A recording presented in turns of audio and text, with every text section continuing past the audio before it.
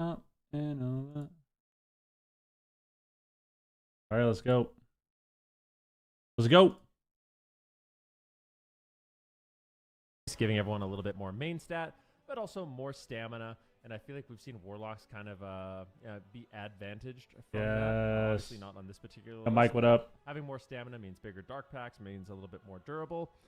In terms of the buffs and nerfs, the major difference is seeing a Mistweaver actually make it into the top 4. So buff Mistweaver Monk, Bank, slight buffs to Enveloping Mist and Soothing Mist have actually put them in a position, especially with some crit tech, that have allowed them to make it into the top 4. And other than that, not too much has really changed. Maybe Rets have fallen off just a little bit. Not seeing too much of them in the top 4. Maybe a little bit of Arcane Mage, really not that much either. So, yeah, I would say it's very similar. Cup 1, Cup number 2, very similar. A lot of the changes were very minor.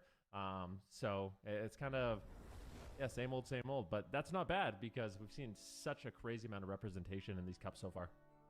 Yeah, I could not agree more. I've also gotten a lot of questions about like how are these, how are these players gearing their tunes? How does that?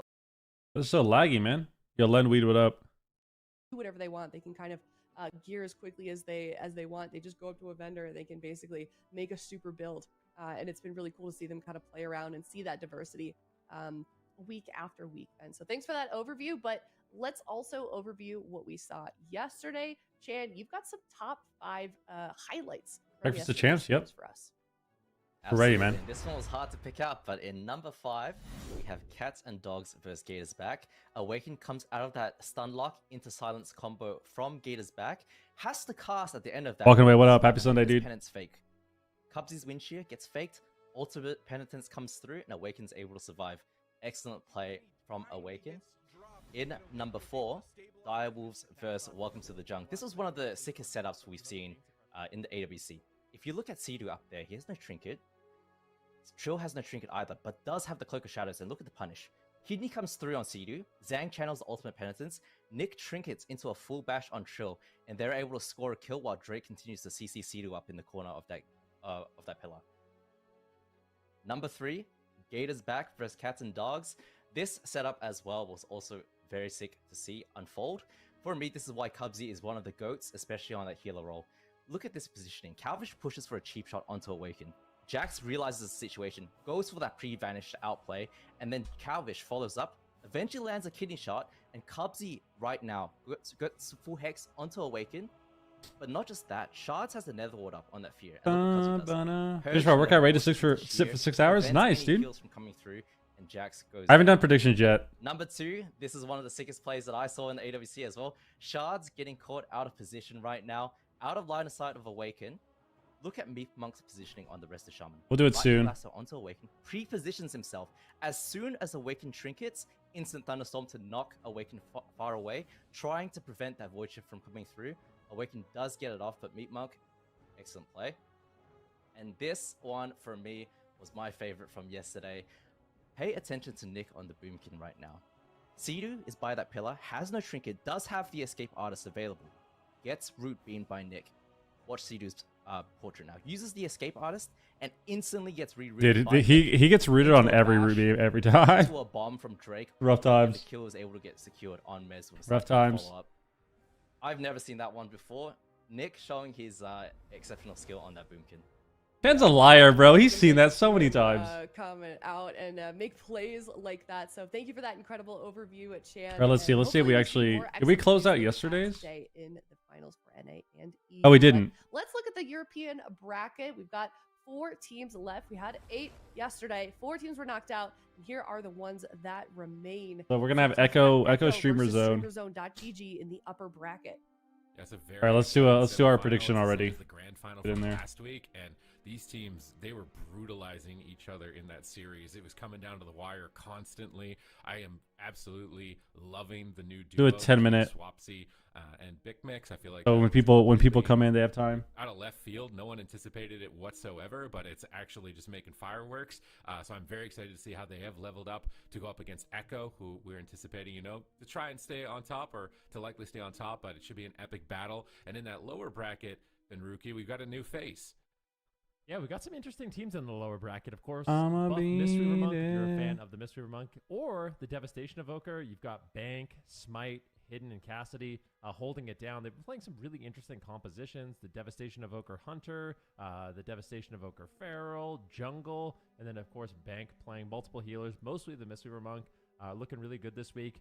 Going up against Under Pressure, that's Alontar, Jamie, MVQ, and Fuse. Yo, Young, what up? They've been bringing in some very interesting comps. Playing the double Demon Hunter. Unfortunately, it didn't work out against Streamer Zone, but they had a great series against Full Smart, and this is a really top team. Some huge name players on this roster.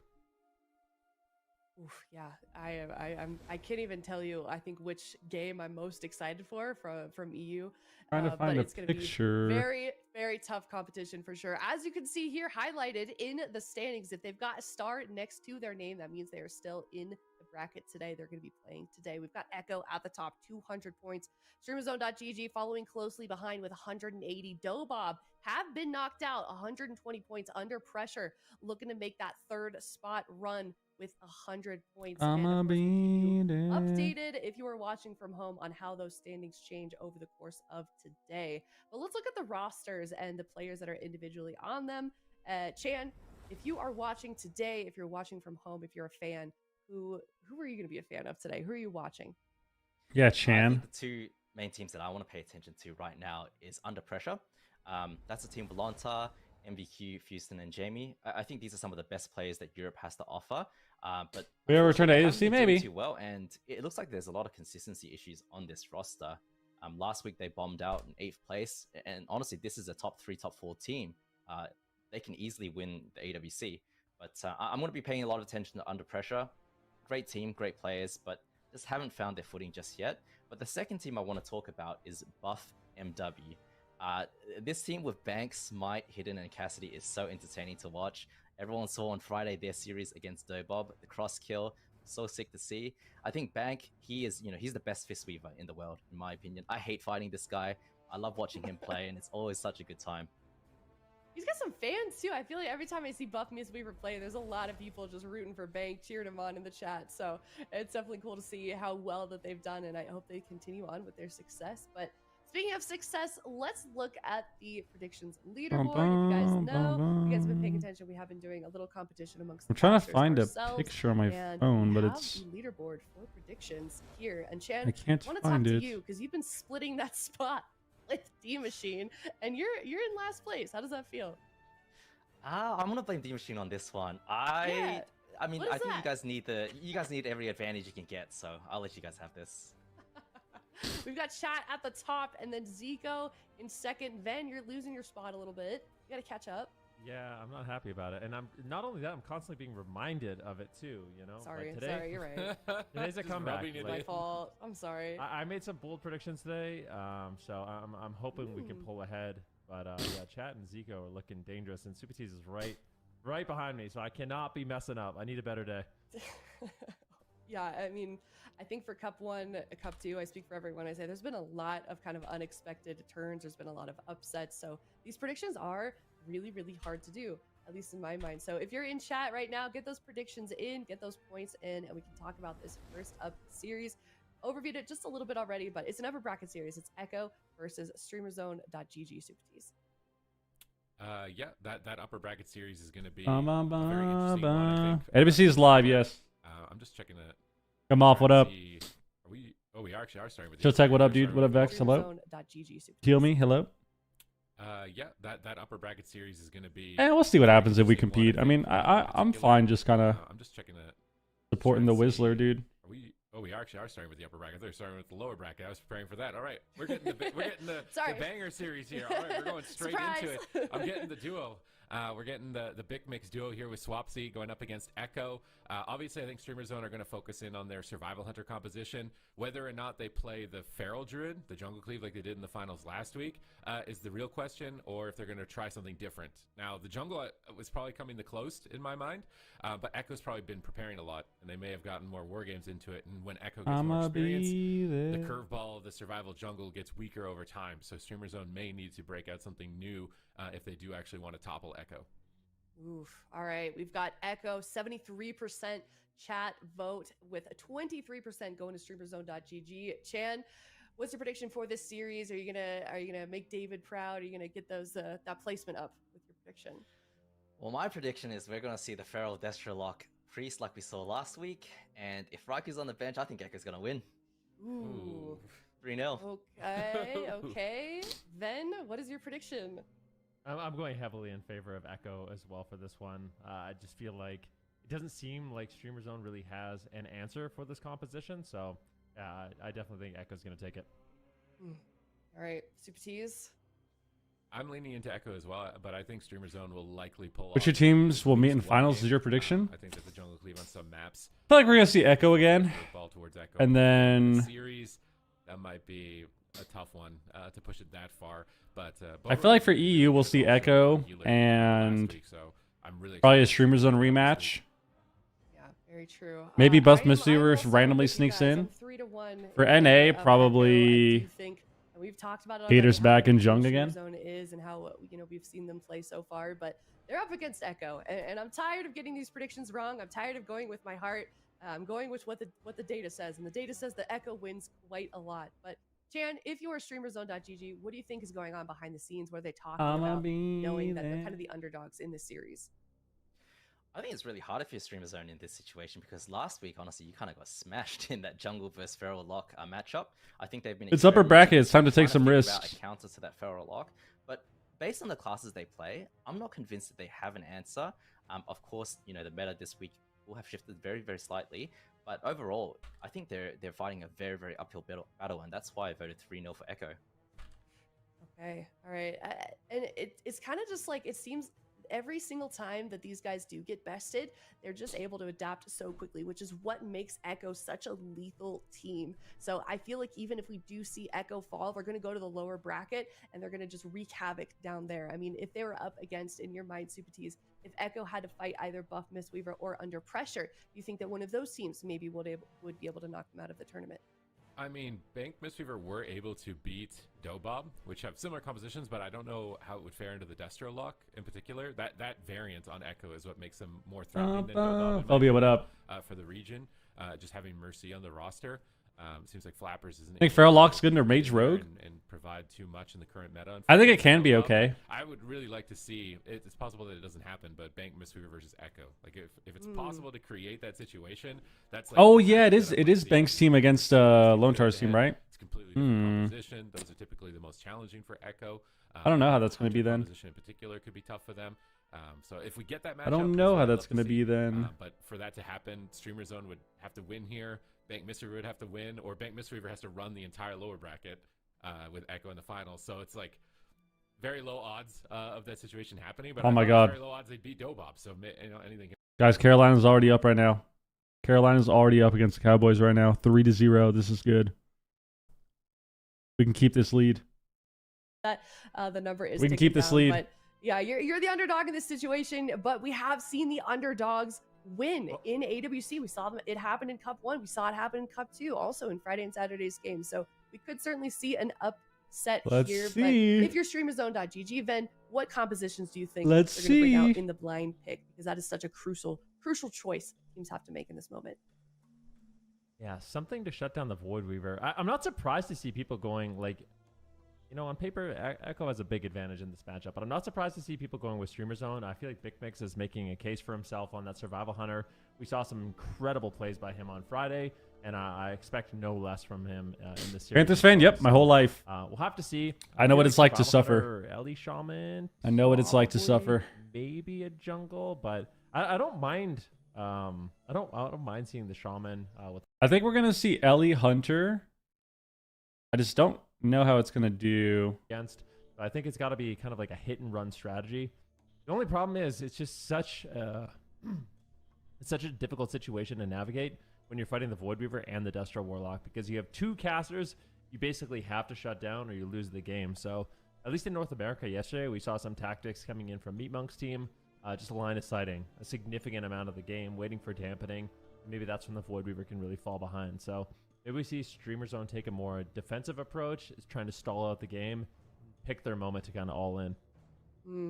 How do you kind of feel about, speaking of stalling, Chan, the pacing of the games that we've seen so far this season? It seems like it's, sometimes we'll have seasons, and you know this very well, where it's very, very damp. All of the games are going to be very, very damp. Listen, I'm going to be. This is going to be a kind of a damp series. I'll say it. And then sometimes the games are all very, very short. But Chad Priest is good, yeah. Variance from series to series this time around, Chan. My best friend is too. Yeah, they're used to now. suffering them. Fast paced. People, of course, teams can. I'm surprised no one wants to play RPS in the EU. I mean, it's always been like that. Like the regions have always had different metas, kind of, just because different players, different people that are better at certain thing or at different things, and then I think too when it comes to RPS, like there's no. The thing about RPS is it's not one of those comps that has been really popular throughout the years. In the general sense, right, where like a lot of the community is playing it, and it's not just this comp, I think, that just auto wins a lot of matchups. So that's really why. Just different regions, different metas. I don't think there's like a single priest on EU that's like a mega shadow priest main either. That's like the same tier as all of these people. I feel like if they're playing Diamond Dice, that could be a good. Maybe they just run him. Lamb over. it up. He's almost dying in the opener.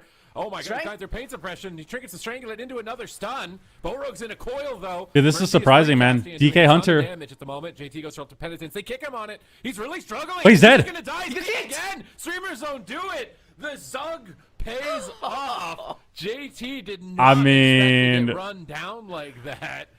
And that's what they needed. They needed the curveball. They needed something different. The survival hunter flavor of all of these pre-existing metacomps. Throwing Echo for a loop. Taking a quick game one. I don't remember the last time Echo lost this fast in a game. Man, this is not what you normally expect from Swapsy. Swapsy's the kind of guy to take the game slow, take it to damp, and just enjoy and relax. But this time, he runs on top of JT, and look at this. JT gets kicked into the Strangulate, ends up trinketing, has the cast, lets the penance go through. Very, very smart. All right. And look at Big Bex. Comes in with the ultimate penitence kick, and then Swapsy denies the Mind Blast, and of course, kicked on the Shadow Tree. Isn't able to get that void. This looked terrible for Echo. Did not. I mean, they had some offensive pressure on Bowrogue, but they need to save JT, and that's the problem with the void. I did not actually expect them to do that, but this is what I wanted to see. I wanted them to just swap it up. I figured they would play Ellie again, but I wanted them to like just take a risk. Like, you're in the upper bracket, you already lost to this team last week. Just take a risk. Swap up the matchup. And they actually just run this guy down in 30 seconds. Because they're playing so many talents that enhance their damage. Their ability to recover themselves is sacrificed. They're likely playing very greedy and a lower level of versatility also. So if you can exploit that without dying, right? That's the trick, is get onto the healer without dying to the free casting Warlock. You can run them down. We've seen a couple of games where the healer gets completely annihilated in the opener, and if this ends up working oh my god, wow, once, because this is like, okay, JT sees it now. Maybe he wasn't expecting like all that cross CC with the Warlock getting stun trapped and Waz getting scattered. He didn't anticipate that. Now that they've seen that strat, then I think that, and he may also switch his gear. He may put more versatility on. He might switch his racial as well, away from. Let's see what's his build. What's his build? More value out of something like a stone form on a Strangulate or something like that. In those types of situations, I feel like he can change his build to make this less likely to work. So while Streamers don't have won this first game, I don't think this build was actually fine. This is good, except he probably would want this. I wonder if it's going to inspire any other teams if he thinks he's going to get hit. But Weaver matchups to I mean, I think he just kind of messed up. I think he just had a really bad game. And we saw last week against Cats and Dogs, Awaken just get trained down by the melee cleave. It's really showing as a weakness right now. You're not being able to sit there and just spam those smites, those void blasts, and if you deny the mind blast against the Void Weaver, you really shut down a lot of the damage, but also a ton of their healing. And that's what StreamerZone.gg is trying to do. I think he just had a bad game. Right, grip the priest into the open, keep him trapped there, and just shut down every. Like, let's go back. Let's see.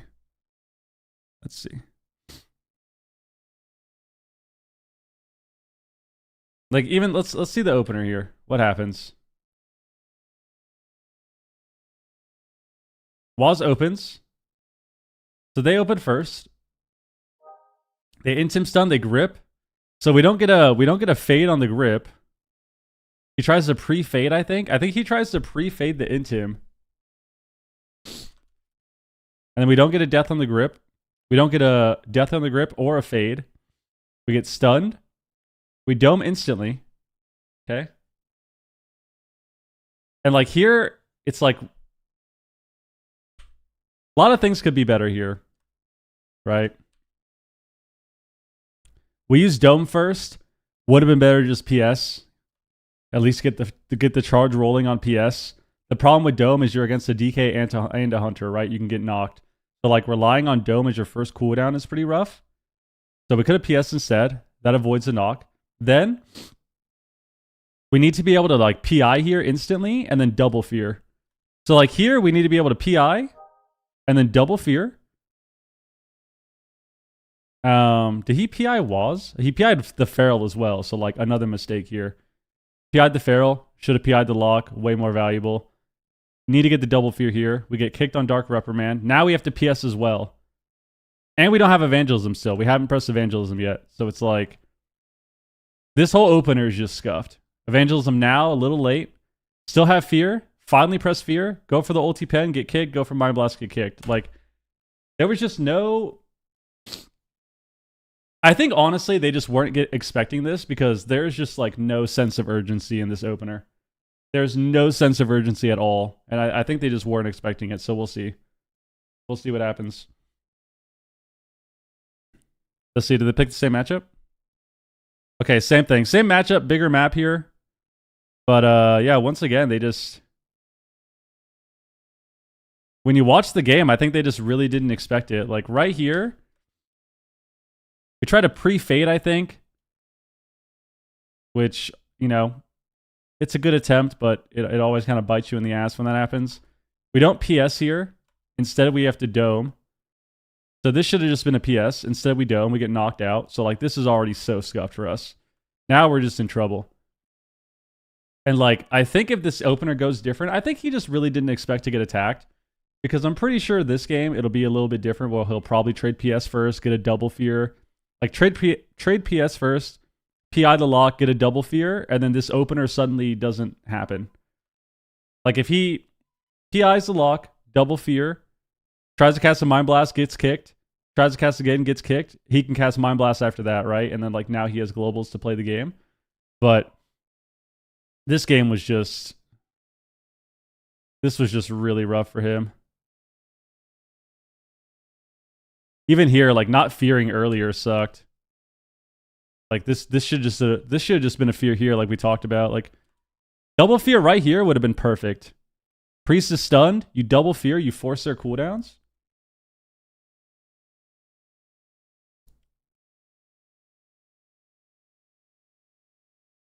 Yeah, I mean, the Infernal Sun miss sucked too, but, like, they just didn't, like, there was just no sense of urgency, I think. Happen again. I think they just weren't expecting it. In the next minute here, but let's pay attention to JT's positioning and how he's going to approach this. Instantly backing up, not letting Sopsy get that range for the death grip. He gets a Mind Blast on the pet. Farming. But the thing is that, I mean, he's going to get a big Collapsing Void, but if they just don't engage... They are going to start the fight here. That Collapsing Void's going to provide a lot of healing if they CC, but... Oh, Scare Beast! Big Mix is breaking out the real tech here. He gets a Trinket on Waz. They fear his Trinket. They silence JT on the fade. He manages to gate away. He's having none of that. JT is just instantly in the opposite side of the map. Big Mix is stunned. Good peels coming through from Waz and Mercy here with the coils as well. And Big Mix is still trying to get to JT. They finally get there, but Waz is there to assist. They're going to drop the He domes again. Opener. Triple pre-barrier on the Blinding Sleet. That's a nice play. Yeah, I mean, the barrier just... just... out of it by Big Mix into a Strangulate. He's trying to scramble around the corner. Goes for Ultimate Penitence. He fakes a kick this time. He's going to get the Ultimate Penitence. A completely different start for Echo. So he's alive now. Play it out from this point. Yeah, excellent position from JT. He just needs to keep doing this. He just needs to keep doing this. Just keep getting away. As possible, using the dome nice and early. He knows exactly what Streamer Zone is trying to do to him. So he's just trying to get away right now, try to kite away, and he needs to buy Echo as much time as possible for Waz on the Feral and Mercy on the Destro lock to develop some pressure. And if they're able to do that, Mercy is going to absolutely crush them with the Chaos Bolts. I think Big Mac's team only wants to go with grip, so if he can stay max range, it's going to be really hard for them to win. Looks like he's stuck here. Stun trap on the Warlock that they don't cover it. He dispels it instantly.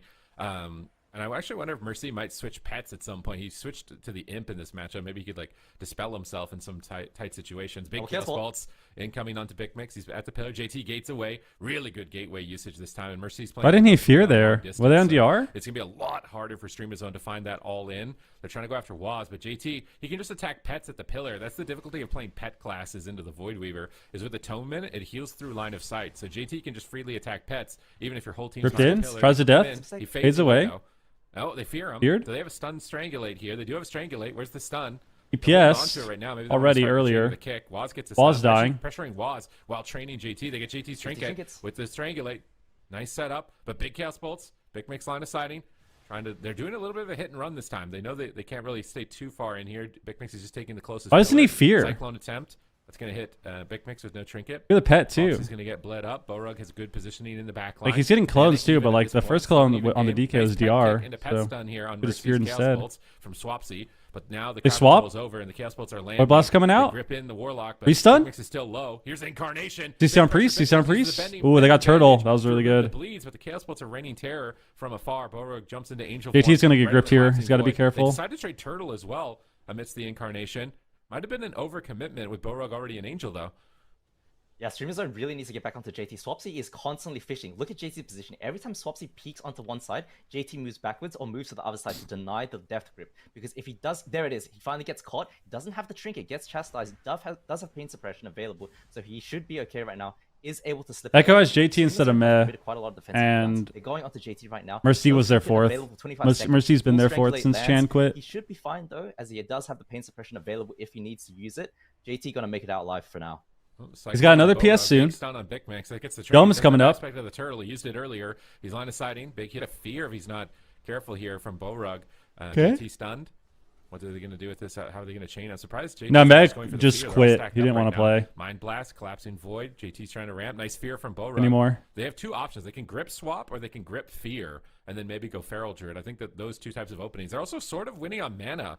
I feel like if they could just limit Mercy's damage Hold on up, their pushes Pika. a bit better, don't let him get these kind of double chaos bolts out, that they might be able to win this on attrition. Potentially, but JT is under a lot of fire right now. Does have the strength on him, but Waz form clones up Swapsy is going to be okay right now. And Big Mix is just so afraid to go. Dude, he's out got there. to worried about his Swapsy's mana gonna a have little to bit. retreat back to that pillar. Look for the next death grip Ooh, opportunity. faked it. Mercy gets a precog. I mean, Waz is right now just enjoying this so much. Just triple cleaving at the pillar. JT gets gripped in again. Does have PS available and trinket for himself. I think he's going to trade that out, and he should be okay with that. Incarn. Borug though under a lot of fire. Goes Double to the coil. on Borug. Fear, fear, fear, fear, fear, fear, fear, fear, fear. Big Mix is toast. They have life swap just in the nick of time, but Borug is close. Clone. Waz is winning. He's dead. Kill number 2, and that is Nice. it. Echo take game 2. There we go. Tie things up 1-1.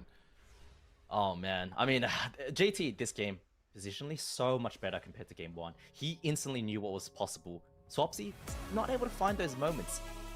All three of Streamer Zone GG just spent half this game behind the pillar, getting triple cleaved by the Feral Druid, Mercy coming in with the Cataclysms, and it's just so brutal. Okay. Every time 1-1. Swapsy does find those opportunities to death grip JT in, they're just dying so hard, and Borug is having such a hard time to pick them back up. All right. Now when we're going in here, game number 3.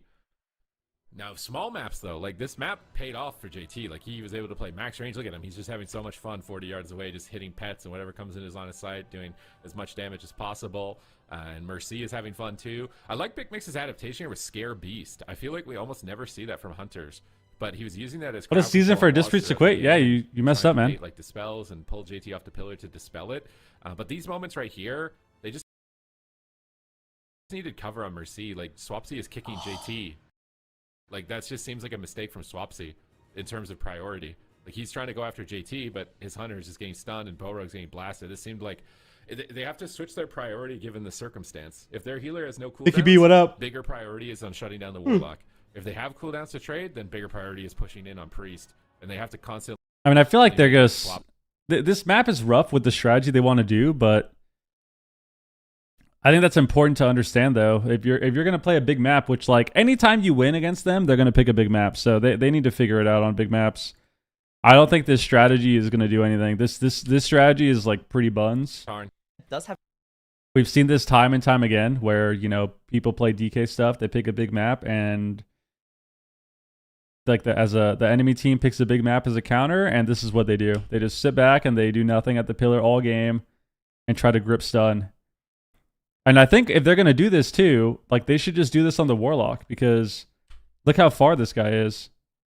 Like at least make the Warlock make a new gateway or something, you know? He doesn't have Trinket. His port's not anywhere near them. Like they could easily grip him all the way back here in the room or something, or like over here. At least make him gate away, you know? Like you can grip the lock, you can grip the feral, or you can try to bulldoze them and stay on their port and then play a slower game like that where you run onto their port. If they gate away, you wait it out, run onto their port. If they gate away, you wait it out, and just do that over and over. But sitting at the pillar like this, I think, is really rough for them, because you're kind of just waiting to lose. Especially if Mercy's in this position here where he has no trinket. Like, what's stopping them from just... This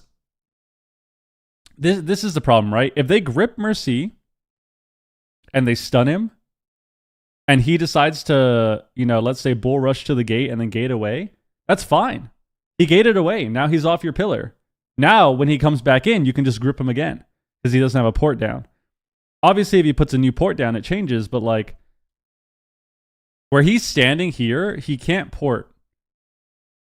So like, it would be much better for them to actually grip the lock and like try to create pressure this way, and then like go the DPS more. But their whole strategy is just grip stunning the priest. And I think realistically, like we already saw the first game, that should just not happen. Like this guy, I think JT just was, I don't know, maybe he's still waking up or something. I guess realistically it is like 7 p.m. in EU. Okay, scratch that comment. He's not still waking up. He's been awake for a while probably. But it was first game. It was first game. He probably wasn't expecting to get attacked. He probably thought they were just going to like try to run at the lock or something, so he wasn't expecting that opener. And, you know, they died in 40 seconds. I think that was just something where they weren't expecting it at all. Don't think that's going to happen again, especially on a big map. So, but the Big Mix fans might be eating. We'll see what happens. If the team can just clean it up a little bit and just make sure they win their map picks. That's all they have to do. Just win the map picks that are small, where they can get on JT, where everyone's close by. They can control the Warlock a bit easier, and they may pull off the upset here and send Echo down to the lower bracket. Yeah, it won't be good for my predictions either. If probably sluggish after a big dinner. We're all but, I don't disagree with you. I think the small map hook point, it's going to be really hard for Echo to deal with that, especially because there's so much line of sight. Mercy is going to be playing close quarters on Empyrean Domain. Small map, they have a better chance. And play that triangle position. And the thing about Empyrean Domain is small map, they have a better chance. The thinnest pillars, it's like toothpicks each pillar, and so he gets to wrap those cataclysms around the corner. He gets to poke at them the entire time that they're trying to fish for that death grip onto JT. Hook point is a different story though. This map is tiny. This map can be, you know, chaotic super quickly, and Streamer Zone, that's why they've picked it. They're trying to take advantage of that chaos, collapse onto JT, and repeat what they did in game 1. All right, gates open, no going back. Tied 1-1. Can Echo take the swing match to make sure they have the advantage in a potential Game 5 series against Streamer Zone? Waz getting Scare Beast. I love this Scare Beast tech from Big Mix. Just taking the opportunity, but he gets caught behind the pillar with an Incarnation. They grip JT in. He doesn't get a fade on the blind, but Big Mix needs to get there. Do they strangulate? That's the start of their crowd control. They get Infernal Stun. Nice barrier. I like or this Lungbuster he drops dab, barrier on dude. the gate so that when the barrier ends, he can take it when he's strangulated. He's got really good positioning on defense. He's stunned. Here comes the Strangulate probably, and he can use the Gateway. He can Gateway there right on the Scorpion Sting that was instantly dispelled anyways, but it doesn't really matter. Big Chaos Bolt's coming through, and JT has amazing positioning right now. Good rotation. He's ultimate penitence on a pet. What? So he can immune them when they run. That was... What do you mean you like that? That was fucking terrible. He needs to survive the initial exchange of cooldowns from the Death Knight and Hunter, which he has. He's survived the window. Okay. I mean, we ulti-pen. That was kind of... You have to use a trinket. This is a great opener for Echo. Look at the Chaos Bolt. Swapsy is just dying. Borog's in a bash. They drop down the zone. Fears are coming through. All right. He's sitting in the crowd control greedily. He manages to recover right at the end of that fear. But that was an amazing opener from JT. They grip him into pressure him. He fades. He's trying I to don't get think they back can out win in the like corner. this. Here's some Mercy can free cast. Not again, at Swapsy's still least. training We'll him see. down. Here come the coils. This is where they need to focus on stopping the Warlock. Do they have anything to stop them? It's double Chaos Bolts, 2 in a row. And that Cataclysm is going to get a lot of withers. Nice they trap him on his port. Beautiful. Maybe that's the tech. You put a trap on the port. So if he ever ports away, you get him trapped out of line of sight to dispel. Mercy still free Oh my casting, God. though. Almost solos Big Mix right there. He's back to the pillar. They scatter Waz, taking him out of the match. They did get a paint suppression. So Streamer Zone still forcing some cooldowns, and Waz could be a target. I think swapping between Feral and Priest, depending on, like, right now, attack Feral. He's the only one you can hit, and then when you can push on JT, make the swap. But JT's doing such a good job with Atonement. He's just attacking any of the ghouls and goblins that come in his line of sight from the Hunter and the War, or the Hunter of the Death Knight. They grip him in. He fades. They bait the Grip binding. binding shot, double binding. Where's the Strang? They get the Strangulate. They force the second paint suppression.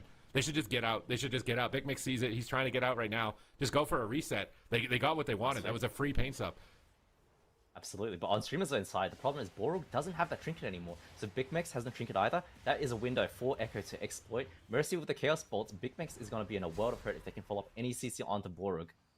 Take the clone. Mercy's out in the corner right EMS now. Big Mix but I there. like Big Mix's positioning. Chaos Bolt on Borog. Nice scatter shot. Swapsy's caught in the clone, though. What's Swapsy doing, man? Just get back to the pillar, bro. A nicer Borog. He's taking kicks as the hunter. Is pretty feels good as a healer on this roster. They grip JT in. Where's the fade? He doesn't have it for 2 seconds, but they don't have a stun. It looks like they get Triple a fear? Nice. They love that setup. And they get Mercy's Oh, look at trinket. Borog. But here comes the Infernal. Borog's in trouble. Big swap. They kick the Chaos Nice Bolt. Swapsy's playing good Nice. defense. But Borog is Good still stop on the dying. Watch his bolts. Incarnation. Both of them Sphere are fighting. form. He gets into Angel, but now Swapsy is low. He has Icebound. They fear the Feral. Nice scare beasts from Big Mix in this position. He's going for the Fear of the Eagle. They got JT at 50% mana. Can they hold on and keep up their pressure without falling over? Borog, though. Coils are coming in. They're still going after Borog. Fear spam baits the kick. Chaos Bolt coming. Borog line of sights. Big Mix comes back to scatter the Feral. But now they got a Void Weaver on the right, a Destro on the left. They're getting pinned and pincered at the pillar. This is the problem, the Feral and the Destro lock. Borog trades out his trinket. He does get full stun there. They are trying to go on the Holy Priest, who's stuck at the pillar, trying to prevent him from recovering his team. But Echo, they look so good. JT does get strength right now. He doesn't have pain suppression available. Mercy can make him a gate to get him out of dodge. And I don't think Swapsy has a grip to pull him back if it comes to that. JT moving to the gate. Okay, Gets it, gates away. gets behind the pillar, should be okay. But Streamer Zone in so much trouble. Look at Swapsy. Trades out the IBF as well. Doesn't have AMS available for himself. Triple blind. Can they set up anything off of this? They don't have Strangulate. PS. I really don't think they Domes. They get the barrier, Knock. but it's the coordinated assault. It's the abomination. JT wants to line up those cooldowns. He gets knocked out of it, but he's at the pillar. He's just lining. They have to pull away. They're going to go on Waz, but Waz has every cooldown. He's just going to Barkskin to stay on top of them and do damage. Maybe he dies through Barkskin, though, as the game moves forward and dampening gets higher if JT slips up at all. Chaos Bolts are incoming. On Big Mix, full stun, no trinket, full clone on the healer. Swapsy has he die here? zone, but he's too far away. He missed his kick. That's it. We don't turtle? Chaos Bolt in the sky. Oh my god. Dies. Did they proc Guardian zone there? Came down just at the nick of time. Big Mix is still. I don't think they did. Scare beast. They Swapsy, switch back on Swapsy. Swapsy. And is he gonna fall? He's out in the middle all by himself right now. All three players are attacking him. And he's tanking the. Oh, they might have. They might have on that proc high Guardian. mountain Tauren, just death striking through it as best that he can. They grip into the binding shot, Stun. setting up for the kill onto JT. Borog's in position Double for fear. a fear. They could swap targets. Potentially in dampening, maybe Going on to maybe JT it's a now. mistake. They get a pain suppression There's for a PS. free. It's a free PS. Needs Just to run. run away. Just run, reset. And I swear deeper in dampening, maybe they switch targets.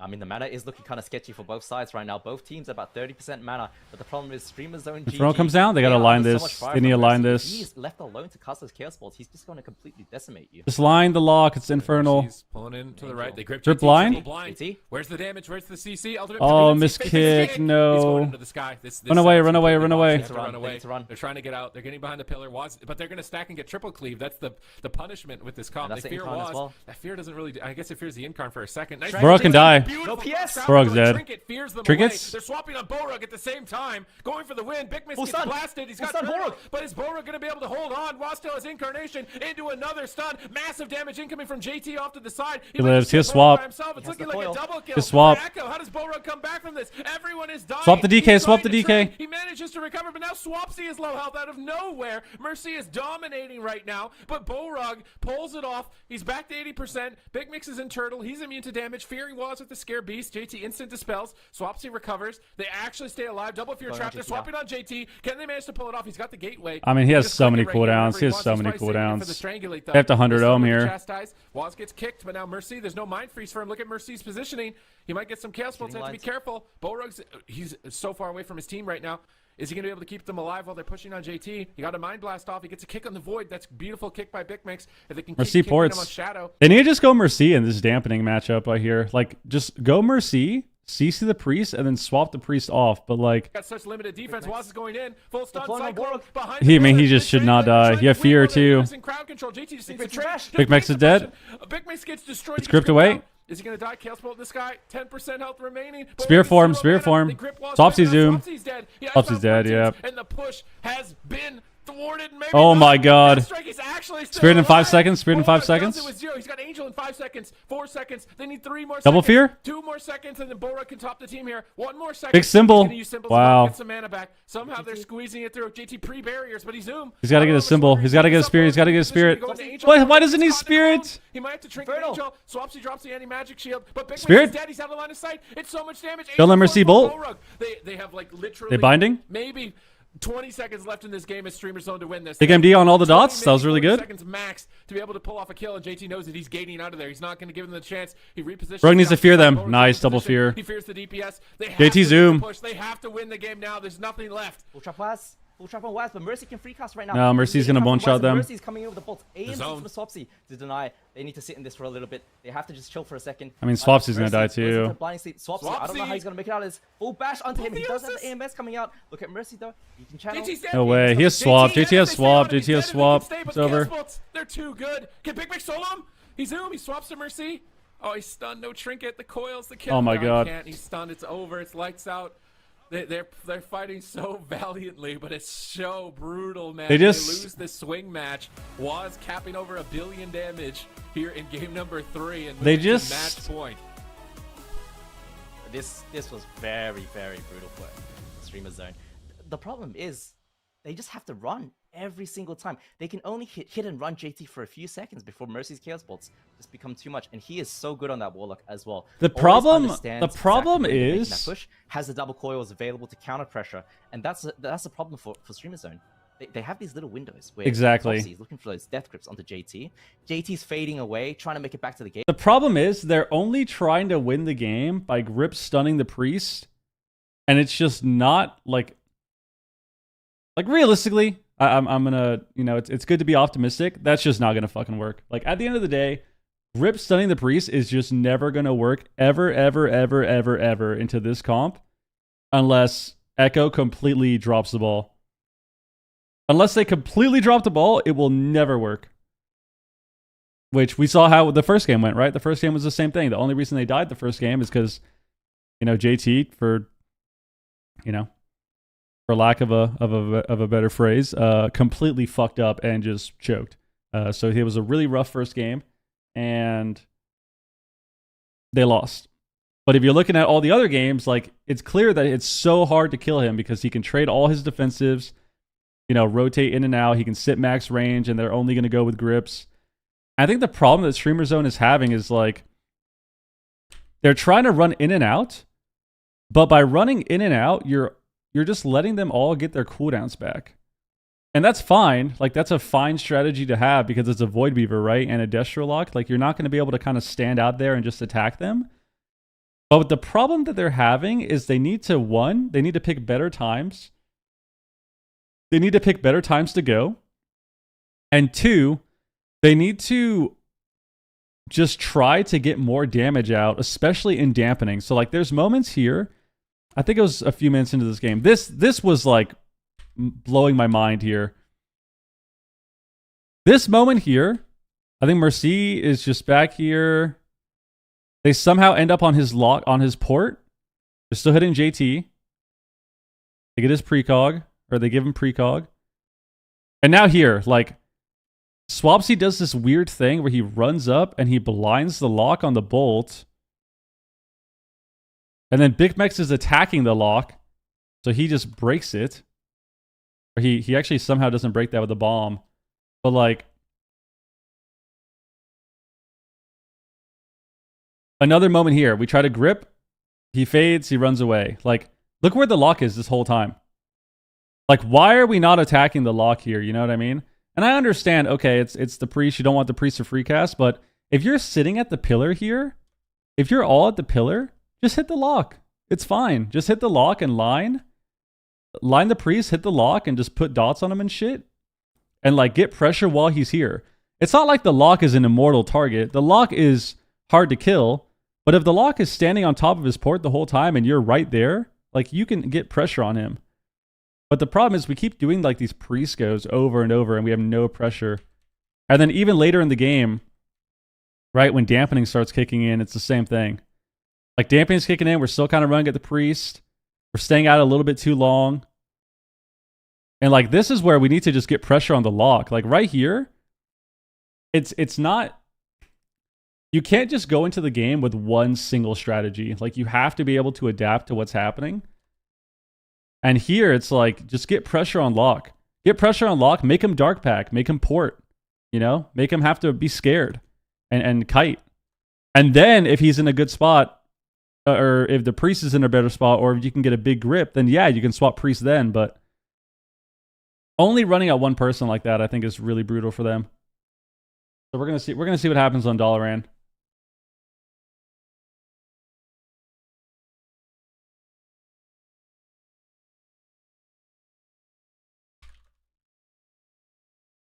Clean him up here. Jaff, what up? Way down at What the up, ramp, Russ? so JT's repositioned there, and he'll pre-barrier, and then he'll gate away. But maybe they're switching. They stunned him really fast. I think they want to trap him. Maybe not, but now he's on DR. They fear him. They might be mixing up who they're going to attack here, but Mercy's in such a great spot where he No, this is upper bracket. on the bottom side. They do trap JT.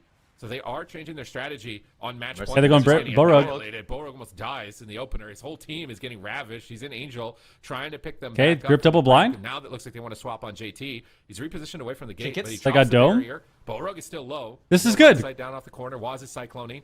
He's going to get that. Go back Borog. Mercy. Big Go back Mercy. Mercy. The This is target. good. JT's free cast. Either line Void or go blast back after Void Mercy. blast, playing on the bottom side out in the open, so Mercy can free cast. Yes, They go this is after good. him. He's on his Really like port. the positioning from JT out in the corner. Ultimate penitence. Grip. He gets gripped on it. He goes for it again. Needs to land the kick. They're not going to go for it. He's in the sky. Big damage on Swapsy, though, between the two of them if they can free cast. That Cataclysm got big value on all It's the a big pets. death strike. He's got a ton of withers ramping up right now. He's going The to kick clone? They should just line. And if Mercy starts to chain these Chaos Balls, it could get scary quick.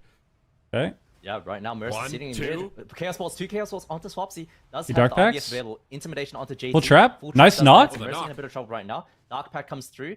The trap actually gets it looks like it broke or was dispelled by Mercy. Yeah. Not sure what happened there. But Swapsy under a lot of fire. AMS's himself has to retreat back to the pillar. And the problem is, if you're streamer zone, you can't be playing like this. You're on a timer. You're letting the Incarn rotate back. The Infernals rotate back as well. Finally getting a grip onto JT. Is he going to counter fear? Does land a triple onto streamerzone.gg. JT gets chastised Mercy from faked. Borg. But right now, look at Borg. He's in a main right now. JT into the strang. Nice trap onto Mercy. He does end up trinketing. The Swapsy getting cloned by Waz. Shuts him down right there. Grip double blind. Honestly comes through, but Big Max is not there to connect. All right, they're trying to get to JT, but Big Mix is struggling to make his decision whether he wants to commit or stay at the pillar with Borog, and now Incarn is 10 seconds away. Infernal is 18 seconds away. Big hit of damage from Swapsy right now. He's just soloing Mercy at the moment. He's just killing him, and Big Mix is getting in here. Full stun. Where's the trap? Waz tries to eat it. He knocks him off the side. He still needs to land it, though. I don't think he's going to get it. Double coil. Big Chaos Bolt's incoming. Looks like Swapsy is the target of this one. He does It's a land pain mind sub. freeze, though. They Got a trap cooldown. JT. It's a PS. They're switching up their The strat seaport's a lot. away. They're attacking But Mercy's Warlock trapped. a lot more. He should be able to get back. He's got cooldowns. What's going Swap. on? Griffin, What? Beautiful pressure from Okay. Streamer Zone. They're mixing it up here in game number 4 to try and pressure Echo to game 5, but Big Mix with no trinket. It's a liability that Borog needs to be aware of. New gate comes down. Just keep up the swaps. You don't have to only train the lock. Gates out, gets grip back in. This is excellent play from Streamer Zone, though. They're punishing. They don't know who's the next target. Is it Mercy? Is it JT? He does have 1 PS left. Does get full trap. Mercy ports Mercy away. Is able to port, get away, and Swapsy is just desperately trying to get there. They just need to stay on his port. Stay on the lock's port. Of course, shutting down the Mind Blast. Nice Now fear. they're Nice onto fear. JT. Full fear JT on jumps Mercy. down. Strangulate lands on JT. JT gets kicked. Silence on the Mind Blast. He's isolated. He has no life grip. I mean, life stop. He's toast. He could die. Available. PS? Does have PS. Oh. Trades out. No gate available. What can he do? gonna get cloned? Oh, he got the clone. JT ends up shrinking. Can they He got stop the Mind Blast. They need a line. Rift comes out from JT. He should be able to slip away right now. But JT, no trinket. No left. bolts coming in? Mercy can Oh, he be grips him unlocked into as line. Well, next time that Streamer Zone connects. I feel like they need to pull the pets off. JT is just getting so much healing from pets in this matchup. Obviously, with a Hunter and a Death Knight, it's hard, but if they can pull the pets out of line of sight at all, it would be really good for Let's them. go back They lock can again. chill Go out. back So lock. they've switched the talents a little bit. Grapple trap. JT fades. Okay, got the Nice. trap. He baits the fade. No trinket. Go back lock. Chastise on Mercy. Knocks him He down. knocks him off the corner. Can he root him down here? You're too? on the If walls. he gets a root there, he might be able to get Binding some shot? finish him. Binding shot. Fear on walls. Block has support. Borog. The last 2 fears have sat full. He on walls. DPS. It's big value. He unending They got his resolves there. unending resolve. There's no pain suppression. They gripped the priest blind. This is good. Triple blinding Mercy can sleep. die. Beautiful plays right now. Double for Streamer coils. Zone. Borog's getting a position Clone. as well to assist, but the coil comes through and the clone. Nice. lands. Pet kick Waz on the gets good bolt. That was peels really in good. reverse. They force barrier though. Pet stun now on the Chaos bolt Bolts too. get Pet stun. They need to focus on Mercy here. Shut him down again. Chaos It's Bolt. IDF. Did he fake Mercy it? fakes He the faked kick. it. He's got Yes, he precog, but he's low. They clone Big Mix. Chaos They're Bolt's trying to coming trap in. JT. If they can They land the trap on landed. JT. Okay, that's stun. it. Stun. I think they should get it. Trap. They should get it. Full trap. Trap. Mercy Look at Mercy. ports. He makes sure he Chase helps them him. down. in Gates this away. match, Gates away. He's gonna be completely fine. Full fear follow up onto JT. He puts a new port. Just stay on his port. He's scared. Still not able to connect. So Mercy makes it out this time. He does have the Dark Pack. He does have the Healthstone. Incarn is now back up. They got to be Inferno careful stun here as well. during They the go out in a Void good Blast. spot. There it Double is. Infernal. Inferno Oh my comes God, it out. could be lights out right now if they're not careful. It's a stun. Warg Big Mix trinkets. trinkets Warg has instantly, Spirit. and Magic Warg has closes it Spirit. enough. Mercy's free casting out in Spirit the open him. right now. Angel form comes through for the Incarnation. Really good trade from Borog. Insane play so far here in this game. JT's got a clean position with his pain suppression available and a trinket in a moment. Borog has So the PI? challenge for Warlock, he gets gripped away from the grip. Waz is going after Borog. Dots are on everybody. Waz is tearing in. PI? His damage is going wild. He's doing 2.6. Oh, Borog got sustained. feared. Way to He's beating us fade. right now for a 5-minute Mercy game. double Borog bolts. into a full clone. Full Now trap, pressure full with a trap. full trap. They need to land. He's too far from port. He's too far from port. What's he doing? They can win the game. We're back. They force a Hellstone. Nice fear again from Borog. That gets Mercy JT's has nothing. trinket. They got And trinket. Mercy is low. JT's trying to reposition. Full rush away. Full strength. His priest, but it's a strangling. Dampening's up. Dampening's up. Mercy is being crushed. He has PS. He's trying to escape. He gets the big heal though. JT Ultimate Okay. Penitence. High Mountain stun from Swapsy on the Ultimate Penitence. Can they stop the Penitence? Double Can ball they coming stop the through. Chaos Bolt? It's so many cast bars. They can't stop them all. Swapsy's just death striking to stay alive. Gets Mercy's in away. Position. He relays the gate to get back to his port and jumps He's gonna off get the that side. behind. He jumps Oh off the no. side. Atonement will heal him. I think he'll be good. JT's free casting with Atonement. He's making more Hellstones. He's staying out of the fight. JT Gates. He gets gripped. They need to get back to lock. Swapsy's gonna die like this. Solo. He has a tough call here. Does he Swapsy icebound? only. Swapsy, what are we doing here, man? Maybe they What can is stay this, alive. dude? Oh, big connection on Swapsy. The fear was. Oh my god, another insane fear. Full trap. Can they finish the Warlock Dark Pact? They need more control though. The double coil. They're Oh my intercepting, and God. Mercy is blasting. Oh man, Waz was so sick right He there. dash strikes Main up. on Borg, denying the fear off of that trap, and then JT getting the reverse fear. Okay. Mercy Last is PS, wild. last JT PS. still has no trinket. Use his last PS charge. Mercy They stunned the does have clone. his Healthstone. Should Oh, be he okay. miskicked so A lot of badly. damage. Big Max healing through atonements. Big bolts. Echo makes it out of this one alive. Oh, Swapsy Swapsy's Feels like Incarnation's up in 15. Infernal's up in 15. Wow. Yes, he's dead. Oh my God. 1% health. Yes, Death yes. strike There's behind a the swap. pillar. Oh Gotta my not miss God, those he holds on, kicks. but now they're just getting blasted by Cataclysm. Bora can die now. Waz is eating them alive right Incarn in now. 5. Oh my God, I think it's over for Lock Bora. ported, lock They ported. stopped Cyclone. They stopped the Cyclone, but now they can't stop the Chaos Bolt. They trap the healer, but a triple. Spirit in Inferno. 5 seconds, And full clone. Incarnation is available. Waz is going to pull the trigger on that at any moment. Just now. line, Time just to line the stop. Incarn. Okay, Bora's Line. finally under Line the Cyclone. till He's got Infernal's Angel. done. Maybe Bora Mercy can though. pull this Spirit, off. him. Angel, divine Mercy. him. He's going to be able to top the team. And now Mercy's trying to. After this, they're gonna die. Defensive. Echo have every defensive. They They have a all big momentum. Incarn They're after on this. match point. The pressure Grip is on line? Streamer Zone. Can they pull it Oh, up? JT nice stays fear. for Lightning Sleet. He should be good. Mercy's in position to free cast. JT's in position Big to bolt. free cast. It's going to be He's so dead. much No damage. trinket. Big He's pressure dead. up No Bora. GS. Massive Wow. swap. Waz chomps and Echo take it 3-1. Oh man, I mean this game was so back and forth. It was so fun to watch. Echo, they end up winning this game, but this was very, very close. There were multiple opportunities from Streamer Zone, and I like what they're doing, switching back and forth between JT, between Mercy, getting the trinkets out of JT, getting those pain suppressions, and there were multiple moments where it looked like Mercy might have been caught out of line of sight and punished for it. Oh my God. I mean, I feel like this ending Such a was. close game. It just feels so. If Big Mix could just get one more talent, so he could get Mending Bandage and Diamond Dice. I think where they lost the game, I think where they lost all their pressure was right about here. They can't stop on the Ultimate Penitence. Right about here. He ports away, or he gates away, and then he jumps down, and they run. Like this right here sucked. Because they run, and now he's just in a good spot. Like now he's just all the way over here. They have to grip the priest. And then this was, I don't know what, like, I don't know what Swapsy was doing here. I don't know what the comms were, but this was super fried. Like this whole sequence at the end here was really good for them. They got a lot of pressure on the lock. He jumps down. Swapsy gets bolted twice, which is unfortunate, but it's going to happen. They got a clone on a Big Mex. Big Mex stops the reclone, I think, here. Or he actually misses his kick. Did he miss his kick there? What happened? Yeah, he did. So he misses his kick. Walls gets a nice fake. He clones Big Mex. Or he clones Swapsy here. And I feel like right here, like this is the point in the game, 5.5 minutes in, 25% damp, where being aggressive is really good. And it may seem bad, right? Because like, oh, you know, they don't have Trinket. He doesn't have Guardian for 10 seconds. Swapsy doesn't have Trinket. But if you look at their cooldowns, actually, he has Icebound soon. They still have Turtle. Guardian in 10. He still has Will. There's no Incarn. And the pressure that they're getting is happening because they're on his port. Like, that's why they're getting so much pressure. So this right here really sucked because obviously it's a risk, right? If you're going to be more aggressive, you're just taking more risk. That's how the game works. But instead of chasing here,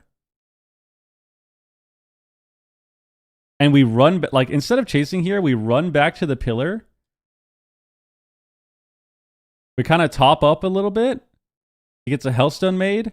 JT grates away. We grip JT, which also, like, this grip doesn't make sense because we're not doing anything with this. So, like, I think there was just weird, like, no communication or something here because this whole sequence makes no sense.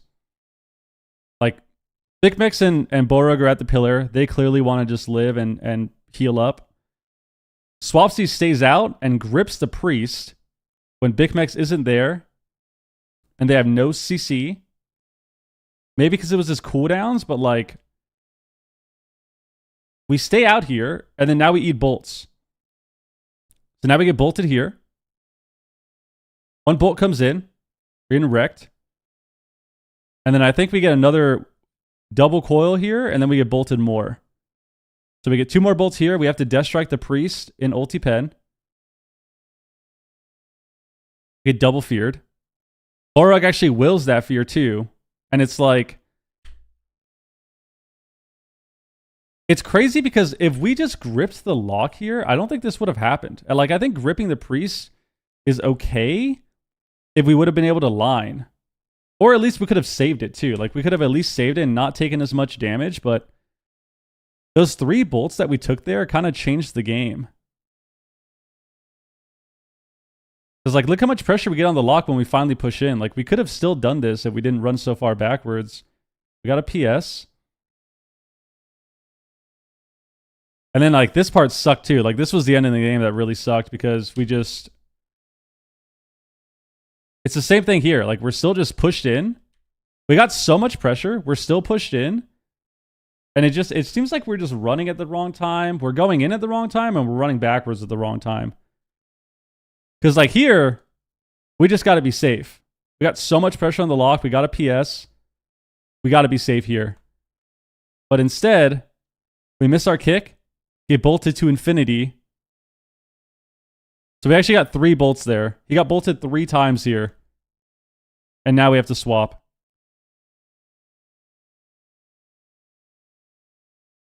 So, like, not only did this situation happen and we have to Guardian here, but we have to Guardian, but we also just whiff our kick.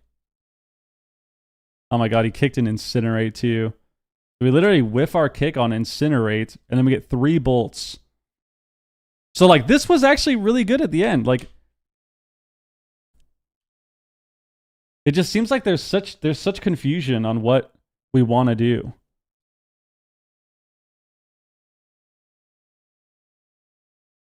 Because, like, what we could have done, too, is we could have gripped him, and then Swapsy could have just ran down, you know? Like, we could have gripped the priest on the gate, which I think was fine, so that he can't reset positioning. And then we could have just ran down here. Like, ran down and lined, so that we're not taking so much damage. But instead, we get bolted here. We have Apoth up from Borug. And now we get started in the double coil go with everyone being low. So, like, now in the double coil go, we're 65, 70% health, 80% health. And then this leads into us, you know, whiffing the kick, getting, you know, quadruple bolted. It's just, I feel like, I think if they had another series, they could probably play that game a little bit better, honestly. I think it can be closer. Because I think they were definitely learning. Buff Mistweaver under pressure. Let's do it. Prediction. Do it. Who wins? This is going to be a good series. Oh my god.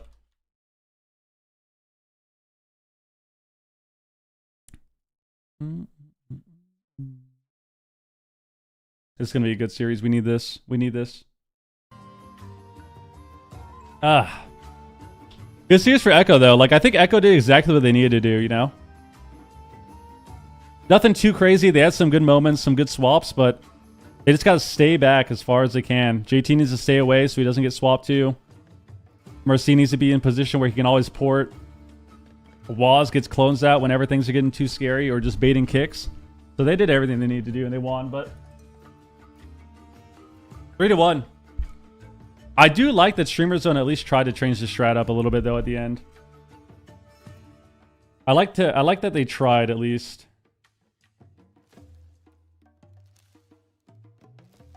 If you had to rank healers in order of most fun to play in Shuffle, I don't know. Void Weaver at the top. Disc in general at the top. Oracle Holy Priest at the top as well. Shaman Evoker. And then everything else at the bottom. Archon overall. Yep.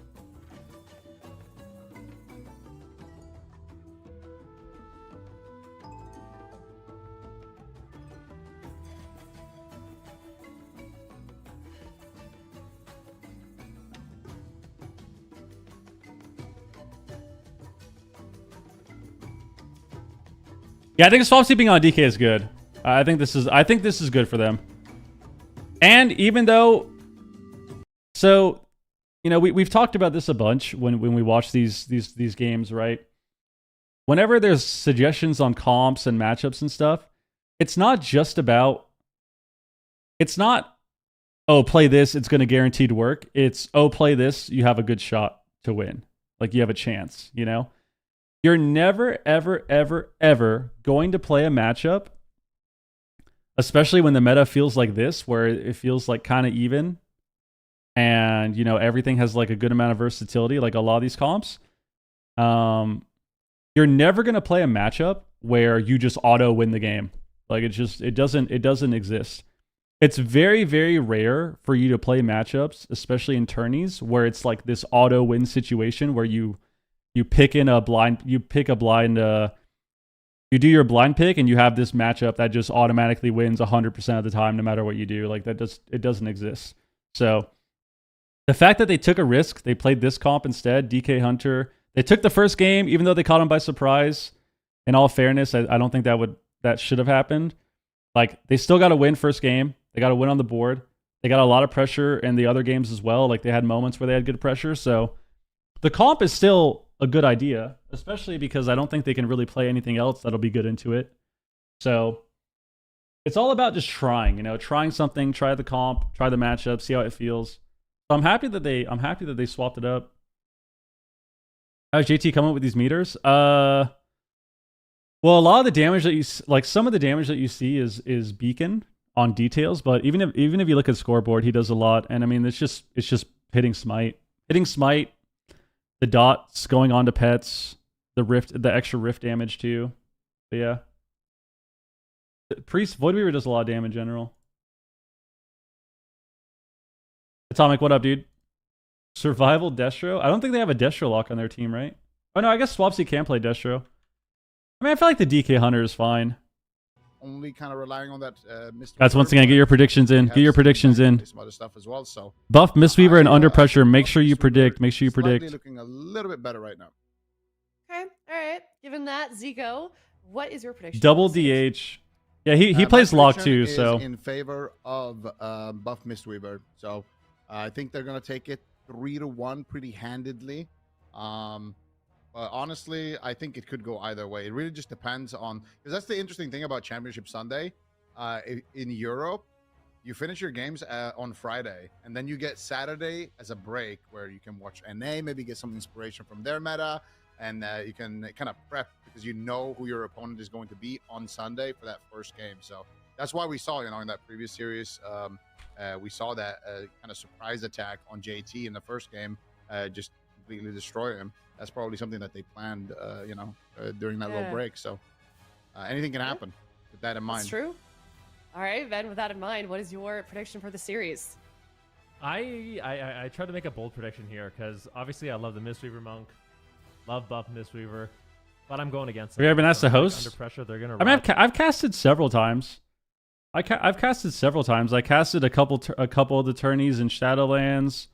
I casted one in. I think I casted one of the tourneys in Shadowlands. I casted a couple in Dragonflight. I casted one in Dragonflight 2, and then I casted one this expansion. So on the times that we either, didn't qualify or something, or I wasn't competing, I've casted a few times. I wonder if it's going to stay that way after Pretty fun. we've seen our predictions. A little bit more now in favor of buff Mistweaver, 59%. What do we have for Supatees and Chan? And D Machine. And D Machine. I want to be the only one. Oh, Yes. you are the only Good. one. Oh. Okay. This is an opportunity for me to catch back up. I'm not, you know what I mean? I'm not going to catch up by playing. Imagine if Pika picked up Surge for more classic WoW. I'm not gonna lie to you. I'm gonna blame the issue with classic WoW for me with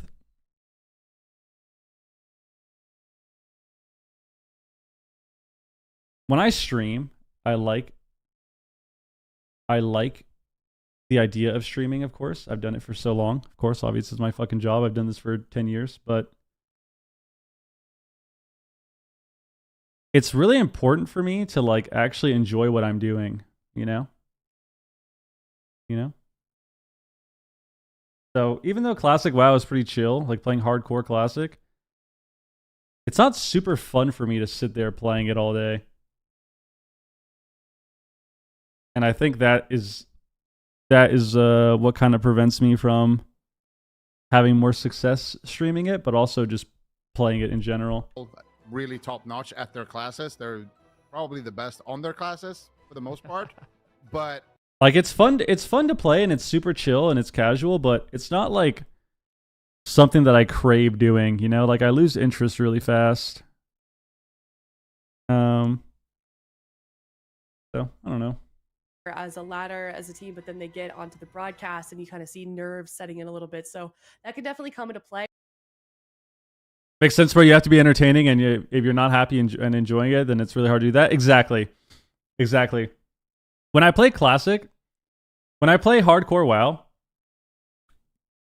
would you lose interest if you suddenly had 3 to 5K viewers though? Well, that's the thing. What people don't tell you about streaming, man. What people don't tell you about streaming is that oftentimes, especially with something like classic, when you have it's so much easier to stream when you have viewers. And I don't think people understand that. Like when you have an audience, no matter what you're doing, it's so much easier to stream. And I don't just mean an audience as in like, oh, you have 5,000 viewers. I mean, if you have, several hundred people watching you, but you also have half of those people constantly interacting and typing in the chat, it is infinitely easier. I can't emphasize that enough. It is infinitely easier to stream than if you have, the same amount of viewers or maybe a little bit less and have a completely dead chat. It's infinitely easier to stream when that is the case. So, when you're doing something that's extremely simple and like there's nothing crazy really going on, it's very simple and like casual gameplay, which is classic WoW. Or hardcore WoW rather, like vanilla leveling. Having an audience and streaming it is completely different than not having that and streaming it. You want to know what you do when you play hardcore WoW and you're leveling from level fucking 1 to 20 or whatever, and you have, no one talking and there's no audience there. You know what you do? This is what you do. You sit there and you just like auto attack mobs and you're like, wow, all right, yeah. All right, cool, wow. Oh, nice, yeah, dead. Oh, cool, I got a bag. Click the next mob, auto attack it for 30 seconds. All right, cool, just hitting this guy. All right. Oh, nice, I'm level 5. Okay. Click another target. Yeah, okay. Wow, this is, okay. Wow, I finished my quest that I've done 500 times already because I've leveled 500 times in WoW. It's just a lot different. Especially if you're doing it by yourself. Like when I played hardcore, when I was playing with other people and I was actually doing dungeons and stuff with other people, it was a ton of fun. But if you're lower level, or if you just can't do dungeons with other people because you can't find groups, like it's not fun at all. Well, yeah, that's when you start to do that. Yeah, you start to bait the chat a little bit because you're like, that's when you start to go like, so guys, what do you think about drinking on Fridays? Like, you think drinking on Fridays is a normal thing to do and it's really fun? What if I start at 1 p.m.? Like, you can start talking like that, and it's like, it's the same thing though, because it only works if you actually have people responding to you. If you have a massive audience, then it's like, yeah, you can do that and talk about fucking nonsense. But if you don't have that, you can't do that. Bank. Lontar actually getting a little bit swapped to here, taking a significant amount of damage in that bash from Cassidy. Finally, ducks around the corner, heart of the. But like I said, it's only with stuff like Classic that's like not. Like Classic really isn't the most entertaining thing to watch. It's entertaining in a sense because of the streamer and because of like group activities when you're on Classic. But if you're just on Classic by yourself, just running in circles questing, like it's the most boring shit ever. Ooh, nice paralyze. Conduit of the Celestial is being channeled by Bank Mistweaver. He just crosses the map, gets the paralyze, and escapes. Now, one thing we haven't talked about too much today is Mistweaver Monks, particularly Bank, running a lot more crit, giving them longevity in the match. We've seen him basically out-mana every single healer in the game. So in a matchup like this, where you basically have 4 DPS just doing maximum DPS, it can come down to mana. Like, it can come down to getting one shot, but it can also... Where are the Void Weavers at, man? Why is Lontar not on a Void Weaver, dude? Why doesn't this guy play Void Weaver? I feel like he actually might.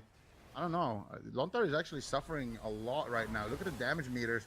Lontar definitely have to do a little bit more healing. Thanks for going in. And also going after Lontar. If they can do that a couple of more times, if Cassidy can get some triple bleeds rolling, I think they actually could potentially take it on mana. But at the same time, when the game goes on for a long period of time and the Mistweaver has to start casting a lot, oh my that god, could be very dangerous. And at the same time, Smite taking a lot of damage, dropping low. It's the life cocoon once again. And I like that Bank is just kind of trading them out early. He knows that this could potentially come to mana.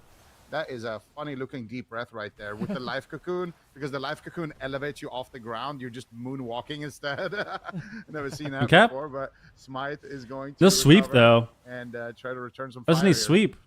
Yeah, beautifully done. But that would have been good. Pressure. It's just such a back and forth game. I mean, the Feral, Devastation Invoker, Ellie Shaman, as well as the Demon Hunter. Damn, why didn't he want to sweep there? Their damage. I mean, you can see Smite up to almost 2 million DPS. These healers are just panicking Conduit? and sweating the entire game, but so he sweeps now. Cool, dampening, not even ramping up at this nice. point yet, but it's going to start to. Lontar goes lore. Things are going to get very dicey. Lontar into the Ancient of Lore. Oh my Smite's god. under fire, getting low to 20% health. Gets topped off. Big crackling lightning there. Oh, you got to get out of there. Oh no. Tries to pre-kick Lontar, but ends up cogging him out. Ooh, this is bad. Cyclone, and now Cassidy might just die as a result, but a beautiful He's fine. On there by Hit a wall there. Smite. Smite stun. Cassidy did still have to trade out his renewal and his bark skin right there.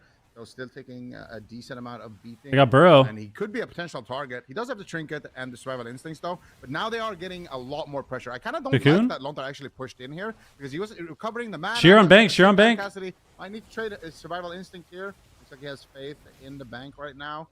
Believing in his healer, and he's gonna just. Oh my god, renewal too. But still a huge crack of damage coming through from Jamie. But Bank manages to shrug it off. But look at Bank's mana. It's not doing so hot right now.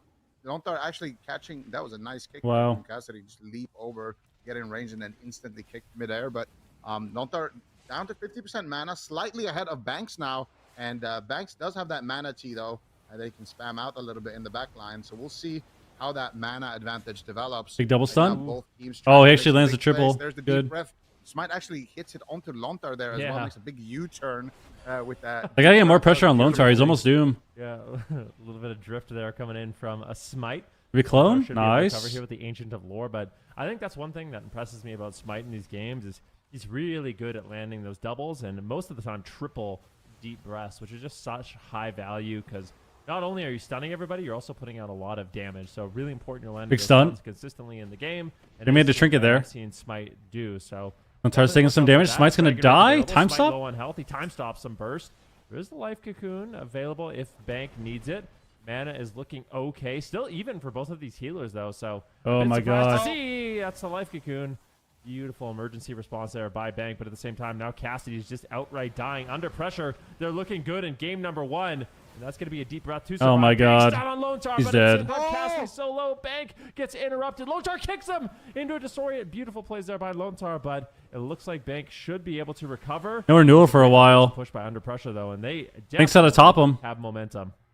That was a really stun? scary moment. Cassie's gonna die. Cassie No. did not die there. He's still under heavy pressure. 50% HP. Bank, what are you gonna do? He gets kicked by Jamie. Cassidy running around here in reindeer form, trying to survive. Full cyclone on the Bank. This was a nice defensive maneuver here from Cassidy. He's so dead. Getting around to that corner. Is it gonna be? Yeah, I mean, when you have to land, I mean, when you have to, you know, when you got to fake interrupts against this team, I mean, shit, I don't know. You got to fake interrupts against this team. Not gonna fucking happen. Pretty rough to play a monk. Into a, you know. Yep. Bank just couldn't really recover. Like, one wind shear just put him so far behind, and that's a problem as dampening gets higher and higher. Seems difficult to recover. Jamie and MVQ did a really good job getting out pressure Shut up, in Zev. the match. Really unrelenting. They're back 3v3 on Mop. Wind shear just. Bro, I haven't played Mop in like a month. I haven't played Mop in like a month, dude. Actually, like more than a month, like 5 weeks, I think. And Pablo me ready to blast, dude. He actually did ask me to play. A few weeks ago. Same with Legion.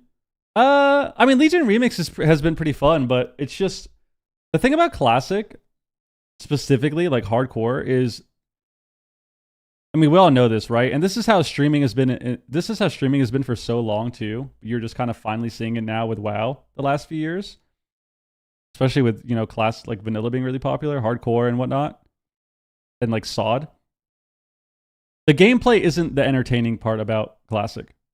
The entertaining part about Classic is the streamer you're watching, the interactions they have, like with their dungeons and stuff. Like, that's what's entertaining.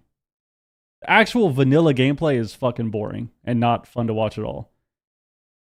And I say this as someone who has watched a lot of people play Classic. I watched the most popular people play Classic. I watched the less popular people play Classic that just don't have viewership, but they play all the time.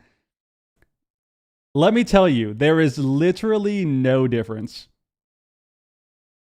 in what they're doing. The only difference is the people that are more popular are normally involved in some big group activity or there's some drama, and that's it. I can watch people play Classic with, you know, a ton of viewership, and they're literally just silent. They're just silent, and they're just questing. Nothing is going on. Doesn't matter. Thousands of viewers, chat spamming nonsense. That's just how it is. I can also watch the same person I can also watch someone else that has 100 viewers play Classic and actually be talking for hours and hours and hours and being kind of funny. Doesn't fucking matter. That's how it is, because it's not about the gameplay. The problem that I have is when it comes to streaming, like, what I'm actually doing matters to me. Not that it doesn't matter for them, it's just I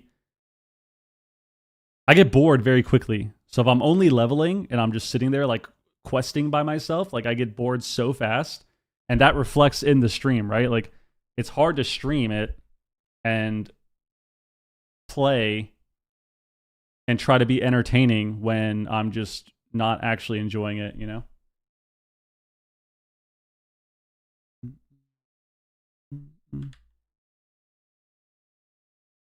You two are the ones that gave me a chance on Feral? Yeah, then you became a Feral main, dude. You dropped the ret. No one even remembers that you were a ret pally, which is really funny. All right, here we go. Game 2. Maldraxxus, they actually picked the biggest map. I mean, I think it's just hard to play Monk into stuff like this. Too many wind shears going out, you know? Too many wind shears going out, dude. Nothing you can do. Nothing you can do.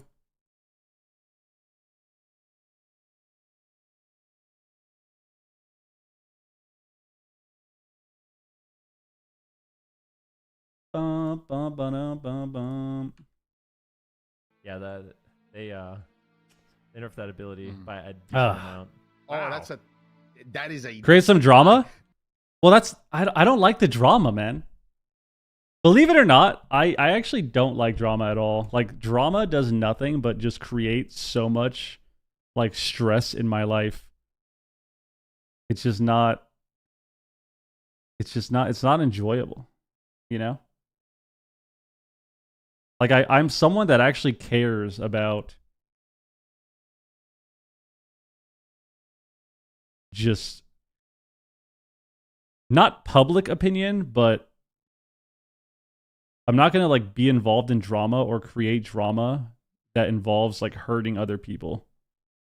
Especially when it's like bullshit, when it's like fake bullshit, you know? It just bothers me. It's like it's not enjoyable. So like that's another thing too, right? Like Classic for me was really fun when I was interacting with other people and like doing dungeons and shit. Like that was the fun part about Classic. You know, I got involved in drama kind of sometimes. Not really though. There was only a couple moments where like when we wiped in fucking Maradon, right? But that wasn't really drama. That was just like something that happened. But doing all that stuff with other people and interacting with them is what was fun about OnlyFans for me. And it doesn't seem like ultra hardcore this time around is the same thing. So it's just like I want to play more of it, but it's I don't know. It's hard. It's hard to feel interested. Be very fair. But anyway, Buff Mistweaver versus Under Pressure. Going in here for round 2. Under Pressure taking the lead so far. Lontar on the signature. Resto Druid getting a nice Cyclone onto Bank. Smite taking some damage. Cassidy also having to trade out his Bark Skin, but he does have the... Yo, Trilly, thank you, dude. What the hell? Onto Lontar. Bank Oh my god. Is he playing? Nah, I was going to say... Maybe oh my god. Yo, thank you very, very much, man. Like it. I guess Jamie just has tremor. Appreciate the raid, dude. Thank you very, very, very much. Guys, we're sitting here doing a watch party. We're watching the best region, of course. You know, I love Europe. We're watching the best region, of course. Guys, make sure, you know, as somebody that loves Europe as well, I would assume that you follow the channel and then probably sub to the channel as well. But definitely follow the channel and then sub to the channel because I love Europe. We're watching Europe right now. AWC watch party. This is the second cup. Championship Sunday, and yeah, I appreciate you all for being here. Safe. Has to trade out the renewal. He's still taking a lot of damage while Bank is suffering through that. You're a pipe. Nice imprison there onto Cassidy, forcing him to trinket, using it as kind of a suit. Dude, now that I got you guys here, dude, are you guys excited for the World Cup? Holy fuck! Aren't qualifiers and shit like haven't they been happening already? What teams are we cheering for the World Cup this next year? What teams are we cheering for? I cheer for the same teams every time. I cheer for Brazil, Argentina, and the Netherlands always. And then like if the US does great, then like awesome, cool for the US. I don't really cheer for the US though, to be honest with you. But I grew up always cheering for Brazil, Argentina, and the Netherlands. Sure, Cassidy getting always to use the Bark Skin. It's super back and forth. Smite coming in for a big... You only root for the OP teams, I swear? Bro, what do you mean I only root for the OP team? I've been cheering for the same teams since I was like fucking 4 years old, man. What do you mean? You think I was consciously thinking of the bandwagon at 4 years old? You think that's what's going on, man? If that is their strategy, maybe Bank just wants to have like a really, really far away. Same teams always, bro. Long range where he can just sit and channel those soothing mists. But here comes the Hex onto Smite. It's dispelled though by Cassidy. Cassidy is still taking a lot of damage. Anytime Cassidy doesn't have that Bark Skin. Oh my god! Oh, big cocoon. Cassidy almost gets 1-degged right there. But you said it yesterday. Whoever wins.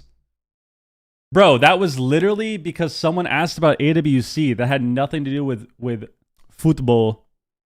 Dude, does Jamie die here? Everybody triple breath into the DR leg sweep. Huge damage coming out. And look at Jamie. Oh my god. Down as well. That was AWC, man. Underneath the ground. And my teams have been the same my entire life. So much more momentum in this match. There it is. Actually. Nice. Oh my god. I can't believe it. He held it in his back pocket the entire game. And then at the final moment, he comes out with the surprise attack. Thanks to legend. Dude. Bank is so fried, bro. there, but he does survive with the life cocoon. Bank makes the trade. Watch And, this. I was just about to say, anytime Cassidy doesn't have that, It's coming up. He seems like such a good target, but here comes the damage onto Lontar. What are they gonna do there? They get a big Down swap. Everybody triple breath into the DR leg. Conduit. Huge damage coming out. And They look get at burrow. Jason rotting down as well. Has to burrow underneath the ground and buff. This guy, dude. This guy, it's 3 minutes into the game. He finally hit Song of Chi-Ji, dude. Bro, if I lost to someone that pressed Song of Chi-Ji fucking 10 minutes into the game after never pressing it, I think I would just start screaming. I would just start screaming, bro. This guy hasn't pressed it all game. He didn't press it last game either because he probably was either not playing it or being really sneaky. Mistweaver And then he gets the song. is having so much more momentum in this match. Oh And my he's actually- God. He's playing to sleep. Oh my God. I can't believe it. He held it in his back pocket. That's goated. Entire- Goated. No, this is crazy at the end. So Ah. I was wondering at the very beginning because it kind of looked like he was. It playing adds up, some, bro. but- Dude, my teams have been the same 44. always. Don't you speak Spanish? My Spanish sucks. I can say all the basics. I can say the basics. I can kind of understand it. I can kind of read it, but that's it. So I'm able to talk to like my grandparents and stuff, but my Spanish is not the greatest. I've been trying to practice though. I have been trying to practice the last few months. I practiced a little bit because at the end of the day, I realized like, bro, I'm half Puerto Rican, man. The fact that I can't speak fucking Spanish is embarrassing. Muito bom. That's Portuguese, bro. Nice. Nice. Bro, it doesn't add up, man. I've been rooting for the same teams. I've been rooting for the same teams since I was like 2 or 3 years old. Right? I've already told you my teams, bro. I've already told you my teams. When it comes to football, when it comes to soccer for the Americans, when it comes to football, man, we got the same teams. I root for Barcelona always. When it comes to national teams, Brazil, Argentina, and the Netherlands. The Netherlands just because they were always fun to watch and they have sick uniforms. Argentina because I was a Messi fan. Brazil because obviously I loved Ronaldinho growing up too. And I love Barcelona as well because of that. Then, when it comes to basketball, I like the Bulls. I like UNC when it comes to college. I like Georgia, the Bulldogs, when it comes to college football because my mom is from Georgia and she loved the Bulldogs. So I grew up liking the Bulldogs. When it comes to professional football, I'm a Panthers fan, which the Panthers fan doesn't really make any sense, honestly. My parents say that I just liked the team when they would watch the games. I just liked their uniforms and stuff when I was like a little baby. So I just grew up a Panthers fan. But I'm not from North Carolina or anything. I just grew up a Panthers fan. So I just grew up with suffering. Being a Panthers fan buys you a lot of leeway. Yeah, I mean, yeah.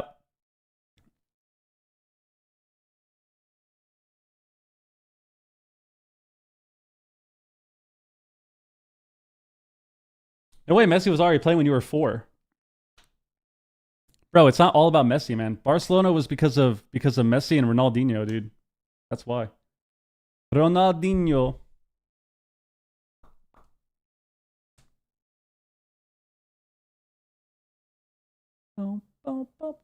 And then I've been a Bulls fan my whole life too because I grew up a huge Jordan fan. And I would like watch all his highlights and shit all the time. I used to watch Space Jam every day as a kid just because I loved Jordan so much. And then I'd watch like the Ultimate Jordan DVD collection with like 10 DVDs and all his highlights. I'd watch that every day as well. And so I grew up a huge UNC fan and a Bulls fan. And then even after he wasn't on the Bulls, I've still loved the Bulls. And then I'm just used to suffering now. I saw D Rose, got to see him get hurt, and then eventually get traded off. That fucking broke my heart. Jimmy Butler was there, and then I had faith. I had faith in Jimmy Butler being on the Bulls, and then same thing happened. He fucking left. So And then I've just, like I said, I've been a Panthers fan my whole life too, so I'm just used to suffering. I'm used to suffering. Off right now, doing so much damage. Actually looks for the sleepwalks here. Not able to find it by the looks of it. Lontar is going to be the target of choice. Cassidy just getting some bleeds on Lontar in the backline. Lontar's tanking it out in bear form. He gets stunned out of bear form. Here comes Cassidy. Big damage from Smite and Cassidy, but Jamie interrupts it. Nice peels right there. Is IDH even good? I think it's all right. That moment is crucial, and it's all thanks to Jamie and MVQ. They're landing a wind shear hex and landing a fear onto Cassidy there. So really nice peels, but now they're swapping the pressure over to Jamie. So you don't root for the best player of all time? What do you mean? Well, dropping very low bank though. For what? For basketball? Here comes the drive-by from Smite. Oh my god! Lontar gets stunned on his trigger, bro. And instantly These guys are getting worked! What is happening? from as well, dropping very low bank though. Developing crowd control as well. Smite could be in trouble. Oh my The drive-by god. From Smite, double stun. Lontar gets stunned on his Wow. trigger, and instantly it deleted. Yeah, these guys are getting worked. These guys are getting worked now. Goodbye. Wow. All right, maybe I was wrong. Maybe I like pissed, like maybe I pissed him off or something. All I right. think he got leg swept on his string. GG, my points. MVQ was garbage, I guess. Nice. Yeah, Lontar kind of... Let's see what happens here. That was really quick. But you see, this is the problem. Lontar's trying to play catch up on Jamie, and then they Yep. bash him into the deep. He breath. kind He of... gets triple. He's kind of feeding at the end. Yeah, it's just so they actually overlapped the stuns too, but luckily for Bank, he was there with the 3 times. It's hard in the DR, matchups like this. Like when you DR, play a druid in the matchups like this, like Dev Feral, for whatever reason, Dev Feral destroys druid. So when you're playing this comp, when you're playing this matchup as a Resto Druid, if you're sitting here trying to get too much CC, like you can die at any point, which you see here. Like he's 90% health. GG at that point. He tries to go for an in cap. Done. He does trinket in the Iron Barks, but I Gets stunned, dies. Like he just doesn't have hots up. And this is the vulnerability of the Resto Druid. Yep. Yep. Every single time we see Druid and it looks good, the team just starts training the Druid, and then it's really rough. Like you just look at the No, you just look at the end of this pressure over game. to Jamie. In that moment is crucial, and it's all thanks. Lontar has all his hots up. Landing a wind shear And then now he's letting Jamie kind of die. and landing Goes for a main, but he gets cloned. a fear onto. So Cassidy. this forces Really the nice wall. But now they're swapping the pressure over to Jamie. We're still Set dying. up the Now he goes for an in cap. astral shift as well, dropping very low back. And like we're just too far behind here. Like look how close he was to lure too. So, developing crowd control as well. Smite could be in trouble. Wait, he actually could have lured. What did he do? Here comes the drive by from. Oh, he trinket iron barked instead of luring. I wonder if this is accurate because he said he had it. Shift as well, dropping very low bank though. Developing crowd control as well. Smite could be in Yeah, so he actually could have lived here if he trinket lured. trouble. Here comes Damn. the drive-by from Smite. Double stun. Lontar gets Yeah, stunned. I mean, And it's just when you play this matchup, it's so risky to start. It's so risky to start running in and trying to force CC. I can check his gear. The best player, Cristiano Ronaldo. What does Speed say? Cristiano Ronaldo. I mean, Ronaldo's goated, of course, but I always liked Messi more. Just how it is, bro.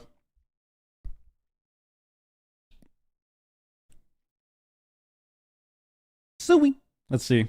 What's his gear looking like? But I appreciate everyone, man. So what is he playing? So he has 4 set. He has haste verse legs.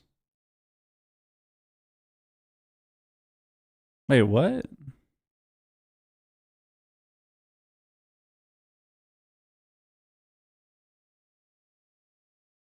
Wait, he's stacking haste verse. Oh no, he has mastery. He has mastery. Okay. I was like, this looks really weird. No, he has a good amount of verse. He has a lot of verse. He's not playing low verse. I think druids are just kind of squishy to these comps. I think druids are just kind of squishy when you fight these comps.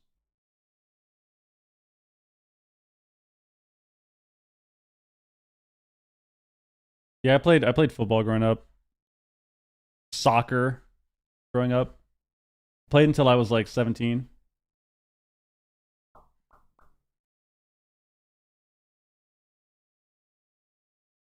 my travel team disbanded, and I had to it came to that point where it's like I can try out for a different team with all my friends that were going to try out for different teams, or I could just quit. So then I quit. And then that's when I started playing WoW way more too. I quit. I think that was like my junior year of high school maybe, and then I quit and just started playing WoW way more and became a huge WoW nerd. Well, I was already a WoW nerd, but I definitely played way more after I quit.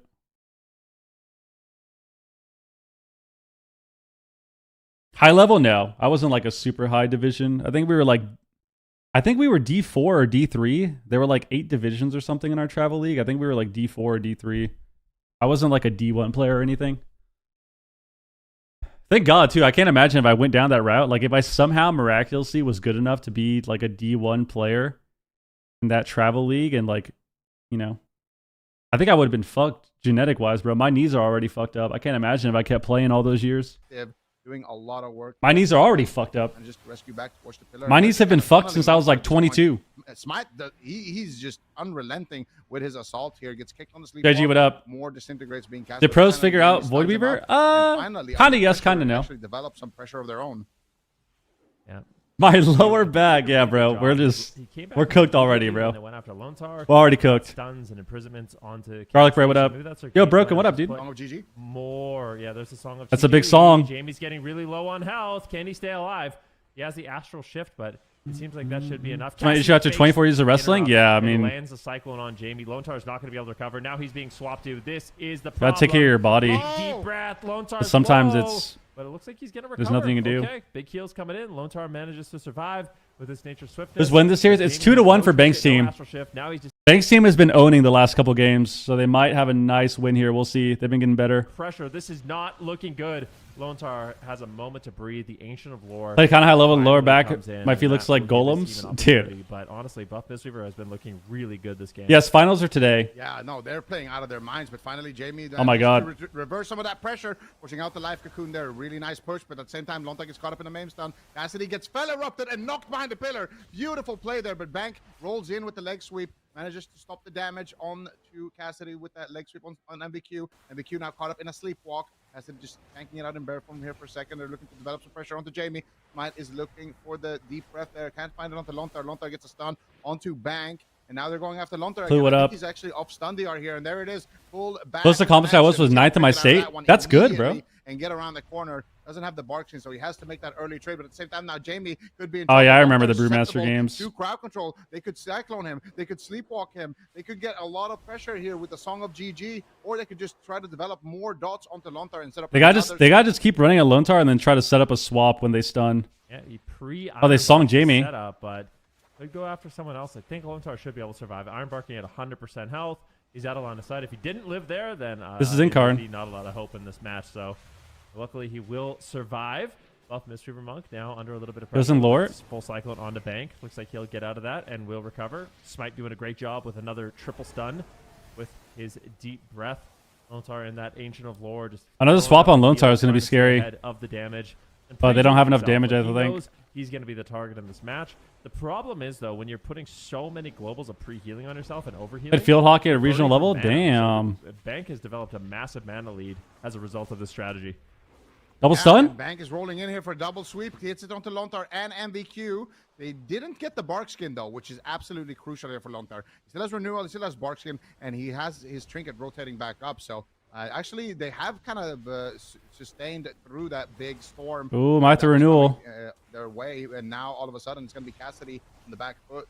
Trading out the bark skin, sits in cat form, going after Jamie. They got a Double nice stun? spell onto Lontar. There's the Oh deep my breath. God, They're NS. looking for the KO. Almost Lontar's got a trank here. He needs to trank. Will trade. MBQ's taking a lot of Think happened to Song? damage here. Song of Wow. GG being casted, lands onto Lontar. Jamie's astral shift is fading. He high mountains back into the fight, trying to stop the damage for just a moment, but there is so much pressure developing here. What are they gonna do? Yar stun? Onto Lontar. He's gonna trinket. The stone bulwark totem trades as well. Or? Jamie's still dying through everything. Finally, the Ancient of Lore comes out from Lontar, and his team will recover. Oh, it's just so crazy. It feels like if he doesn't have the Ancient of Lore, he's just falling further and further behind every second in the match. Lontar had to trade out his bar skin and his trinket during that setup, so This is devastating. Honestly, I'm really worried for Lone Star here. If they can push in, they could take him down. They could take down Jamie, but they have to live. Big deep breath. Going for a deep breath. Low on Just health. a kite, though. Heals coming in here from Bank. Still has the life cocoon, but I am worried for Lone Dude, Star. watching They're a blasting Voker Smite. play is Some so laser fried. Cannons out with this disintegrate. Look at this Jamie's dude. outright dead. All 3 members could Good fall sheared. here. Double kick Incarnation there. is ripped out for Cassidy. Jamie, Big fire MQ, breath. Lone Star all down to 50% health, but at the same time, Smite is getting a little bit low. They do have that insurance policy, though. The rescue as well. Lone Star's as the ooming. life cocoon, who is going to fall. It's super back and forth. I'm surprised Lone Star was able to recover there. Great heals by Lone Lone Star Star. needs to use his Trank, man. We got to get some CDR. Is he playing CDR? Kind of stopping that setup a little Oh, bit no. earlier, but Lontar now once again in a In cap, in a song? Jamie Grounds Oh, it's over, it's over. GG. He got kicked, he got kicked, wow.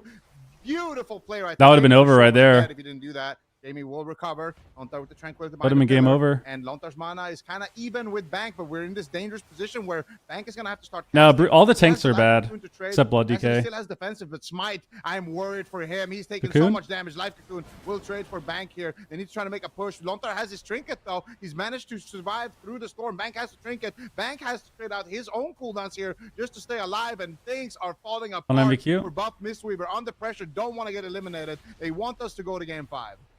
Oh my. Bank has some more Mana Tea. Amazing. Such a back and forth game. Look at In Lone cap. Star getting aggressive. Oh, they Gets the stunned main it. stun. Nice. Paralyzed. Can he get the Song of GG? Beautiful knock there. Lone In Star cap. looking for it. Disorient into a full Cyclone. cyclone. There's an opportunity, but at the same time, Jamie's a little bit low. Pops out the Cassidy's Bulldogs. really Cassidy scared. now is getting absolutely destroyed. Pops the survival instincts. That should be enough to survive. It's a massive damage reduction for the Big Pharaoh crackle. Druid. But if they can force more, they need to get the Bark Scan. He trinkets out of the Cyclone. No trinket, no survival instincts. Cassidy's slightly vulnerable here. Conduit comes out. Traded out here by Bank Mistweaver, getting everybody nice and topped off. I do wonder where Buff Mistweaver Nice wants to Typhoon on go. the clone. Lone Star has Ironbark, Barsk, Big Mana Tea. Trinket. So many defensive options are available, but we've seen just how much damage Smite. They got to get more pressure on Lone Star Regulars. again. That's when they're winning. They kind of weather that storm. They can recover here. I feel like Under Pressure is in a good spot. Yeah, Cassidy. Jamie has the wall. Heavy fire right now, but he does have the Barkskin trades to renewal, and he does have Incarnation here. Oh, no. This is their final push potentially. Huge And Life cocoon, is actually. Going to connect. Jamie, what In is he cap. gonna do? He doesn't have Burrow. Astro In a sweep. Trade Lontar. Bank.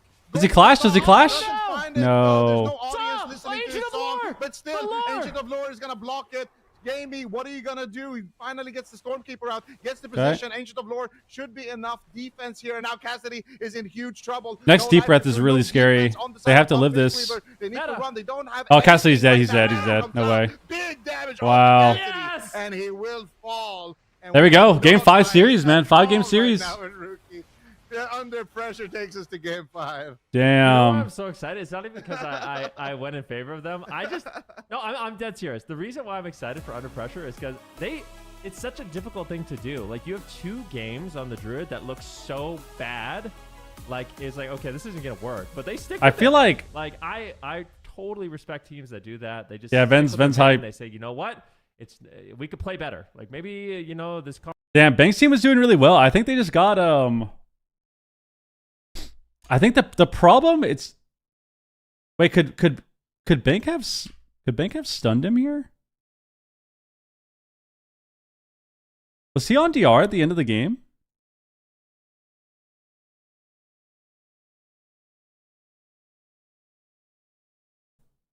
So 620, Bank gets kicked. He deep breath stuns him, doesn't he?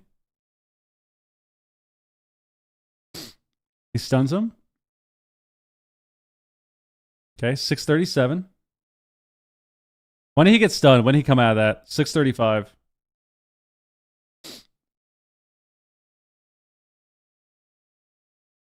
Okay. Does he get restunned at all?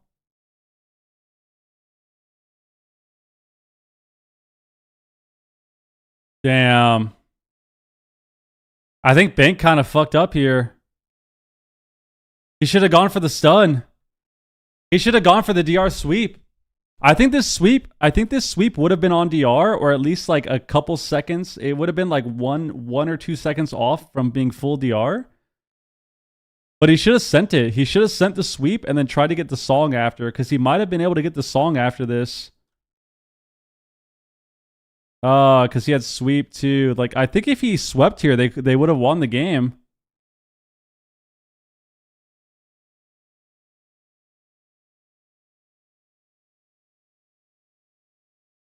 Yeah, they would have killed him. This is one of those things where it sucks because like you don't want to. It sucks because you don't want to mess up the DR. But at this point in the game, at this stage of the game, 34% damp, like you just have to send it. You just have to send it here. Because I think he was actually still on DR for like 1 second maybe. And if he stunned him here, he would have been late on the Iron Bark. So it would have forced Trinket here too. Damn. Yeah, but he gets Trinket though. It's still big because look how far behind they are, right? Like this is why it matters. I'll show you. This is why, right? Look how low he is. He's incapped. Look how low Jamie gets. So we're already casting Song late, like we're not going to land it. Look how low he is. He only has a couple hots.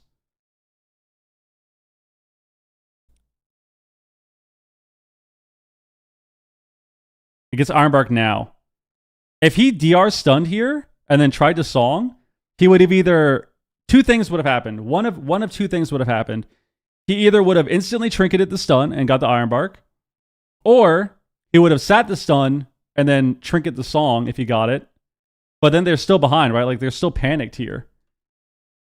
And then Jamie would have also probably trinketed here too. So like a lot of stuff changes if they use a lot of things change if they actually stun there.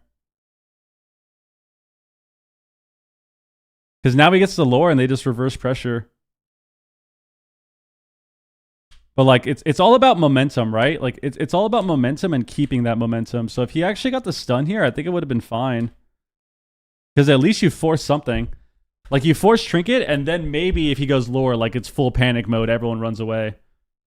But I mean, they were kind of screwed at this point just because dampening is high and they already used Cocoon and Revival, but it's just you got to keep momentum somehow, you know?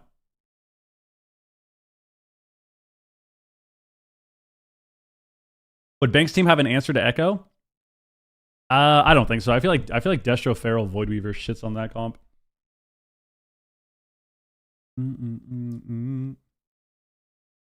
I think the biggest issue for Banks' team this game is they stopped going a Lone Tar a lot. In the other games, they were getting a lot of pressure on Lone Tar. They were getting a lot of swaps to him. And they were constantly pressuring him. But in this game, it wasn't like that. Like they did that for a few minutes, and then it got to the point where they were kind of just not getting as many big swaps onto him.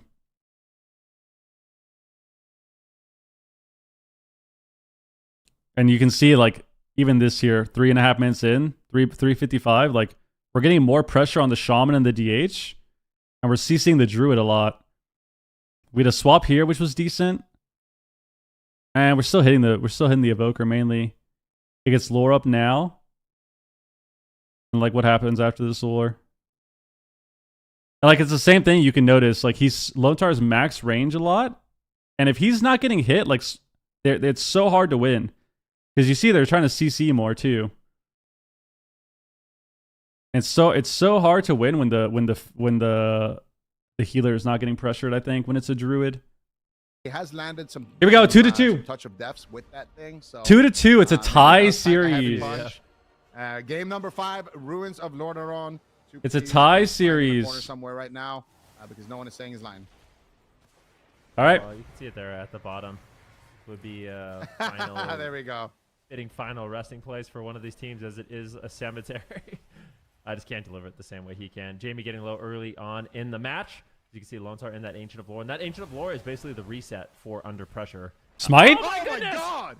Oh. This guy almost time stopped his Cocoon again, dude. I would have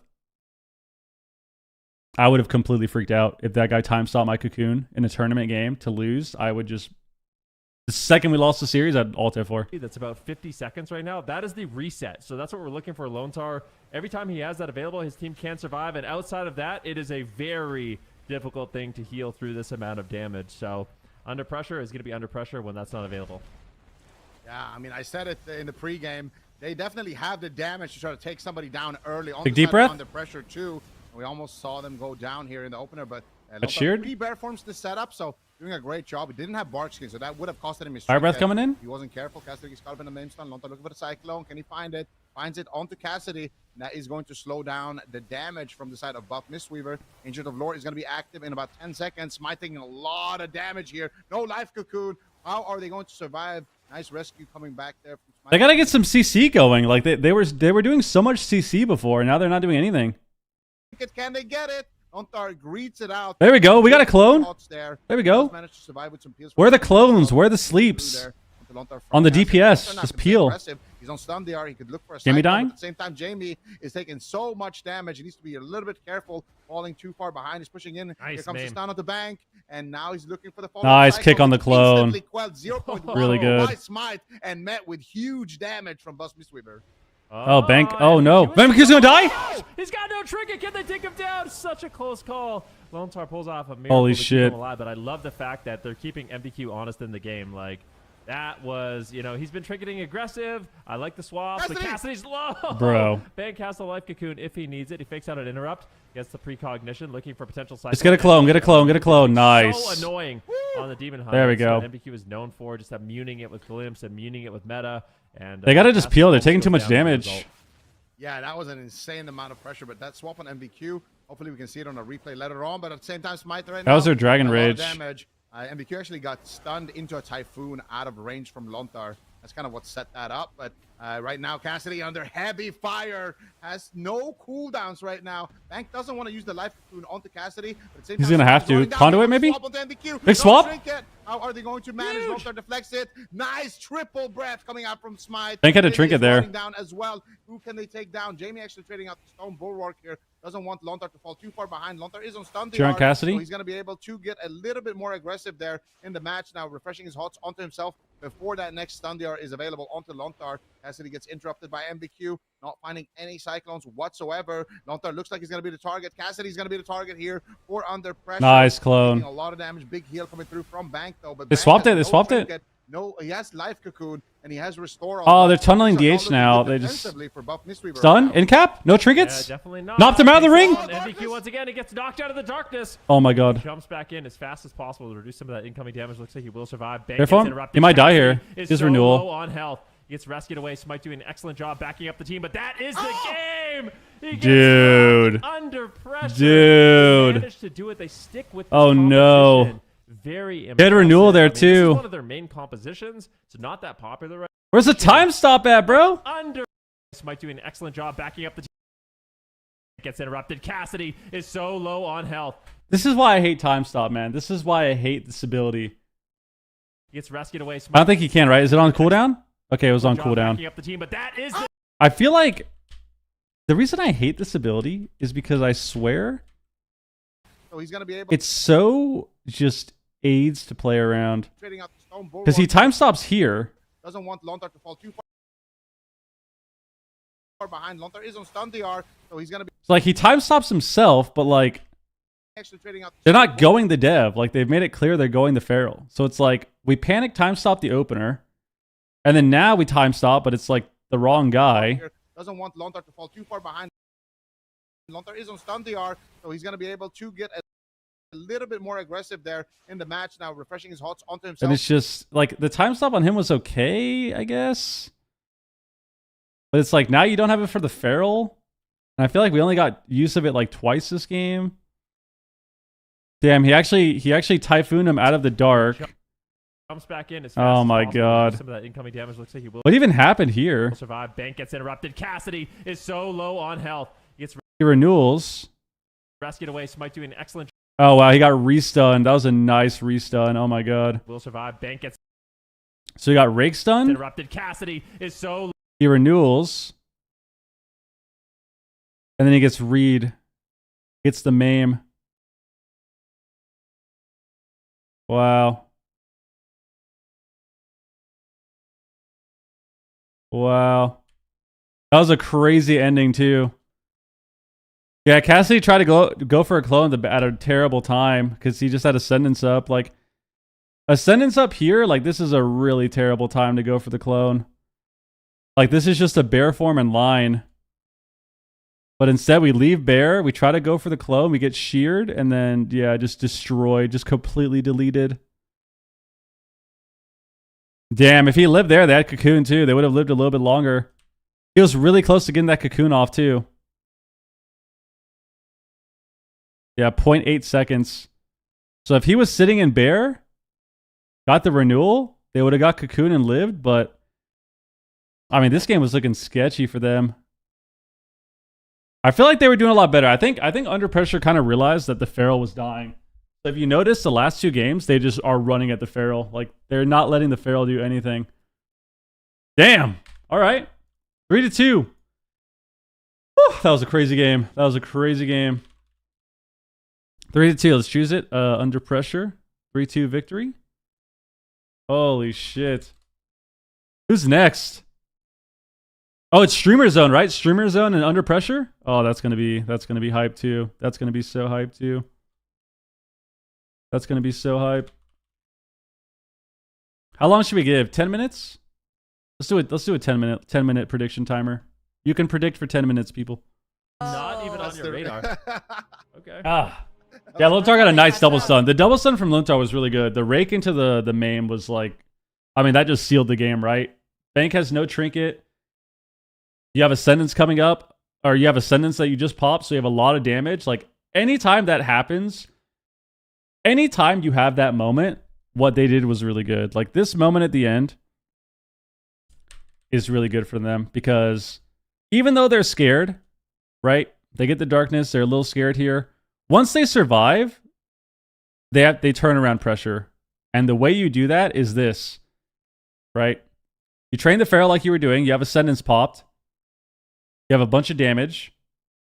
And even though it's not super late dampening, like no trinket on Feral, no trinket on healer, like this is where you just have to be really quick with reversing CC. Because if you notice, look what happens to them at the end. Right when they realize that they survived, Incap Roar, Rake Stun into Maim. Game's over. And that's all they need, especially with a comp like this. Like Ellie Demon Hunter, you can get blown up so quickly. This is all you need.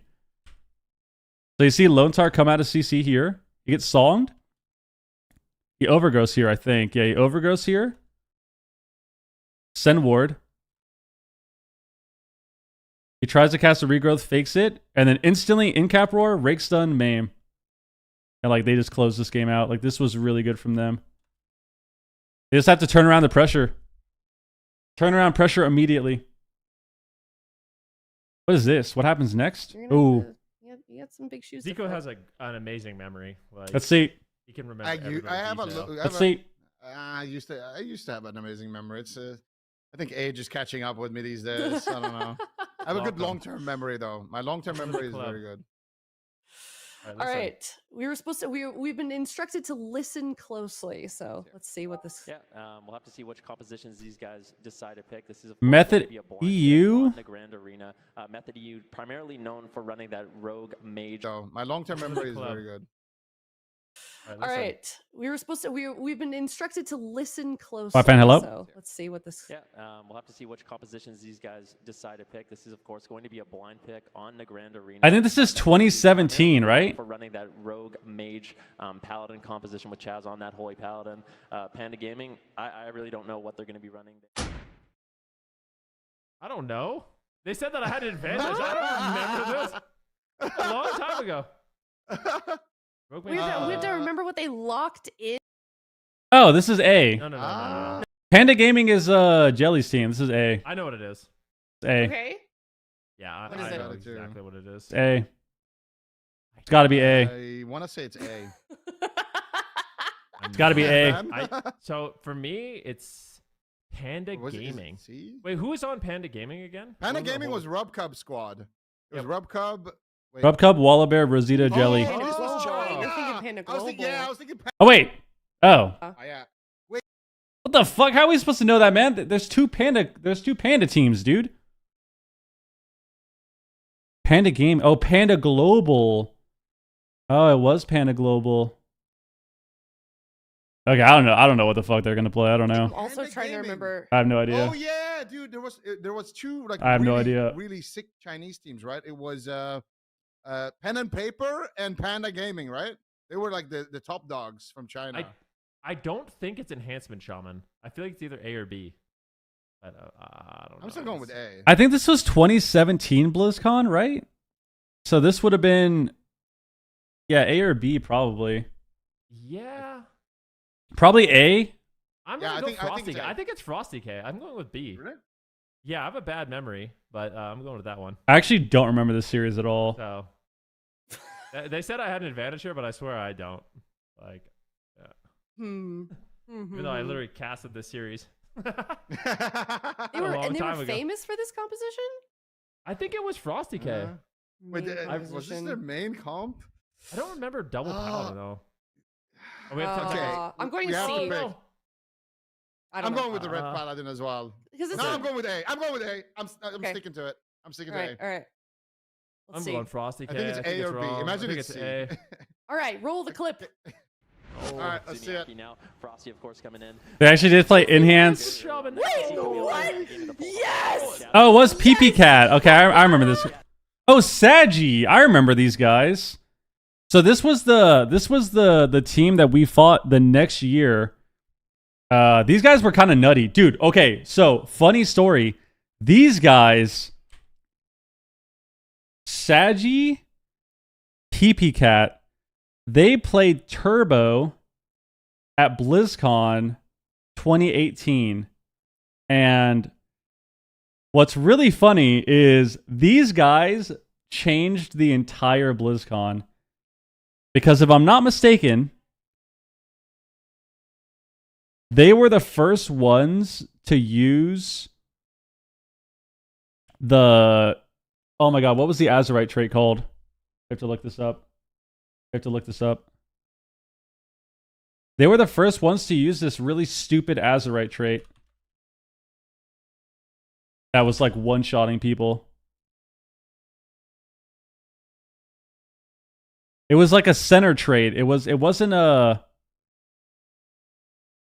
Heed My Call, that's what it was. So this one. So there was this Azerite trait right here called Heed My Call, which was just a damage proc. And they were, I believe, the first people to be using this. So when we got to BlizzCon, they were playing Turbo. So this team also played Turbo. It's Sagi and PP Cat. They also played Turbo Cleave. There was like 9 different Turbo Cleaves at this BlizzCon. It was really fried. This was 2018 when we had the double NA one. And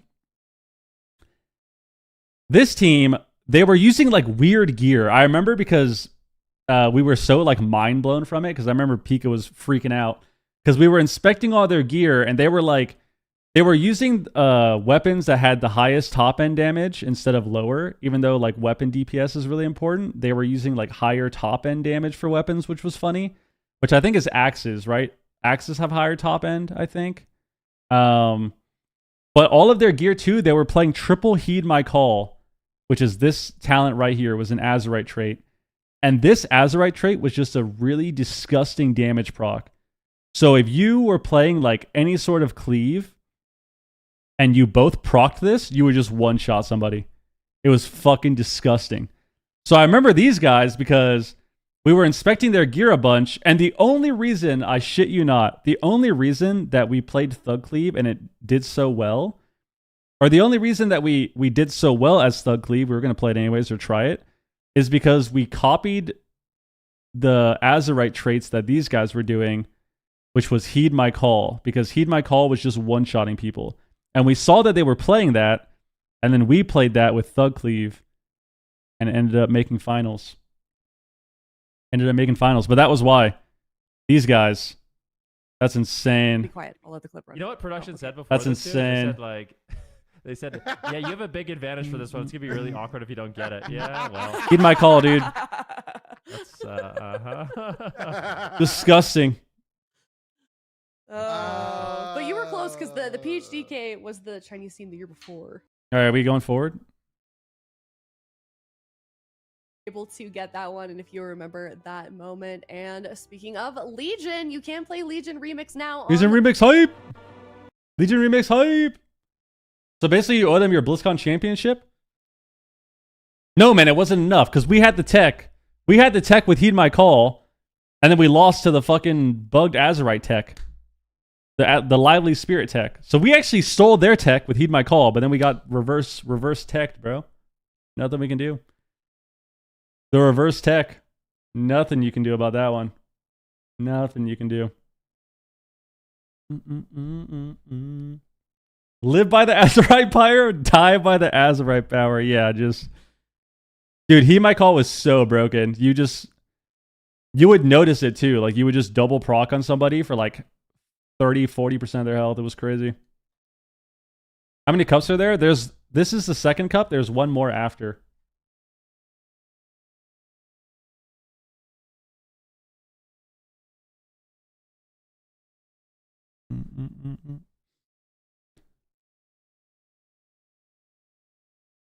I think they nerfed it like a few weeks later or something, yeah.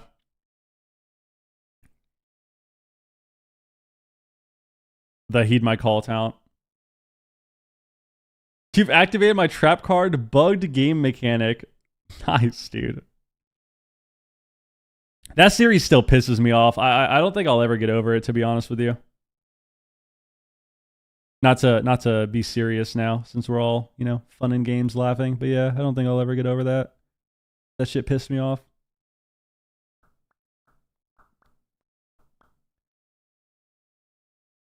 But Heed My Call was lit. That was lit. Honestly, playing Thug Cleave on stage was pretty lit too. Like we had a couple crazy series that we got to win like that. Very memorable. Very memorable. Hello, hello. everybody. Reverse Welcome tech back to unlucky? Free Yeah, just Information unlucky, in bro. the EU. What was the bug? So Druid had a trait called Lively Spirit where when you pressed innervate on your healer, depending on the amount of globals that they pressed, after innervate ended, you would get a main stat buff. So you could get maximum stacks and just one-shot somebody. The bug was, even if you took off innervate early, you could still build stacks and you weren't able to like track when they would get the buff, like when innervate would naturally be ending. But you could basically just take off innervate and then spend a bunch of globals and still get a lot of stacks and one-shot somebody.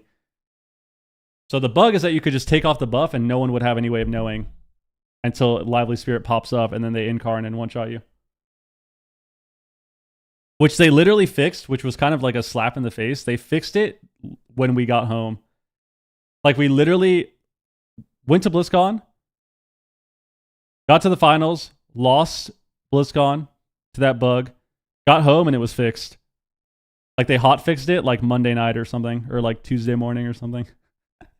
Streamer Zone is just Not bad, not bad. Knock them down over and over. So we were pissed they found a better bug than you. We didn't use a bug, man. We copied the Chinese player's tech. It was insane.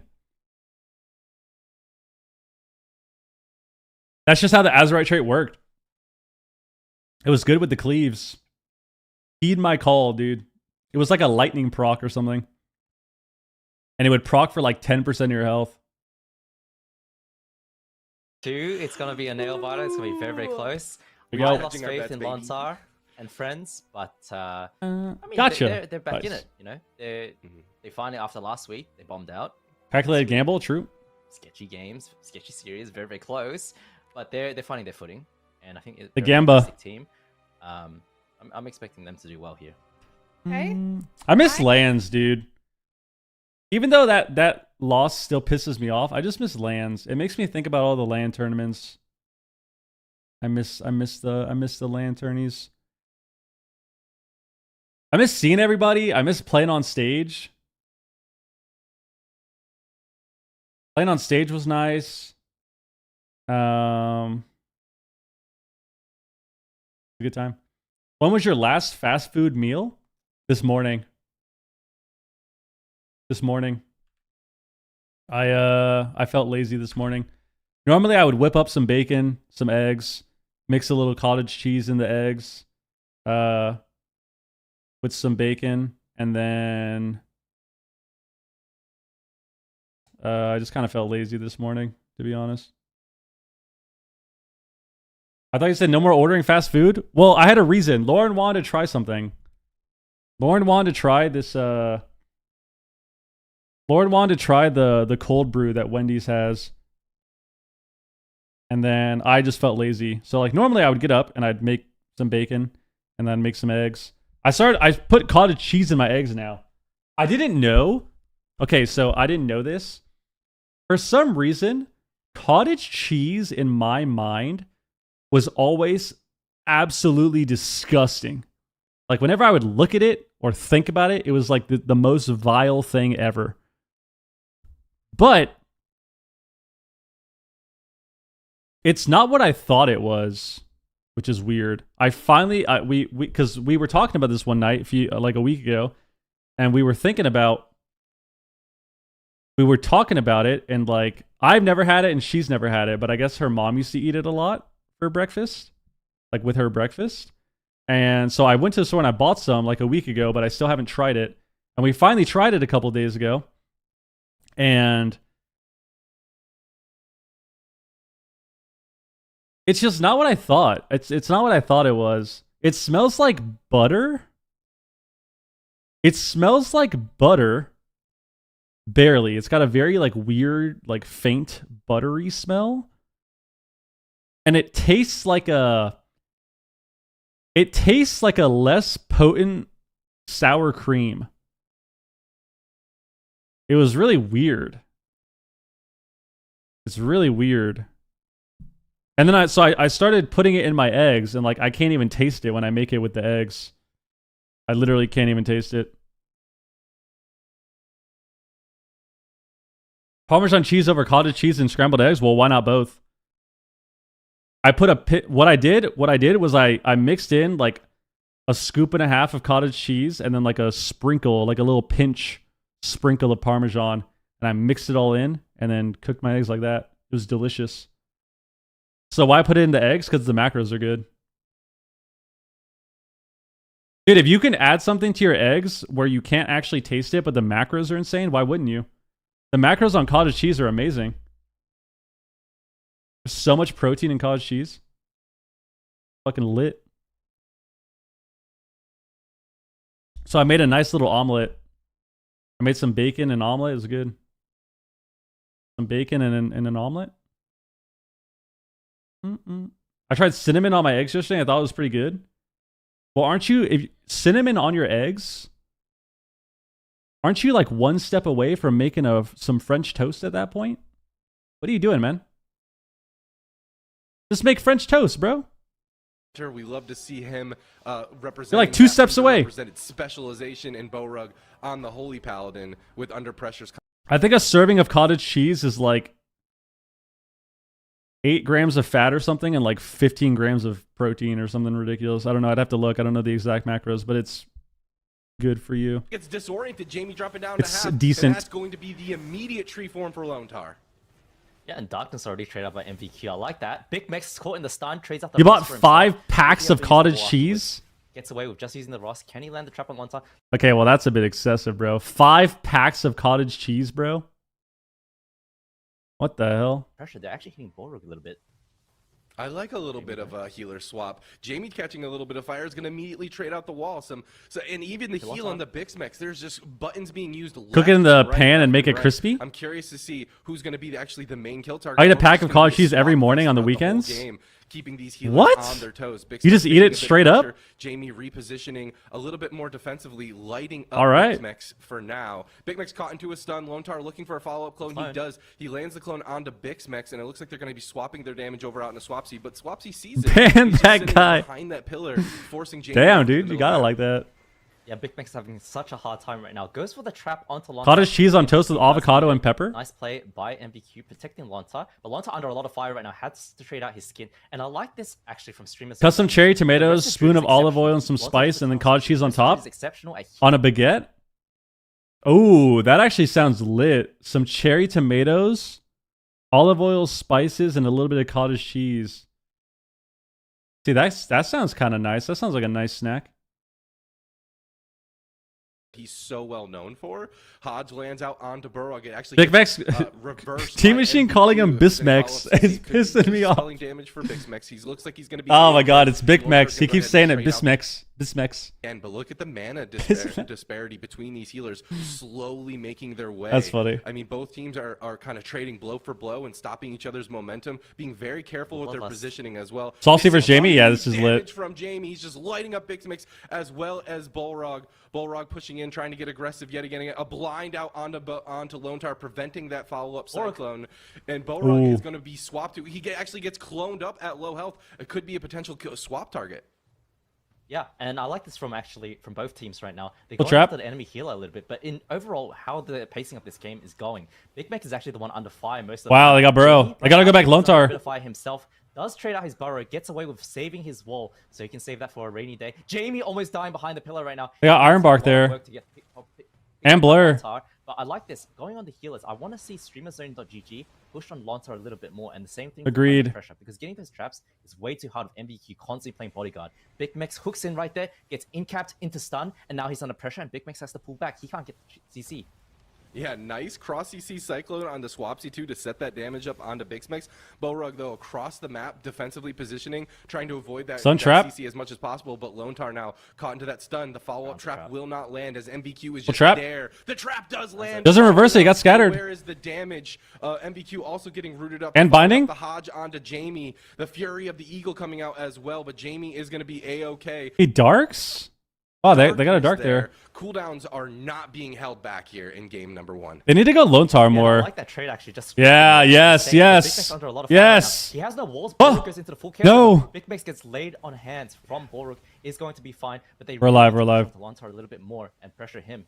He's still dead, dude. No land heads. He's on. In-caps him low. Oh my god, this is huge. If they can follow up the CC, they do. They get the full clone on the Bullrog. It's actually DR clone. Is this going to be his bubble? It's not. It's going to be the turtle. I actually don't like that in-cap. I feel like they would have gotten it anyways. But look at Boruk. They swap onto him. MVQ and Jamie turning their attention back onto Big Max, who has no walls left. Uses the Feign Death now. He does have a Ross available for himself, and full Hodge lands onto Lontar. But Big Max is They knock him, trap him, he's going to reverse it. Full trap immediately. I think that might have been break, or it might have been a reverse. Big Shrek is still in a bit of trouble. He's got the Roar Sacrifice up. Bullrog still has that Hand of Sacrifice, or Blessing of Sacrifice himself, and he is going to use it. He's going to commit it right here, right now. Lone Tar. This is really bad. Melee wing sack. Catch himself in a blind himself. If there's any follow-up CC on him, they got to go Lone Tar, man. Pressure around. There we go. The damage over out onto him in that quick side. They got Bark. Swap someone else. He still has that Bark skin, but he's still in a lot of trouble. He's go MVQ. Go MVQ. No blur. MVQ. No blur. Big Max and Swapsy. Swapsy just unloading the machine. He's dying through. This restoration druid. That's the Bark skin and the Iron Bark in just a quick swap. This is really scary. Yeah, but this is so scary for Big Max right now because Boruk has to do so much work. He doesn't have the lay on hands available. Wow, he got a full clone. He has the trinket. He clones his trinket. Doesn't have the turtle left. Boruk gets cloned on his trinket. Gets recloned again. That's the last CC that should be able to hit him. And another thing that I want to mention as well is that on Streamer's Zone side, Swapsy back on is Lone Tar? so susceptible to being hexed. If Lone Tar just helps him with that, helps Jamie to stun Swapsy into the full hex, Streamer's Zone can essentially getting 2v3'd at that point. That's a really good point. We gotta be careful now. CC swaps. Oh, nice shear. He's gonna go ahead and use that wall to prevent a little bit of that damage, but he's still in a lot of trouble here. He's got to be careful. Jamie and MVQ smell blood in the water. MVQ is just chasing this paladin behind the pillar, and it looks like Bullrug might still first aid. He's first aiding. Unreal, bro. Insane. I'm sure he got locked out there to go for that, but Bullrug looks like he will survive for now, and MVQ and Jamie drink. Nice, good drink, good drink. Not to throw their got stopped away so far. Wings. But I'm pressure on Lone Tar. Where Lone Tar's mana. They're still really close, surprisingly. Yeah. But the thing is, though, as we go into dampening, it's going to be so hard for this Holy Paladin, especially on Boruk's side, to recover his team. Goes into the Chaos Nova right now, caught without Trinket. He might have to use this bubble if they can follow it up with any CC. Lontar comes in for a clone to put them further behind. I like this play from under pressure. There we go. Hex finally. Struggle to heal his teammates. And Swapsy has to Trinket the Hex. Under a lot of fire as well on under pressure side. Does have the wall. Back on Jamie. Get kicked. Lontar, can he keep him up? He has to do so much work himself, and he's almost He's at 15% mana right now. He really is. Lone Tar barks. The wall and Iron Bark on that damage. Holy fire, what up, dude? Jamie. Full trap does land onto Lone Tar. They're swapping the damage over out onto MB. Double blind? He's going to be double blind. Swap on Lone Tar? Was an ancient lore? They're going to oh, he innervates. Doesn't need it. Innervate doesn't. No, ancient lore doesn't cost mana. Druid alive. It looks like he's going to be alive for now, but Okay, well, he kind of wasted his innervate there. He's going to now. Short second, but it's not over. He needs to use it basically immediately. But Big Max caught into a stun himself. He has turtle back. The turtle available. Trinket is now up for him. Hand of sacrifice will be used as well as the wings on Borog to keep his team aggressive. Nice clone. Nice clone. Big Max stabilizes, and we're going to continue to go deep Heal? into dampening. Turtle? Surely it's his He gets turtle Ross on soon. himself. He does have turtle. He uses it, but that's the last cooldown for him. And Swapsy Borog gets does he gets full. That's not good. But full hex lands onto Swapsy. Lontai, you need to go follow up for a clone, but he's stuck in a You trap trinket right now. that. Trinket the Big Mac's going lasso. full Trinket the Borog is stuck lasso. up. Big Mac is gonna live. Leon Hands comes through. He's gonna live for now. He's dead. That's the last Just cooldown. feign. Borog, you have to keep him up, but the dampening's so high. Big Mac's hiding behind the pillar. The bubble Yeah, is Aurora used, too. so Hodge he him if can't you behind the free pillar. cast, Just but hodge MVP him. was Just gonna hodge take him. Down regardless, Nice, he but trinkets. 37% dampening. Hodge. Who needs CC? The high mountain torrent for Jamie comes It's in. over. Big Mix Full is in-cap. so Full low. in-cap. The in-cap at low health on the He sits. Borog. He's alive. He has wings soon. Big Mix is just kiting. 4 to save seconds on his wings. life right now. The horse Full chaos coming Nova. out. Why does It looks Borog not like trinket? Oh, he can't. He Get back can't. in there. They're swapping the damage over out onto Lone Tar. The kick Wow. down into the pet stun. That's going to be the bark skin, but he goes down. I don't think he could trinket there. I don't think he could human racial there. Or he could trinket the stun. He already trinketed. Yeah, he human trinketed the stun. Damn. Any bubbles here? Damn, why didn't we get the aura here? We just like didn't have enough globals, I think. Damn, I don't think we had enough globals to get the aura. That would have been so good. We got it late, but yeah, he finally had the global to press it there. Finally ended. Melee Wings comes back up, but he got CC'd. What happened at the end of Swapsy here?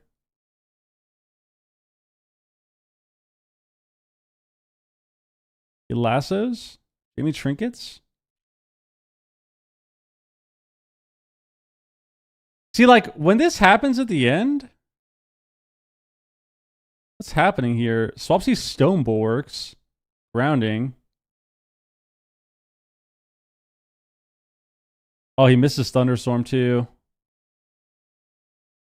Oh, that was so feed. That was so feed. He completely misses Thunderstorm.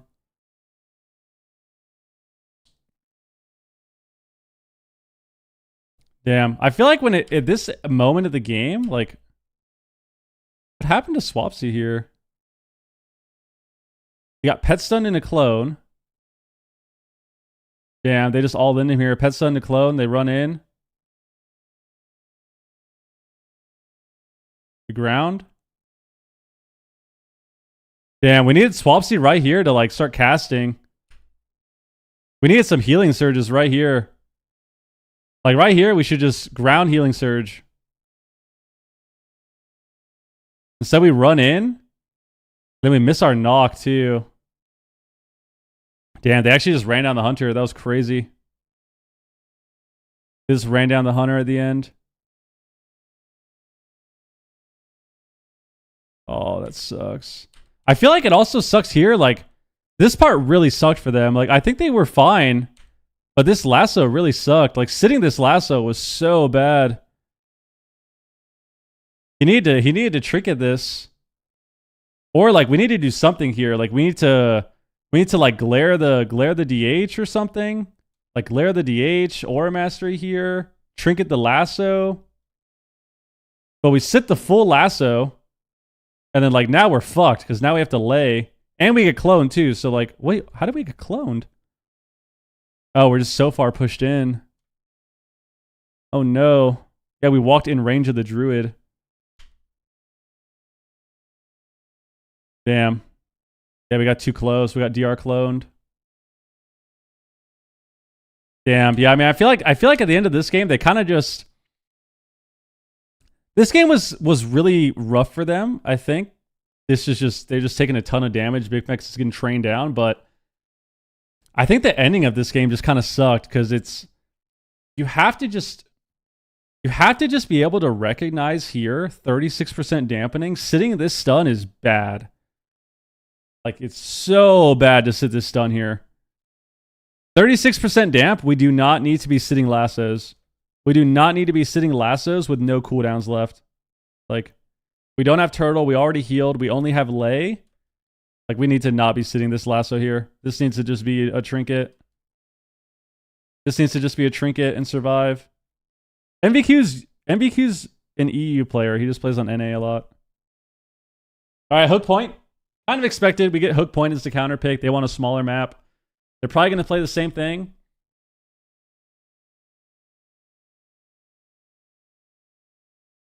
Yeah, same thing.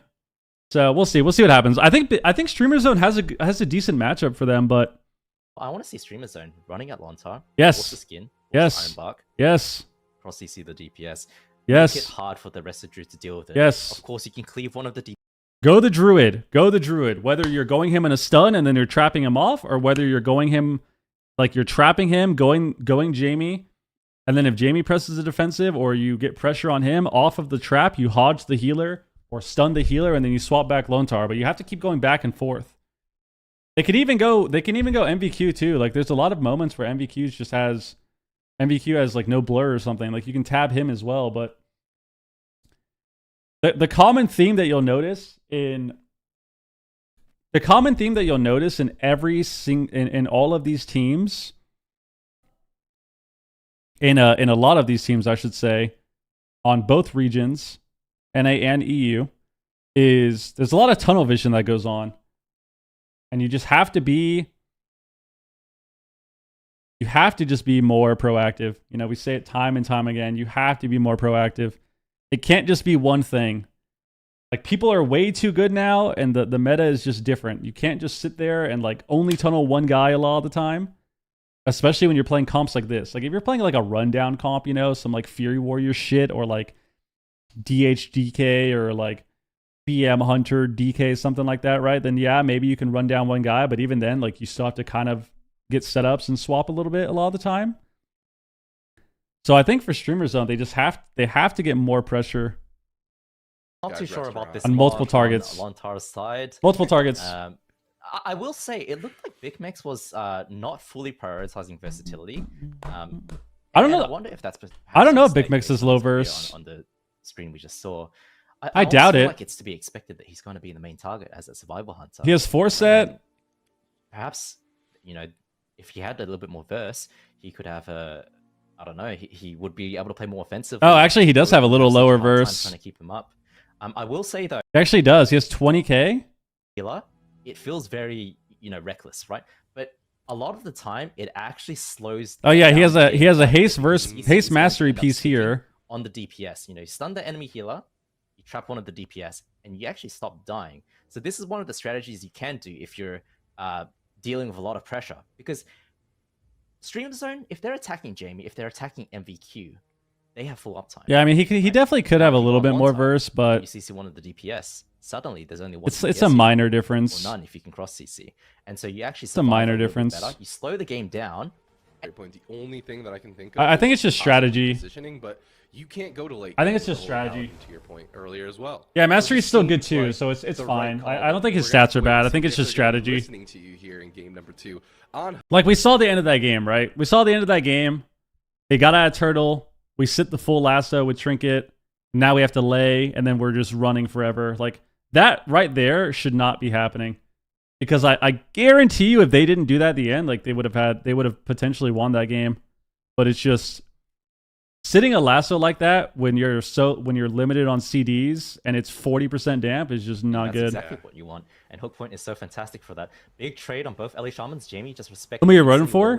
Whom are you rooting for? Warwick, but Big Mex, of course. I would say Big Mex team. Big Mex playing something that's not Garbo ass Thug Cleave is fun to watch. So ball finally as well. Big Mex. If I had to pick, I would say them. Trap, but Jamie does drop the grounding there, just delaying Big Mex. Big blind has a trap available. Blind lands. Hodged on Jamie. Nice. Prevent the trap. Big Mex does trinket to land it. Jamie gets full hodged with no wall available, but nothing really comes of it. He's going to be just not WizK that comes out of that CC. Yeah, I want to see them swap to MVQ plays ladder on NA, but he plays tournaments on EU. Do it.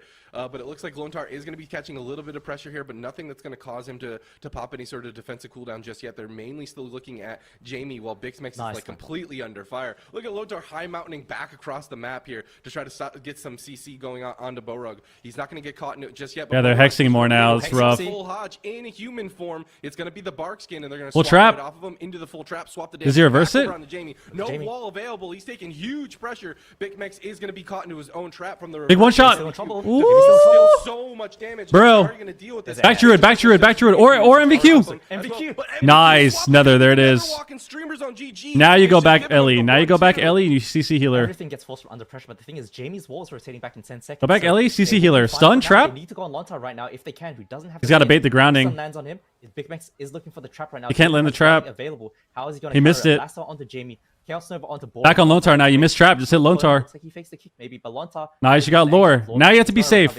Oh, Swapsy couldn't get the Jamie has Gus. his wall back. MVQ has blowback, and Lontar lands a cyclone onto Ball. They need to be safe here. They need to be safe here. And Bark's getting just 10 seconds too for the. Jamie has wall. They have blur. They got to go back Lontar. So Streamer Zone GG, they're gonna have Blind? to do that all over again. Though they have the buttons to deal Binding? with it. They do have Turtle onto Bixmex, but he does not have a trinket. He's caught into that lasso. Stun and stun on both the DPS for Streamer Zone into the full hex onto Swapsy. Just like you said, the cross CC is there. Borug is pushing in to try to get aggressive as well. It looks like Bixmex is still going to be nice. Good trap. Careful. The full trap reverses. does land, but it gets reversed. Scatter on the not the evoker, the demon. Swap on Lontar again.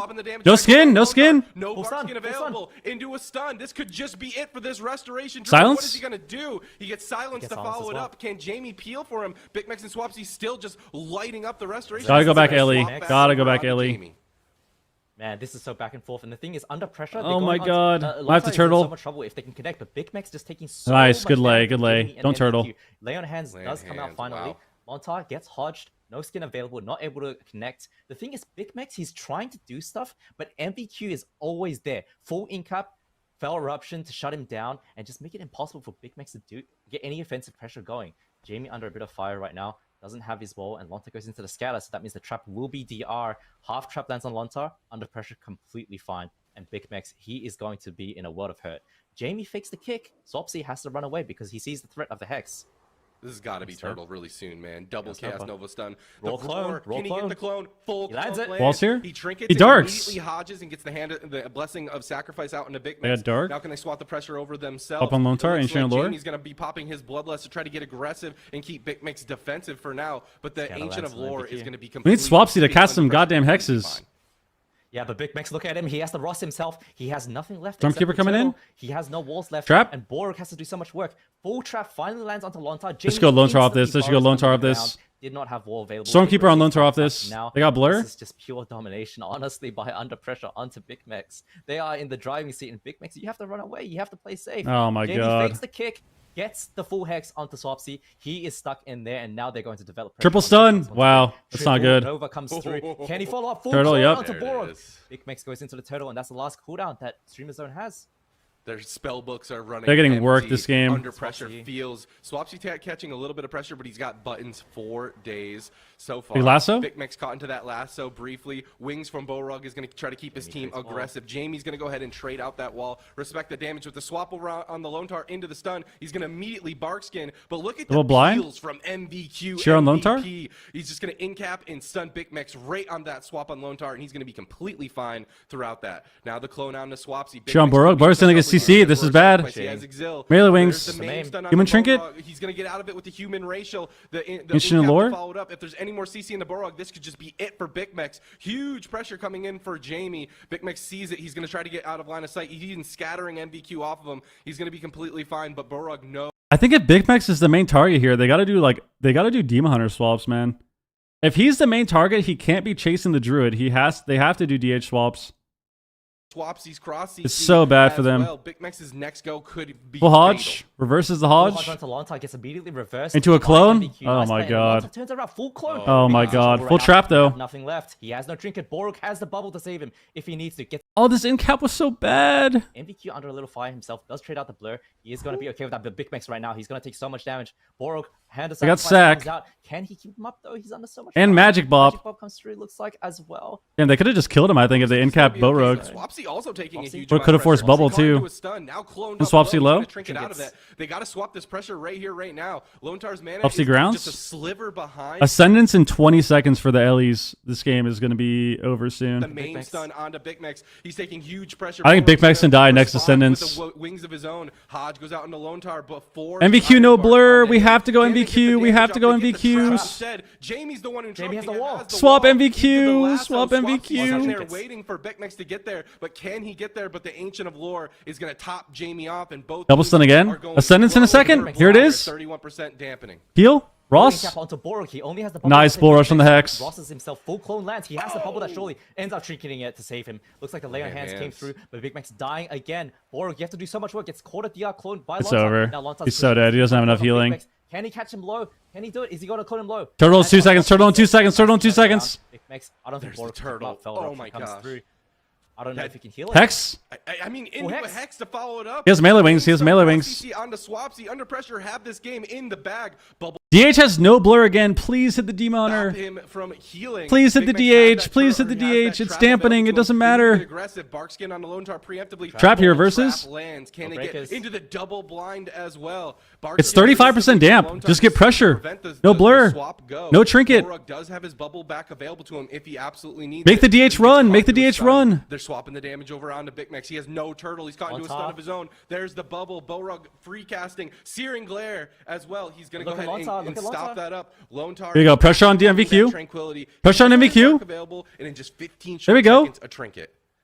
There is a very, very small window for Streamer Zone to close this game out, but 20 seconds on Lontar skin coming back. He pops the Ancient of Law just to delay. As Scatter he does MVQ. have the Iron Bark available. They're running. Lontar, it looks like he's going to live to see another day. But the problem is Big Max, man. You only have one wall left. He traces it out right They now. need to Nice kill the kill. Demon Hunter, man. I'm Can he telling land the you. trap? Like, Looks like he misses it. Nice play from Lontar to dodge that. Incap Pro onto Borg. Power eruption onto Big Max. It's too deep damp. It's too deep damp. He's gonna have heal and sack. Lone Tar might die. Lone Tar might choke. Lone Tar might choke. He trinkets. He's Double skin? Iron box himself as well. He has so Pops much himself? damage That was a left. huge He doesn't NS. himself. The Big Mix now. They're gonna turn it around on him. Lontar gets away. MVQ no blur again. Please kill this Demon Hunter, man. No buttons. If Borog can keep his team alive, Please kill this another DH. go onto Lone Tar, that could just He's be too huge. aggressive. He's too got aggressive. No Iron Bark, no Barkskin, no Trap? form. Full trap? The full trap lands. The Elias lasso wall. on The Elias Jamie to try to wall. Pump him with full of damage right now, and it's going to be the wall. As soon as the diminishing returns are up and the stuns are up, I want a sweet swap onto Blowtar for Streamer Zone. That has to be their only opportunity at this point. No turtle, no land. Here we go. Here we go. Nothing. Bullrug running lower. And Yes. lower mana. Full Hodge. They got another. The damage in. Good. Another There's another walk walk. on MVQ, and Streamer Zone GG Full Hex is on just Triple fear, though. something. MVQ can still die. It's so deep damp. It's so deep damp. It's so deep damp, dude. Full trap. Damage if he needs to. No Right now, reverse? you're under pressure. You just need to do damage to Big Max. You just need to No, force him don't defensive chase and not give him Jamie. an Just opening. kill the Lontar kill the gets Ellie. into the Kill the trap, and it doesn't Ellie. look like under pressure is going to be under any pressure themselves. Yes, bro. Also, Bro? in midfield, Jamie goes into the burrow. He doesn't have wall when he comes out of Ancient this. Lore. Streamers don't have an opening right now. Dude, Big Max has turtle again. Holy shit. But at 47% dampening, it's still a tall order. Big Mix has Stun turtle. on the Big Mix. He has turtle. Don't die here, don't die here. To them. Bolrog gets caught into a stun of his own. If there's any follow-up CC, this could be it for Big Mix. He has the turtle. Don't be greedy with the Big Mix, but they want to get onto Lone trap. Tar. The trap. And- oh, nice. The stun onto Trinket MVQ is reverse. gonna be the Reverse. immediate trinket. The Hodge onto Lone Tar to Look at follow it Jamie. up. Sack There's heal. The damage. Jamie's out of line Lone Tar's of sight. dying. He can't get away. Terrified as his healer's caught into that CC. Both He zoom. Big Mix, Jamie and Lone Tar could Holy all go shit, he down. zoom. Mana is nearly at 0. Borog zoom You too. need to get on top of Jamie right now. You Borg need has to the pressure him bubble. because He Borg doesn't is have bubble. getting He doesn't salted have by bubble. He MVQ. doesn't have Lay on bubble. hands on himself. Big Max does have the turtle to save himself. Jamie needs to be connected to. If you're Big Max gonna die in the stun? No way. lands on Lontar. He does Turtle? get skins. Big Max trades out his turtle, and that's Borg the has last mana. anyone has left. MVQ throwing his darkness down on. They gotta kill Jamie. That's the only way. They have to all in him. All in Jamie or MVQ behind the pillar. He might die through the Hodge wall himself. MVQ right So now. he has nothing left. and Pressure Borg cannot Hodge. heal Pressure the guy Hodge. anymore. Pressure He's Hodge. in the meta form. Oh my God, he just dies to damage. This effort for Borog to keep Big Mix alive. And he Holy goes down. shit. Jamie does fall. This is insane. But can they still take someone down? Can this be a cross kill? MVQ. Borog has no mana left, but they can't. They take him down in 10-minute game, bro. board. I need to see that replay. I don't even know if I saw 10-minute that. game? The game just becomes so hard for the Borog to heal, and honestly, Lontar too, right? Wow. It's the DPS from both classes is just so high. Wow. And the thing is, it's Big Max I like the Survival Hunter pick. I really like it. It's unique. But it just looks so scary. I swear the entire game, he's just running around and he's just moments away from dying multiple times. No, they still have Diamond I don't know Ice, how he but does it. He is I don't think playing you have so enough well. honor talents I for really it. like it. It's unique. But For this it just matchup. looks so Human is good because you can get out of the stun. Dwarf doesn't do anything because he can't dwarf off any CC, and they don't have any bleeds. Like, they don't have like a ton of bleeds or anything. And Tauren is also not really useful. Like, he has an extra trinket with Human for stuns, that's why. There's Jamie falling to the damage of Swapsy and Big Mix, but holy smoke. I mean, this is a really close series. It sucks because I feel like the reason this was so close for them is because the map too. Like, I think the map really helps Streamer Zone, and we know that we're just going to see a big map. And the problem that I have with this game is it shares a cooldown, but it's only a minute. So it shares a 1 minute CD. So even though healers have a 90-second trinket, human racial shares a 1 minute CD. So you can still human racial into a trinket, or trinket into a human racial like a minute later. But human racialing first is normally ideal because you can human racial and then a minute later you can trinket again. So it's just better than other stuff that he could play. I mean, he's very limited on options, right? I think that so the issue that we're gonna see next game is if they play like this in a big map, they're just losing. Like, to be completely honest with you, if they play like this on a big map, they're not gonna win. They need to do way more. Like this right here, right about here. Watch this. Stun MVQ behind the pillar. Hit him a little bit. He didn't even get behind the pillar. He actually got some healing. But like moments like this, where you get a swap on MVQ because he already blurred, he has no trinket for a few seconds, and you get Nether, completely changes the game. Like, it completely changes the entire dynamic of the matchup and creates openings for you to kind of either do that again, or you have to swap, or let's say, and this is a big thing too, right? Like, psychologically, this is important because let's say they're trying to set up CC on Lone Tar, but MVQ has no cooldowns left and it's deep dampening. If they're trying to set up CC on Lone Tar, then MVQ now has to think that he's the target, or Jamie's the target, or Lone Tar's the target, right? Like, if they're about to do their setup, they have a bunch of CC available. Are they going to CC Lone Tar and swap MVQ? Are they going to CC Lone Tar and go Jamie still? Like, what are they going to do in that situation? Are they going to CC MVQ and go Lone Tar? When you have pressure on multiple targets, you create these openings where now the player has to be more aware of whether or not he's going to survive. So, like, this swap onto him, even though it was, like, you know, arguably kind of scuffed because he wasn't behind the pillar, right? And it was only Big Mex hitting him, it's 44% dampening. This swap was enough to get him to Swiftman MVQ, which is massive, of course, for your healing on Druid. And they force a Nether. So, like, that moment there changed up a lot because now MVQ is scared. And you'll notice that in this game, there's so many moments where we can do that. Even here, 5.5 minutes, 26% dampening. We're finally hitting MVQ, especially if Big Mex is the main target. He's always going to be able to hit MVQ at all times. So here, this is good. Like, we have damage up, we lust, we're hitting MVQ. And even though we're scared here, we're taking a lot of damage. They get sack and they magic bob here. We get blur from the DH. So, like, this moment here, even though we have to use defensives, like, we're still creating pressure here. And, like, we're getting blur, and we're getting him to run in and, like, have to run in. He blurs, and then now he has to run away. So here we go. Same thing, like we said. Empyrean Domain. Under pressure, you can't see their comp, but they're probably going to play the same thing. They're playing Empyrean Domain now as their counter pick. I would assume they're playing the same thing, so I want to go back again. You'll just notice that in these games, you have I think Streamer Zone has so many opportunities to do swaps to MVQ, whether he doesn't have Trinket, whether he doesn't have Blur. And like I said, if you're doing these swaps, especially against a Druid who has to keep up Life Bloom on 2 people And most of the time, it's going to be on 2 of the main targets. So mostly him and mostly Jamie. I would assume that he'll keep Light Bloom on. And if you're making him swap all his hots over, not only are you burning his mana, but you're taking away all of the healing that he's getting for himself to keep him and Jamie top 2. So like right here, another example, like I think we go him soon because we go him in like 40 seconds, but this was insane. Like we got all this pressure on Lontar. He bark skins, Trinket, bark skin, Iron Bark himself, and then he NS's here.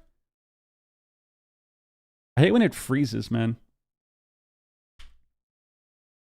So it freezes here, unfortunately, but he NS's here, and then he gets away. This should be an immediate swap to MVQ. Let's try to go back and see if we can like watch this at the 8-minute mark. So they're playing the same thing, as you see. Playing DHLE Druid with their counter pick here. We're at 8 minutes, right? Yeah, so right here, they got everything from Lontar, double skin. It's... What dampening are we at? We're 8 minutes in. We're like 40% dampening here. 41% dampening. We swapped Jamie here, which like this is what I mean by just being better with targets and like having multiple, like having pressure on more people. We go Jamie here, but I think what should have happened is right when Lontar tops himself, he double skins, Swiftman, NS, and he trinkets. This should just be a swap on MVQ right here. Like this needs to be a stun on MVQ or just hit him and just attack him and get damage out because it's 40% damp. But instead, we're just running. Instead, we go back Jamie and we're running away. We also, oh, that was a mistrap earlier. But instead, it's like we hit Jamie and we run away to the pillar. And I think here is where like it's good to just get damage on MVQ and then we get a DR scatter. Like, that's where it's good because he has nothing left. Like, if you can force the Demon Hunter right at this moment, right here, immediately when he NS's here, it's like, just hit the DH. Hit the DH, damage is really high, it's 40% dampening. He has no blur, it just ended. If you hit the Demon Hunter here and make him run away, now everyone is scared. And you have to have the Druid swap hots on every person too and put up 7 globals of hots. Like, I think if they're going to win this next game, if they're going to win game 3 on a big map, they need, yo, Lube, what up? They need to hit MVQ more. Especially because Jamie, or not Jamie, Bigmex is the main target too. So he's always able to hit MVQ. Like the baseline strategy, you'll notice, is the same, right? They're going to go Jamie and they're going to CC Lontar and then swap Lontar as well off of CC. And then try to like maybe run him down at certain points to get pressure. And that's their basic strategy, right? You're going to go Shaman, CC the healer, maybe swap healer. It's really easy if you're only doing that. Pride, I think of the resub, man. Think of the 2 months, dude. I appreciate it. It's really easy if you're only doing that to just survive on the side of under pressure because you know exactly what they're going to do. You know exactly what they're going to do. They're going to do it every single game where they're only going to go 2 targets. And it makes it easier to understand when pressure is happening and when certain moments are going to happen. But it's hard to understand that and rotate perfectly and have a set game plan when, you know, they go Jamie and they CC the healer. Maybe Jamie kites away or maybe he presses a wall and then they swap Lontar off to CC. And then after they swap Lontar off to CC, MVQ randomly decided to blur because he was scared of taking damage. Guess what? You put a little damage on the MVQ. And it doesn't take much, right? Like damage is so high. And this expansion especially, if you swap to MVQ for 2 globals of damage, like we're playing Ellie Shaman, right? If you hit him for 2 globals of damage and you make Lontar have to, you know, put up 2 rejuves on him, like even that right there is extremely significant to this matchup. When it comes to mana, when it comes to pressure, when it comes to how Lontar has to play, where he has to always be worried. The problem that you'll notice is whenever Lontar gets away, he's never worried about anything else. He's worried about himself. He runs away. He's worried about Jamie. That's it. If he has to come back and has to heal MVQ more, or has to consistently be worried about whether or not he has full hots out, it changes the entire game. Easy to play against Demon Hunter Elliot. So I think if they're gonna win on this big map, they need pressure on MVQ. They need to do swaps on MVQ. They need to hit him when he's in bad spots, instead of just immediately going back to the basic strat of, okay, Lone Tar got away, let's go back Ellie. So he's the one that we need to pay attention to. Let's see. Make sure that he uses his cooldowns effectively, rotates with Borg well, and helps Swapsy avoid that CC. Because, like I said, they don't have a decurse on that team. Swapsy is the only decurse, and Jamie is playing short hex. He's trying to turn Swapsy into a frog, start to finish. Try to take that guy out, or he will. Oh, be he's a just cow right now, but he is a cow right now, but he could easily become a frog at any minute. And MVQ just dashing across the entire map to put BitMix into a Happened with a stun. lasso on BitMix MVQ or a lasso? position, but whoa, the high Tauren racial coming out. Okay, they got lore. Immediately going to be forcing that lore of ancient CD for Lone Tar. They dark already. Nice and aggressive. Jamie feels that, and he's not going to pop that wall just yet. But BitMix stepping down low. So they actually traded out darkness early. It's surprising. Bolrug to keep him healthy, and both teams respecting each other. And they lured right away. yeah, and look, the Binding? the stun onto BitMix. Lontar, nice play from Trap. him. He's gonna reverse Goes it. for the trap, does land it. Okay. Jamie looking for the hex on Swapsy, finally lands it. That's a full hex onto Swapsy. Now Lontar is in the blind himself. He Sheared on needs the to go to glare? Swapsy after each hex and follow that up if he wants to pull ahead in this game. Yep. Insta shield. Swapsy now free from that. Let's see what he can get done. BitMix in here. Druid? Lone Tar, BitMix just Okay, Lone Tar. waddling towards Lone Tar. Huge damage goes out into him. Okay. But he's The Ross? BitMix is not able to connect, and Lone Tar's not even going to use the bark skin throughout all that. Lasso on Lone Tar Jamie? very confidently Clone is on going to BitMix, just so nice. dispel and get back That was into good. the fight. Clone goes out onto BitMix as MVQ swaps over out onto Swapsy behind that pillar there. Bolrug in the far back using a first aid, not using any mana, just trying to min-max his way into the late game as much as he possibly needs. But Nice Hodge. There we go. onto BitMix. Yes. MVQ forced Trinket into a nether. nether Good lap. swap. There we go. Trinket from Lontar as well. Oh, Double trinket that's there, a and he huge nethered. opportunity for Streamer Zone. Yes.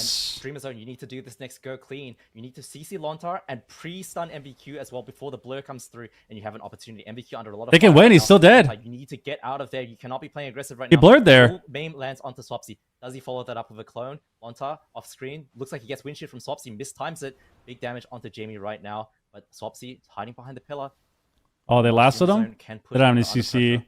That trinket on Lone Tar is a big deal. I want to see They kind of... take advantage of it. That's kinda somehow, but scuffed. At the same time, Jamie doing a fantastic Hodges? job. Whenever Big Tim? X pushes in the Lone map, Tar they and wanna- stun? they wanna Full go trap. Lone Tar. Full trap does land, and it looks like Jamie's going to be the main kill Reverse. target for now. He's just going to line us Rather up now. reverse, They can though. swap the damage going out on They had a Hodge and Will, Instant trap but there. That Ancient of Lore is going to deflect this go yet again. Now lots of pressure going out onto Borog. That's going to be his wall. Big Mix also catching some pressure as well. They're switching the damage over out onto Jamie, but he's not even going to press a wall as Lone Okay, Tar is nice straight blind. cast onto him. Jamie looking to get some cross CC. Oh, over Borog's out just on running in. Swapsy, He's gonna get cloned. spamming those hexes. Takes the grounding on a hex. Oh Nice my play gosh, from Jamie Swapsy. knows Full that Hodge? Swapsy's in trouble. He even knocks him far away. Full Hodge trap? out in the Full Lone trap. Tar. Full trap lands. Jamie though. Nice, they got wall, and they got blur. That wall. He's in a binding shot. Could this just be Your it? lasso? No trinket available for Lone Tar. No follow-up CC, however. This should be okay for Jamie. You gotta be careful here. Lone Tar's in the He's going to CC in be a fine, but second. under Here it pressure comes. Is not looking too hot this game. There is opportunities for them to die. Maim? MVQ under a lot of fire himself. He doesn't have the blur available. He doesn't have Netherwalk. X on or Dark. Swapsy? He needs to be careful because Lontar Stun on the gets CC. Borog? Full Chaos Nova onto Borog.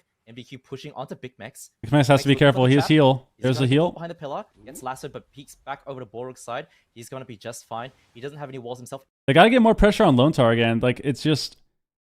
They're too tunneled right now. Too tunnel A vision. little bit... But it's going better. It's going better. Jamie's not in any CC there, right? So when Big Max throws that trap at Lontar, MVQ tries to eat it, and Jamie Okay. has the grounding totem too. Yeah. Plus comes out. Reverse for days Little bit too. greedy. Yeah, it's just so much to stop that. A lot of go. damage on Jamie. He has the wall. Ancient Allure. Ironbark Jamie has the and wall. Lore the Ancient. Hey, dark again. Onto Jamie as well as darkness. This go will be deflected, but at what cost? Holy moly, that was a lot of buttons. Lone Tar's cooldown or bloodlust. Lone Tar's trinket is back up, however. Jamie has descendants now. Go. Jamie's taking a lot of damage. Sheer. Going Jamie out gets onto kicked. Jamie. Burrow. He's immediately gonna burrow. He does have the wall coming back. In Oh, 20 bro, seconds, got though. double stunned. Double Chaos Nova from MVQ. Nice Hodge. There we go. Trinket. Hodge should be okay. And they Does have blurred. reverse available. There we go. Trap Now comes go through. Lone Tar. Gets Now go Lone lassoed. Tar. Now Ends go up Lone Trinket Tar. Reversing it with 1 second left on that Wow. lasso.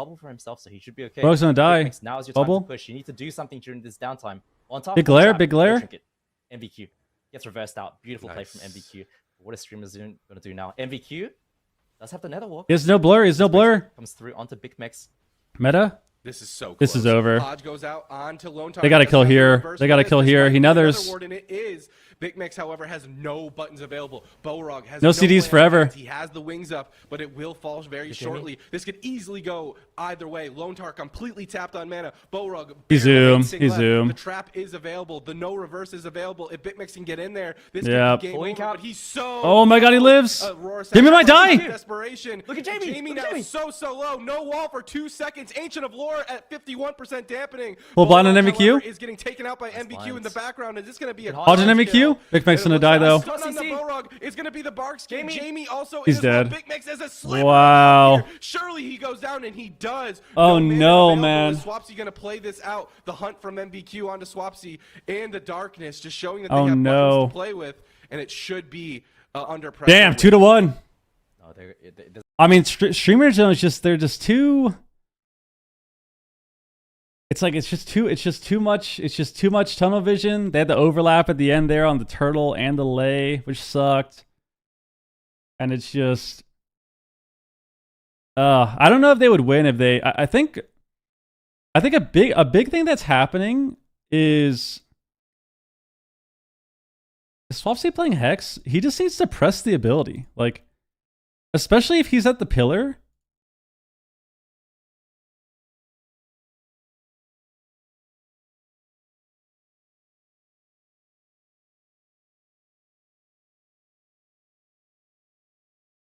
I mean, it's just like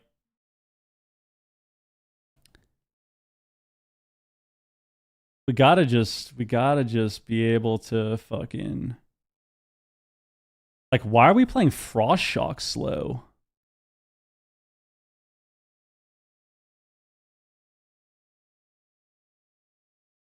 I mean, we gotta just be able to like just do more things. Like I don't know how I can't.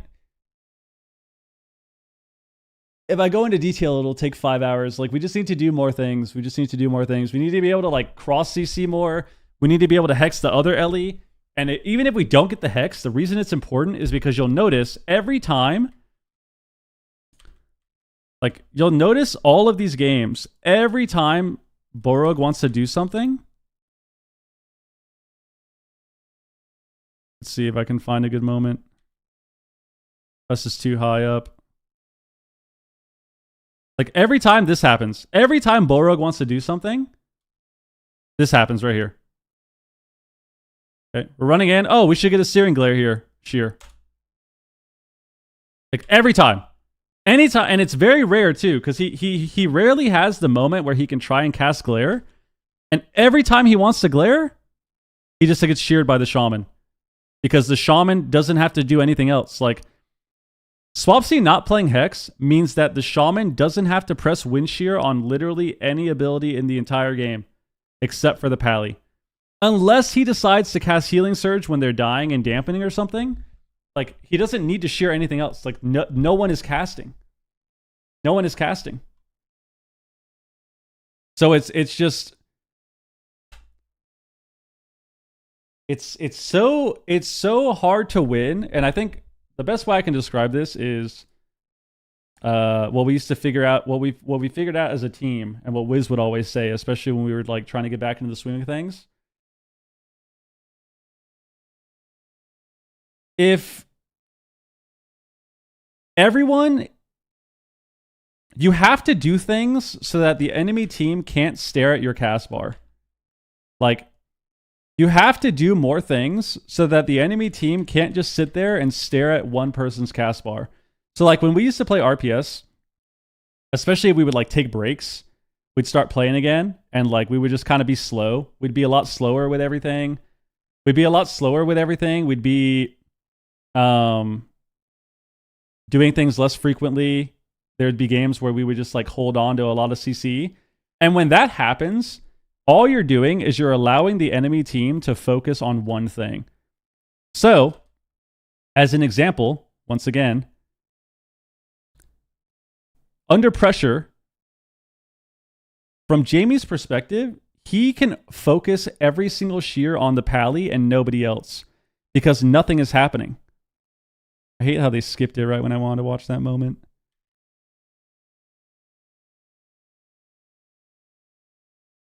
When did they go him?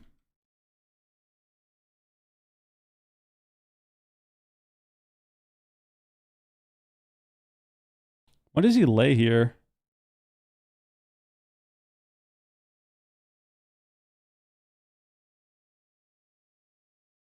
We were taking a break? We didn't play last season or this season, yeah. It's like here, another good example. Like I said, this is the example I want to use. Borug wants to go for Searing Glares, and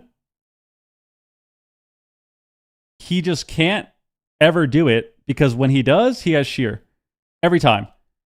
Like, whenever he wants to go for a Searing Glare, he can't because Jamie has sheer every single time.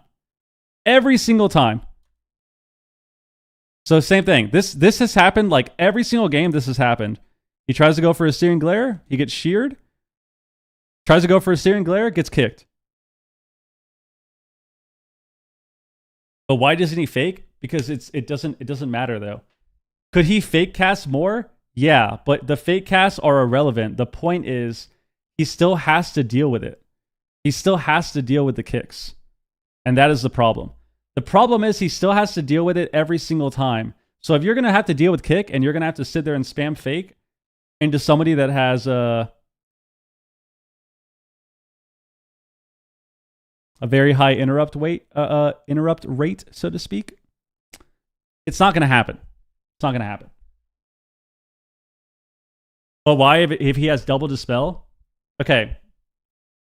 So this is the somebody has special talents. Yes, Alec, what up? So the problem with that way of thinking, right? Oh, they have double dispel. What's the point?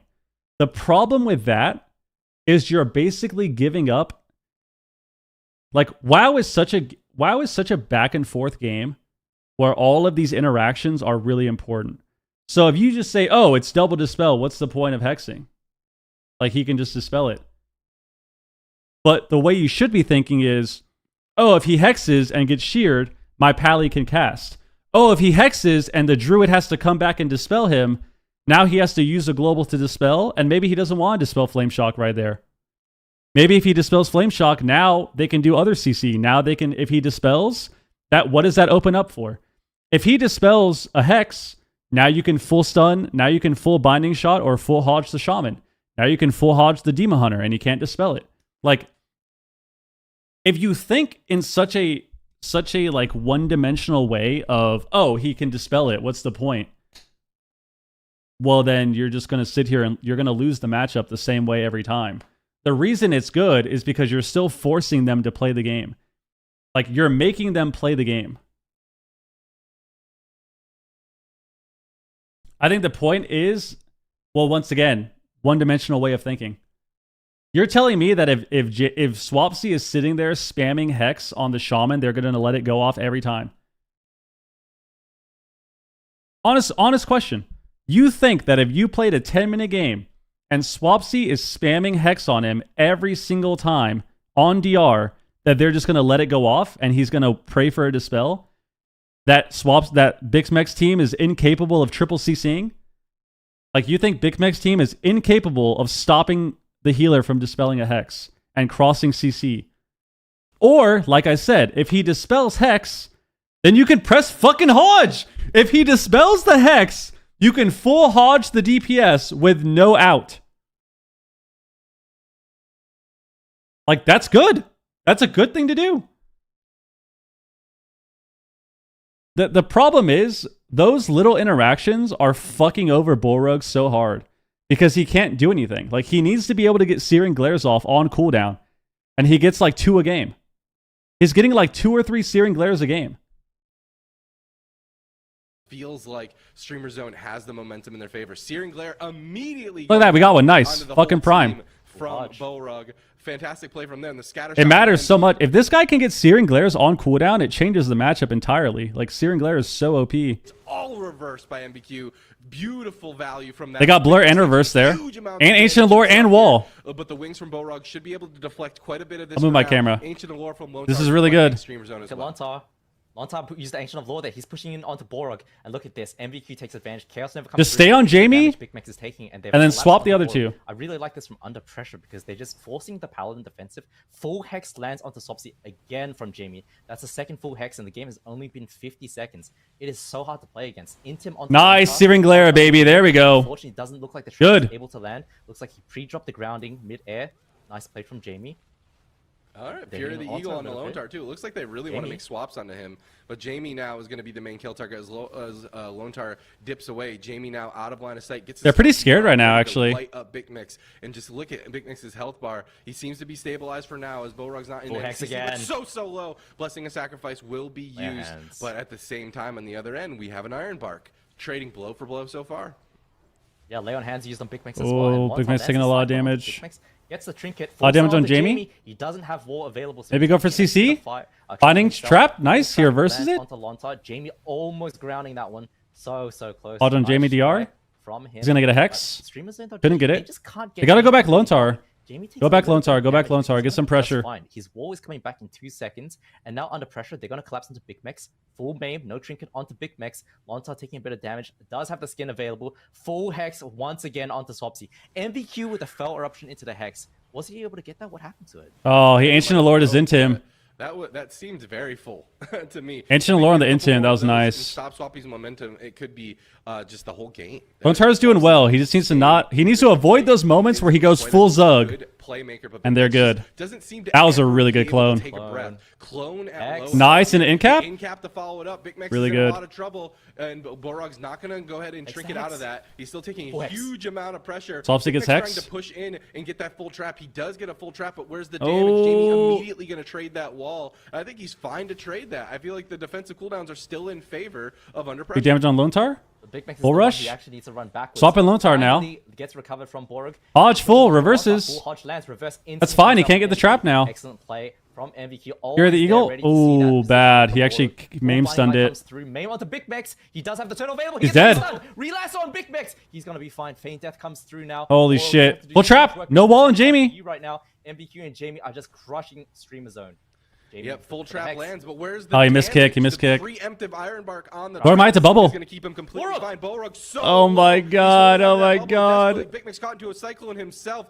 Across CC for days. Borog looks like he's going to be okay. Nice as hold, the nice hold. Pursuit stops onto him, but now the cross CC onto Swapsy. Hodge on Lone Tar, no reverse. Can they get the damage off? The Bark skin immediately is going to be swapped, but it doesn't look like an Ancient Lore is going to be used. It will. Trinkets, Nature Swiftness to trinkets. get it off, and Jamie should be just A-okay here.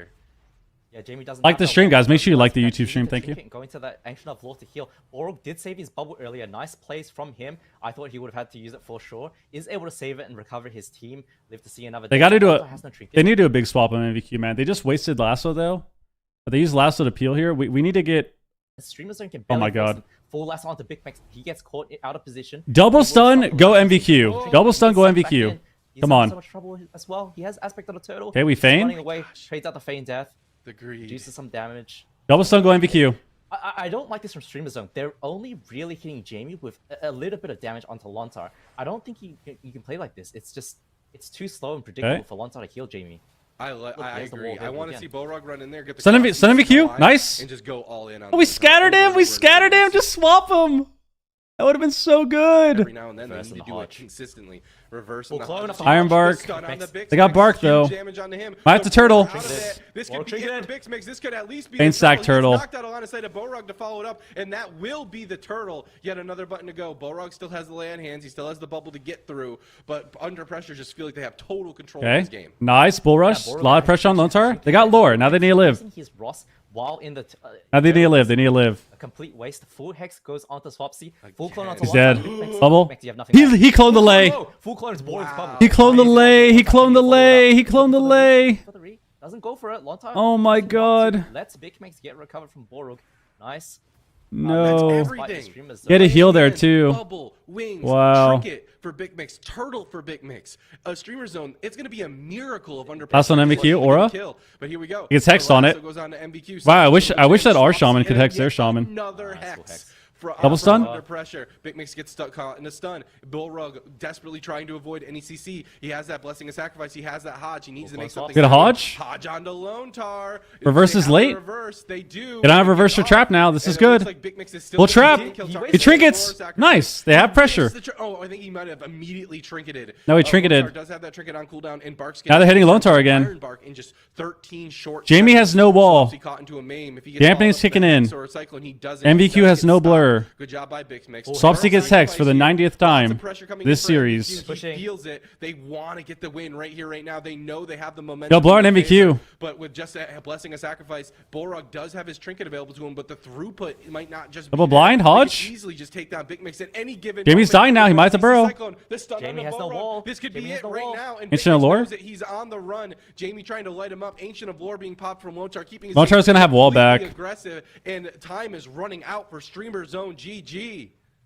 Yeah, the only opening is Jamie with that wall coming up in 15 seconds. As soon as that comes back up, under pressure is going to be completely fine. If Jamie can just stay out of dodge until then. Full Hex lands onto Swapsy. Swapsy Oh, he had to burrow. He had to burrow. His wall's coming up in 2 seconds. Lontar doesn't have Trinket. That was reverse there, too. They need to do something here. They need to land some CC on Lontar if they can and punish. They gotta get a His Hodge. wall rotates back, and Big Max is the one who has They need to to survive. Top off right now. Run out Hodge healer. Big Max, though. Gonna 15 push on seconds you. on Turtle, Jamie's man. coming. 15 Jamie's coming. seconds. Darkness 10 coming in. seconds on Turtle. Bullrug Full pushing Hex on in. Swapsy again. Oh, another Hex on Swapsy. Oh, he's dead here. Bullrug. Trinket. Oh my gosh. Big Mix, Oh, you they're got lining it. each other. Trinkets, Yes, he's sack, getting yes, out sack. of 1 second Sack. on Turtle, but the Blessing of Sacrifice will Jamie has allow wall. to keep him alive. Now Jamie gonna immediately use Into him. that wall. Stun goes out. They're going Lone Tar, nice, No big trap swap. follow-up just yet. They're swapping the damage over. Bullrug might die, though. He has no bubble. Look at Bullrug. He's on the back foot. He has no bubble available to him. His He's gotta be wings. careful. Wow, The big are gonna be wings. popped. The stun on the swap. See if there's any follow. Hodge on MVQ? Nice, Hodge. Full trap goes out. Trap on Lone Tar. They're hitting him off the trap, though. He's still dead. If Big Max can connect, if Swapsy can connect, they can take him down. Maybe this is Big Max has finally Turtle. the win condition Streamer Zone needs, but Big Max with that Turtle has got to be careful. 10 seconds on Land Hands. Land Hands is back off of cooldown, and Streamer Jamie Zone has no GG wall. are back in this. Yeah, and Jamie has no wall. Lontar does have the Trinket, but no Iron Buck. If they can get anything, Lontar might die himself. Goes into the Ancient of Lore. He's gonna be just fine. But Jamie pushes in. Looks like he got knocked back there. Swapsy, Stormkeeper comes through. Jamie, you need to be careful right now. MVQ does have the blur available. He has another walk available as well, so he's gonna be fine. Jamie's the one to look for. Full Hex onto Swapsy. Under pressure, I'm gonna Again. push right now onto Big Max. Trap on Lone it. Tar. They might MVQ be can't. He can't damage on reverse him. it. He's taking quite a lot of damage. Lone Tar into this full Lontar trap. sitting.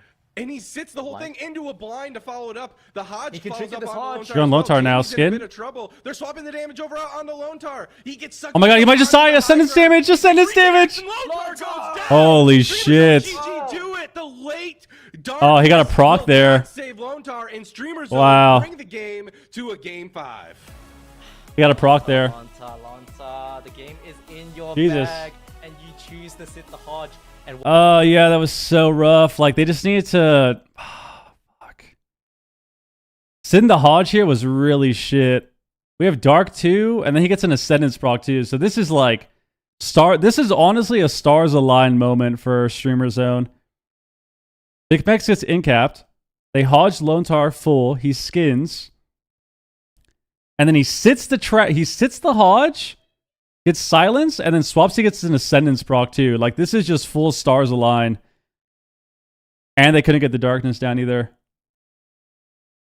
I mean, it's a mix. This is RNG. This is an RNG win combined with...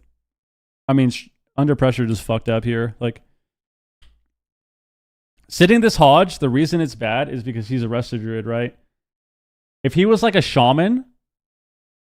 it'd be a little different. If he was like even a priest, you could argue it'd be different. But if he's a druid, if he was like a monk, sitting the stun in this scenario, in this situation, sucks. Because you're playing a class that takes a long time to recover, and you sitting this Hodge means that you're gonna have to spend the next in this point of the game, 40% dampening. Even if he survived, it would take him 12 globals to recover. Like, it takes him a long time to recover. So him sitting this was just really rough. Really rough. If he instantly trinketed this, jump up to Jamie, run away, like, this doesn't happen. But look how long it takes for him to get out of CC. When he finally gets out of CC, he's half health already. 60% health already. And then, of course, Swapsy gets a mega proc too. Damn. That was better, though. I mean, I feel like this game was kind of sketchy still. It's just... I think the problem that I'm noticing is Streamer Zone is playing a comp. They're playing Ellie Shaman, Survival Hunter. Survival Hunter has a lot of damage, but they want to do more like setups and burst goes. Ellie Shaman is just, you know, the full PvE comp. So it's a little weird mix, but they have potential to do both, right? Like they have potential to land CC, get some setups, and also burst people down and do big swaps. The problem that I feel like they have is it seems like when they're hitting everything and they're swapping around, they have insane pressure. And then it almost feels like they get a cooldown, so they get really tunnel visioned on trying to spam the setup on one person and kill them. And it just doesn't, like, the reason that you got to that point pressure-wise, the reason you got all this momentum is because you're hitting everything and making a lot of swaps. So when you go back to... When you get a cooldown from doing all these swaps, and then you go back to, oh, we're going to triple CC at the same time, 3, 2, 1 countdown and kill one guy, you notice all their pressure goes away. It's happened every game. Which is why I keep saying it needs to be like, you can start on the Shaman and then CC the healer, and then if he gets out of CC for whatever reason, you can swap to the healer, and then maybe the next DR, if you have a stun, and Lone Tar gets away, you can do a cheeky stun on the MVQ, get pressure on him, especially if he already blurs, and like keep pressure rolling. But when it's... I can move my camera, but I mean, it's probably going to be the same matchup. But when it's the same setup over and over, it's so hard to do anything.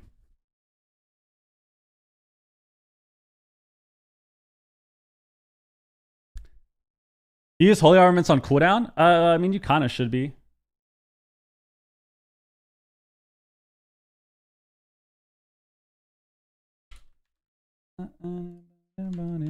Also, to go back to the double dispel discussion,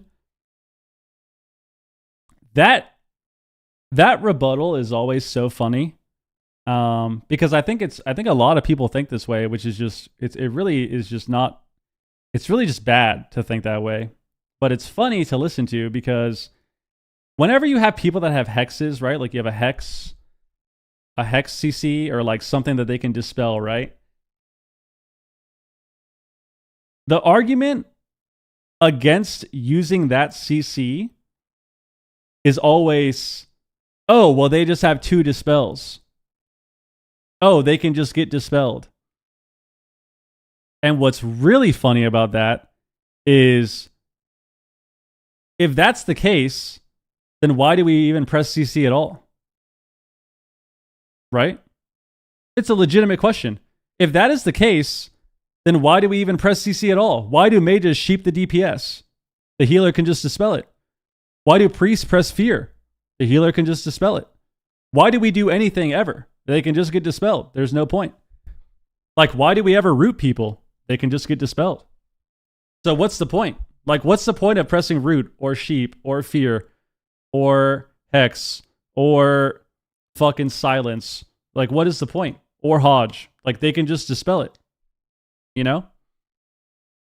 So it's always interesting that I think there's this huge misconception that when there's 2 dispels in the game, that you just shouldn't even pressure CC or even play it. Because like Swapsy is like, for some reason, he's not even playing Hex.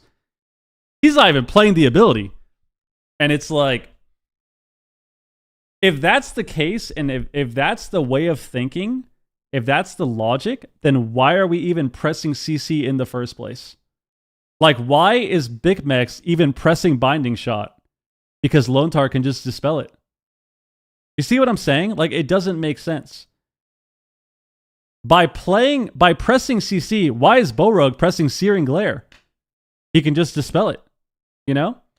By pressing your CC, you're making the enemy team have to think about what they're doing. They're having to make decisions in the game. They're having to worry about different things. They have the potential to make mistakes. you have the chance to create openings because of that as well. Because like I said, if the healer dispels a hex, well, guess what? Now you can Hodge. If the healer dispels a hex, well, now you can double Searing Glare and everyone is CC'd. You know? If Swapsy hexes Jamie and he gets dispelled, and let's say he doesn't have Shear because Swapsy already worked through Shear, now Bolrug can get a double or a triple Searing Glare, and they have to sit the entire glare with no dispel. Like, it opens up so many opportunities for you within the game. Which is why, like I said, I think it's just so bad that we're not playing Hex. Like, it's so fried. Because like that chance that we have in the middle of the game to randomly hex someone and force a lot of pressure from that, it doesn't exist anymore. Good. Big Mac's taking a lot of damage. Let's get the wall. We can't do that now. The darkness nice and early so that Jamie doesn't have to trade out his wall right away. I love that from MVQ, just respecting the ascendants, respecting the cooldowns, and making it predictable. Ooh, in cap onto the binding shot to deny the trap. Today, baby. Full meme on Big Max. Ross comes through, but Borog's not in any CC. Lontar, of course, backing out right after that meme. That was Ancient Allure. That was a lot of defensive buttons, but buttons that, you know, they're okay. There's the trap and there's a reverse to follow it up. So not a whole, stopping all momentum in their favor onto Jamie. Jamie's still sitting pretty with Burrow and Wall available to them. Even Iron Bark available. And it just feels like under pressure is feeling completely pretty now. I want to see some swaps. Oh, Cyclone on. Dude, every time they bull rush away, it looks so fried. The back end, however, is still not choosing not to press any defensive cooldowns just yet. Borog went for a Searing Glare, got kicked. There it is. Nice. Double Glare. Good shit. To require any sort of follow-up, but he will receive damage with the wall. The swap on the Lone Tar. This is what I want to see. I want to see more of this. He's dipping down to half health here, but he's in cat form just trying to get damage out of the NS with every cooldown available. Still hitting them? Yeah, and Big Mac's actually trinket. They have a trap in 5. They can trap before reverse if he gets it on cooldown. Saves his skin. That is so important. They go into him. Trap. Nice. Back on Jamie. No wall. Does use the grounding totem, but it looks like he got instantly killed off. It's a great job from Big Max or Swapsy to do that. Big Max under fire. Why is Pally better here? I think he just likes Pally. And Jamie is gonna be fine. He's a Pally main, I think. He doesn't have wall for a minute now. Lontar is gonna stabilize him. He does have the Iron Block available too, so Big Max is the one that we need to pay attention to. Goes into the Chaos Nova, Boru caught as well. Can Lontar get the clone? Gets sheared from Jamie. Into the lasso to follow it up. Rare sacrifice and blessing a sacrifice. Back on Lone Tar. Lone Tar's trying to get a trap. In caps him low. Some smaller cooldowns, but he gets in. Oh, he got cloned. Oh, they cloned Big Max too. Into a clone, keeping him nice and low. If there's a CC follow-up onto Borog, he gets sheared. Big Max is still at half health here, but Borog's going to be able to keep him nice and healthy. Lots of those like shorter defensive cooldowns are now completely unavailable. No wall on Jamie. Stun. Oh, and the reverse on the trap, stopping any go. And just under pressure doing a fantastic job stopping any momentum in Streamer Zone's favor. Yeah, and all of that happened because of Swapsy's positioning. Look at him. He's migrated to the next pillar now. Jamie has been trying to hex him for the past minute. He's not able to get it, but Lontar now sees the opportunity. Lontar starting to push in. Look at Swapsy now. You need to line before the hex comes through. Full hex onto Swapsy. Does trinket that out. Lontar into the Hodge now. Lontar trades out his skin now, but Big Max, he's going to be under fire. Jamie trades out his wall as well. Under pressure, starting to crumble a little bit. If Swapsy's not playing Hex, maybe he's thinking he won't fake Jamie. Able to get it. I mean, yeah, impossible to fake. So, I mean, at least you're tanking shear, though, for your healer, you know? Full-time bodyguard on Big Max. He's still at half health here. Look at the mana. The mana is kind of telling Ascendant's coming in? Lone Tar has a huge mana advantage against Borog, and that was not the story. Yeah, Lone Tar keeps innovating with Ancient Allure. He's done it a few times. I don't know why. Maybe it's just a macro, but he's done it a few times, and it's really weird. I feel like Streamer Zone is just, it's not looking good for them. They're reconnecting onto Jamie. He has no wall available, but that will They got dark there. Again for MBQ. He jumps out! Bro. Into a burrow. That was so close. Nature Swiftness will keep him up alive again. But Close Big Max low. Finally finding some momentum that they desperately need. Oh man. Oh, they got their burrow there. Crumbling right now. But the thing is, his wall does rotate back in 40 seconds, and Lontar still has his trinket. So I don't think, unless there's a massive blunder that comes through, I don't think Jamie's going to be in too much trouble. Lontar goes into the full trap. Reverse comes through from MVQ, again playing bodyguard. Jamie is the target, but Big Max is the one who's actually under fire on his go. Room for Big Max, kind of. That's exactly what you want to see from Lontar. Oh my god. Excellent job. Big Max taking so much damage. Okay, tempered in battle. Or pushing in now. Nice, DR Hodge. Half Hodge onto Lontar. That's his skin as well. Swapsy needs to be Nice careful. He's stand. gonna get hexed Maybe soon. A couple more swaps like that. Maybe they can catch him without. Borog needs to get a glare. But Big There's Mix no is shear gonna right be the now. one who's taking most of the Get that fire. glare, baby. Blessing of Sacrifice, I'm sorry, is available. Land Nope. Hands is available Hex. as well as Turtle. But another Hex on a Swapsy is going to stop any sort of clone off. opportunity.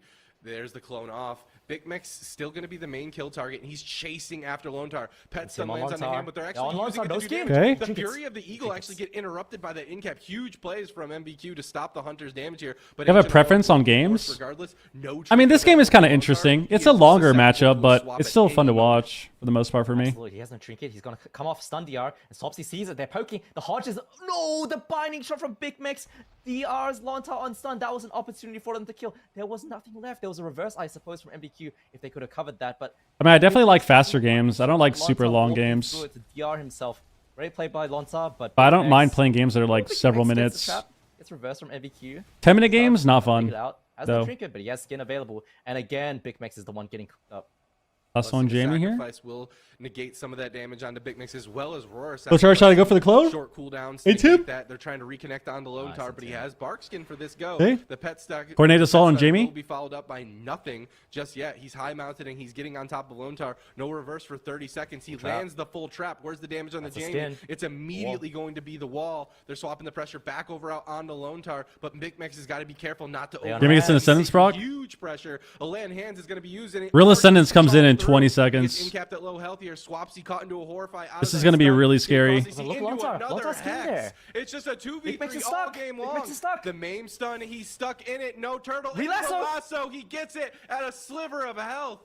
And it looks like Big Mix will survive, but at what cost? Under pressure, feels the opportunity to win at any moment. Jamie. Full trap lands, reverse available, but he's in a scatter shot. He's not going to do it late. He's going to save it for the next go. Silence follows up on the Lone Tar. MBQ now taking some fire from Swapsy. He drops down to half. Now the stun lands on the Big Mix. Roar sacrifice at half health here. But Bolrug doesn't have any throughput available besides Bubble to stop the interrupts, and Big Mix knows it. They're going to pull back for now. And Nice wait for that Hodge. liquidation. Hodge onto MVQ out of line of sight. Do a glare. He's taking huge damage into a full Back on screen MVQ. glare. I'm back They're on Lone swapping the Tar. pressure on the Lone Tar has no Lone Tar. skin. Full Lone Tar has no stun. skin. Darkness He has no now. bark skin, but is this going to be the Iron Bark? He doesn't trinket, but that's the darkness from MVQ, and under pressure continue to deflect the swaps to Lone Tar.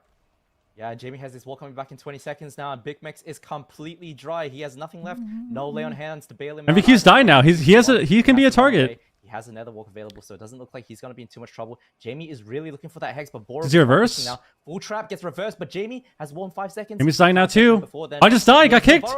Walls? He gets kicked. He gets kicked. He trades that wall. Lontar should be able Run to away. Run away and go now. MVQ. Run away and go Under MVQ. Just pressure, don't die. Is able to live to see another day, but Borog, he's getting pushed on now, and Big Mex still has no cooldowns. Leon Hand's not available for another 2 minutes roughly. Big Mex trying to kite around in circles.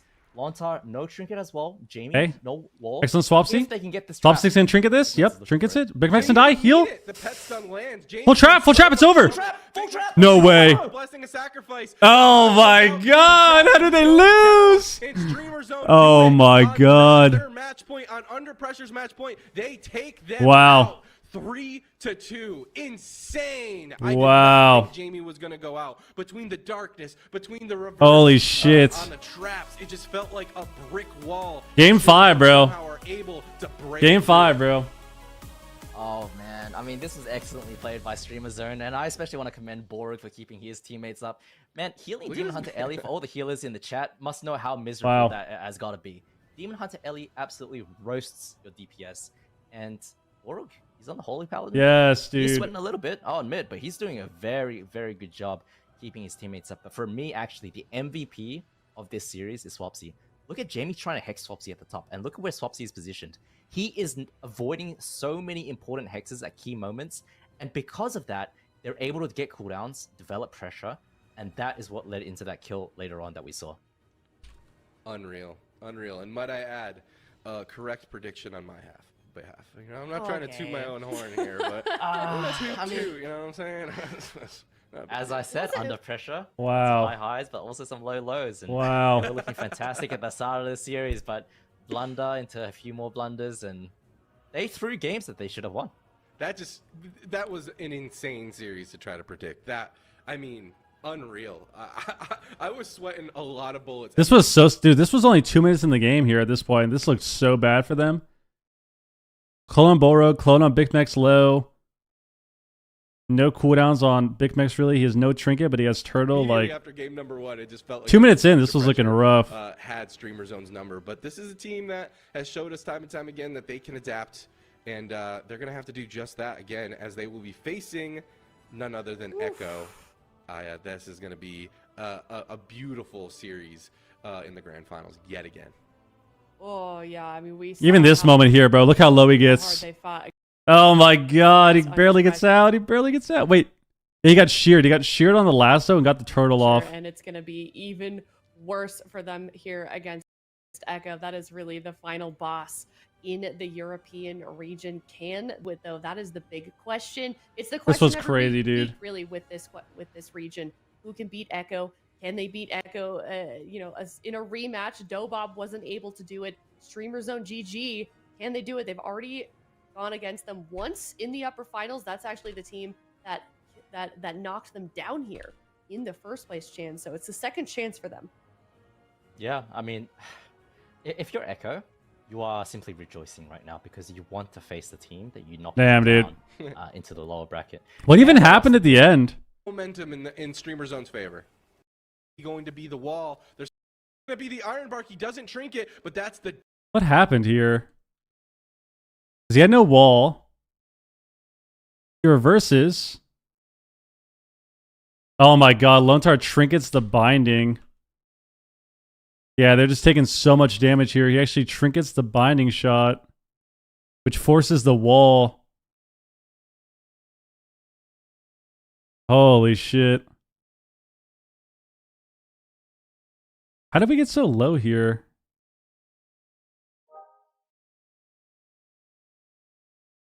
Didn't we have to Ironbark MVQ? Oh no, we Ironbarked. When did we bark?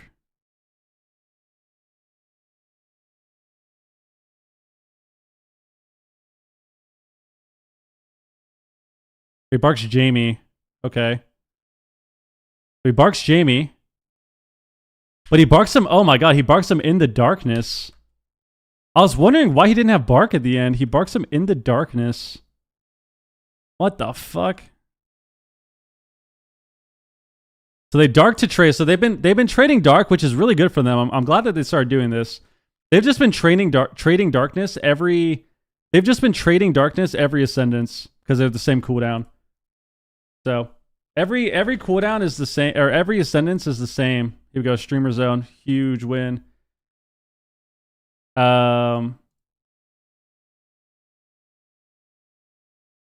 that's insane. But so let's go live real quick. What's the next series?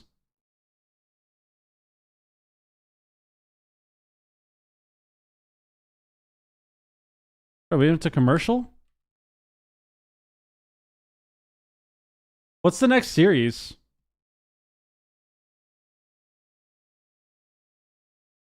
Exclusive with the... Time can only tell. We will certainly have to see. I'm sure there's a lot of conversations going on behind the scenes on both sides. But unfortunately, Streamer Zone hasn't really had much. Oh wait, it's finals, right? Oh my god, I forgot. We already watched 3 series today. That's insane. How did we already see that many series? That's insane. Let's do Echo, Streamer Zone. Let's do a 5-minute. So it's a rematch. Oh my god. There you go. Make sure you do your predictions. Do your predictions, people. Damn, I didn't realize that's what happened at the end. I was wondering what happened to his bark.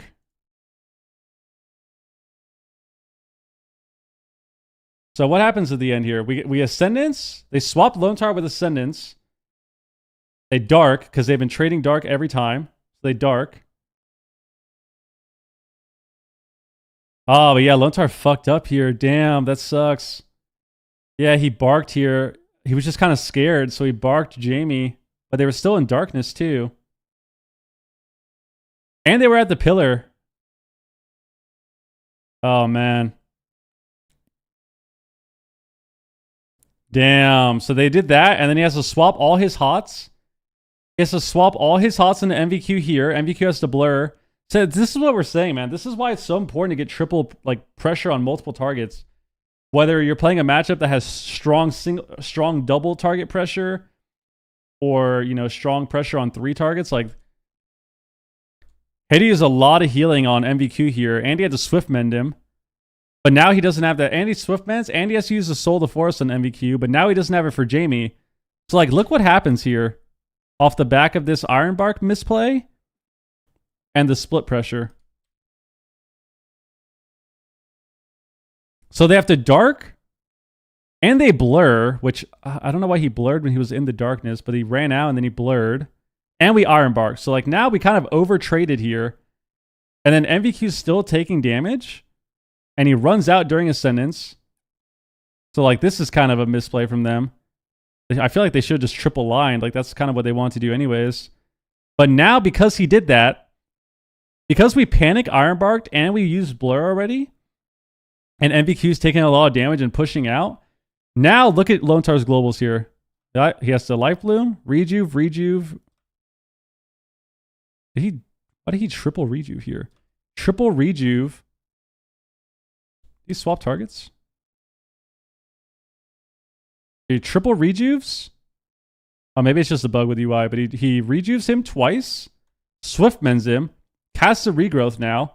So now he has to use his Swift Mend, which is his big burst heal, and he has to use his Soul of the Forest here to top off MVQ. And like right when you're doing that, especially on a class like a Druid, but like all of your globals are super important, right? So this level of dampening, if you have to use all of your healing to top off the Demon Hunter here, look at MVQ, look at Jamie now. Now Jamie's dying. So because of this overlap here, like they overtraded here. So the overtrade led to MVQ getting pressured as they ran away from darkness, as Streamer Zone ran away from dark, which led to Lontar using all of his healing on MVQ, which led to them swapping Jamie as well. Like this led to him using all his healing here while they're getting pressure back onto Jamie, leads to this moment right here where he gets trapped. They have to reverse. I think they get Binding Shot or something, right? They have to reverse.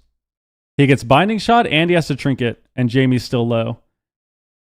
And like the reason that this happens, like I said, guys, everything leads into each other. Everything leads to the next moment. It's so important. We Darkness here. This is perfect. But even though we Darkness, we Ironbark anyways. So like we Darkness, amazing, perfect trade. But then we Ironbark. And we Blur. So it's like, okay, well, we just overtraded all of our cooldowns here. Like, MVQ should have just stayed lined. Like, there's no point to not be in the darkness here and then waste Blur. So now, instead of using only darkness, we've now used 2 cooldowns, and we're chasing and deep dampening during their cooldown still. And because of that, we're rotting down, and we have to have Lontar spend 4 globals healing him while they get pressure back onto Jamie with CDs, because this is still like the very end of their cooldowns. And then they start the go where Lontar's CC'd and he's half health.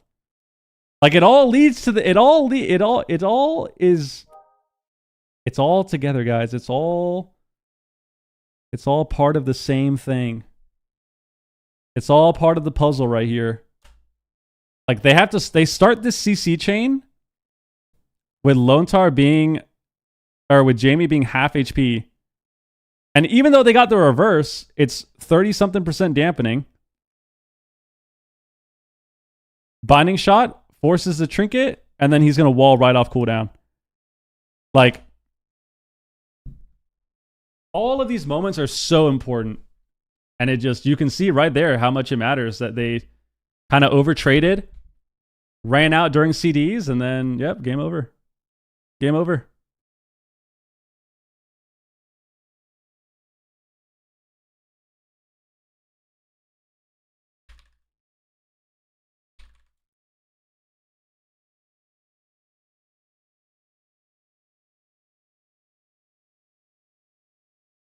It's all connected. Yep, it's all connected. It's all part of a bigger picture, man.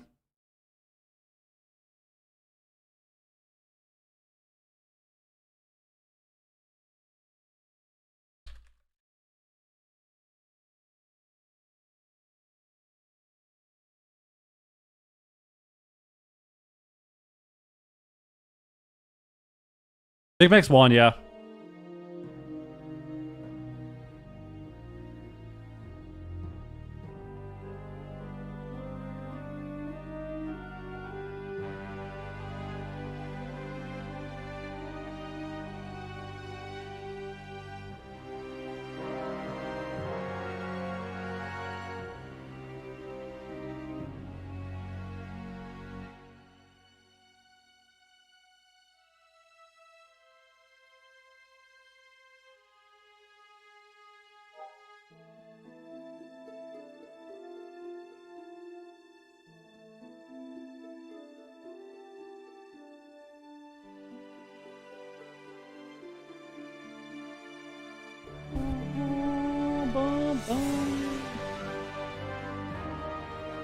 This is hype.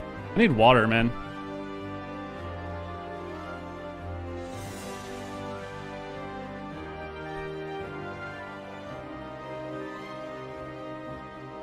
I need water.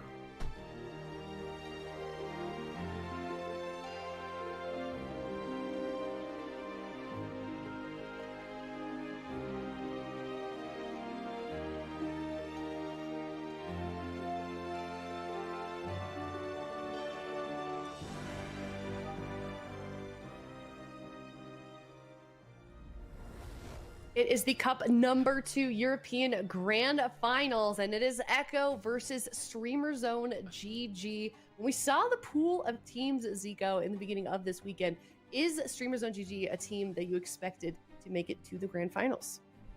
I expected them to make top 4. I thought they had a good performance, but this was kind of the weekend where I thought, okay, they need to cement themselves. Like, was that just like their breakout performance? Was it just a one-time thing? Or are they actually one of the top dogs? And so far, it seems like they're here to stay. I personally was expecting a Dobob Echo final, so Streamer Zone definitely doing some big moves this weekend. Yeah, they most certainly have been, and they're looking to make just one more, and then they can call themselves the champion of Cup number 2. It'd also be very good in terms of points for them. But based on all of the information that we have, Super Tees, what is your prediction for this series? I mean, you bet against Echo, you're probably going to lose, and I think the chat agrees here. Only 13% still in favor, and I feel like those are all just fans of Big Mix at this point. They're just loyalists. They just vote for him no matter what, even if he makes them go broke with their channel points, they will be there. You know, even if they only have one channel point, it will be betting on Streamer Zone. But for me, I'm leaning into Echo again. I think Streamer Zone can likely pull off some wins. I think that there's some small maps where their jungle looks like it's particularly deadly. So I give it a 4-2 in favor of Echo. But Echo just looks so good right now. And Streamer Zone need to, everyone in reality between both regions need to come up with something that deals with the Void Weaver consistently. Otherwise, you have to join the Void. Yeah, and that's the big one. It's consistently Zico, because we've seen it get countered, but only for like one game. Lucky, what up? And then it just goes back. Streaming from his kitchen. Weaver Zico. Yeah, that's the problem. And I don't know what the answer. Do people think Streamer Zone's taking one game? I mean, honestly, I think this is a 4-0, but I think one win is possible. I don't think it's likely, but I think it's possible. But I would say this is a 4-0. Last weekend, Streamer Zone had. Big Max played, yeah, they're in the finals now. Closer for them, but I think this weekend, Echo will kind of widen the gap a little bit, especially because it's on Streamer Zone to find the answer. Echo just kind of has to keep, refining their game plan that they're already doing. Let's see. Yeah, they've got those refinery skills. I will say I did like the DK pick though. They had Swapsy on DK last series, which I think was actually not that bad for them. But I still think it's going to be really hard. Streamer Zone, I mean, I definitely don't want to count them out. They're certainly the underdogs going on into this. Still think it's going to be hard. Super Tees. What composition do you want? Guys, by the way, we got one sub today. Thank you very much for that one sub. We got Prida. I think thank you for the resub, dude. Likely try the Death Knight Hunter again. Take that. So close. You're the sole sub of the day, bro. Could go back to the jungle. You're so special. The thing is can the jungle beat both the comps? It arguably can. I think it can beat both of those. But they're gonna have to play. I mean, I think jungle slip ups, any mismatch. Echo just. I don't think jungle was bad. I think the way they played it was bad. If they're gonna play jungle, they need to be more aggro and stand on the Locks port. Busting. And Busting makes me feel good. they need to land clones. Like,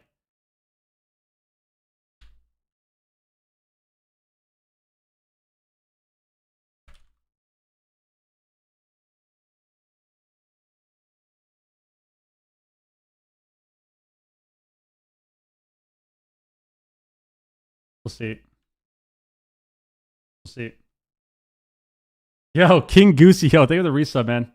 God damn. Look at that, guys. Look at that. At least 2. We've actually moved up. We're at least 2 subs on the. Yo, thank you for the sub, man.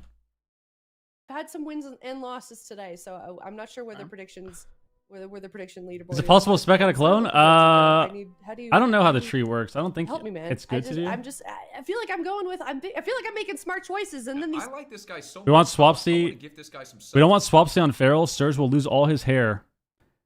Okay, listen, man. When I say these things, I swear to you, when I say all these things, I'm not being a hater. I'm not trying to be a dickhead. I'm not trying to, like, ego people. It's just, this is like, I want them to win. I want Big Mex's team to win. I feel like that'd be awesome. I feel like that would be so sick for the AWC scene if Big Mex wins the finals. That'd be fucking awesome. Like, that would be amazing. I'd be so happy for him, especially after all these years of playing Thug Cleave, like sub and outlaw Thug Cleave and just losing every game. Like, if this guy is on a different team, they're playing more than Thug Cleave, they're doing really well, they already made the finals last cup, they're in the finals again. If they win, that'd be amazing. I would be ecstatic, dude. That'd be sick. And I want to see them win. But, like, you're not going to win if you're not pressing Cyclone. That's just how it works. You are not going to win if you are not pressing Cyclone. And I don't mean landing them. I'm not saying that he has to go out and land more clones than Waz. That's not going to happen. Waz is playing with a Void Weaver and a Destro Lock. He's not going to out-Cyclone the other Feral. But you have to press the ability. You have to press the ability to change the dynamic of the matchup. Change how the game is played. Even if you don't land it, like if you press clone and they have to DR stun you or they have to kick you, that's perfect. That's good. I want them to win, man. Yo, Reggie, think of the reset or the 5 gifted. What the hell? Guys, we got 5 gifted. We went from 1 sub on the day to 2 subs on the day to now we're at 7. Now we're at 7. That's a W. Yo, thank you very, very much, man. I appreciate that, dude. Thank you very, very, very much. Manifest the Big Max win? I think they can win. I think they can win.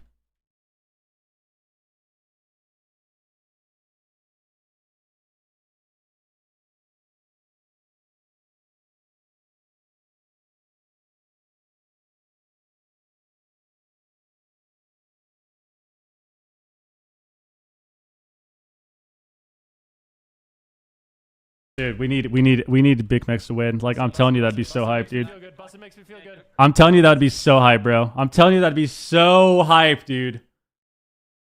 Woo. Yo, Bacon Egg Cheese, thank you for the reset, man. For Bismex. Guys, Bismex. Why are you looking so skinny?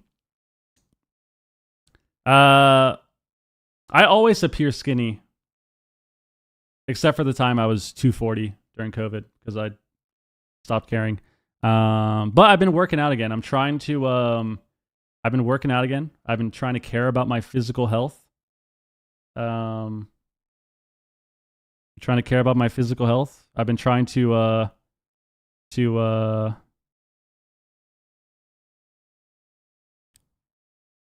be more consistent with working out and stuff.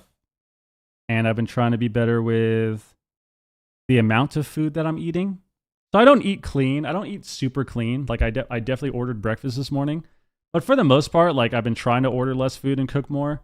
And I'm also not overeating, which is what I've always done. Like I never really understood how much I was actually eating. So now that I've been paying more attention to it the last few months, we're back in it. We're getting a little bit stronger. I did my first pull-up without an assist since like fucking 6th grade or something. Like I legit haven't been able to do like an actual pull up without an assist, like weight assist. So I did a pull up. I did like 1.7 pull ups yesterday, or not yesterday. What's today? Sunday, Friday, and that was nice. So we're making progress. I weighed in this morning at like 176.8 or something, which is the lowest that I've been since like junior year of high school. So we're getting there. How do you do a 0.7 pull-up? Well, I don't know. You know what I'm saying, man. I did a pull-up and I did almost a second one, but it wasn't a second one at all. So we're getting there. We're getting there. It's taking time, but I'm trying to, this time around, all right? This time around, I'm trying to think of it differently, all right? What I finally have understood what I have finally understood this year, turning 30, is that it is a lifestyle change and not some event or like short-term cleanse. You know, it's not just I'm going to work out for a couple months. It's I'm going to work out and like be consistent and care about my physical health for the rest of my life, which has been hard to adapt. It's been hard to adapt to that. It's reducing All right, here we go. amount of damage on Mercy right now. They're playing Jungle Cleave. They're playing Jungle Cleave. Swapsy, press your motherfucking Cyclone, baby. Don't let me down. Don't let me down. Even if you get kicked on it, I don't give a shit. Just press the ability. I believe in you. He pressed it. He got kicked. And now we can see a Cyclone out from Waz. Holy shit. W in chat. W in chat right now. Swapsy casted a fucking Cyclone. And he got CS'd. But he still pressed it. But he still pressed the ability. Holy shit. Swap to Borog here. Yes. Catches a bash stun, dropping Yes. half HP. JT.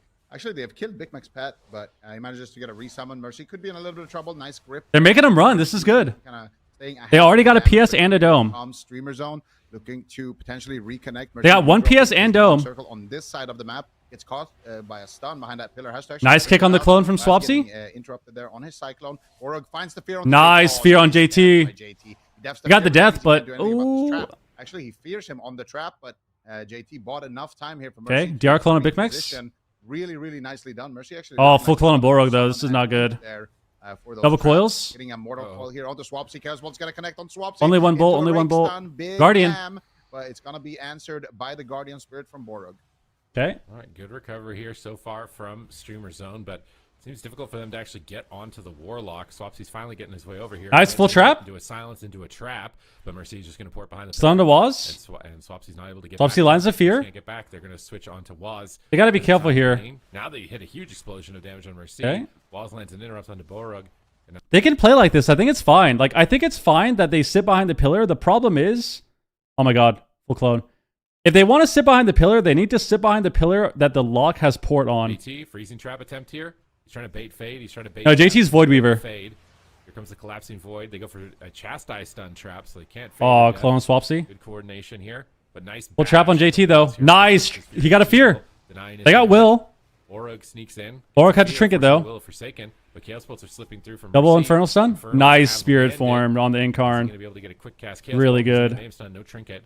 JT though is not in crowd control. He'll easily keep Mercy topped with that Void Weaving healing through that atonement, just keeping the team entirely topped. Into him. There's the stun. They need a Trap. He PS. With a pre-paint suppression. Okay.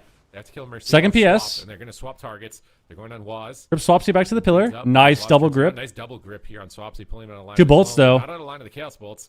Swapsy takes 2 of those, and now Big Mix is low as well. He makes a big exchange there with the Feigned Death, trying to high mountain back to the pillar, and Borog is just Borog's dying gotta be to dots careful. behind the pillar. He's gotta dispel himself. He's gotta dispel himself. He fades out of the Ursul's vortex. Now he's trying to go in the middle of the map for crowd Oh, maybe he control. gets a fear. Maybe he gets a Mercy fear. is right Coil. there, ready to blast. No. Double coil. Swapsy needs to stop him, but now he has to kick the clone. They can't stop the fear. They can't stop the Chaos Bolt. Mercy's gonna port back behind the pillar. Borog got Chaos feared. Bolt. He gets one before Got the bolted. bash. That's He gonna should be hit fine. He's got Borog. Guardian. Here in the middle of the map in the main.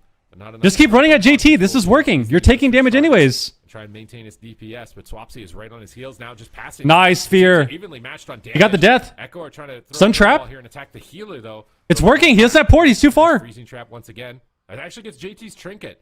Now they have no. Nice. Trinket They on got the trinket Warlock, there. no trinket on JT. This is an opportunity for streamers. Yes, in this is the future. finals. This is the Borg's finals. trinket is actually rotating back up as well. He trinketed aggressively earlier. Highman's really Here, tanky. You have a passive it's earthen looking wall, pretty basically. good for Streamer Zone in this particular Like a moment. damage reduction. See what they can do to rotate that pressure. Still one pain suppression, still power word Okay. barrier. Still a lot of ways for JT to kind of stall back for that trade. He jumped out of dome. He's going to connect onto Big Max, and he is going to trade the Roar of Sacrifice. Collapsing Void. Oh, onto full Swapsy, clone shakes here. off the entire team of Echo. Here comes the coil. They got a full Cyclone onto Borog. Big pressure attempt from Echo, but they don't get the Chaos Bolts that they need. And now Mercy's going to be in trouble. There's the chance. Incarn up. The full freeze Last trap. PS. Last PS for a while. Before that trap. Borog's going to get a fear. He's going to will this. Fear out of the trap. Fear? He wills it? To port behind the pillar as well. They get a full It's fear away. onto JT, but he trades out the Will of Forsaken. So again, JT has no breakers for that next fear. Big Infernal Suns. They're taking a lot of damage here. They got to be careful. Actually, for that, but if he trinkets that, then he can't trinket the trap. Oh, we got a Spirit before Incarn. Oh, this is scary. There's a big Chaos Bolt onto Swapsy, but it turns out to be a big Cyclone on Swapsy instead. We're not going to have Spirit or Mending Bandage for Incarn. He's going to have a lot of damage here. Here it is. Where's his opening? He's going to pop it. And he's going after Big Mix in the middle of the map here, getting bleeds up. Uses the Adaptive Swarm. Nice. They Mimps on Waz on his clone. He has to trinket. Swapsy's peeling Waz pretty effectively, but now a Cyclone attempt here from Waz. Mercy's going to port away during the freezing trap. And he did switch to an Imp in the previous tournament last week. To try and get JT out of crowd control, because JT had to trigger. He's getting munched. So much damage on Mercy. He got rooted on his life grip.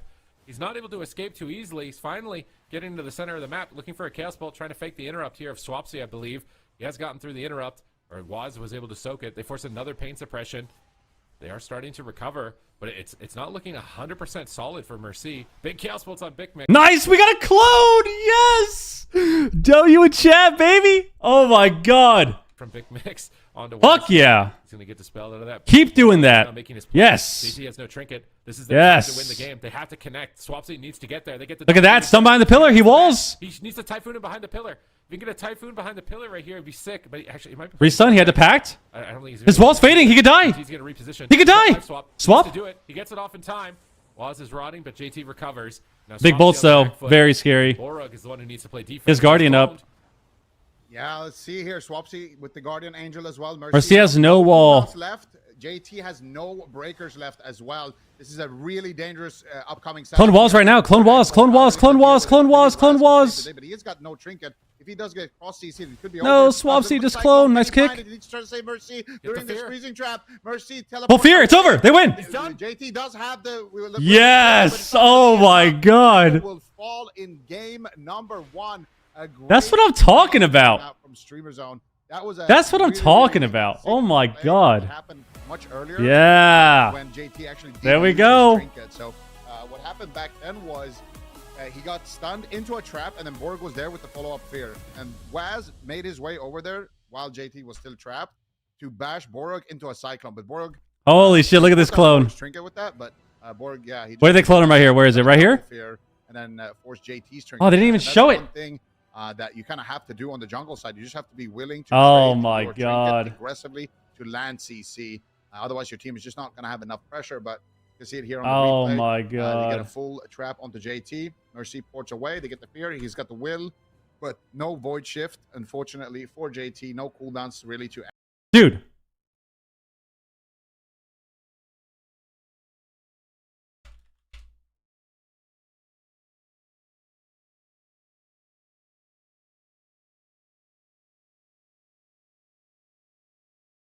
Guys, we are fucking celebrating like crazy today. Carolina won today.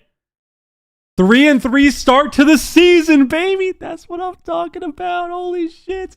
Oh my God. Big Max wins first game in the blind pick. Swapsy's pressing clone more than fucking 0 times the series. Panthers win. 3-3 start. Holy shit. I feel amazing. I don't have any twisted teas that are cold, dude. I'd have to like put it in a glass. Holy shit, I feel amazing. Yes, dude. Oh my God. On Echo side, this was a clear. I mean, this was so good. Like, I want to go back and show this. Like, this was so good, man. This was so good.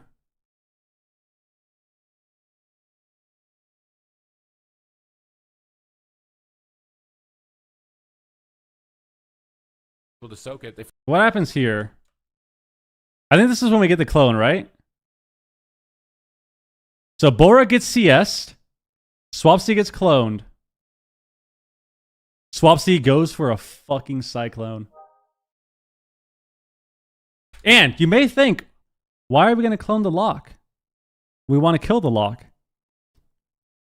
And I want you to stop fucking thinking, because we saw a Cyclone finally. We finally saw one. So don't even think about it. Don't even think about it. This is good. And the reason that this is good is because now they can get some pressure back onto Waz and then go back Swapty after, but they already delayed the damage, right? They can get pressure back onto Waz, but they can slow down the damage because Mercy is cloned. So no one can get one shot. Like, this was so good. So they have to turtle here, which sucks, but they got a scare beast on this guy. Now they get an Intim stun to set up the trap. Mercy has to port back. He's max range from JT. But because of this, he literally forces wall by himself. And packed. Like, the reason that they won this game, I'm telling you, is because of what he did there. Like, they got a clone to slow down the pressure. They had to turtle, but they would have had to use more if he didn't clone the lock, because Swapsy would have been swapped too. They got a clone, slow down the pressure. DRs come back up. You Intim trap the priest. Right? You Intim trap the priest. Lock ports away. Lock has to wall. Lock has to dark pack low as well. He's half HP when he packs. Then we get a fear off the trap. And like, all of this stems from that moment. Because now JT's behind. Look at him. He can't get there. He's back. He's stuck, knocked over here or feared over here into a char trap. And now we get swap.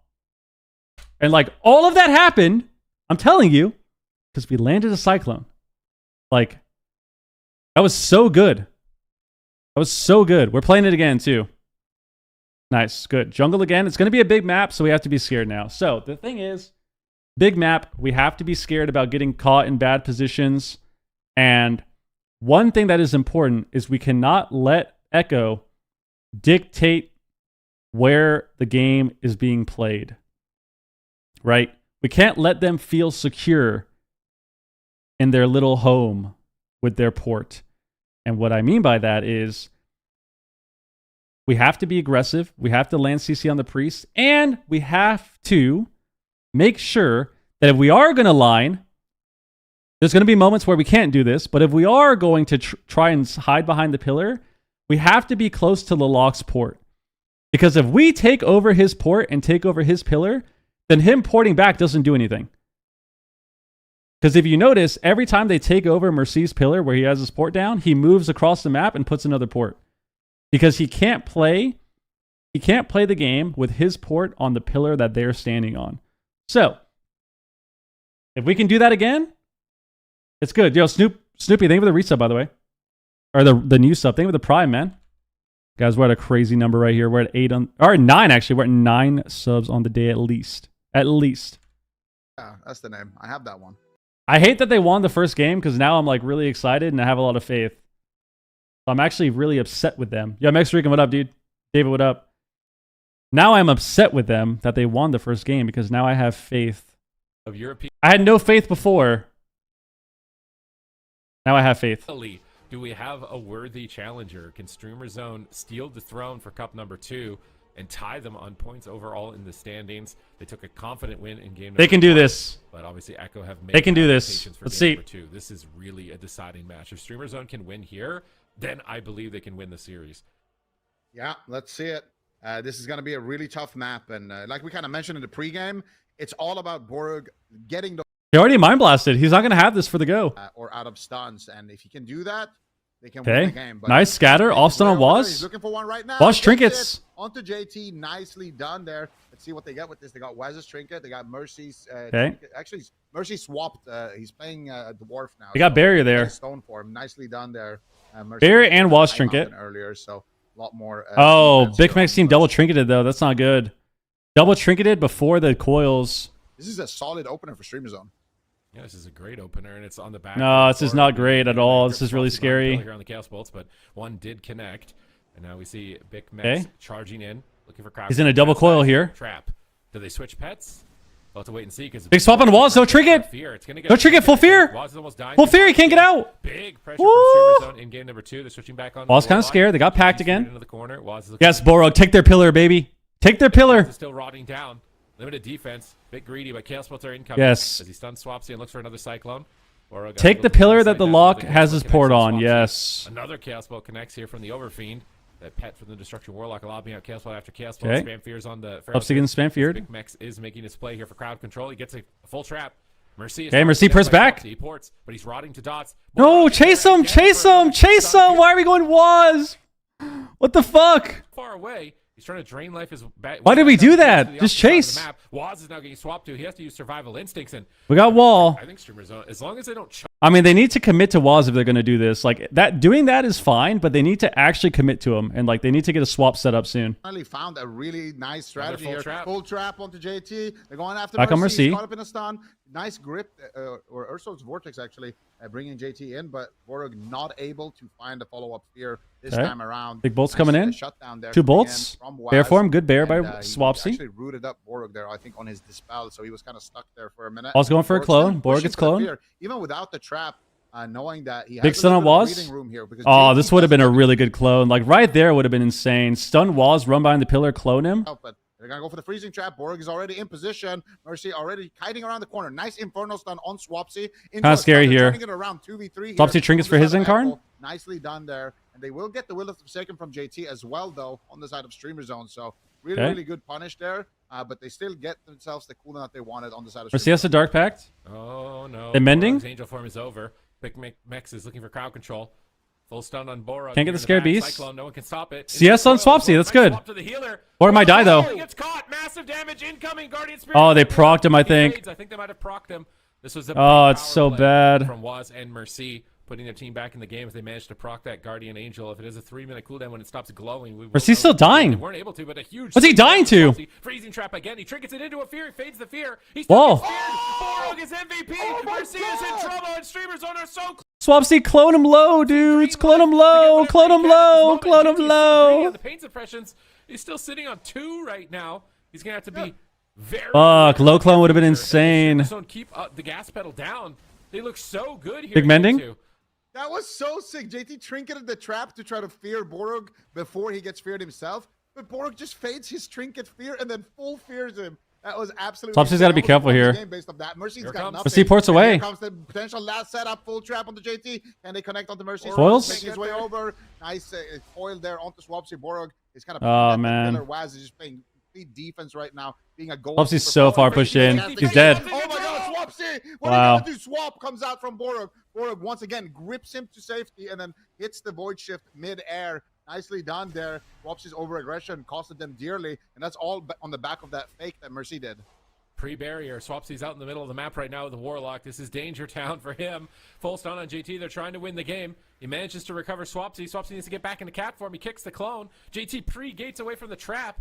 And did Okay. Big Mex miss it? Doesn't look like it. He's moving over Fury of the Eagle, looking to land a freezing trap. Grappling hooks. Waz jumps on top as well to try and eat freezing trap. Double rake stun. with Double rake Incarn. is bad. Oh, This is no. Incarn, Angel big form go. for Borog. Is it enough? They trapped the healer. Someone Clopsy low. Borog's in angel form. He can't fear. There's no way Swapsy is cloning. Double coils. Coil, Chaos bolts incoming. Swapsy makes a trade with Bark. Click on clone. And it looks like it's going to be enough. JT gets skull. They need to bash. get CC on Trying to get JT on top again, of but Mercy. it's Still kind of not letting hard. Resolve. JT has Trinket, the ultimate penitence in the sky. Big Mex charging over with that high mountain. Another Chaos bolt. Swapsy's got to run. He's booking it. He's in bear form. It's Okay. so many spells incoming at him right now. As the collapsing void is behind the pillar. Now they're charging back out. Borog is getting aggressive. He's getting close to Aston on JT. Waz. He dispels the fear. JT he deaths deffed the it. trap. Now there's a stun. Full fear, full fear. He wills They it. should maybe get will. They do at least get will. Okay, for just taking be on this careful push. They here. don't get nothing. You got will. It's Mercy fine. could win the game at any point if he sneaks a couple of chaos. Oh, they bolts should in. just run He's here. pulling them out into the open. Waz is scattered though. He can't support. They grip Mercy away. Waz is cycloning cloned. now. Swapsy can't stop. He's out of the match. Bleed's being built up over here onto Big Mix. And now Mercy is lobbing out chaos bolts on Swapsy again. It's all about Swapsy. He seems to be the main focus target. Big Mix goes for a Gnome is good if it's bait boomy feed, meta. I think here. And try and bait his Shadow of Death, but now he's cloned. Borog's moving in position, but his Pharaoh Stun on is ma- low. on Waz. He spent Full so much trap, mana full to trap. keep him aggressive. Can't Boro can fear off this. position for the fear. They have Yeah. Waz stunned down. Swapsy Full kicks the fear? Chaos bolt. They've got He's beautiful sitting. pressure right now. Can Oh, they keep it Swapsy going? gets Mercy forward, cloned. but Big Max is there. He's got his coordinated assault in 3 seconds. Waz is He still can dying. amplify his damage an immense amount in the near future. He's popping it right now. He's going for the win without crowd control. Can JT heal through the damage? 30% damp. 30% damp. He's all Stun. over him. He charges over the Trap. Pre-pain suppression. He didn't have charges trap also- yet. He didn't have healed with the trap. freezing trap. He's baiting the He got his Shadow, death. he's baiting the Fang. Trap full. He gets through it. He lands the Wait, he could die. He doesn't have wall yet. Borog is crossing Wall the late. map, but he's slow. He's in the vortex. He gets tripped in. Wall's by late. Fear, Oh my and God. They might do it. He's got an ending resolve. If they can do it, they're so close. Wall's to clones him. Sub 50% health. JT's out of crowd control. Typhoon out of Mercy range. gets bounced far away. He's void blast. No, he's gonna live. Mercy They just recovers. gotta stay on him. They have to stay on him. They have to stay aggressive. They have to stay aggressive. Oh, he Oh, no. pre-called 50 him. kick. Chaos bolts. Pre-called so many him. chaos bolts. Big Max is okay. Break stun. with the feign death. Stun JT into a trap. Going for the win. They're going for the win. Z. Incarn. They He got has fear. Incarnation right He has now. fear. You have to land a fear, Mercy Borog. You have to still land a fear. You have to land a Mercy fear. solo. They have the freezing No. trap. Do they have anything else? JT still has the void shift. Borog not able to find the He's fear. just- Swap. Mercy might just die. There's the void. Go for this fear, Borog, right now. Final bastion of defense for Echo, relaying the gateway on the side of Mercy. Trying to He's gonna get cloned. They need to make sure that they don't get Fuck. here on the side of Streamer Zone. Meanwhile, Waz is taking a lot of damage. Swapsy Chaos as well, Bolt. though. Big They need to Bolt. be very careful. One Chaos Bolt is going to land. Stun There's trap, the stun trap. Full freezing trap. Mercy could be Where's the in imp? Where's big the trouble right now. Do they have Or anything? can't get Mercy's there. just trying to fake cast, but nice Cyclone onto Big Mix is going to Symboling stop for that. mana? That was the KO attempt right there. They do have Wow, the they Mercy live. again now, and all of a sudden Streamer Zone could be in big trouble. Mercy trying. Waz has nothing. turning it They gotta around. just reset. Just Big reset. damage coming Don't in be here don't be with crazy. everyone, Just reset. on the side of this pillar. Stay alive. Still looking pretty good. They have Guardian in 5 Marksman seconds. Coming back up soon. No trinket though. He could get Look 100 loyal. ode in a stun, but I don't think they have enough damage on the side of Streamers. They have no just trinkets. yet. This is really Before the scary. assault is That coming was up. double Big coil Mix already, is gonna though. be the next big hit. Ball's gonna get a Foxy still clone. taking a little bit of pressure as well. Borog looking for the fear onto Hold the grip. JT. Nice grip onto Mercy. They're just playing. Big Mind Blast coming in. Around this map, just running together on the side of Echo. Bolt's with coming Waz in. Doing a fantastic job. with Borg this has Guardian. Borg onto has Guardian. Borog. Big Max almost going down right now. His pet Raising his died. pet. Oh. He manages to get it back up though, but the Guardian Angel is going to fade, and Big They Max have could just nothing. die right now. If he can fear his trinket, they can win. Nothing left. They have to win the game. Mercy. It could be this. This could be it. This could be it. Yes, it will. He's faking the interrupts. He's dogpiling. He wills the fear. towards JT, but Borog is there again for a fear, forcing JT to break out. He pops pain suppression. He needs to get void blast out right No, now. Swapsy's kinda staying in. He should have lined here. He's dead. Swapsy. Fuck. Yeah, we should have just lined there. That was so bad to stay in. Why did we stay in here? Like, this is just line. He's at a CC. He's at a CC. He already paint subbed. You got a really good stun. Just line. Like, this would have been so good. Just reset here. Stun? You stunned him? He paint subs? He's free casting? You have no CC? Like, just run. Just run away. We stopped the clone, too. Fuck. Yeah, we had no mana, too. Oh.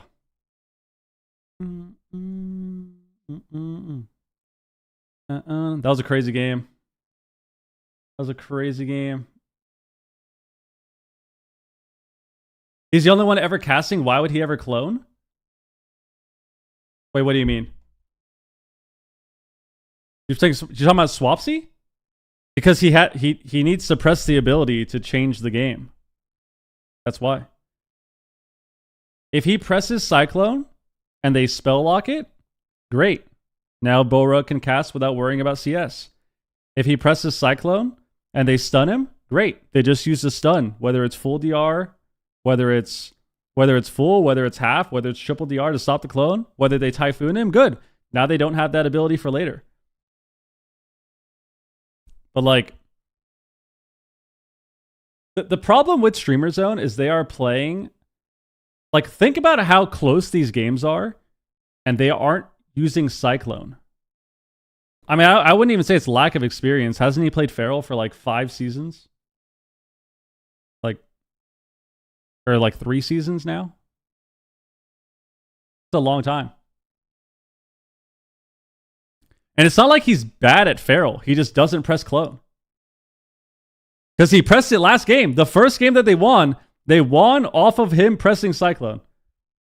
They literally won the first game because he pressed Cyclone, which reset all the DRs, which forced a stun trap fear that got wall and swap in one go. All because he pressed Cyclone. Well, you've had clone every season. To get pressure out while landing the crowd control, and we might finally have a team that can stand up to them. Because I think they can win, man. Like, the games are so close, and I think they can win. It's just up for a game. This is looking like a legitimate it's just series, a legitimate matchup. We finally have a challenger. gotta hit the clone. We're not going to go out of this tournament completely. Gotta hit the clone. Because like I said, even if he gets stunned, it doesn't matter. Like, there's this moment here. Like, when did he wall this game? I think it was this moment. Like, this was another example. He's killing him, he walls. Like, once JT gets out of CC here, just press clone. Like, even when he walled, even as JT's getting out of the clone right here, out of the fear, he should already be cloning. Like, I'm telling you, this should just be cast Cyclone. And if he gets spell locked, it's fine. It doesn't matter. It doesn't matter. If he gets CS'd, it's good. Because now Bora can do more things. Like I said, Bora can cast a Smite or a Holy Fire to reset his stun, and he doesn't have to worry about getting CS'd. He can cast a Flash Heal, and not worry about getting CS'd. And then let's say they panic, right? Because this is another thing that I try so hard to stress this factor of the game. You have to force the enemy to play the game. You have to force them to make decisions, to react to things, right? And you know what that does? Doing that not only opens up a lot of opportunities based on what they do, but it also gives them the opportunity to choke. It gives them the opportunity to choke and just fuck up. Like, let's say these guys, because he's not pressing CS on anyone because no one is casting, right? So if he can cast clone right here, there's really a chance that they just don't CS it. Like right here, this is what I mean. Right here, cast clone.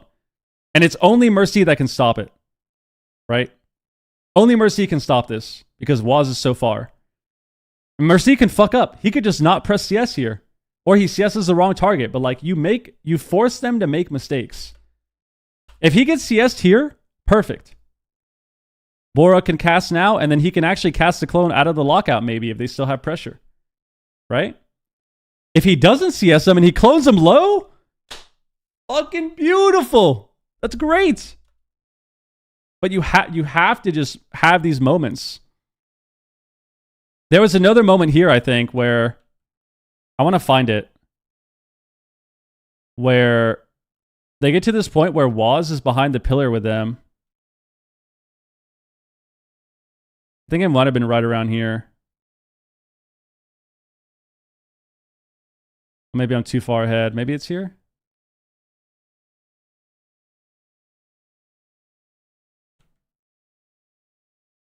I can't find the moment, man. It might have been earlier in the game. This game was so long, dude.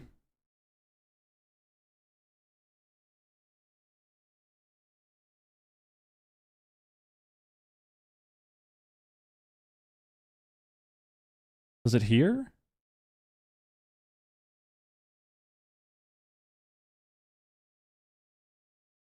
I'm not going to be able to find it.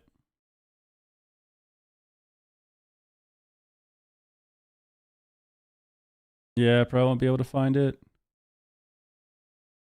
Oh, it was here. Oh, here it is. We actually found it. Another perfect moment. Like, we stun Waz. Like, look at this. This is what I mean by cloning. Like, look at this. We stun Waz. What is stopping us from running over here, out of line of the pet, and cloning Waz here? Like, this would be perfect. Full maim on Waz. You run opposite side of the pillar here. You clone Waz. You jump back on the lock. And now you can do your, like, now you can get pressure. You have less pressure going out from them. You can create pressure. And you don't have to worry about stopping the clones from Waz either. Like, it's just, it's so important. And I'm telling you, man, I think they're right there. Like, I swear to you, I'm not saying this just to be some fucking dickhead and talk about, like, oh, these guys just can play way better. They're so close to winning this matchup. I'm telling you, like they are so close to winning this matchup. The number one thing they are missing is Cyclone. Like, sure, there's other things that can go better. And like little things maybe with like their target choices and stuff. Sure, whatever. The number one thing they're missing is Cyclone. Because the games are really close. And they're tied 1-1. Like it's map of all of them. It's very winnable. Scattershot on Waz. They isolate the Warlock, but he's not taking any damage. Balrog is there for a fear. They're switching on Waz. I feel like maybe they spent too much time on him last game. They got the Bark skin, and I think they should just immediately get back on the Warlock. Yeah, they got Here comes packed. Incarnation from Waz. He's loading up. He domed already. On Big Mex. Nice mending bandage to remove all of that. Stun. pressure. You got a maim. Balrog No here, trap, stun. though. Not Waz yet. in a Cyclone. He's just attacking the healer, and they're doing exactly what Yeah. he Oh said. my God. Racing down the Love healer. that. Yeah, Borak had to... He immediately is going to go into Angel Farm and blockade their advance. Yeah. Ultimate Penitence. We already had our Value trap on Big JT Mex too. here in the middle of the map, and he is free casting Void Blasts. They need to control JT very soon. If Big they're gonna Bolt's come coming back in. This. Big Mex knows that. He's looking over. Swapsy is getting dunked on by Chaos Bolts. Look at all those. And we wall fellas. too? Three Fuck. Chaos Bolts. Big overlap. Fissure. Big Mex in position. Well, trap? Easy trap before the stun. And now Swapsy's chasing down Mercy. He gates away, but he gates into the Hunter. Waz is rotting down. Good pressure right now from Streamer Zone, but Evangelism from recovers. JT. Mind Blast comes Mind out. Blast, Void Blast. They can survive. Position. Chaos Bolt No, why are you running in? Just run away. Just run away. from his mom for lunch or something. He's got to. They need to be careful of these Chaos Bolts. Oh man, look at Borg just sat through a root right Like, there. why are we eating bolts here? Why Why are we eating bolts here? On that high mountain. Oh my God, Mercy! Looking for the Chaos Bolt. Swapsy is going to immediately get out of there around the corner. Borg with no trinket right now. They could actually just win the behind that pillar for a Wow. second. And Mercy is going to teleport away, loading up new Chaos Bolts onto Big Max. Looking for the win. They got a full trap on the The damage JT on Mercy. Blast. He's on his port. Looking to make his way Get a over fear? there. Has to get out Force of the there. will? He was going to get double fear together Will? with his healer with JT. And they got wall. He's going to trade out the will. Perfect. Mercy had to use the unending resolve. So will plus unending resolve in one push. Uh-oh. But Big Max has nothing. Borog has his trinket rotating up in a couple of seconds, sitting through yet another route here from Waz. Jones finds the Cyclone out of that route. Waz making some very, very big plays there. Mercy looking for the fear as well to follow it up, but not able to find it. Instead, it's going to be Mercy potentially on the back foot. Here comes Streamer Zone. Full trap connects. No. Waz trinket dying. JT. Swap He They got wall, pressure. they got They're wall. swapping to Waz as well. He's dropping pretty Pack low. from Mercy Uses the too. health Any stone, though. ports? It should be fine with that cooldown. They also had to trade Swapsy's gotta be careful here. Waz is a very susceptible target, but here comes the Incarnation for Echo. Just live the Incarn. Waz looking ferocious right now, but Just live the Incarn. Swapsy, press clone. Live the Incarn. for now, but JT's free casting. That collapsing void is building. They Typhoon Big Mex into the middle of the map Okay. for Mercy to toss out some chaos. Nice. Bolts. Full stun on Waz. Chastise. Where's the trap? Into a trap. Trap pre-paint suppression, but they could swap. Mercy Waz. ports, Mercy ports. Oh, no, the paint suppression is actually on Waz. Can Bora get a fear? Mercy. He gates away. Oh, He's trigger like, double fear, trigger double fear. Shot. Big explosive He swaps. bomb He coming trinkets out. there. Is he going to be able to handle it? There's Wow. no paint suppression to buffer the damage. He's gonna top everyone. They have to line. And Dark Pact. That was their JT trinket, manages though. To recover with the Void Blast and Atonement. They're pinned at the pillar. Borog trinket Void offensively there. Growing larger and larger with every passing cast. And now JT is silenced. Waz is stunned. He can't dispel. They force Barkskin, but the Chaos Bolts are being free casted. They land a trap. No trinket. Waz. They're going after Waz. Can they finish him? He's got Barkskin. I don't think they can finish him. Press They're trying to get back on Cyclone, Mercy, but he's just dude. got Dark Pact. Borog is chasing JT, but he's so snared. They got two Mercy's targets still focused. dying. They're pressuring JT, but there's Chaos Bolts. Mercy fakes. Oh no! Chaos Bolts are incoming. He's trying to go for it again. Another Chaos Bolt on Swapsy, but he's in bear form. He's looking beefy. Double fear? Might have broke it. Unfortunately for Streamer Zone, another Chaos Bolt slips into Swapsy. He pre-cogged Gets him. faked on his Skull Bash. Mercy goes for another Chaos Bolt. And he might get Full stun. two of them here. Swapsy They gets stun clone him. now. Didn't get the Typhoon. him. Maybe a little bit over. It's fine. They still got a lot of pressure. Trying to knock him out of range of his port. A lot of possibly. pressure on lock. They got Swapsy gets dome. cloned. They drop the barrier. Are they going to run away? Are they going to push?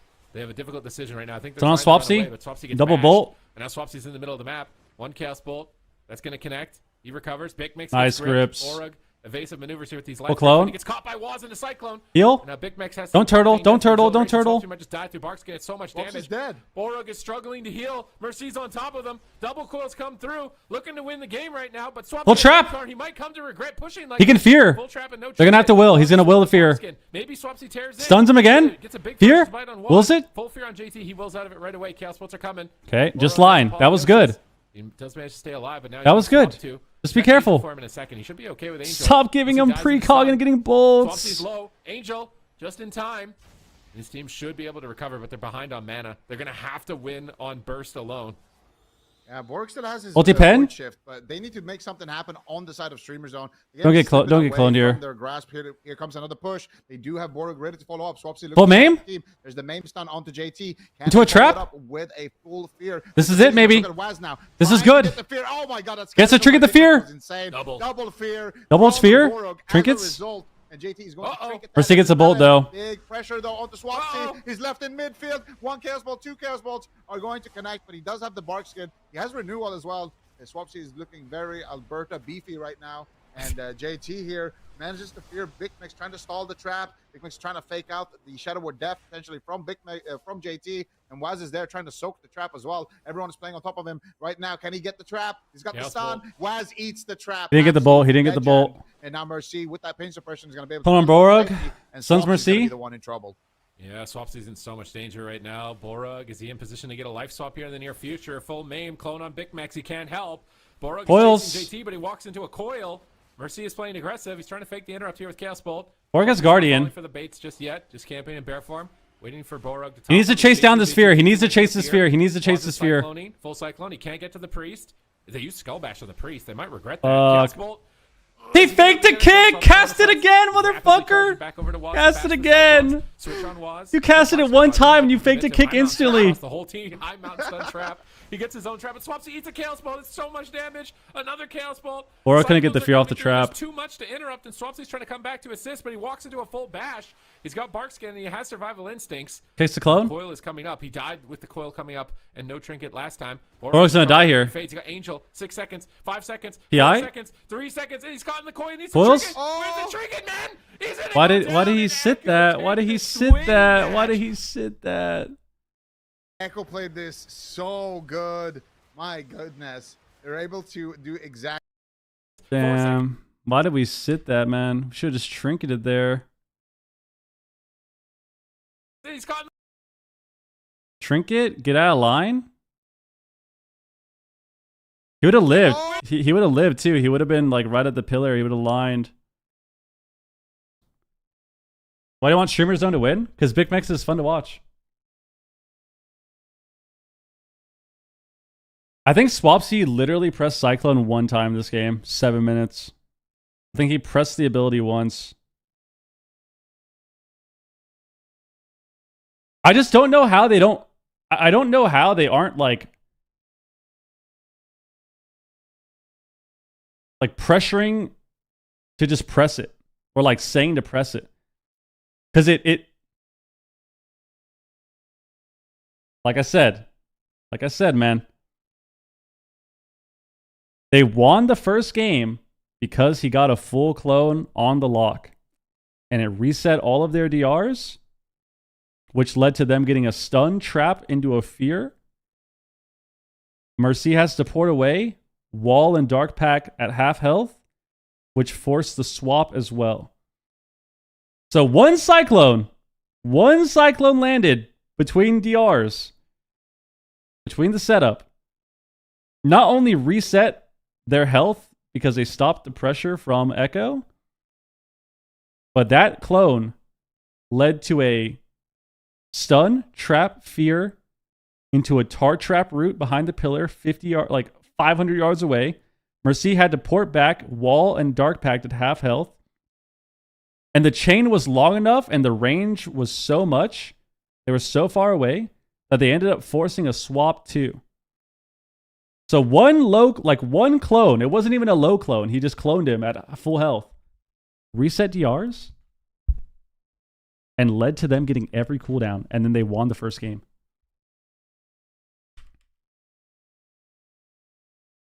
And it's like, there's so many moments. Like this was so bad too. I don't know why they did this. Like the priest is healing with Void Torrent, with Void Blast. And all we need to do here is just not run in.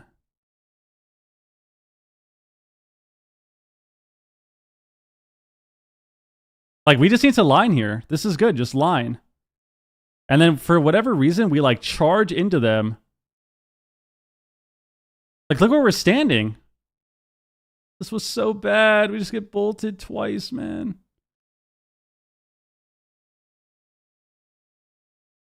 And then we get turtle. Like, This was just so rough. Like, all we needed to do was just not stand in the open.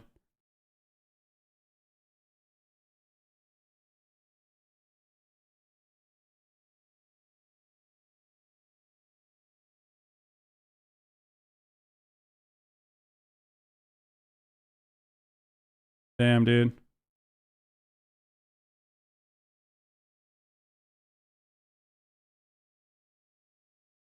It's still such a close game too. That's what's crazy. Like, the game really is so close.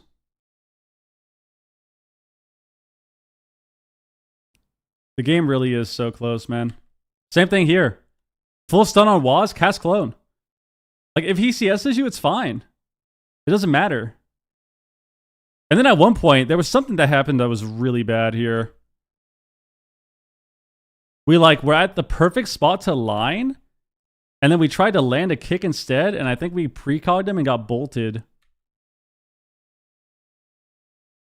think it was right around, like, it was closer to the end, I think.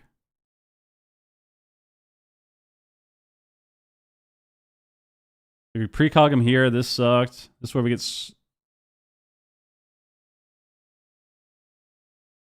It might have been here. Oh yeah, this is it. This is it. Like,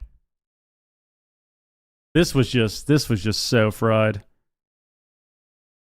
So for max range, we could have just lined here. Like, we could have just like leapt to the pillar, but we leap forward, and then we whiff the kick, get bolted. And then now we have to Guardian too. Like, because of that, we have to Guardian.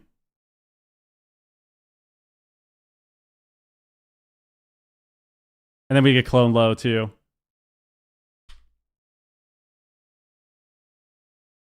And then he trinkets too. So, like, that one setup right there, that one mistake, Guardian, Spirit PI a little early into trinketing the clone when we didn't need to. And it's like, I'm telling you guys, man, I'm trying to tell you, like, the game is so close. It's really, really close. Even with all these things happening, I swear it is so close. Like, you don't understand. They can win this series. They can win this matchup 1,000%. But like, they keep going into the game with the same exact plan. Like, nothing changes. Nothing is changing. They run in, they run at the lock, they try to fear off the trap, they dot the feral. They continue to run at the lock. Eventually, they start panicking, so they run to the pillar. Then they run back out, go to the lock, stun trap fear, and then rinse and repeat for 10 minutes, and then they lose. And it's just the same. It's just the same strategy every single game. It's the same strat. Nothing ever changes. We're not cloning people. We're not like swapping targets around. We're just doing the same thing every single game and losing the same way. Like, we lose the game the same way every single time. And it's just, I'm telling you they can win, man.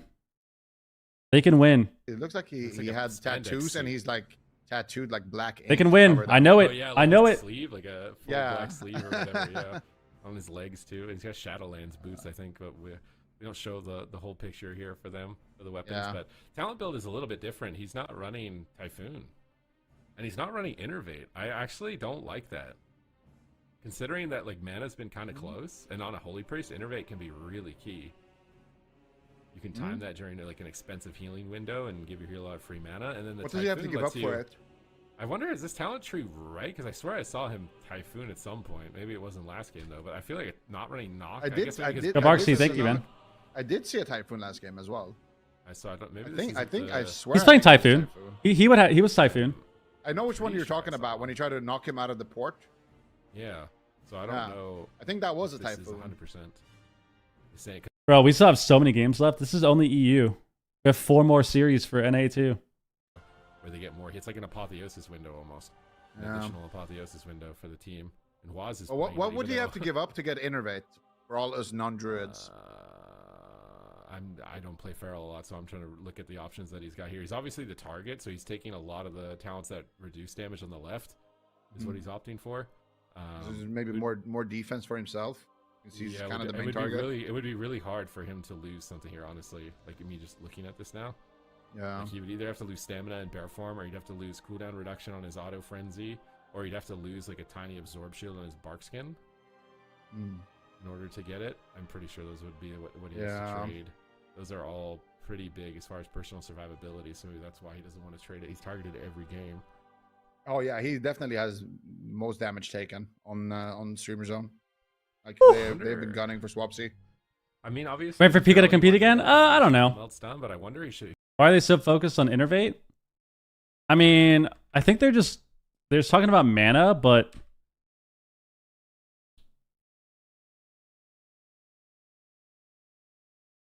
I mean, obviously, as a feral, you want Night Elf because you get a Shadow Melt stun, but I wonder if he should just be High Mountain. Damage taken. I mean, though he would be on Streamer tankier. Zone. Like they've been gunning for Swapsy. I mean, obviously, as a feral, you want Night Elf. I think they're just talking about like talents and stuff because we're waiting to get into the game, and then also just bringing up a point on like mana. But they're not even losing to mana. You know, dude, these guys picked Nakudan, bro.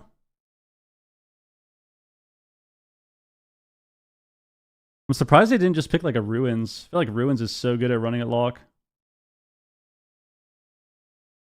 I mean, they did have a really close game on Nakudan. They won on Nakudan in the first cup. Mercy's got his gate port repositioned. Lightwell is down here for. All right, let me see. Let me take a guess of what's going to happen. They're going to open. They're going to run at lock for 10 minutes. Run back to the pillar when they're scared. Randomly dot the feral. Never do a full swap to the feral ever. Stun trap the healer. Try to fear him off. And then after 10 minutes of running in circles, they're going to lose the game by pressing Cyclone 1 time. Or 0 times. And he's going to stun. Let's see what happens. Secure. Waz is there, though. Stun trap. Waz is going to go. He stuns Big Mex. Into a fear. Oh, he faded the stun. Look at that. Fade, and he gets the fear. And they stun Waz on a swap on the port. There's a Okay. really clean opener here from Streamer Zone, but now Mercy is open. What All can right. get done? Cataclysm to load up the Immolates, or the Withers in this case. Trying to ramp Double this down. Big coils. swap on Nice Borak. kick on Yeah, Bolt. Nice kick on the Chaos Bolt, but this is double coil. Angel form. Barrier down. Healers are trading efficiently. Although it's You said you didn't want to flame, but that felt like flame? Bro, I'm getting so frustrated, man, because I want them to win. They are willing to knock on the priest. It's so frustrating. Knock knock. Who's there? It's Mercy's Chaos Bolt.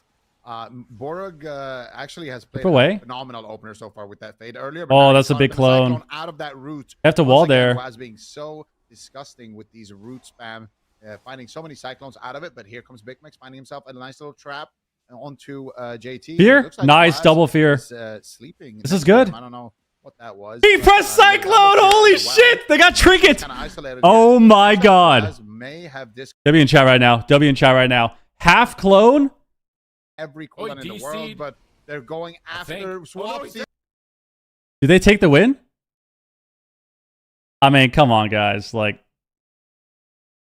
let's be honest. I'm taking this fucking win. I have to fight this cringe Voidweaver spec, dude. Oh, they're going. I have to fight this cringe Voidweaver shit. Bro, go the Feral. He's fucking AFK. He's DC'd. Kill the Feral. He's DC'd. Like they picked him to go Waz, and then the Warlock free. Waz is He came back. He won. Every defensive. They did. They hesitated, man. They hesitated. They could have won this game. They had so much time to kill him. Well, they didn't look like they were really trying to finish them. They're kind of pressuring them, but not really engaging too much. But JT used everything. No trinket, no pain suppression, no will. Mercy gets knocked out of range of his portal. That could be a key maneuver here in the future to win the game. Is JT going to look for a grip here? Big Max is moving in. Wants that freezing trap. Nice. This is Incarn. Gets the stun. Big pressure on the Big wall. damage. Resolve. It may not be enough if they get the trap. They don't get the trap. They got wall. Clone. It's clone. Oh. Maybe it is enough. Press your cyclone. Press your Stun. cyclone. You can Another clone cancel. his No wall. kick looks like, but he's low. JT trinkets. Is he going to be able Oh, to the get the fake voice cast. just in time? Drops it. Mercy is so low. Swapsy dies. No way. They were No so way. close. They were so close. And I feel like this is fatigue. It's fatigue setting in. Mercy is No. the go-to. He had unending resolve. That's why I didn't interrupt him. No. He spammed recasting with unending resolve, and then as soon as his unending resolve ended, he went for another chaos bolt and then just instantly canceled it. And he baited a kick. Damn. on Cog. Yeah, this is over. There's just no hope. No hope. Even here, like, Trying to tell you guys, man. Like, he walls? He got out of the trap, too. How did he get out of the trap? Did he death that? Oh, he did. He fucked up there. He trapped him and then intimed after. Like, I'm telling you, it's just... It's got to press the clone. Got to press it. Oh, and he didn't get the fear, too. He got rooted. That was an insane root. Look what happened in the back here. He trapped him, but he trapped before intim. And then he fucked up, I think, and realized it. So he intimed after. But he got the death anyways. And then he pushes in for a fear and gets rooted.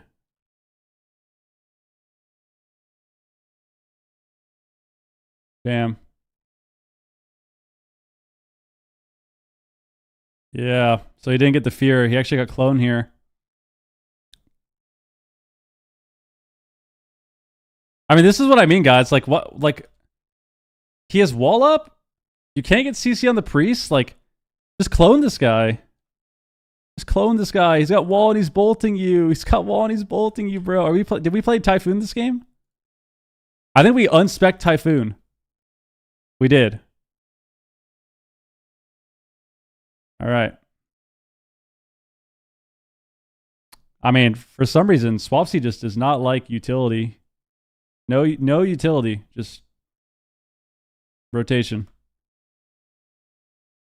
Like, if we had knock here, this would have been insane. We could have knocked this guy on the bolts. We could have knocked this guy on the bolts, ran to the pillar. Could have casted a Cyclone here. Like, Cyclone this guy if he CS's you. Good. Like, if he casts CS here, fuck yeah. CSU, that's good. Now your priest can do stuff.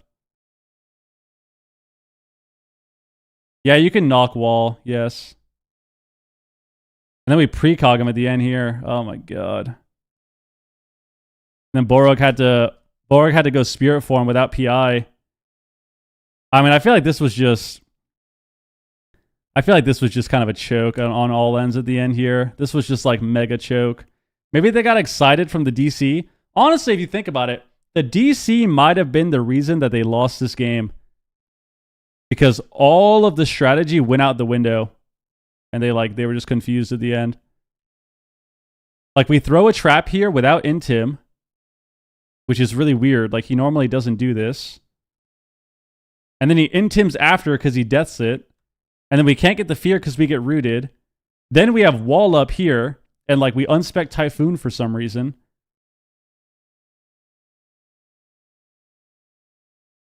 We're having to avoid the bolts, scatter the feral. Then Borug goes into spirit form without PI.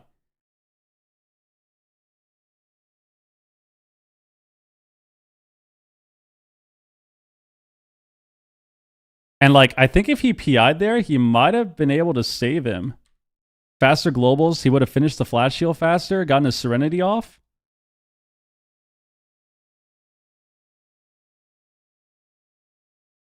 I mean, this was just...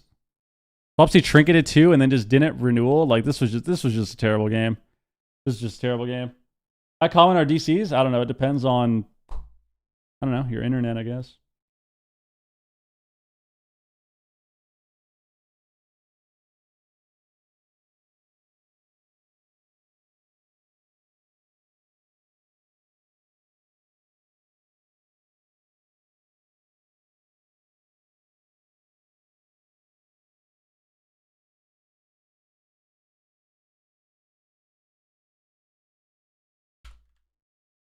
A little bit simpler of a class.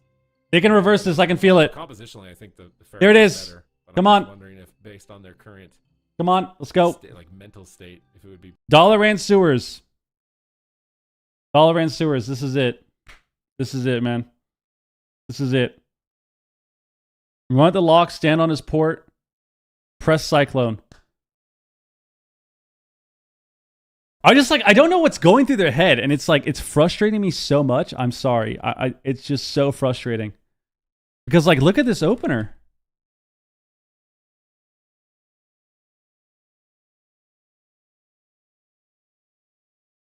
They get a fear. They get a double fear, and then he clones them. And they get fucking trinket! Like he trinkets. He trinkets. They will the first fear. He trinkets the DR clone. We finally cast clone. Instant cooldown. Instant cooldown. Every time. It's crazy. Every single time we have landed clone, which is like twice in 3 series, instant cooldown. It's just crazy. It's crazy. They're gonna swap comps now too. They're gonna swap off this because they think it's bad. They're gonna play fucking Hunter DK shit. I can feel it. I can feel it. Don't you dare lock in Hunter DK. Don't you dare lock in Hunter DK. Bench, you know? I like this new Echo roster, man. They have like their RMP is looking the same as it always does, and then they just have these. I mean, there's no hope, guys. There's no hope. There's just no hope. There's just no fucking hope. There's no hope, dude. It's looking really solid for them, and especially Mercy, man. Mercy has been stepping up. He's been stepping up because he had to fill the role of Chan. You know, like that's. See, tough. can you refund chicken Chan wings? is Nope. Usually the one who is just. It's just like when you play with Chan and you're playing against another warlock, it feels like you have like 2 warlocks on your team. You know. I feel like this is gonna be. I feel like this is gonna be the same thing. He's going for quality, not quantity.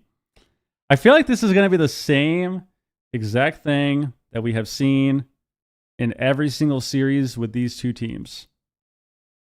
It's going to be the same thing. It's going to be, they're going to try to kill the lock and do setups, and then they're going to get to this point where they have to keep running away because of double coils and Incarn, and it's going to be that same strategy for 10 minutes until they lose. Like, it's just the same exact thing. Same exact thing. The only difference is maybe they feel more comfortable on this, so they might just miraculously one-shot this guy because they have an Ellie Shaman. So because they have an Ellie, they might just miraculously kill this dude with a proc or something and cheese him. Which is totally possible. Like, I would not be surprised if they just randomly win this game. It would not be surprising. Just like complete random one tap. But it's just, it's going to be the same thing. Does it stack with the regular MS? I don't know that. Is H-Pal terrible into this? I think it's better for him to be on a Holy Priest. I think it's better for him to be on a Holy Priest, to be honest. The problem with Pally is you're just going to get dampened really hard anyways. And you have less CC. Well, you have good CC, but you have to be... Like, you have less of a fear DR, right? Like, you only have 1.5 fear, or 1:15 or whatever, with blind, as opposed to 30-second fear. I also think Spirit Form is really good into comps like this, where you can just Spirit Form every Incarn. So, like, Holy Pally, would they be fine on it because they're comfortable on it? Sure, but I think Holy Priest is fine. Holy is better than Void Weaver? Well, Streamer Zone can't play Void Weaver.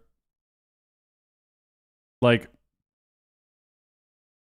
he could play Void Weaver with this, maybe. It would still be kind of awkward because Ellie Shamans don't cast, and this guy doesn't play Hex. So, like, he still could, but it would be really awkward if he's the only caster as Void Weaver into a, like, double kick comp and one of them being ranged. Could initiate self-driving mode and do just fine on Ellie. And this comp is the highest win rate of all their comps, so let's see what they can do. It's got a lot of disruption, wind shears and groundings, and swaps that can play out of range, so Waz isn't having kind of free reign in terms of bleed application. Flares down, doesn't find Waz. I don't know if he's not playing Hex. The stairs here. Oh, Waz does get found with a scatter shot. Nice start here for Big. Should we check? If he gets a freezing trap, he We'll does. check real quick. Keepers loaded up. They're going to go Waz. Big lightning bolts. It's not up yet. From Swapsy right now. Waz trades Barkskin. Orug is there. They're playing the same strategy as the jungle, but with an elemental shaman instead. That's crazy, Supa. What'd you say? Same strategy as the from Swapsy right now. Waz trades Barkskin. Orug is there. They're playing the same strategy as the jungle, but with That's crazy. Top to bottom like that, unless you're on the stairs where Big Mix is right now. So Swapsy actually making a little bit of a position play. And that's one thing you can tell, by the way. But oh my god, look at that. Bull Rush Trap, goated. Big Mix is so good with that high mountain. But I was gonna say that's one thing you can tell by these really good players. Like I always say it, the best way to tell if somebody's really good at World of Warcraft, see their movement. That is actually a really good indicator of how good somebody is, because the movement matters so much in this game. But Borog finds himself not moving right now, stuck in that Cyclone. Big Mix taking a decent amount of damage. Nice double rake stun coming out from Waz, looking for the follow-up Cyclone. Big Mix is going to interrupt it though with the scatter shot. They actually did overlap the Guardian and the Roar of Sacrifice there as well. So Big Mix is going to be a vulnerable Eagle target comes out here for Echo. Ulted Borog though. Focusing Waz a little bit more here in these positions. Sees a nice mending bandage there, removing the bleeds. Nice fear from Borog again. Okay. He's only get the bark skin though. Big lob burst, nice thunderstorm. Here comes Huge the burst coils. on Mercy. Gets Mercy kicked. Tries to get gets a some bolts kick on the out. Fear. Chaos Bolt's number 1. Swapsy grounds. With that grounding. Another it makes bolt. your He has protection Stone Borog. I think he's be a lot more fine. safe. He's gonna jump off the side. Pain. Stuns Waz downstairs. Oh, Mercy silence in trap on positions. JT. Big Mix gets a full trap. JT might have to Shoots the target. port. He's got port. No, Holding on he's to it, fine. though. Feels confident. To Nice stay in shear on the Waz. clone. Waz gets wind sheared on the clone. It also, Swapsy's able to help the healer a bit with Waz. He can kind of do like double duty. He can stop the Warlock and the Druid more easily, but they lose momentum without that Feral Druid, and they're actually just retreating to the pillar. They're trying to play a little bit more passive, take advantage of the ranged DPS that the Elemental Shaman has, bait Waz into a bad spot in between these freezing trap windows. He's going for another Ooh, stun. Waz Waz taking a is lot of low. damn. Damage out of nowhere from Swapsy here. Ooh. They force pain suppression on this Yes. push. Can actually finish him through it. Renewal Hellstone, absolutely not. I like that Waz used those in bear form to get the extra stamina benefits from their. Dreamers have a defense. sub now. Waz is building up bleeds. Infernal stun, triple around the corner. JT's attacking on pets to heal the team so they can push around the corner. And Waz is really going deep Who is the right move? now. He has Trinket and Skin, so he feels confident to make the push. Here comes Well, Shamans just have a lot of utility, a lot of defensive Ancestors, stuff. Tremor, bringing grounding. his spells here for some additional damage. He's Tremor, focusing on grounding, the Spell shear. Hunter. He's trying to kill the Warlock pet. Mercy's taking a lot of Mercy damn. is low, so the pet dies at the same time. Could put him behind. Honestly, I feel like this isn't looking bad for Streamer Zone. They're getting good crowd control. Oh, It's a good map. I think there. JT from Borog. Borog in a stun now. Chaos Bolt. Oh no! Oh. They're going the healer. Double stun? Connects into a bash. Oh, He's it's the gonna drop Guardian. Here. It's match point. It's in for Streamer Zone. They have to win every Pass the single Guardian. game, or Echo are going to be Europe's champions once again. Uh-oh, it's not looking too good here. Swapsy takes 2 Chaos Bolts to the face, but nice Stone Bulwark Totem will deflect some of that. Primordial Wave active. Swapsy is blasting off here onto Mercy. Big pressure. No pain suppressions here onto JT. The next trap is actually going to be really deadly onto Mercy. Can they make something happen? Mercy is The actually looking to vortex. summon a The new vortex. pet. Nice. Vortex pinning Big Mix down there for a second. The Look at that roots. root. Oh, into miss Root, so he kick. can't His charge precog? back up. And Mercy Ball can coming. actually get his pet.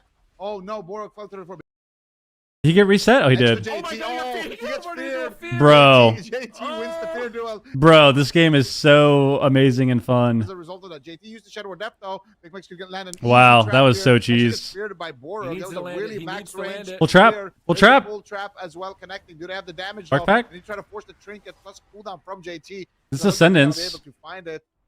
JT actually has the pain suppression as well, ready for the next setup. So JT is going to be able to keep Mercy or Waz potentially aggressive and safe throughout the next couple of setups. So Streamer Zone Oh, no. not looking too hot right now. No defensives. Borog is the one that needs to respond in those situations. They knock Mercy off the side, but he coils. If he fakes a kick here, I think it's game over. Okay. He's getting blasted. He's out of line for that knockback. Is he going to go down? That's the Oh, wall. Overlap. Every cooldown. This might be the opportunity Streamer Zone needed if they survive this next couple of seconds. Ulti pen, they're Borog's fine. Chasing JT. Ultimate Penitence. He blocks the trap, blocks the fear. Big Mix has to line of sight. Swapsy's trying to get back to the box as well to reposition. They just got to keep it cool here. Survive the incarnation. Just survive. They're trying to go for damage during incarnation. Oh, it just ended. They might have an opportunity if they can get a trap. There's no trinket. They need this trap. Big Mix, this is the game-winning trap. He binding shots, but he pre-gates the binding shot. He's too far away. No. He can't trap. Oh, Borog is sneaking in. Can he get the fear? Chaos Bolts. Oh, he could die Match here. point for Big Mix. Full He's got clone. nothing. He traps the clone. He traps the clone. Holy fuck. Somehow, some way they're alive. Waz is trapped. That was They're such a good desperate trap. right That was now. such a good trap. SP vibes at the pillar. They managed to survive. They're trying to push in. They go for the Done the chest, priest. but they don't have a trap. He pre-pain suppresses. Just run. You got pain suppression. Just run. Big Max, run. Hide. Do not die right now. Just attack the Pharaoh in line of sight. Just calm it down a bit here. You can tell they're fatigued. You can tell their brains are just being put to the test right now. They've played so many games. They're facing the best team in Europe, debatably the best team in the world, and they're playing survival hunter comps. But Mercy faked the kill. Oh, he's so One dead. chaos bolt, This two is such chaos terrible bolts, positioning, waterfall. man. It stopped the third chaos, but the waterfall just saved Big Max right there. And he's actually recovered. He's trying to go for a trap, and he gets vortexed. Coordinated assault. Can he get the trap? He gets cloned. Waz shuts him down. Chaos bolts. Swapsy walls. Swapsy walls it, but now It's on he's JT. Wall. Full Waz is trap. going crazy with these clones right now, taking control of the battlefield. JT got paint suppression out. Mercy should be fine, but no, they get the double fear, forcing the will, but the double coils. Oh, Where's no. Mercy? He's in Tremor? the box. Is he going to get a Chaos Bolt? He's looking to fake the Don't let him wish get here. bolted. Swamps Nice to land this. lasso. He's gonna stun He grips not it. miss him. Wow. GT grips him out of range and breaks the lasso. Big Mix feign does Sure the on Chaos bolt. They win sure, they disengage. They're trying to retreat. Top They're teams trying to align. find their bearings, man, because they're still working with very limited options, and they still have a chance to win. Can they keep it together on Streamer Zone? Swapsy. Yeah, this Swapsy's is not looking too this hot is right so now. Can they feed. land This the is stun so as the Borog feed. and to Swapsy. Nice stone bulwark totem preemptively being popped. They have Ascendance in 20. They can actually win. Triple Infernal Stun coming out from Mercy to have the trap, but JT. Ascendance for Mercy. No Dark Pack. 10 seconds. Can they get the damage? Oh, Oh the my angel. goodness, that interrupt with the scatter shot actually saved him right there. Nicely done there by Big Max. Stormkeeper. now. His acting Ascendance. for Swapsy. No Dark Pack. Blast away. Oh, no, Here the comes the coil. zaps. He Oh, dies. He kills. dies. He dies in the He fear. can't do anything. And Oh Borog my will- God. Mercy with a Damn. beautiful coil. Waz has the damage to follow it up. I mean, that was a good setup at the end. That was good. He just coiled him right out of the spirit. Coil right out of spirit. Damn.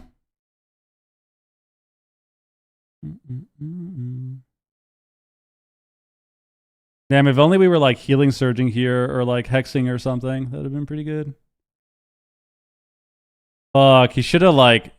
He had fear too. He should have just feared. He actually could have lived this. He should have just feared right out of the spirit. He got out of spirit. If he double fears here, he doesn't die. He could double fear Serenity himself. And he had Fade too. What happened? What happened? Maybe he didn't realize the spirit was ending. He actually should have lived here, man. He should have lived here. He had fear. He had double fear for them. He had double fear for them here too. Wow, yeah, he could have double feared them, or he could have just faded, or he could have fade double fear. Like he had Guardian too. I wonder if he didn't realize the spirit was ending. Maybe he lost track of the buff. Damn, they actually won right here too. Like if you look at their cooldowns here, if you look at their CDs, I'm telling you, dude.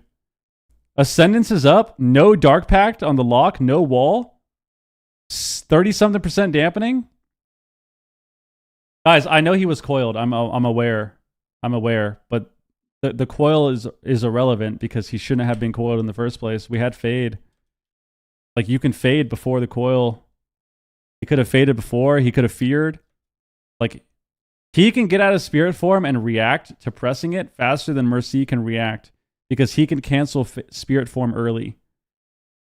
Even if it's like a half second early, he can cancel it and get out and fear or fade or Serenity. But I think he just mistimed it. He probably just didn't realize the timing.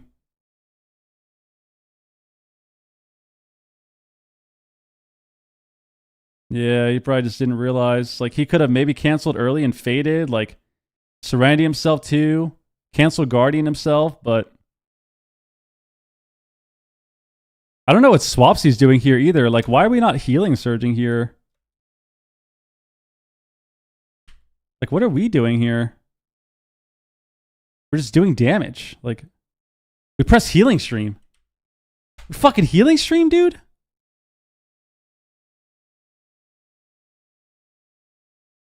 Like, they were actually so close this game to surviving. And I think they could have won. I don't know if they would have won this game. They would have gotten a lot of pressure with this next Ascendance here. This Ascendance coming up with no pact, no wall would have been insane. Like, this would have been a ton of pressure for them, but... I mean, this was nasty, too. He got the fear right here, too. This fear was so nasty. He died in this fear. He actually lived out of the coil, but he died in the fear. So this was a nasty fear. This was a nasty fear. Because he made it out of the coil, too. If you watch. Like, if this fear didn't land, he would have easily gotten the swap or the Guardian off. But look how long the fear sits.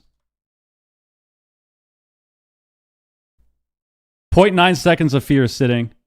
So that was a nasty fear. That was a nasty fear. Damn. Damn, all right. I mean, Echo back to back, bro. Back to back. As well, that cup number 3, that final qualifying cup. Back to back is next week in crazy. Supatizo. So Streamer Zone GG. That first cup, everyone thought that it wasn't going to be like that this season, but here we go. To challenge Echo. I've definitely got to figure something out. But what do you think the major takeaways are from Streamer Zone GG? It sounds like Zico thinks they could maybe diversify their comps. Anything else do you think that they're working on for next weekend? I think they should just master the jungle. I feel like they just got to win the mind game with Mercy. I feel like they're winning games with it, like winning actual matches, not just cheesing to win really fast. They're getting very close to winning, and then they're just losing the little mind game engagements. They just need more war games into Destro locks and more practice on comms with kicks. And I think if they get that, then it's a matchup they can win. Yeah, absolutely. So a lot of strong teams here in the EU region. I mean, Dobob is one that was able to beat Echo last weekend for cup number 1. Streamer Zone Under Pressure was very close as well to making a deep run. Zika, how do you feel like the overall level of competition is for EU so far? I mean, this is what Holy I said at the shit. beginning. I feel like EU has... I'm glad that the guy that uses AHK blatantly won. That was a crazy series. I think that this weekend kind of proved that even more, because the team that I think it's close, was, man. It's so maybe close. Not disappointed, but I think expecting maybe a little bit more of was Why would Swapsy clone? JT can just MD it. That's true. came in and delivered. That was a big sign, because we've seen Streamer Zone now back-to-back final appearances. We've seen Echo, classic Echo. Dobob and Under Pressure are tied for 3rd right now. So Dobob and Under Pressure, like the fact that it's not Dobob in 2nd and Streamer Zone in 3rd, and that we now have a tie is telling you everything you need to know about how competitive the region has been for those top 4 spots. And then we also have other teams, that are climbing. Like we got a 3-way tie for 5th place. So really competitive region for sure. Absolutely. We can see just how competitive that Who are we is cheering for? right I wanted Big Mex to win. I thought it was going to be really exciting for them if they won. Not only is it exciting, I think, for the region, but I think if Big Mex team won, it would have just been fucking super hype, dude. Super hype. Super hype. He goes from like the Thug Cleave only, like for fun team that kind of just trolls every season to like he's on a real team, multiple comps. They've gotten back-to-back finals too.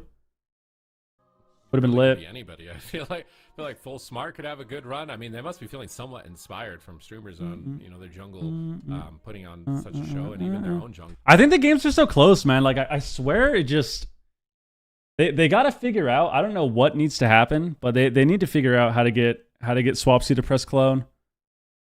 Because when he does it, like it's crazy the difference, and it's not like he's incapable. We've seen them play where like even if it's completely random. 1 or 2 clones in like a 6-minute game, even if it's only like 1, it changes so much. And like we've seen it happen, we've seen it happen in real time. The effect of getting a clone, but I think the games are so close though. They're so close. And we got 1 cup left, so I have not lost faith in Streamer Zone. I swear if the meta stays like this for the next cup, if it's the same exact meta, like I swear they have a chance to win the cup. I swear they can win one of these cups. I want to say Dobob. I think NA next, yeah. Probably. Next is let's do our prediction right now. Next is 5-piece what up. Next is Gators back and Jung.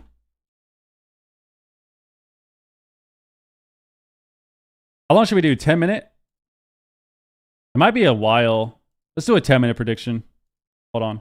Eggs in the Fire Outlaw basket. And let's do 15 minutes. Do that. Even insane players do that. 15-minute prediction. I mean, look at Echo. They just won the finals. They didn't play RMP at all because you need something more. Shouldn't be harder than stun Waz, line Mercy, and clone him. Yeah. Well, even if he gets stopped, it doesn't matter though, which is the thing, Like, yeah, there are moments where he could maybe stun Waz and line. Like, we've seen that happen a lot, where there are moments where he could do that. Like, stun Waz, line behind the pillar, behind the pet, or away from the pet, and clone. But just in general, like, even pressing it is good, right? Because if he presses it and he gets CS, then what's he do? He just goes back into form. He just goes back into either bear like he was, or goes into cat and keeps doing what he was doing. And then now Bullrug can cast smites, cast holy fires, cast flash heals, and he doesn't have to worry about CS. And then on top of that, if he really wanted to, let's say it was really good for them to do, he could just press it again after. Like he could quite literally just cast clone, get CS, and then right after lockout, cast it again. And create pressure that way. But it just changes so much throughout the game because it allows, not only does it allow openings for him to be able to, let's say they use CS on him on clone, then now for him, it's like, okay, I just got CS'd, I can stun Feral, and the next time I stun Feral, I can clone him. Or the next time I stun Feral, I can clone the Priest. Or the next time I stun Feral, I can clone the Lock to peel. Like, let's say we just want to survive because we're taking too much damage. If I get a stun on the Feral and he has no CS, I can clone the Lock. Or, like we said, the basic, the obvious observation is if that's what happens, then now Bullrug can cast more. But, I mean, we've seen what happens when he does it. Like, to work, but super exciting so far this weekend. Super Tease. What is so like I said, we've seen what happens when he does use it, which we saw in this game. Like this game, they literally won. They won this game. Or it's Negran. Where is it?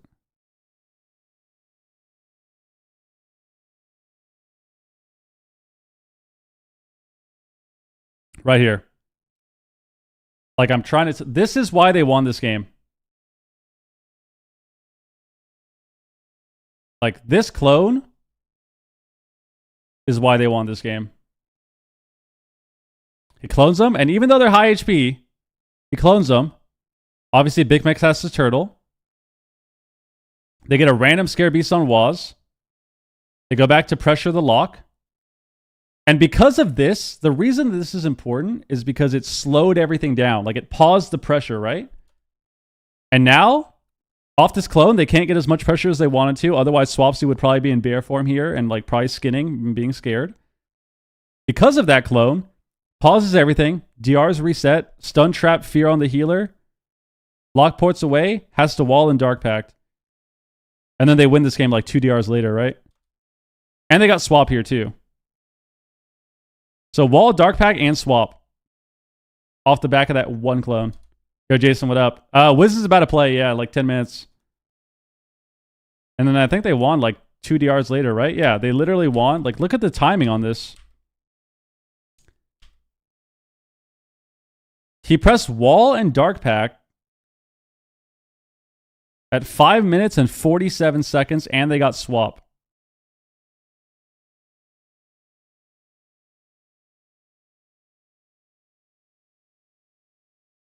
Like, they literally won the game 40 seconds later. It's so game changing. They won the game 40 seconds after that sequence happened. It's huge. And I think they're there. Like, I think they're so close. Obviously, it's going to be really fucking hard. I'm not going to try to act like it's not a hard matchup or, like, really annoying to fight Voidweaver. Of course it is. It's going to be really fucking hard to win, but they definitely can. Like, it's super possible. Super possible. Where Nick was playing the Balance Druid, we had an opportunity for Chanimal to, showcase some of those top 5 plays. Yo, Vettel, thank you for the sub, man. A bunch of those on that Druid. Appreciate the brand new sub. Looking really good playing the Assassination Rogue. With Thank you very much. Thank you very much for the sub, man. Guys, we're at a nice, what are we at? 10 on the day. We're at least 10 subs on the day. Thank you very much. Appreciate it. It's exciting to see, especially at least with 10. I'll be right back. Just how hard these players are working. It's kind of the same story in NA and EU. We're seeing these teams put in that effort to diversify their comps, to diversify their specs, and try something new. D-Machine. I am so excited to watch this again. I mean, the back and forth for Cup number 1 was so entertaining to watch. Gators back, obviously, falling to Welcome to the Jung 3-1, pretty convincingly. And that was that Rhett Hunter composition that the Welcome to the Jung was going in. But as Venriki kind of alluded to, both teams kind of continue to evolve. But with that being said, Gators back. They've locked in the RPS. I love to see the RPS. You love to see WizK back in his stomping grounds on that Shadow Priest. Calvish, a fantastic rogue on the sub rogue, as I was just kind of mentioning before, and Cubsy on that blue Gator. representing the blue restoration shaman. Before, against Welcome to the Jung, they were locking in, like, you know, Outlaw, Arcane Mage. We saw Daze come out on the Outlaw Road, Calvish on the Mage, and even Cubsy on the Holy Priest. But now that they've been choosing only their bread and butter, this RPS, we've saw nothing but success. And now they've gotten a whole bunch more reps in.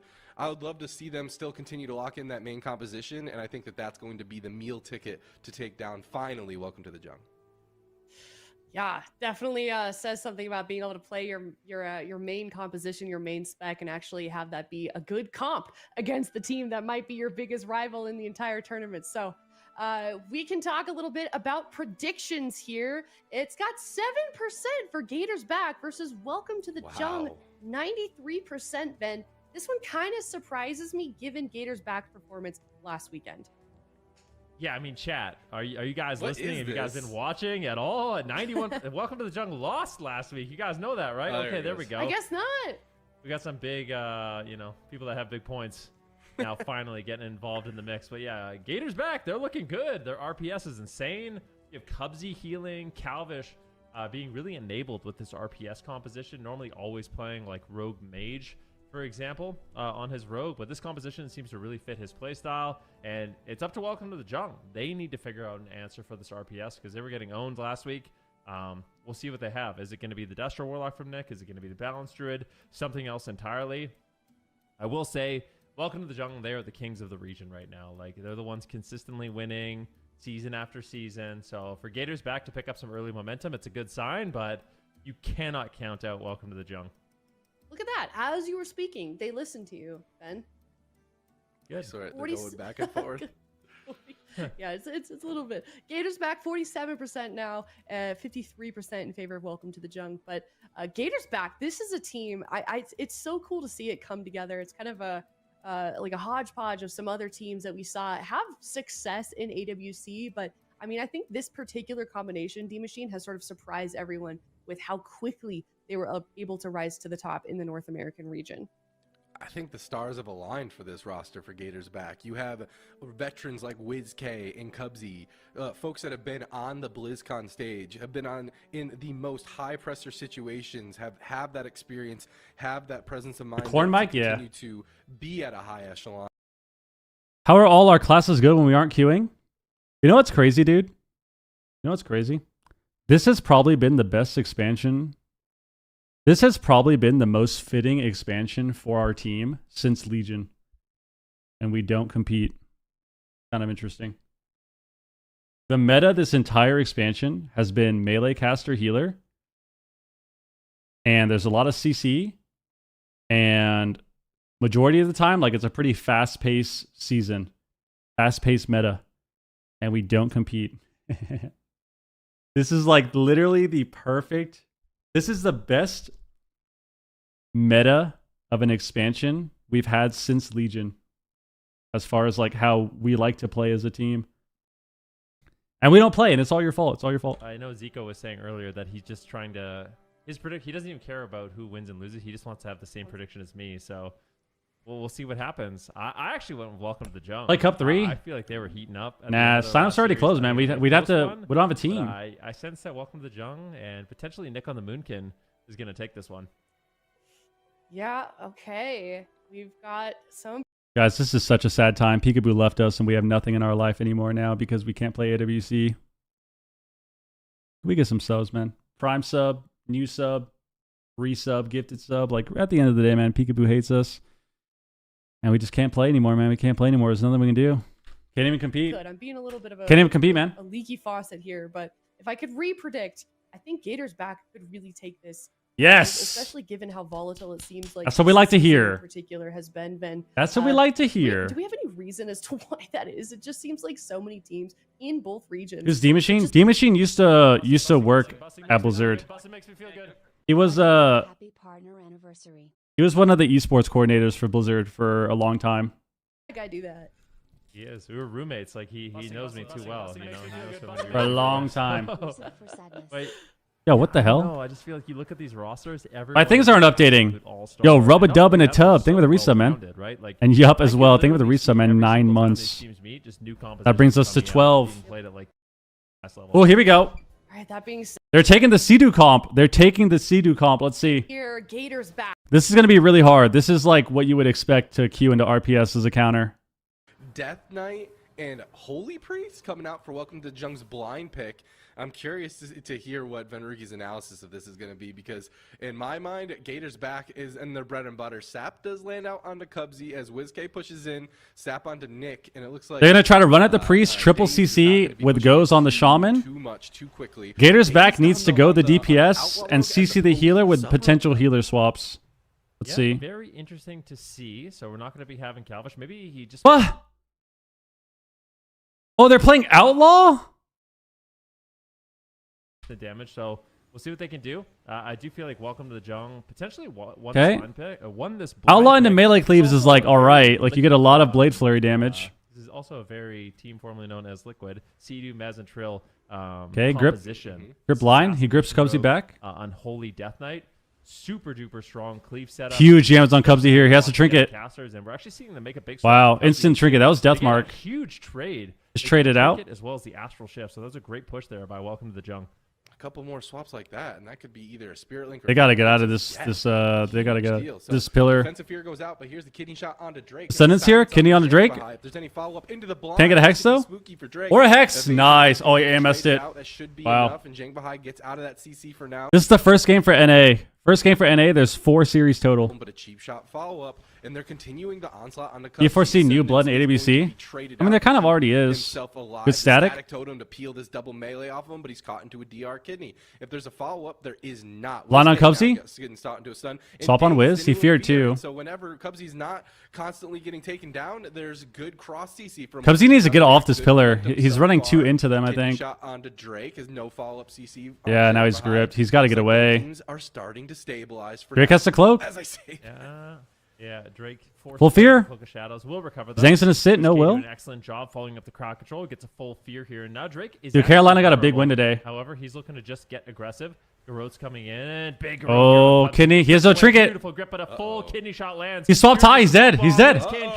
Wow. And they strike back. Yeah, that was just To the bad. flame. That was Game such a number rough one. game. Beautiful counter Holy pick shit. here. This is what I'm talking about. It's like things you won't even imagine. This team is locking in. I mean, like we said, man. Like we said, if you want to beat Shamans, if you want to beat RPS, it's got to be Cleave. It's got to be Cleave. Whether it's a DK Cleave, Fury Warrior, Ret Warrior was good for a long time. Like normally DK Cleaves or Fury Warrior are kind of like the answer every time. And that's what we saw here. We saw they actually took Liquid's comp too. They took Sea-Doo's comp, or Direwolves, I think that's their name now. They took their comp. DKSS. blind pick could be to make all of the difference. Well, I guess they mainly play Outlaw, but matchup still. like this. I don't like the Outlaw pick. Why did they pick Outlaw? Yeah, I like this guy so much. Outlaw is so buns. Outlaw is so buns. Maybe they had some games, though. Maybe they had practice. Wow, fan 20 gifted. Guys, W in chat right now. Yo, what the hell? Guys, 20 gifted subs. That's what we get when we watch party. When we watch party, this is what happens. Yo, thank you very, very, very, very much. 20 gifted. That is ridiculous. Thank you very, very, very, very, very much. And welcome whoever got a sub. But I mean, like, all right, they're down that's game something 1. To expect with a cleave like this, lots of cross damage going out. Looking at the damage breakdown between Drake and Daze, they're both pretty close, playing more of that control role for their team, and WizK and Nick just doing the pumping of the damage. But the synergy on like the cross CC whenever Cubsy wasn't being trained down, just Okay. made it feel like Gators back didn't have Okay, yo, thank you very, very much, guys. Whoever got a sub, any welcome. momentum. Watch party with Wiz? they Wiz will is have playing, the man. advantage Going into game number 2, they will get to choose their map. All right, let's see what happens here. I don't know why they picked Outlaw. I feel like Outlaw is kind of feed. I've seen them practice it a little bit. I haven't seen too much of it, but I think the problem with Outlaw is you just don't have enough pressure into certain classes, and you don't have enough pressure when you don't have like a really heavy burst class on your team.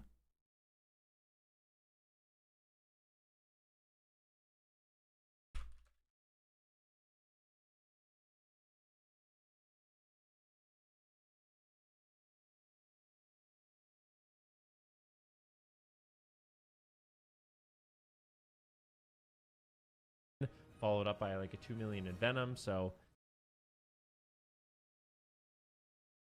Okay, this is interesting.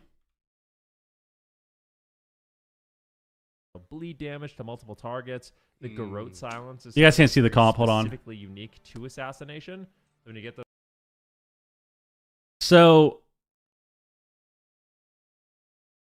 what is happening today? Why are they doing this? Maybe they're just limit testing. We'll be positive. We'll be on the positive side. We'll be on the positive side. But I don't quite understand. So we just lost the game. We played Outlaw for some reason, and then we just lost the game. We just lost the game to them killing our shaman. So our answer, our rebuttal, and our counter to them killing our shaman was picking the smallest map in the game. Against a SAS rogue that's triple garroting. I mean, we'll just have to see. I don't know. I'm very confused. See. Here. We saw Calvis chasing after. I think maybe they want to get counter pressure on Zhang, so they pick a small map. But I think it's much better for. I think this is a really good map pick for Jung. Like, I think if you took away the score, I would assume that this is Jung's map pick. Just so dominant. So I'm excited to see him locked in. Sap on Cubsy. Outlaw has been proven to be a bit more tanky. Okay, cheap on thing. Cheap shot lands on Zhang wards. He's playing Holy Ward. Looking for some cross CC perhaps onto Zhang Bahai. Not going to find it Gouge. just yet. Still just taking down Nick. They're actually chasing after Zhang Bahai, and he immediately is going to respect that and go. They're splitting right now. Cubsy can't do anything. At half health here. A big swap on Drake. push. Kind of stop the go. Leads are out on Stop the Whiskey. opener. Nick deciding to get aggressive.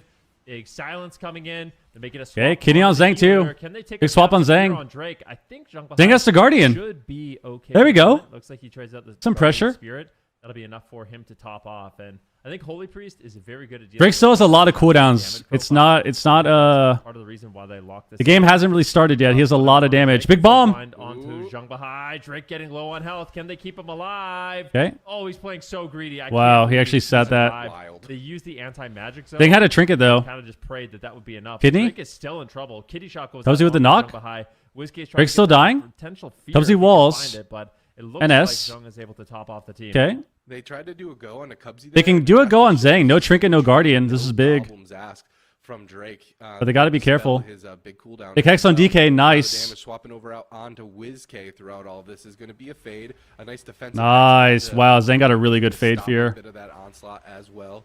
Calvin's just caught in Triple fear from Wiz. He's going to go ahead and remove that. Big swap on Zhang. No problem. And here's the setup onto Zhang Bahai. Cheap They have shots, enough. Cheap shots. Big damage. They don't have no silence. Guardian for 10 seconds. No fade for 6. No Okay. angel form. He does have that life swap. He's gonna have Guardian back. It's his last Big saving grip on grace. Cubsy. But now it looks Just like some on Drake, himself though. is trying to get the damage rolling. Cubsy needs to get a stone bulwark off Opposing healer. for the Big Garrotes. Suns goes out onto him. Cheap shot. He didn't get it before the Garrote. Garrote to follow it up on WizK. No one can help Cubsy right now, and Cubsy still Hurt is again. going to walk away just fine. But Okay. a great moment for Zhang Bahai also to catch his breath, but for not for long. Full kidney does land, but the Guardian Spirit. Wait, they might kill him here. cooldown They got Guardian. And use that while stunned. It's going to be a saving grace, but the follow-up silence. He dies. They proc Guardian. Took him down. It was so close. Wow. I believe that it did not proc. I think that was just a Serenity. Echo 1 on EU.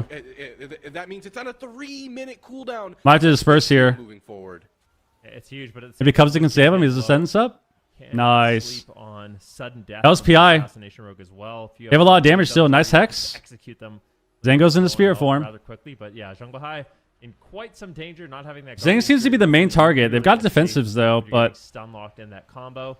We'll see nice if he fear decides on the to grip. just playing LOS for the time being. Whiskey gets there. Big though, kidney on they're Zhang. Loading him up with dots. A full kidney shot lands. No And Guardian. Magic shell trays, but they shred through Oh, wow. really quickly. Drake going for stuns and gouges here onto Calvish, keeping Jumbo High alive. Now it's going to be WizK feeling the pressure for the time being. Yeah, he gets kicked. Can't use the Nice Spurs fear. but he's going to get the fade, the full fear onto Cubsy. What are they going to get done with this? They need to get more pressure on Drake.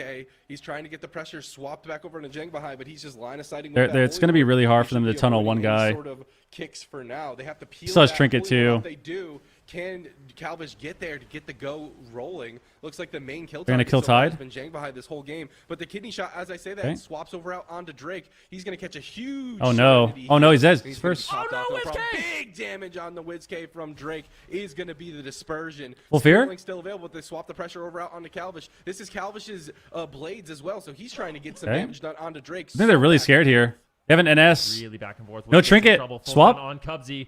Cubsy can die What's he too. going to do? He's bleeding out. They have right bomb now. for Wiz. Drake They have in bomb there. for Can he Wiz. get the This is follow-up? really Does he get scary. the Gouge. Doesn't look like it's gonna be too much. on more. Drake. Calvish tries to shut it down. Full kidney shot incoming, but that was a lot of pressure on the side of Welcome to the Jung. However, that was a death mark. So That was trinket from Drake. They can bomb Drake. Holy Frenzy available. Gators back should have some. They can kill Drake in a bomb. Powerful offensive cooldowns. Powered Garrotes coming. Silence Zhang, kidney bomb Drake. He can't grip. For a smite, immediately gets wind sheared. Cubsy says no way. You're not getting that off. Dampening is getting higher, and this is a very. I gotta watch it though. This is a lot of damage. Furious right now. This is not looking good. Wiz Double fear bomb. Here it is. All rotting down once again. AMS. Nature Swift comes in from Cubsy. Oh, they didn't Trying to get top enough. off Double the blind team. was Pressure really is good. Completely unrelenting. The Shaman having such a difficult time. That was a good double dealing blind. with this damage. However, it looks like Cubsy will recover, and now WizK with the power infusion, looking to get something going for his team. Kidney shot on the Cubsy gets completely denied. By Nice Ice static. Dodge. Huge pressure. Defensive going out blind, though. from Nick will be stopped with a blind, but every time you use these, I think Jung is winning this game. Jung needs to get more pressure on Cubsy if they want to win this. For the healer. So They're kinda Zhang losing Bahai momentum sitting right now, with losing a that little holy ward steam. in the background, even in the aim, Oh my God. completely immune to CC, keeping his team completely aggressive. When everyone on Gator's back is rotting down, it really nullifies the effectiveness of that Spirit Link totem. And Nick and Drake have been doing such a good job keeping everyone so low over and over and over again. A grip kidney goes out onto Keep on Cubsy. Zhang. This is Blade AMS. Calvish, however, he's trying to get some work done onto Drake. Zhang Bahai's got to be careful not to get swapped to, but he has Trinket. He's got Fade. He's got Guardian even. He's got buttons to deal with for days. It's WizK who's got to be scared. He has Dispersion back. He They gotta get more can't pressure on use that DK if he kidney keeps shot goes AMSing out like onto that. Drake, as Calvish is trying to get aggressive. Gouge onto Zhang Bahai, but nothing to follow it up just yet. WizK just trying to pull these melee into a position that they don't want to be in and is struggling to get aggressive, as we've seen him do time and time again. Okay. It's so important that Might be a those crosses disperse. keep following up on Zhang Bahai, but WizK Any forces bombs? through dispersion Garrotes? and just a chastised stun on a Cubsy. Drake doing a great job dropping the smoke bombs, getting the Triple people blind, down. this is When everyone's scary. stacked Up, you are doing a ton of And do a damage triple on fear? that assassination rogue. They're all going to start They rotting. they got the triple fear instead. They got the go. They got the go into a hex. Glass on a defense, big setup. Wow. They get him. They snipe him. Oh, Woo! fumble so. I mean, that is the perk of the fucking RPS, dude. Sometimes when you play these comps, RPS, boomy stuff, honestly, it's just when you have a rogue. Like when you have a rogue or like a feral, that can happen. Jesus Christ. Back, if you're a Gators back fan, that was a miracle. You just Yeah, that was the miracle swap. But they find Jesus, that man. opening and take the win. I'm going to take a quick look at this replay. Jesus. Yeah, it was a nice, solid double fear from WizK to enable the go. But, man, every button in the arsenal, everything was available. And WizK just uses Disperse. I think Cubsy might not have even had a Trinket. He just had the Spirit Link, so you'd have to use it preemptively even on the next go. They were in such a good position. They were spooked, man. I think this is the go right here. So there's the triple fear, the cheap shot follow-up onto Drake, even in lots of pressure. Look at how much damage this Zhang Bahai trinkets at the very last second. It was an absurd amount of damage very, very quickly, and it just kind of shows you That was insane. how little of a window teams like Gators back can kind of capitalize. Yep, you had to get the triple fear there. Triple fear, Drake still has no trinket, so Zhang has to do something. But I think didn't he have will too? So he actually sat the will. That was crazy to sit this at the end. He got silence feared, and he could have willed late to swap because he sees that he's getting hexed. Wait, Drake had trinket too. Oh, yeah, Drake had trinket too. Okay, so they both fucked up. Oh, wow. Yeah, that is fried. Yeah, this is just the miracle go, dude. The miracle win right here. Holy shit. I didn't realize Drake had trinket back. Triple fear. What's really funny what's really funny to give you guys a little insight on how it feels as when you're playing in these tournaments. When moments like this happen, it kind of throws you off. So I know a lot of the time, right? This happens and everyone watching is like, bro, what? Like, what? They had every cooldown. Which is, yes, you're supposed to, like, that's exactly what you should be saying. But the reason this happens is because this type of moment, like this type of situation is so rare to happen, especially late in the game, 6 minutes in the game. And if you go back, you'll notice this was their go. This was their go. They got the kidney bomb on Wiz. They got Disperse. They got triple Garrotes in the bomb. And they got a double blind. Or a triple blind. So Jung's team got a lot here. Like, they got Disperse. They bombed. They got triple Garrotes out. Triple blind. Zhang is pushing in to get a fear, I think. I think he's pushing in to like triple fear off this. But he gets silenced into a fear. Now, the reason that these guys die without cooldowns is because I'm telling you, as someone who's played all these years, what is going through their mind is all of them are kind of frozen. All of them are kind of frozen and thinking that someone else is going to press a button. Because these moments don't happen. Like, this is just miracle triple fear. Everyone sits it. They get to go on the road. And everyone, I guarantee it, is like, oh yeah, who's pressing here? Who's pressing here? And then they die. Every fucking time. Like, triple fear. So the DK can't AMS the rogue, which he's been doing every go. The priest can't just instantly trinket swap because Hex is coming. So he has to be a little bit hesitant because he also was silenced. So he couldn't will the fear and swap because he was silenced. So his only chance to win and survive is trinket swapping. But Drake also has every cooldown.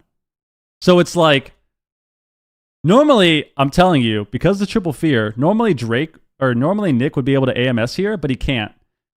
So like, checklist. Okay, we got CC'd. Who's stopping this go? Nick, you need to AMS me. Oh, I'm feared. Oh, you're feared. You can't do it. Okay, well, I have every cooldown and Zhang has every cooldown. Am I going to trinket? Are you going to trinket? Game is over. Like, by the time you try to make that decision, the game is over. So this was just... When those situations happen, dude, I'm telling you, it's just straight up, everyone is frozen.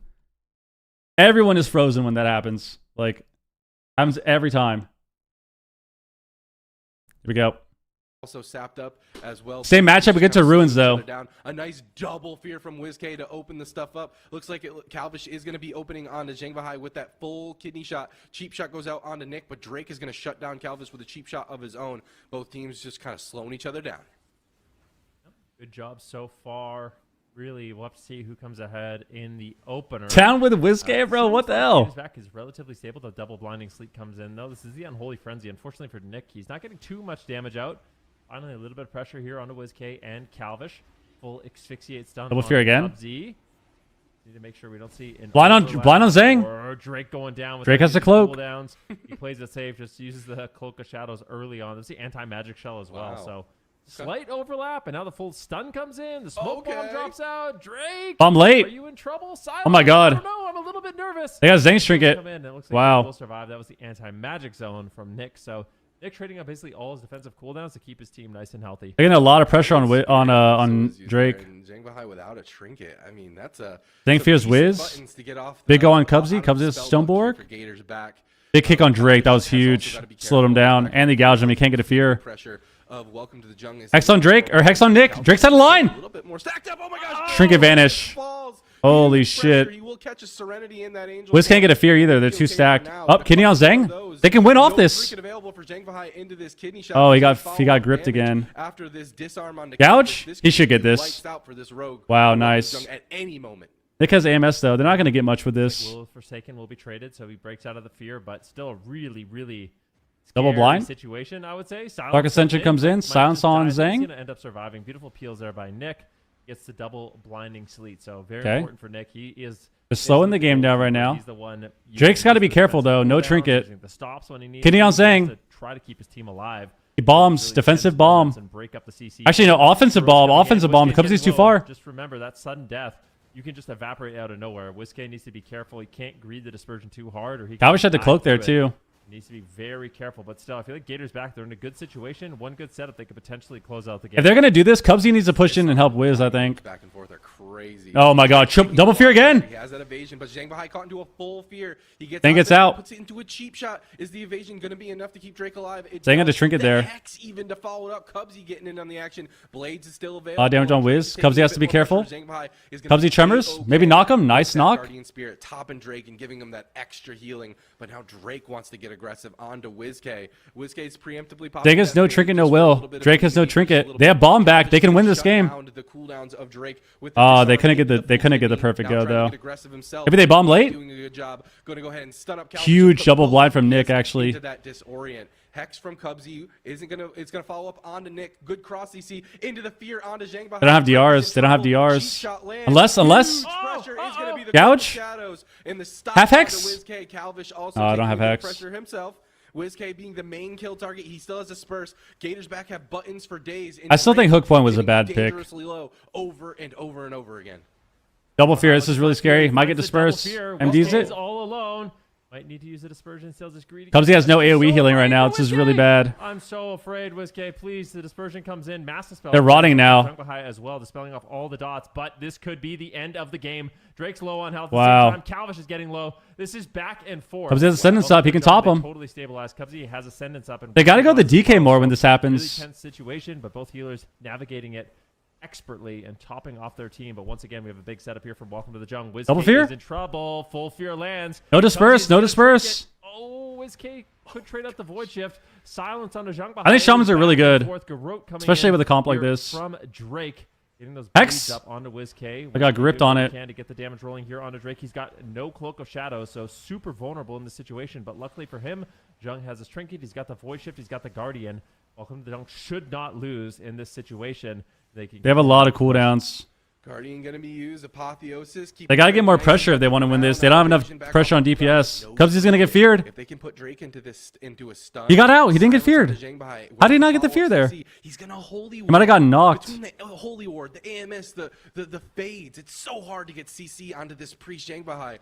But so welcome to Jung doing. Did he get silenced? Oh wow, yeah, that's good. No dispersion left. That would have been game over for them. Nick and Drake can reconnect on him. This could be lights out. Big damage coming out from Drake. Wiz has disperse soon. Careful. Surely this is going to be a Spirit Link here any minute. Cubsy Double fear. onto that and still running. Cheap blind on Zhang. Full blind. Zhang has a trinket. Damage out onto Drake. He's going to peel it with the gouge onto. They have a lot of defenses back, but man is really scary. Big bomb. Big bomb. Big bomb. Huge damage onto Drake. Is this just going to be it for him? Cheap shot to follow it up. WizK gets locked out. Apoth. Nick peeling for his rogue like a hero. Apotheosis is going to give him the throughput, and Zhang Bahai keeps his rogue alive.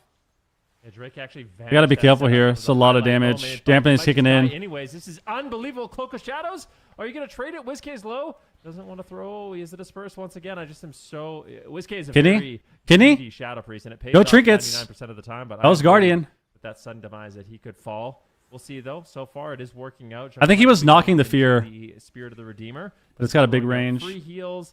Team will get top, but Calvish is ready for a setup. Calvish is going to be going to initiate crowd control very soon. Nice static field totem. Wow, that was good. For the time being. Get him off Wiz for a sec. Continuing their push here. Cubsy's almost out of mana. Man, it's really scary. They silenced the fear again. Nick can die now. It's damp. Nick getting low. Cheap shot on Junk Bahai. Do they have any follow-up? It's a full. There we go. There we go. Lands, and now it's Nick. There's just a miracle swap on Nick. He doesn't have anything. He needs to be there right with Junk Bahai. It looks like he will be able to survive. Death Strike's coming in. He's just death striking. They got to keep doing that, man. They just need more pressure on DK. Done by Nick. They're doing well. They just got to get more pressure. Really scary moment there. 2 targets, not 1. These guys, like, I don't know. Is DK Nick's main? Ooh. He's playing it like he's a main. Zhang couldn't get a fear again. Don't get corroded, Cubsy. Don't get corroded. Drake has cloak soon. Full silence. Drake throughout all of this. Calvish getting gouged up. Double fear again. Kidney on to Zhang. Cubsy gets a hex. It's over. They set up a full kidney. It's kicked. Into the cheap shot, and it looks like Drake is the one. Drake has the cloak. Nick is dying too. As WizK was looking to knock him out, swapping damage over out onto Nick. Cubsy zooming. It's tied. Those short cooldowns, though, we now have Guardian Spirit back. Oh, they killed his Tide. They killed Tide. Cubsy Tremors. Full fear. Disperse. He disperses. WizK. This is so scary. They have to kill Drake. They have to kill Drake. Uses the dispersion early. It's a they have bomb. They have bomb. Full trinket there from Zhenghua. He's going to trinket out of the crowd control. They gotta kill Drake in a bomb. They gotta kill Drake in a bomb. Still low. Cubsy's got nothing Here it left is. in the tank. This is potentially the last setup of the game. Gators back. They need Oh, to he win faded right the here. static. Oh, the static field almost worked. Oh, he Zhenghua faded the static. That was it. insane. Another highlight moment in this game. That fade was so good from Zhenghua to make it in and get the Double blind? shift off. That almost won them the game. They can die though. It's too They're deep damp. still struggling. The Guardian Spirit is up. Who do you trade it on? He's got the anti-magic show. They have Link still. Ends up using it on Nick as well. Cubsy's gonna have to Link, but they're all gonna die. They're gonna get triple killed. Here. He does have Void Shift. They've got the Spirit Link totem, but Cubsy has basically no mana whatsoever. They may have ran out of time. He gets kicked. Zach is gonna have one Bull rush out. more setup. WizK Wow. Smoke bomb. He's trying to get away. Spirit form. Here onto Drake. Can they take him down? I don't think they're going to be able to. Zhenghua, he gets the Master Spell on the dodge. Wiz can't get away. Cubsy zoom. Beautiful grip there by Nick. Cubsy has tied in 10 seconds for mana. Double, Full hex! Full hex! They win! Onto a hex. Beautiful hex. Cubsy may have won the Bro. game with that hex. I can't believe it. Drake is so low on health. Evasion comes in. He tricks Cubsy has him tied for out. mana. Don't let him kill your tide. Don't let him kill your tide. It's such a beautiful moment. Everyone is so good in this game. It's so insane. WizK down to half once again. It is back and forth, David. It's insane. There's the kid Dark Ascension? onto Drake. Full blind on The blue does Calvish? get committed, however, no! and it's Oh, no. defensively onto Calvish, stopping this go onto Drake 1 himself. second. It's disperse. He has 1 disperse. second until disperse. He has it available, and he has to press it immediately. They get to the Spirit Link as well. Full Gators fear back again. on fumes. They Silence. can make something happen right now, but Zhenghua completely out of mana. Holy Ward back off of cooldown. And Double Guardian blind, just it's over. short seconds, but WizK can Just use a prayer, it. just a prayer. Drake at the same time. It could be a cross kill. Static field off? Wow. Blades, but into what? And they do it. Holy Jump, shit. Stand the storm and take out Gators back on Ruins of Lordaeron. That was an insane game. Such high. That was an level insane game. gameplay, Holy and shit. Everyone is just making crazy. That was plays. insane. They were Outplaying each so other every close step of each time. Holy fuck. If he didn't fade that static at the end, he lost the game. There was a point where Drake actually stepped away right before the go and got to the pillar and had Guardian up. Like, if he didn't do that, they lost the game. Like this right here, this static. Oh, That would have been God, like dude. any other priest is just He would've gotten out that. of there and loses the game. So Insane. Would have gotten that. yeah. There That was would've been so many good. times too where you see like Calvish land a cheap shot. Even here at the end, like, he got a hex off the silence that was close. Oh my god. that full Yeah. juicy fear, and Nick's at the last Way second, back. which is like AMS. Zhenghua is going nowhere. It's just such fantastic play on both sides. You would think that like this like rogue DK composition would just be kind of like a gimmick, but they are playing it at such a level that it just feels like a well-rounded composition somehow. They just defensively have a lot of, you know, the AMS or whatever, but also the DRs, the way that they're rotating their CC to peel for one another. Mwah, chef's kiss play. Yeah.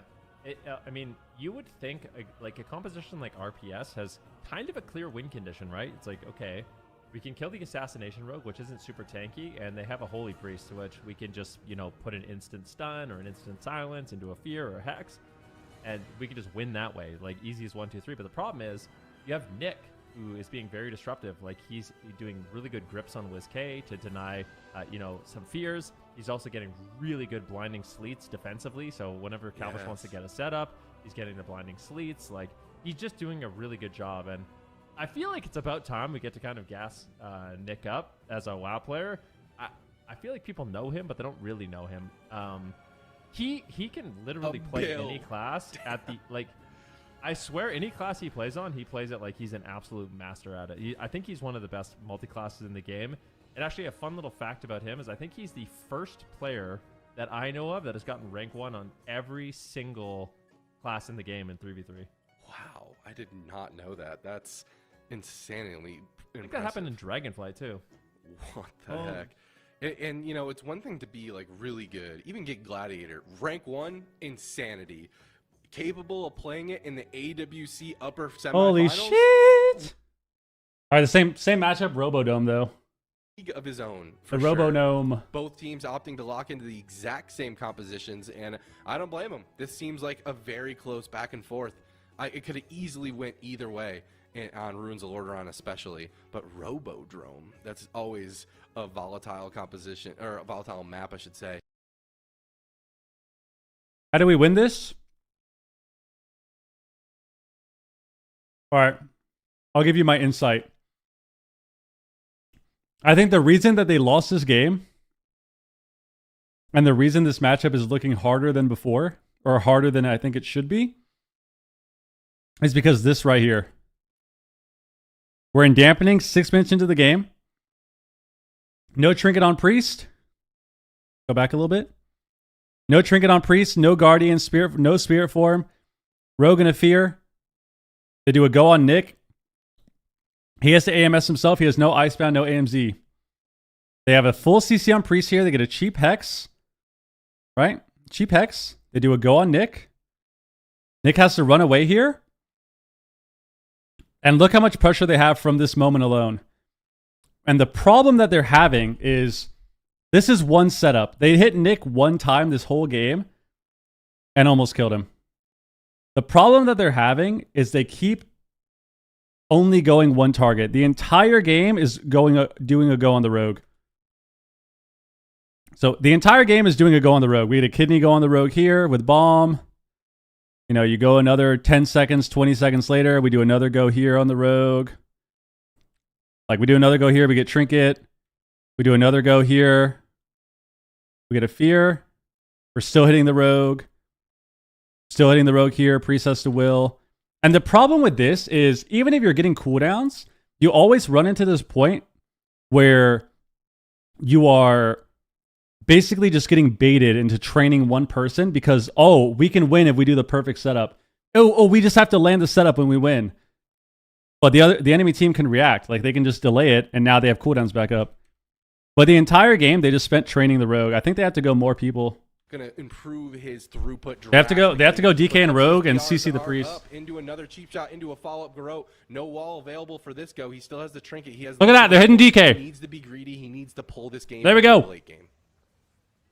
What he can do, cheap shots coming in. Calvish looking to get something set up for his team, but doesn't look like he's really going to be able to get out too much damage.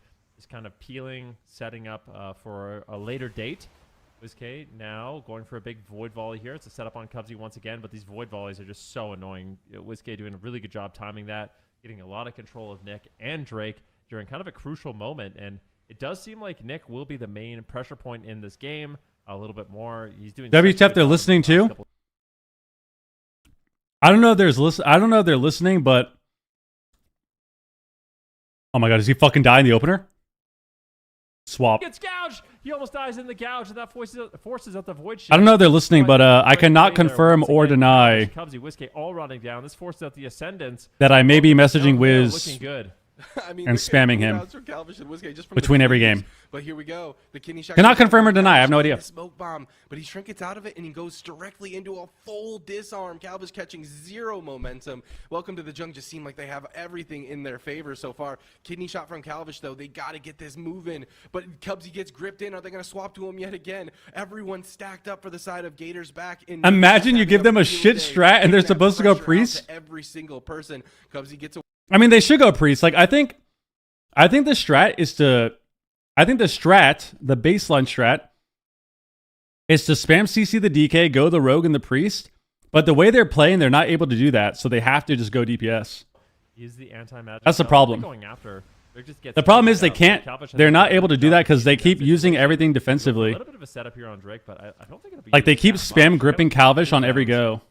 Into diminishing return stun there onto Drake. Ultimately, he will survive. Big kidney here onto Cubsy once again. They're getting some pressure rolling. WizK with a defensive grip, gripping him out of line of sight of Zhang Bahai, keeping the game stable. Beautiful static field totem once again. Nick just runs out of that. He doesn't care whatsoever. Getting back on target with that Death's Advance. And an interesting position. But it's like back. They're opting to play on top here, but the wow. sleep comes in. This is not like there's no one way to win. Like you're not just gonna and gets out of there as fast as possible.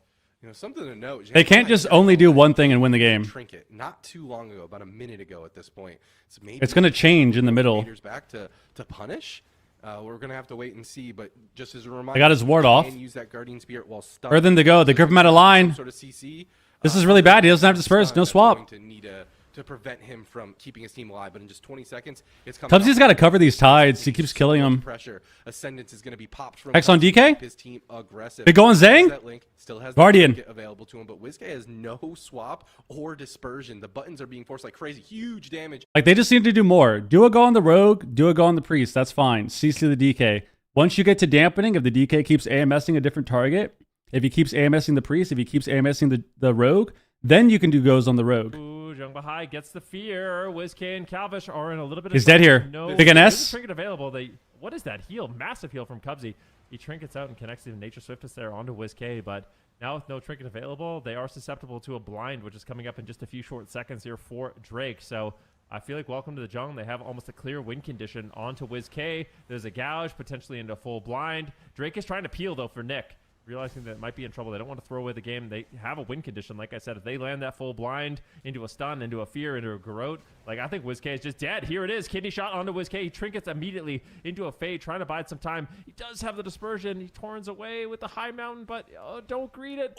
Okay, big heal once again lands there by Cubsy. And WizK, he knows what he's doing. He's not going to die without using the disperse. This is so close. I feel like the greed might be necessary to move forward. He's in the Earthen Wall totem. Is it going to be enough for Drake and Nick to just be able to chew right through it, feels like.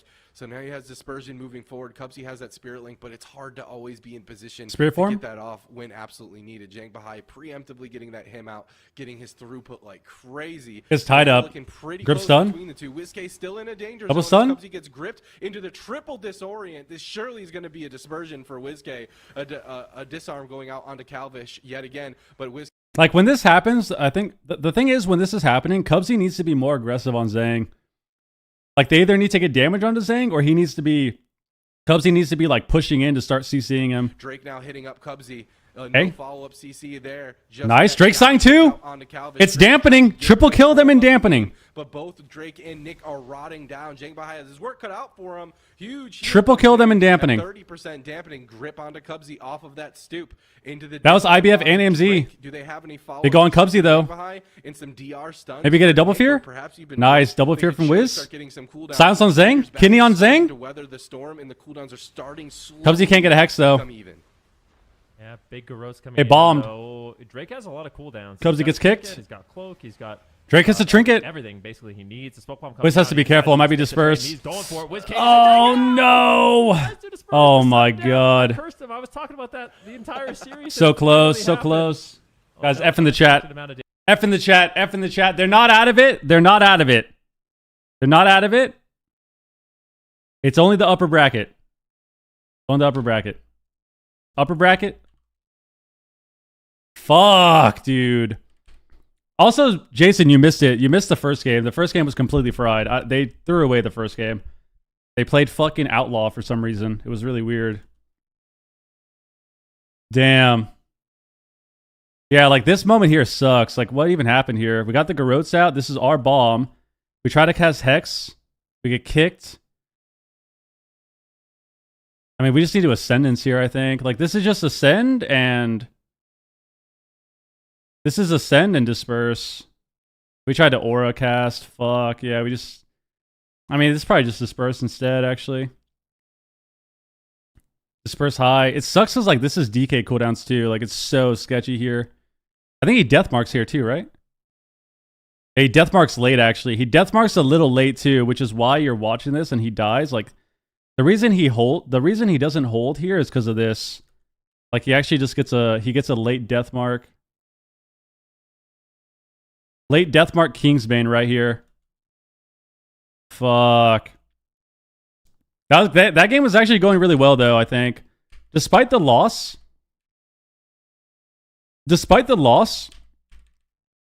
if he trades Disperse here, they're in a really good position because he has Swap coming back because they used it in the opener, and he has Trinket back for the bomb. So he still has Trinket, he has Swap, he has Trinket back, and he can live the bomb.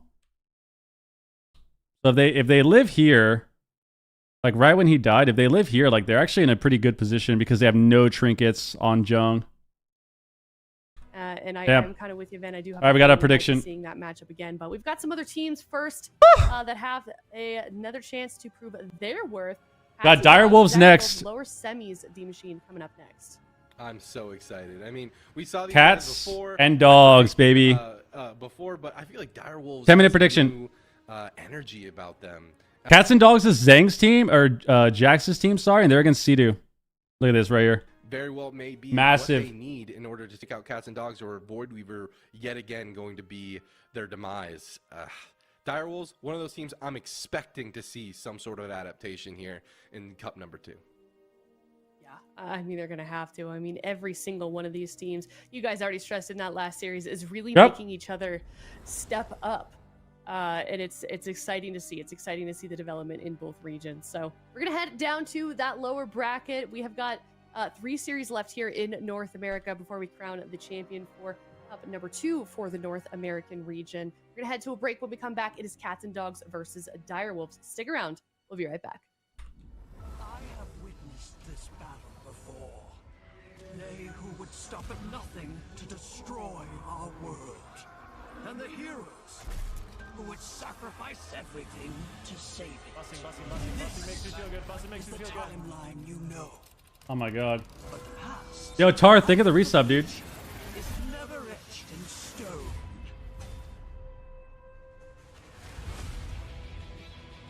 This time, we experiment with new variables. We play with power. We wield weapons of unimaginable strength.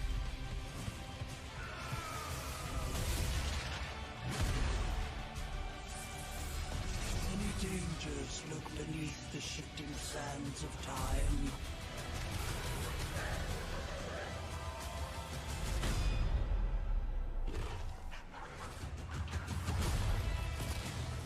You will grow stronger and faster to face them.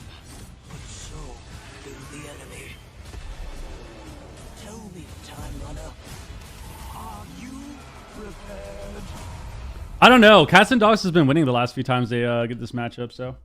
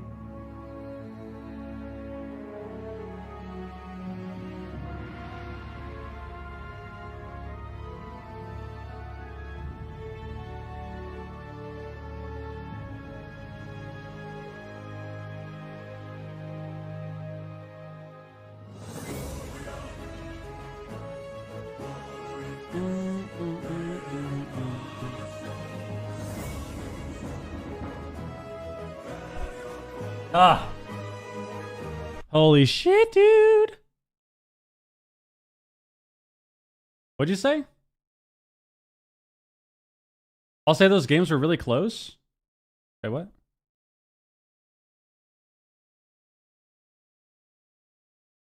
Nick plays a lot of stuff. He's solid. Get this off the screen, I know. Yes, I mean, I would assume. I mean, one can make the assumption, right, that if Direwolves wins against Cats and Dogs, they just watched a team play the same comp that they do and win. So one can make the assumption that if Direwolves wins this series, they're just going to play DK Rogue into Gator's back, which I think was already their plan before, because that they want that into Void Weavers too. So it would be better for Cats and Dogs to win in terms of Gator's back getting a rematch. It's way easier of a path to the rematch if Cats and Dogs wins. So yeah. But I think Cats and Dogs are fun to watch. Like it's fun to watch newer teams do well.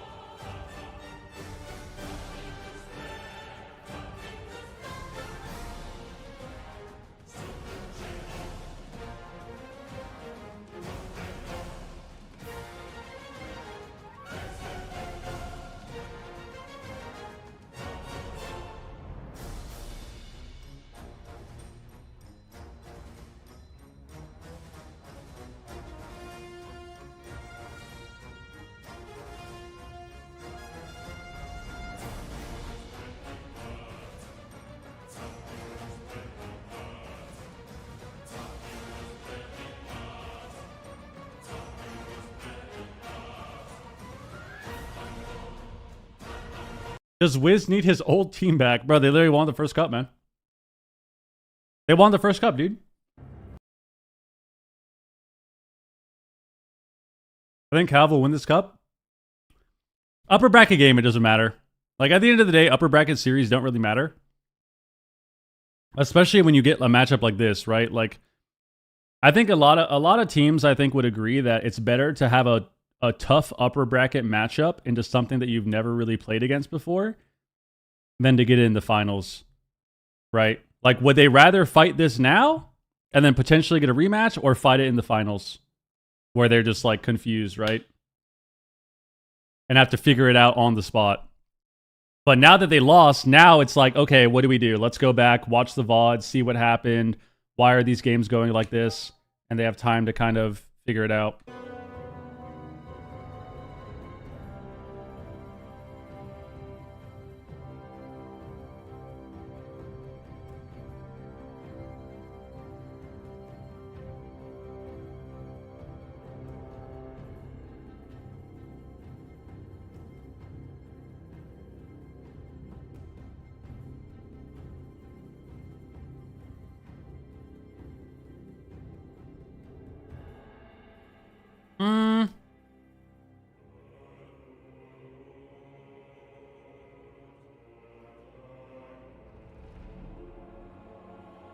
Is RPS their best comp? I don't know.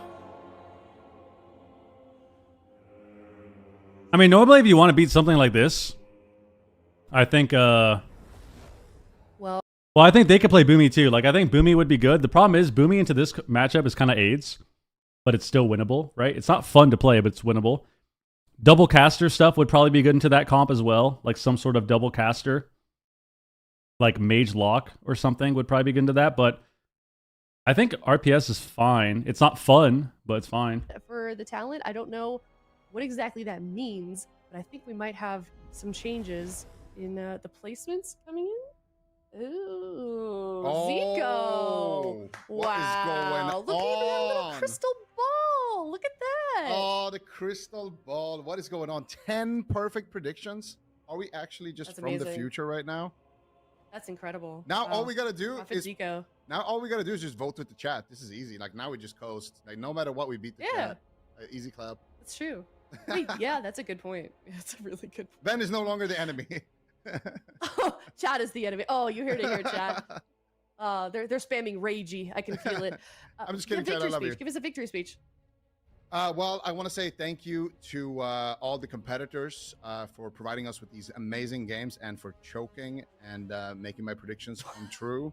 I want to say thank you to my fellow co-casters, production, whoever drew that crown. Special shout out to that person as well, and of course the Crystal Magic Ball. And yeah, just happy to be here on the desk with everybody. And yeah, Venruki last week was the king. But there's a new king in No town. longer. Certainly is, yeah. And Chan, you've got D Machine kind of holding you back. Yeah, that's okay. I mean, Chad is Your right thoughts behind on that? Zico. Chan?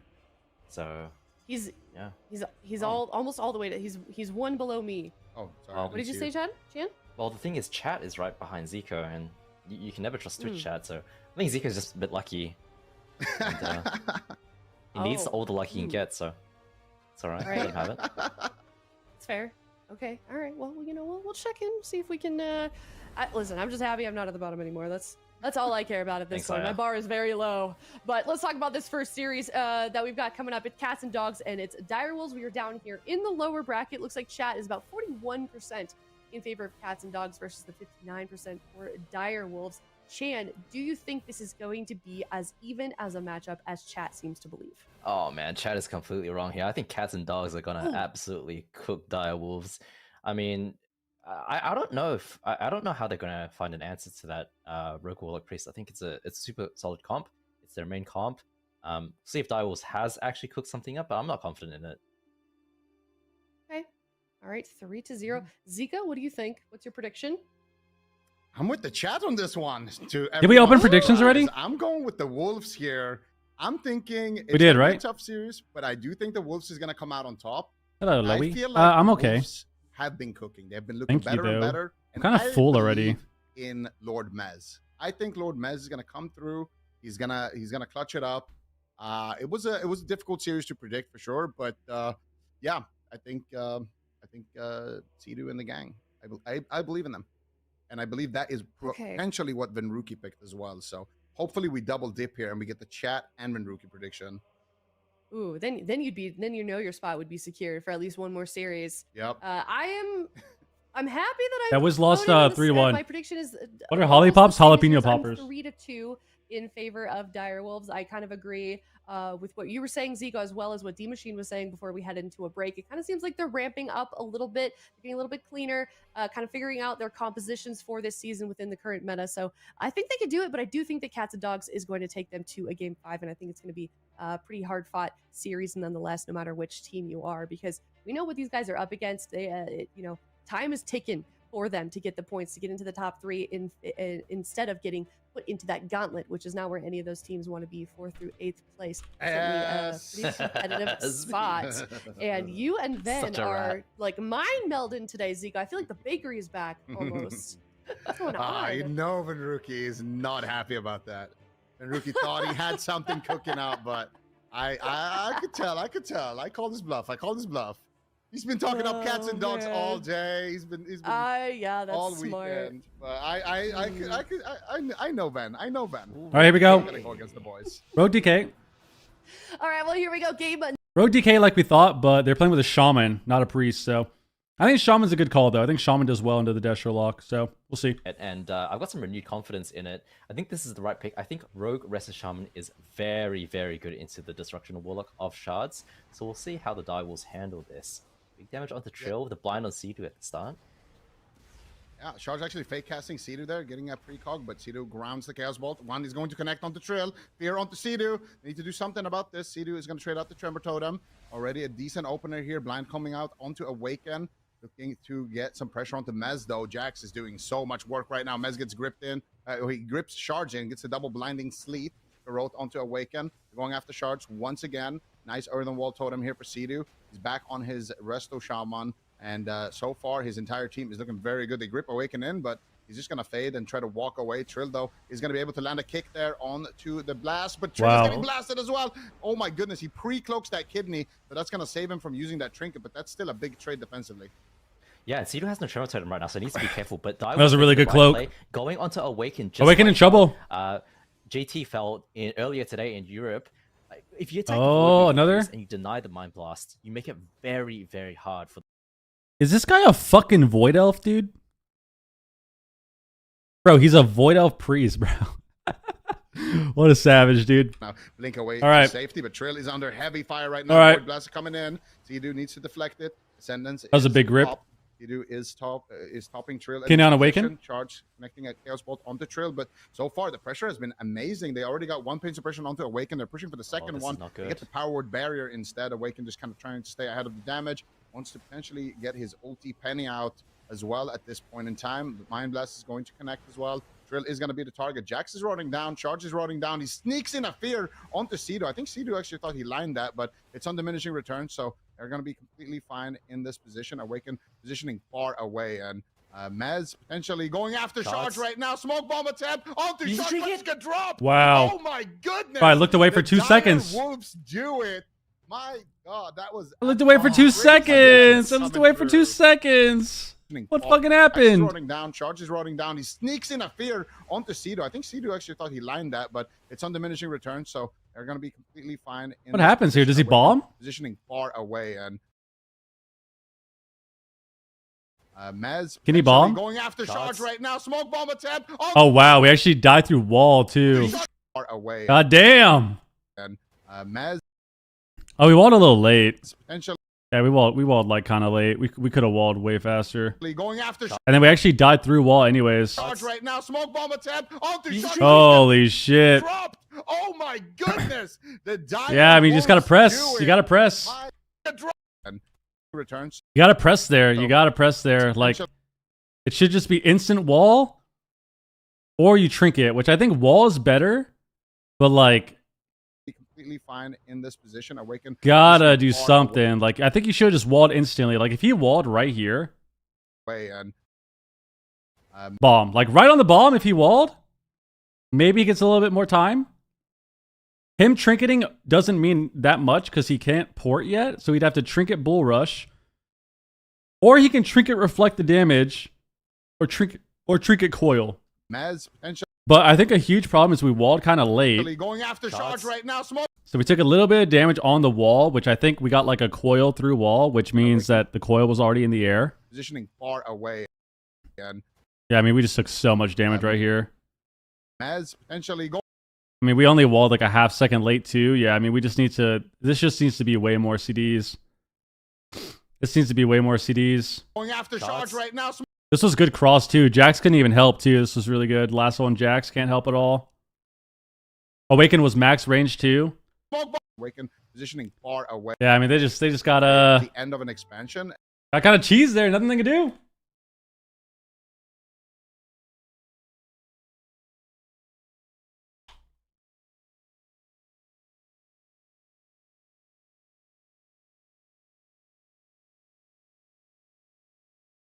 What? Can make it work. Whereas if it's a slower, more dampening style meta, the weaker classes slowly just get filtered out naturally because they just can't keep up. Whereas, you know, to repeat myself, the faster the meta is, the more variety you can actually have in Arena, which is fantastic to see. And this is Cats and Dogs flavor, you know, playing the sub Destro Voidweaver.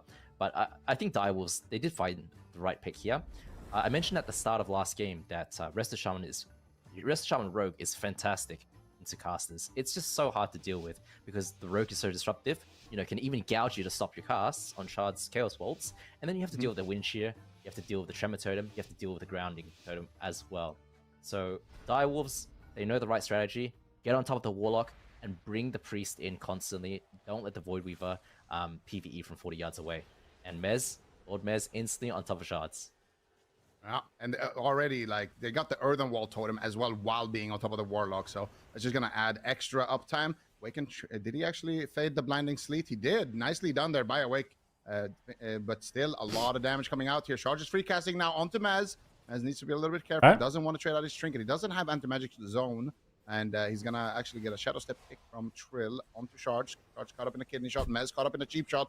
Mez could be in a little bit of trouble here, but still holding on to his cooldowns. And Awaken is doing so much damage here, really utilizing that range. You can tell Mez is kind of fishing for that Death Grip, and there it is. He's going to find the Death Grip. Awake goes for the fade. Static Field Totem is going to pin everyone together, but now Charge is behind the pillar. That's a really nice... Gates away.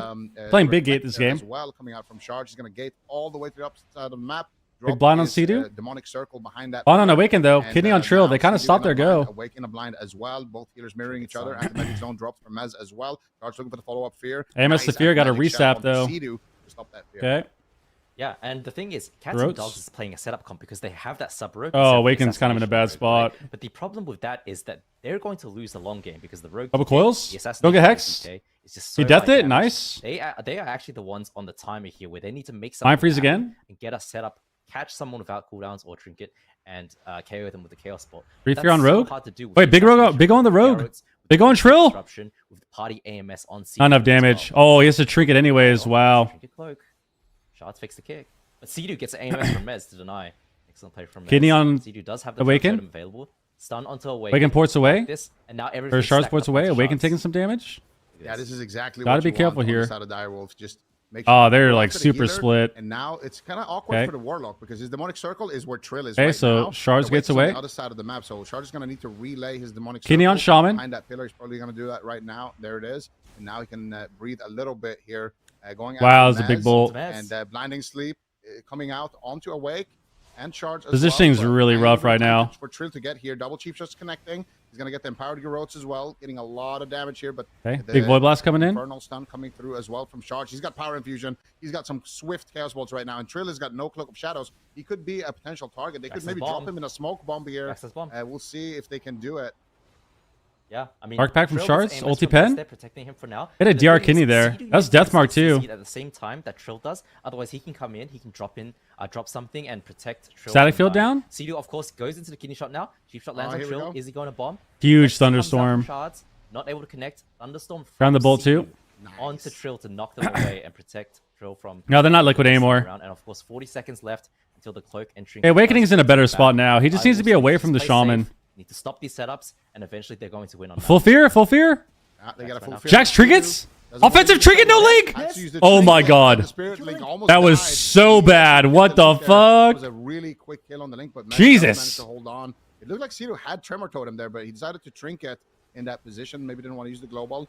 And Charge now caught up in a sheep shot. Awake under heavy. They go on Awaken though. Awaken's scared. Look at Awaken. Jax. Double fear? He's got to get some healing out. From Direwolves, and man is not looking good for Cheap on Trill, cheap on Mez. What are they going to do here, Chad? Mind Blast coming in? I don't know. Mez doesn't have IBF though, and he's under a lot of fire as well. Sea-Doo has no trinket. If they land something on Sea-Doo and they're able to connect, they got a juke on the kick there. Big Void Blast coming in. Awaken's still dying. Might have to AMS. Gets a PS. The pain suppression available. Mez is trying to connect off of that. He lives. Commits the King's Bane. No PS. So I think how much damage here? Fine right now, but Shards left alone is able to cook some. PS now. He has no trinket. He can die. This is really bad. Ultimate penitence. Wow, he got the Mind Blast though. Deny the casts. Awaken is able to top. They're going to kind of run down Awaken here. He has to be careful. If it comes to it. No PS either. Now, watch Mez. Death mark in 30. Mez could be in big trouble here. He's got no anti-magic shell, no anti-magic zone. Trill also taking a big bolt to the face. They have no double coils. Link. Here comes Charge. Big Chaos Bolt. He's cogged up. Manages to get. They're actually ooming. Somehow saving the day. There's a kidney shot onto huge static. Nice static skill totem, holding everyone together. Infernal. Here. This is perfect for Trill. Awaken's got to be careful. Nice read here by Jax, realizing, hey, the assassination rogue is about to actually bleed all of us. But they're on Awaken here. It's precog though. Onto Charge, onto Jax, and onto Awaken. Precog again from Awaken. Is going to skyrocket right now, and Charge looks like he will be the target. Full fear onto Sea-Doo. Didn't get the fear. Nice anti-magic shell onto Sea-Doo right there. That Shards away. Really dangerous situation. Very scary damage here. Very scary. They have to swap. Wow, that's not good. As well. Cats and Dogs kind of crumbling there. Shards did have the Hellstone available, but Awaken kind of panicking there using the voice swap. It's over. Gets lassoed and Shards gets gripped. Double grip. Gripped again. He does not have the port. Could perhaps gate out of there if he they still have wall. Instantly, but Shards under a lot of trouble right now. Trill and Mez, of course, rotting a little bit as well. CD goes into the kidney shot. If they can connect on Trill behind the pillar, does use the trinket. Mez double bolt. They gotta go Mez more. They keep going Trill so much. They have no cooldowns left on the Direwolf side. Mez can die. He's using everything defensively. Fear right now. Double blind. Everything is to peel. Stop CC. Here from Mez. Nicely done. No IBF, no Icebound. That Spirit Link 30 seconds away for Sea-Doo. Trying to cement the win. They have the win condition on mana even. I don't think it can be Trill if they don't get CC. It has to. One of these Chaos Bolts. Trill right now taking a lot of damage, and the Magic Zone is going to drop from Mez. MZ2. Pressure. Kick onto Awaken as well, trying to slow down the Void Weave. Kidney. Caught up in a kidney shot. Pet stun. For the fear. Full gouge. Full blind. Disruptive here, but here comes the Chaos Bolt. Smoke bomb drops. Here's the bomb. Trill. Beautiful peel by Mez, and Sea-Doo manages to duck in there and get a big heal with his Ascendance. Full fear or half fear? By the way. Mez is dying. Double coil on the Sea-Doo. Wow. Mez will fall. Oh, that was nutty. That was nutty. Holy shit. That's what we call being proactive. I'm telling you guys. You got to be fucking proactive in this game, dude. And I'm not talking about the Acne product, all right?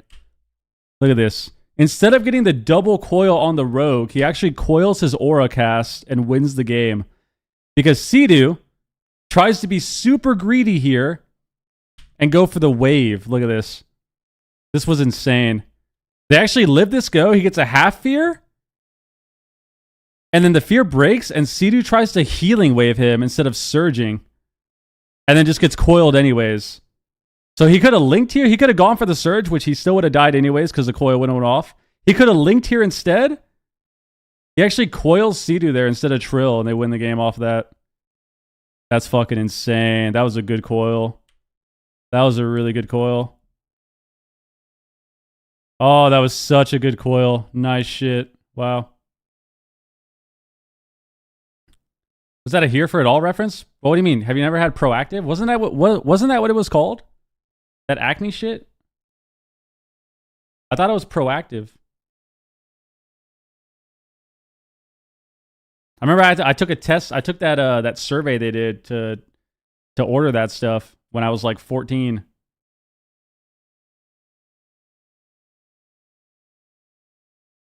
Damn, that was a crazy ending. But he gets cold. Yeah. I mean, that's a good punish from Shards, but yep. A little bit of greed from Sea-Doo. Huge punish. Good punish from Cats and Dogs. I guess he just wanted to min-max his healing output. Like, I kind of understand it, right? He wanted to min-max his healing output. Don't make an argument for that, man. Time to cast one more heal and then... No, should just linked. Just linked. I mean, it was a great call anyway, but... Like, the game's over. Look at the dampening. He's fucking He's 6 minutes in the game. Just link here. It's over. As well, giving Sea-Doo time to go in there and save Trill. But Yep. I mean, aside from this, like, Yep. you know, aside from dying right here, Yep. they had everything that they needed to actually win. But at the same time, it's Tolvir Arena. Now, as a fellow Warlock here, Chan, how do you think Sharge is performing so far in the series?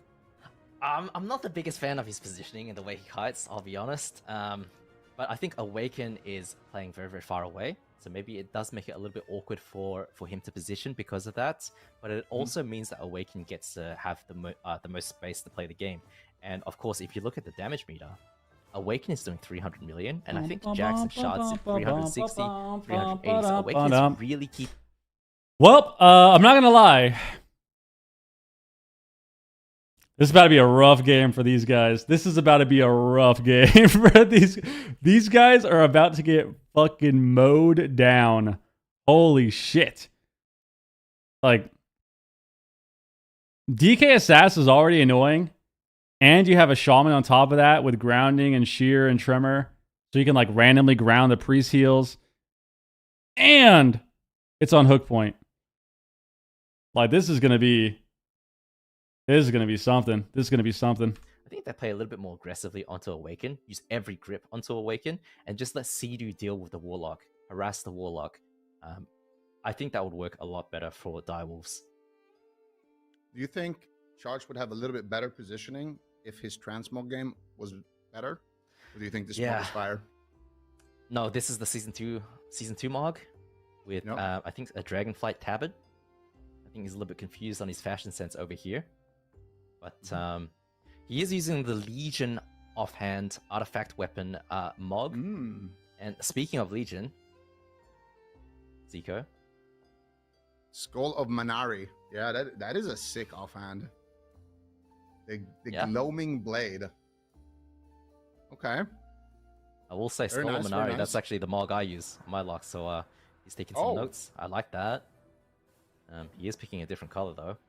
But we're gonna see hook point with the exact same matchup. I think this map I'm scared. I'm scared for Awaken. I want to see Direwolves push onto Awaken. Let's see what happens. All right, let's see it. Mez caught up in a kidney shot. Awaken already blasting away. Shards in a cheap shot. Trill gets feared instantly on his opener. Gets dispelled and cheap shotted right away. Awaken F's the blinding sleet there, it looked like. But Trill also breaking it there with the Garrote Silence. Here comes the Infernos. Ulti Penny from Awaken. Blasting away. Solid opener so far for Cats and Dogs. Okay, he actually ulti pens early. Sea-Doo is not in crowd control currently. They're going Sea-Doo? AMZ? Has anti-magic zone and anti-magic shell. Looks like he used it on his teammate there. Grip onto Awaken. Here we go, big swap. We wanted to see in the analysis more grips onto Awaken, more pressure onto Awaken. Nice cross CC asphyxia. Awaken lives here though, not much damage on him. While they are on this disc, and leave the Warlock open for too long. There's one Chaos Bolt, two Chaos Bolts going to connect onto Mez. He manages to leap over there and get a nice little interrupt.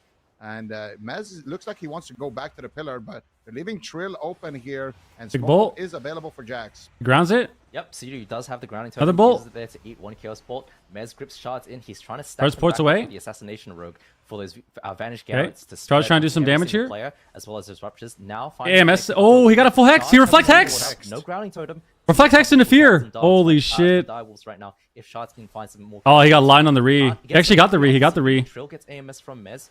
Nice job protecting him. Yeah, they got to be careful here. They're letting Shards do too much. Is able to stop the Chaos Bolt from Shards. They're gonna go back Shards now. Can do anything with that. Sea-Doo is on fear. Mez gets bro to the face, has to trade out IBF. This looks so scary. Shards just getting a little bit too much space. I think Sea-Doo needs to just hex him. Focus on hexing him, shearing him. He tried. He got reflected. Let the two melee sit on Awaken. Yeah, so Sea-Doo did hex him, but Shards used Nether Ward and reflected it, and then feared Sea-Doo. So Trill has no cooldowns, and Mez has no cooldowns. They have trinkets, but they have no defensives. I'm mounting over the. Oh wow, he's taking so much damage. Bomb comes in. Here's the smoke bomb though being dropped. Potential big pressure. Hellstone and wall. Reverse it. Nice Hellstone. Nice static comes in. Garrotes. That was a good static. They got a Garrote on Awaken. Still on Sea-Doo, not able to find it though. PS though. Good positioning. There's going to be a Mind Blast coming out from Awaken. He should be able to stabilize the rest of his team. Trill has no CDs. Direwolves did walk out with something, but beautiful grip here from. This grip doesn't work against a Void Weaver though. Both of them. And Charge has precog the entire match here. I feel like he's fake casted literally every single win share here from Sea-Doo. He's in his head. Double coil coming out. Here comes one Chaos Bolt. He's trying to fake cast again, but Sea-Doo actually got blinded there. So A little bit of miscommunication between the Rogue and the Warlock, but they drop a smoke bomb onto Trill. Trill could go down. Mez is there once again to save the day with the blinding sleep. Mez is so annoying to deal with when you're trying to do a setup comp. And that's the thing I love. Waken fades away and deaths. He knows exactly what's going on. Shards again with another. They gotta get more damage on DK, I think. I think anytime they get pressure on Mez, the game is scarier. Seedu's shear that gave the precog. Trill under so much fire right Seedu now. Tremors. Shards doing so much damage. See if he can connect some more Chaos Bolts. He needs to look for some fears on Seedu, but Seedu playing Precog again. Gets another precog. Trill getting Chaos Bolts to the face. AMS. And gouge onto Seedu. Jax looking for the kidney shot after that. See if they can follow up a fear. All right, let's see if they can get it. Trill actually getting aggressive onto Awaken right now, but he's got no trinket. He does have Cloak of Shadows out of the stun, though. Charge did get the pain suppression. He's gate to get the fear on Seedu, but this time, Seedu's holding his wind shear, so Shard's definitely getting a little bit too many precogs right now. There's the coil. Here comes the Chaos Bolt. Seedu holding his wind shear this time around. Kidney shot onto Shards. Good discipline right now from the side of the Wolves. Grip onto Awaken. He's going to immediately fade. Charge going to be teleporting away from there as well, but now they can go after Awaken on the side of Dire Wolves. Awaken's going to use his Void Elf Blink there, I think, to get a little bit of repositioning. Seedu caught up in a kidney shot. Charge looking for the potential follow-up fear. He's going to be able to find it. He gets wind sheared instantly. Seedu kind of winning the mind game here a little bit, but Trill still takes a big Chaos Bolt to the face, but still has the Cloak of Shadows, and so far it is very back and forth. Mana is somewhat even. Seedu is going to drop the Healing Tide Totem, and Awake is going to respond with the Power Word Barrier. Yeah, but the problem is Dire Yo, Webby, what up, dude? Shards because they're so afraid of dying. This is the first time that they've made it back onto Awaken, back onto that Voidweaver Priest in such a long time. And the issue with that is the mana game is actually quite equal because the Disc Priest is just doing so much damage. And because of that as well, Trill and Mez are taking so much damage because the Awaken has so much space to play with. Yeah. Ultimate Penitence comes through. He gets the ulti penny as well. We're seeing it again in this game, too. I think letting the DK do whatever is such a bait. Like, training the Rogue, I think, is such a bait. Here's a big ball. He might die. Oh, my God. Oh, my God. Link 2. Finally gets the Spirit Link, and that support playstyle that you were talking about from Jax really paying off in that moment. Oh, you love to play with a rogue when you're a caster that does this for you and just sets you up the entire time. And that's all Jack's thinking about. Look at his damage. He doesn't care about damage at all. He just wants his Destro Warlock and his Disc Priest to just PvE and do as much damage as possible. And that is Jack's primary focus. And I like that kind of style. Awaken gets gripped in, instant fade, but kidney shot lands. Shards, Cap Totem to cover. Nice play by Seedu, who's in the full blind. Mez grip blinds as well onto Jax and Shards, so they can sit on Awaken for a little bit. PS gets traded out. Awaken doesn't have PS anymore, or a trinket. He could potentially die right now. Bro, he has Hellstone. Is able to make it out? Yeah, he swapped. He died. He couldn't swap. Oh my God. No. He had swap too. Holy fuck, bro. This game was. What even happened at the end? They just finally got to connect to him. Awaken was just. This is DK cooldowns too. They finally got to connect to Awaken. Oh, he didn't evangelism either. He could have evangelismed here. He did it late. He did it a little late. But he also, it's like pretty high damp. Pretty high damp. 3 atonements out, so it's not going to heal for much. Wow. How did he get into the spot? Did he get gripped? Did he have gateway too? Oh, he actually ran from gate. He might have had gate, dude. Yeah, gripped and he faded away and kidneyed. I think he had gateway back. But he keeps running from the gate. He got caught in the middle here. Then he got step kicked. Oh, he got step kicked and then tried to cast another Mind Blast after. Oh, wow. He had fear too. Damn, this could have been really good for them. He could have faded here at the end. He could have got a Shadow Fiend up. That would have helped. Maybe get a high swap. Holy shit. I mean, that's just a blunder. I think he actually had gateway back too, so that's just kind of a blunder. Blast off. Because that summons... Let him sin stabilize for too long? Follows. You see exactly. That is what actually does a lot of healing and also a lot of damage as well. If you can't get the Mind Blast... Well, I think you can't just really run in, though. Like, you can't just run in. You can't just run in as Destro Rogue, right? Like Destro Sub, Voidweaver. You can't just kind of charge into them and kill them. Like, it's kind of just a game where, like, eventually the game will end, but you can't just take their pillar. Because like, let's go back to when they died. Like when he died. Like even this is kind of bad, right? Like Awaken should just not be in this position. And even though he was in this position, he had gateway still.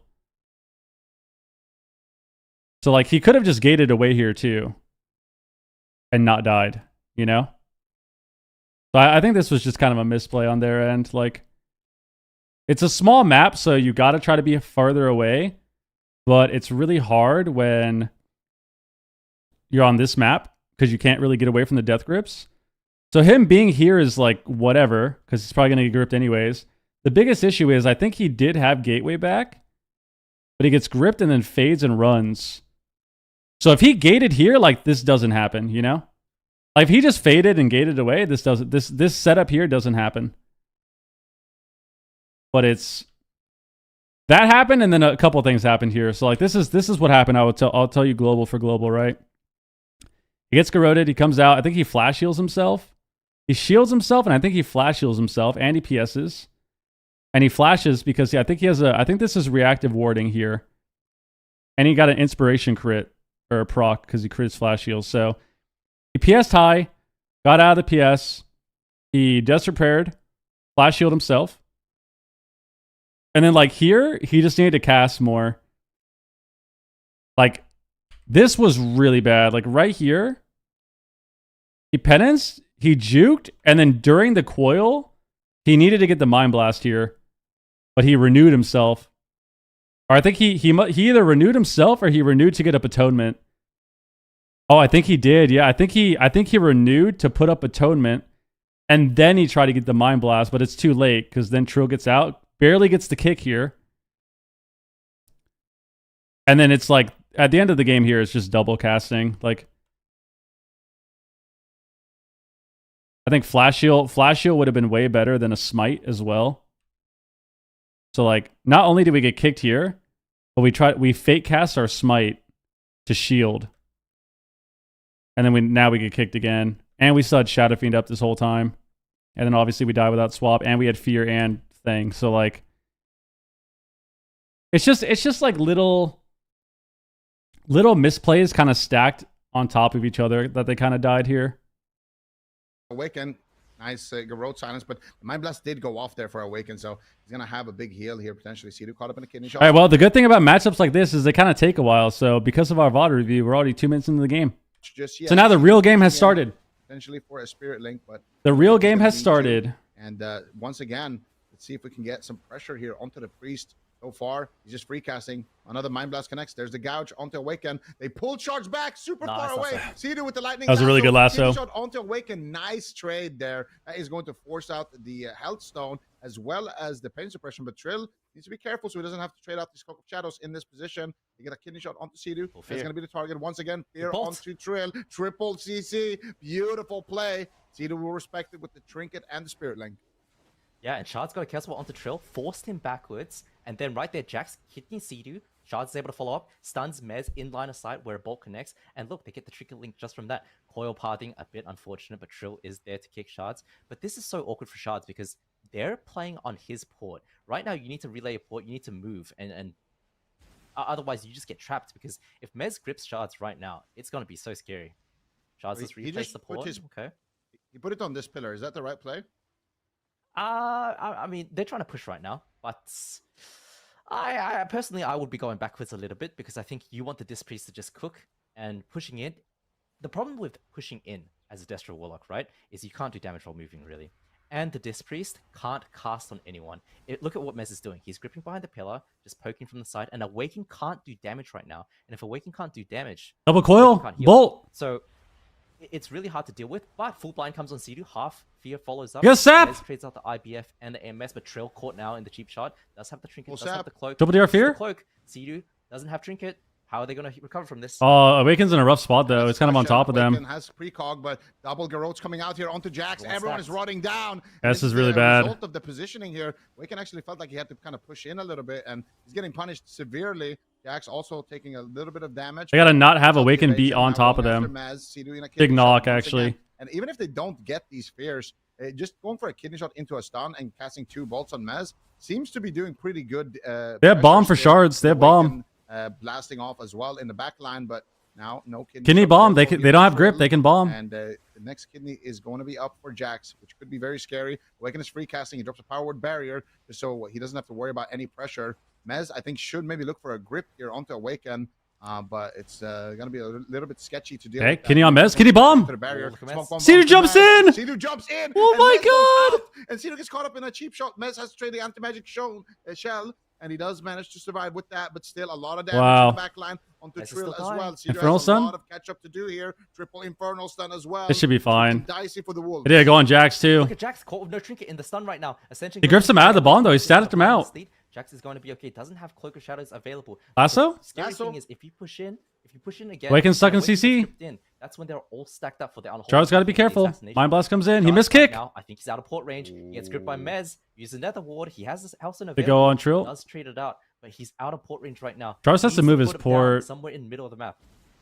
Yeah, this is very, very dangerous right now. No port on the Warlock. He's looking like he wants to go for his gateway and Put just it try now. to gate away and then relay it behind there. Mez wants to stop it from happening though. They need to do a big O on Mez. He walls. He walls. He could die. But still, he might just He's die. dead. He's dead. He's dead. He can't swap. Charge on 1% HP. Cedar, can he find the hex? Wow, the Rift Doesn't look topped like him. the charge going for the fear. He finds it onto Cedar. He actually had Wind Shear for that one, but maybe the Unending Resolve was still active. Triple Garrote coming in. Mind Blast coming in. The Rift topped him, dude. That was crazy. He finds it onto Trill, and it looks like he might be able to recover. He gets interrupted though on the Void Blast by Mez. Still charged very, very low. Nice cross kick. That was wall. Good pressure from the Wolves, but one precog gets He's packed. Double chaos. Cedar grounds it. Full blind. He has packed. A gouge now. Reflect. Oh, he's dead. He's dead. Through, but there is Swapped. so much damage. Huge fear onto Awaken can die. And Awaken now can die. Here comes the Wolves onto Awaken as well, doing a swap on the Void Shift. Charges running down. Jackson. He has precog again. He has precog again. Down. One final push from the Cats and Dogs onto Mez. Nice knock, dude. Direwolves are so close to winning as well. Shards has nothing left, but Awaken goes into the ultimate penitence. Awaken has trinket back, but now Shards they gotta get out of here. Has no cooldowns left. Awaken has They gotta get out of here. Charge of pain suppression available. Direwolves are pushing. Can he down on onto shards? They can Oh, do he damage to anyone. he Awaken is fucked so up his close to running static. out of mana as well. But Mez also takes Fuck, he so fucked much up his damage. static. Awaken now recovering his team, able to cast from far away. PI That's comes kinda out, dying. Malevolence comes out. They're in so much trouble right now. They're going Trill. Kidney shot. He has the link. 2-person link though. Link comes down, but the Oh, he got in. He got so in. high. Full fear. Onto Zedu. No tremor totem. This is PI. This is PI. Mez in a lot of trouble. IVF. Infernal stun. Infernal Bomb. Infernal stun. Smoke No bomb. way, no They way. haven't done it. Cats and Dogs looking to take us to a game 5. Doesn't look actually like it. Cedar somehow making some miracles happen. His team is still definitely struggling in this position, but Awaken has. They're such dead good here. positioning right They're dead now. here. It doesn't matter. Precog gets Oh the my one god. though, gets absolutely clobbered by Dire Wolves. Bro, I mean, I respect the power play, man. Shards tried to make a play there. That would have been insane. Kind of sketchy for a while there. Wow. but they do recover. When that smoke bomb CC chain happened, I actually thought Cats and Dogs Wow. might have done it, but they turned it Wow. around. The Wolves. That was good at the end. That was really good at the end. They actually almost won earlier, but he kind of fucked up his static here. Like right here. Why was he immune to that? Why did Shards not get knocked on the static there? The fuck?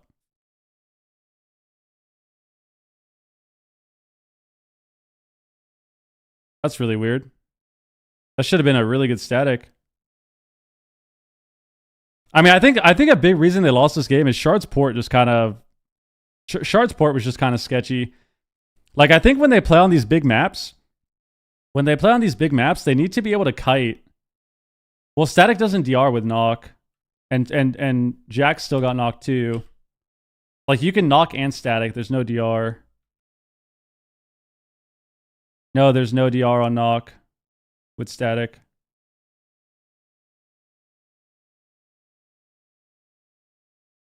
That's so weird. I wonder why that didn't work. I mean, even the end of the game here just sucked because he needed to get away. Like, did he have gateway here too?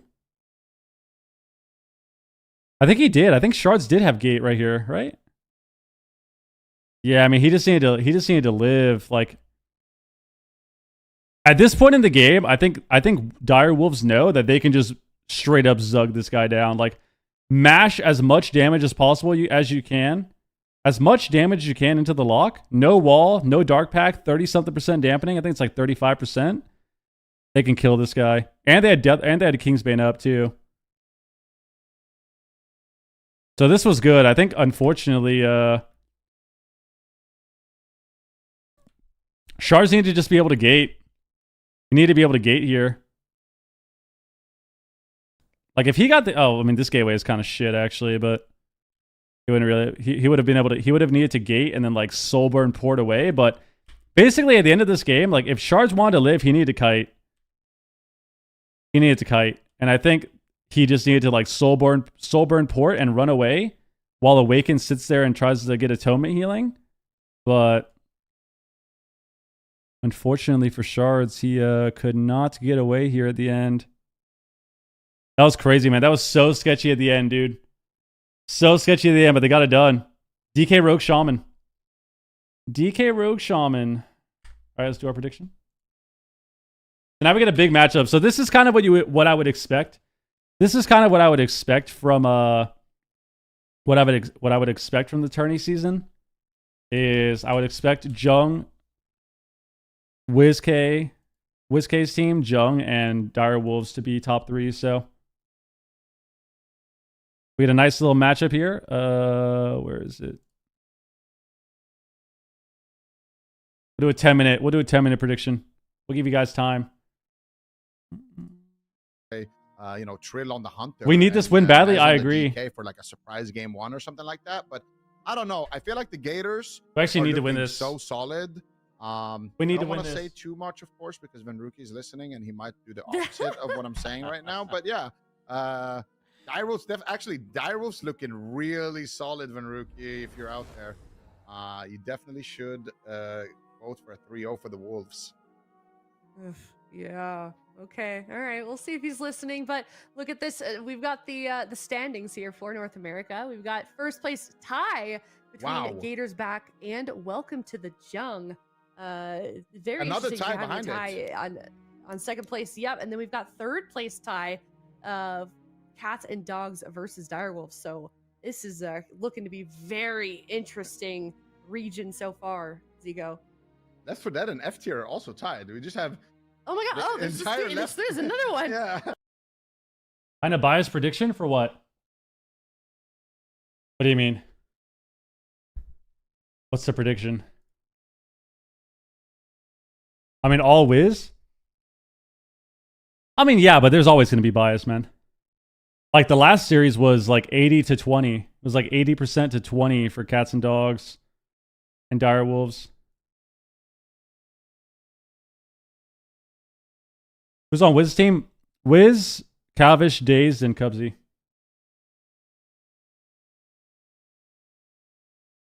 This is a massive series. Does the Team Liquid rivalry carry on through Wiz on Gators? Of course. That is the most important spot out of the first, second, and third and fourth position. That third, fourth spot is the most important because I think CD Team's going to lead with DK Rogue. I mean, we talked about this before their series, just before the series against Cats and Dogs. They just watched Welcome to the Jung play DK Rogue, which is the comp they play, into Gators and win. Now, difference is, what are they going to play? Are they going to play a Shaman? Are they going to play a Holy Priest? We saw Welcome to the Jung play a Holy Priest. I can't tell what's better, honestly. I feel like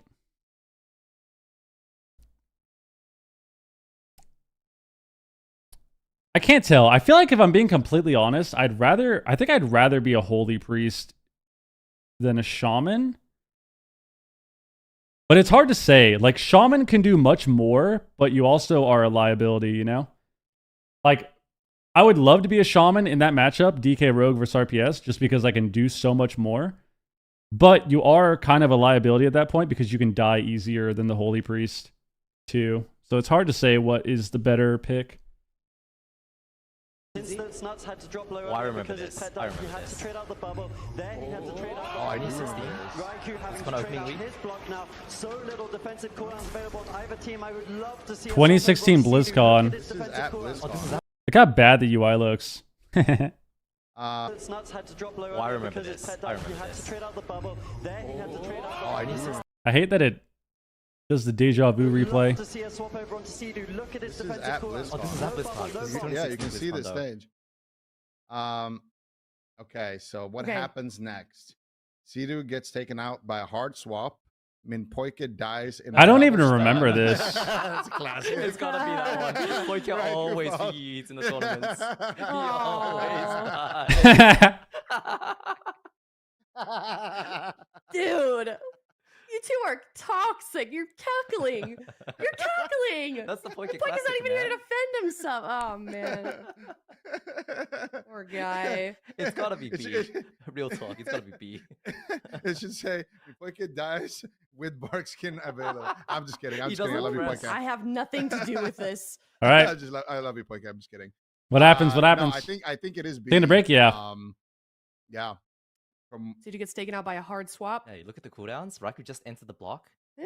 I don't think he dies. It's just 9% dampening. No combust, no vendetta. actually, yeah. Wait a Sea-Doo has no second. bub. Sea-Doo has no bub. Yeah, but they have no But, I combust mean, and they have no maybe Poike vendetta. doesn't How have do they skin. kill him? What is this? This is the new game, dude. You have to guess the moment. They haven't showed us yet, though. It's pretty fucked up.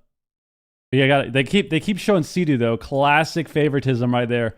They've shown like 3 Sea-Doo clips. Where are the move clips? Where are the move clips? Where are the move clips? Where are the Looney clips? Looney's team was super popular on EU. Where are the Looney clips? You think it's A? Yeah, I'm Guys, what do you think? A, B, or C? Go dig up some of your clips. Dude, I don't know. I feel like I feel like it's A or C. It's A or C. A or C. It can't be B. Hedge our bet. I'm gonna be wrong, but I have to go for Crusader it. will shortly fall. This could be NG Blue's opportunity. Okay. Oh my Yeah, they god. definitely need to try and take that opportunity. Of Watch course, it. they're not playing with add-ons. They might not know that Sea-Doo is completely exposed Poike's here. pushing in, Waz the getting classic- cleared up classic, by here it is. Sea-Doo. Method are trying to push them back. Oh, Here. it's Trying to making get connect. some defensive pause. Yeah. Five, Oh, here we go. Let's Oh, there's the stun. No, but no bark skin. What is the damage? Poike somehow manages to die here. What is this guy doing? How the fuck did this guy die? He wasn't even on the screen. Bro, this guy's not even on the screen. How does he die? He tries to displace, he gets pet stunned and dies, bro. Holy fuck, dude. Oh my god. No bark skin. You even called it. Oh gosh. That is a Poike classic Wow. right there. That's I brutal. don't- Yep. Come Yep. back. I don't know about that one. Mix I don't know about that one, dude. All right. that. We will be heading to a break, and when we come back, it is the lower finals winner of this one determines who moves on. That was good. To the grand finals to face off against Welcome to the Jung. Is it going to be Gators back or Dire Wolves? Find out next after this break. We'll be That was right good. That was good. Holy shit, dude. Yeah, I don't know how he ended up dying there. He didn't even get the pre-bear either. Just that was Legion too. That was Legion. So that was when Druids were fucking god tier tanky too with bear form. I mean, they always are, but like Legion bear form was so stupid for some reason. That's funny. That's a good death. That's a good death. Yeah.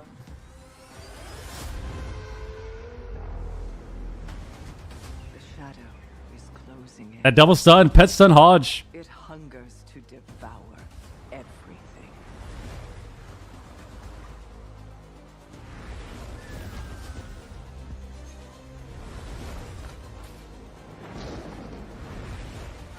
Our home, our kin, our hope.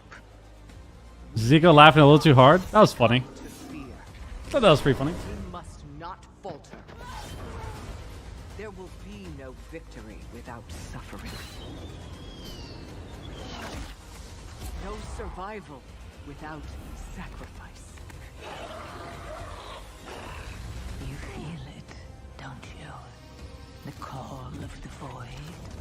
That devouring host. Devouring host. No mercy. Devourer. Casting your devourer. Come, little lights, and be I call upon you now. Dude, Devourer Demoner looks like the most broken shit ever, dude. Rangers of Azeroth. Devourer DH is so broken. It's gotta be insanely broken. Today, we fight.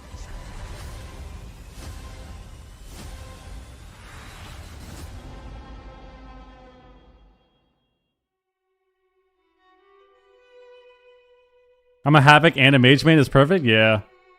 I think I'm going to play Devourer too. It actually looks really sick. Because all your spells just look insane. All your spells are legit raid mechanics, dude. Like you have a Spirit Bomb. Your fucking like Orb, Consume, Slash or whatever, your Reap is like this giant animation that just crashes down and slashes everywhere. It looks insane.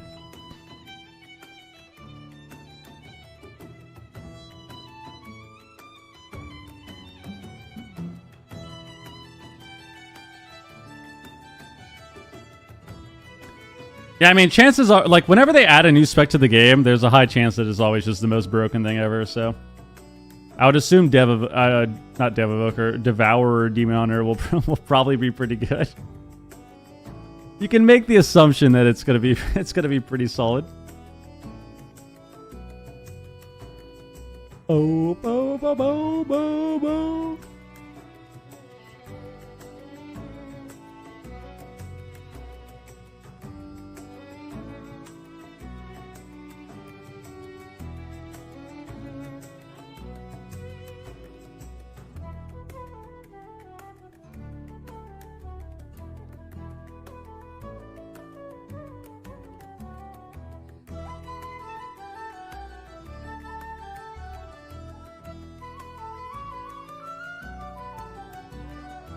You got the edge people don't know your abilities yet?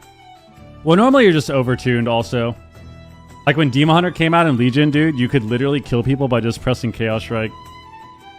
You just press your artifact weapon, 1 Chaos Strike, and 100-0 somebody. It was the dumbest thing. It was the dumbest thing. They just... Always how it is, man. New spec comes out, probably overtuned, one-shot you.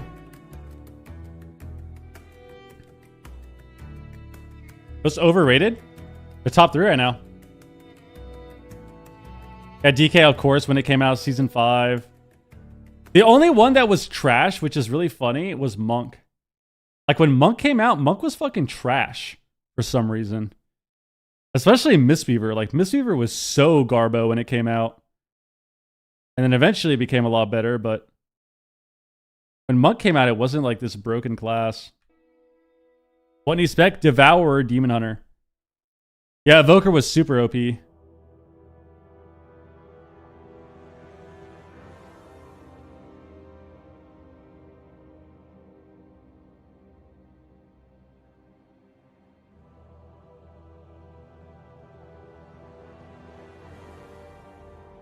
don't remember Windwalker being that crazy when Monk came out. It was probably all right. Welcome back. But I think other stuff in MOP was just better. Other stuff in MOP was better. So like, I mean, Season 12, like Monk wasn't even in the list of broken classes, you know, because you had Warrior, BM Hunter, Mage. What else did you have? Rogues in the first season with Cloak and Dagger.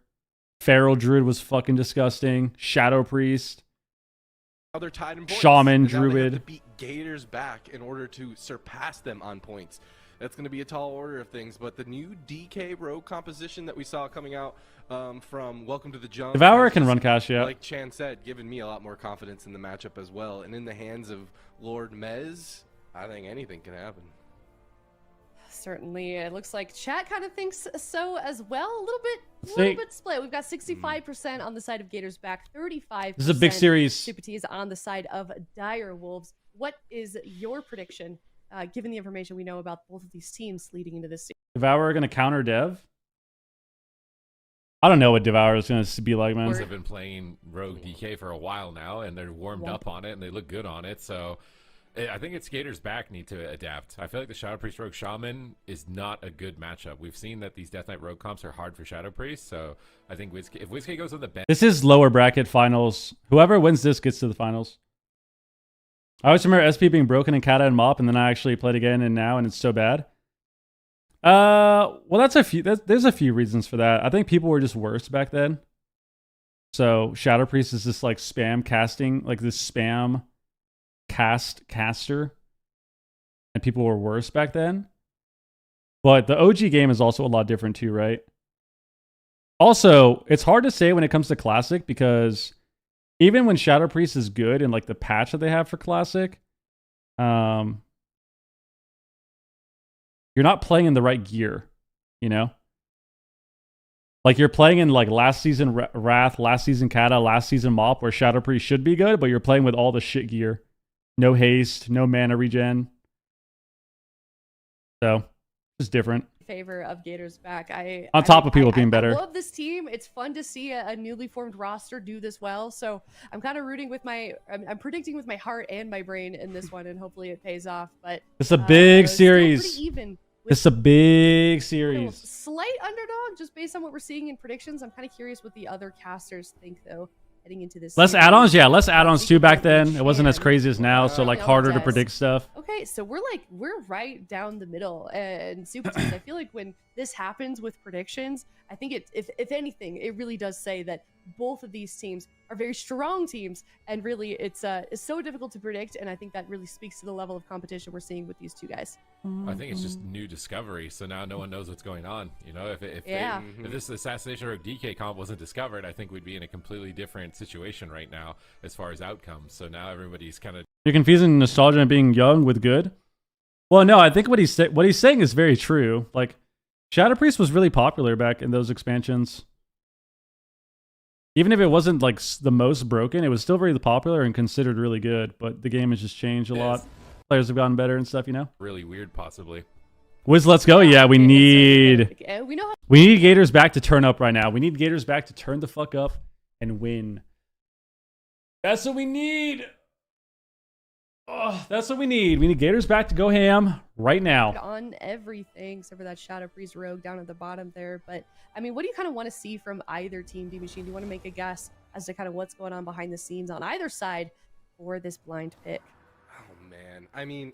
RPS versus DK Rogue Shaman. Those games were so close, but you don't want a close matchup like that. Or they take Holy Priest just because Jung played it too. So they want to try Holy Priest also, but I feel like they also play with comfort sometimes, so I think DK Rogue. I just don't know what healer. Again, but they do always look so good on the RPS. I mean, if you had Wreckful, Talib, Collective, and all the OG players play nowadays, they'd most likely destroy people. I mean, yes and no. Like, that's true, but also not true, because people just adapt, man. Oh, so it's Holy Priest. So straight up same matchup as Jung. The game is just advanced, so it's hard to just come back and play the game. Fuck, and WizK is not a dwarf again. It's an Assassination Rogue.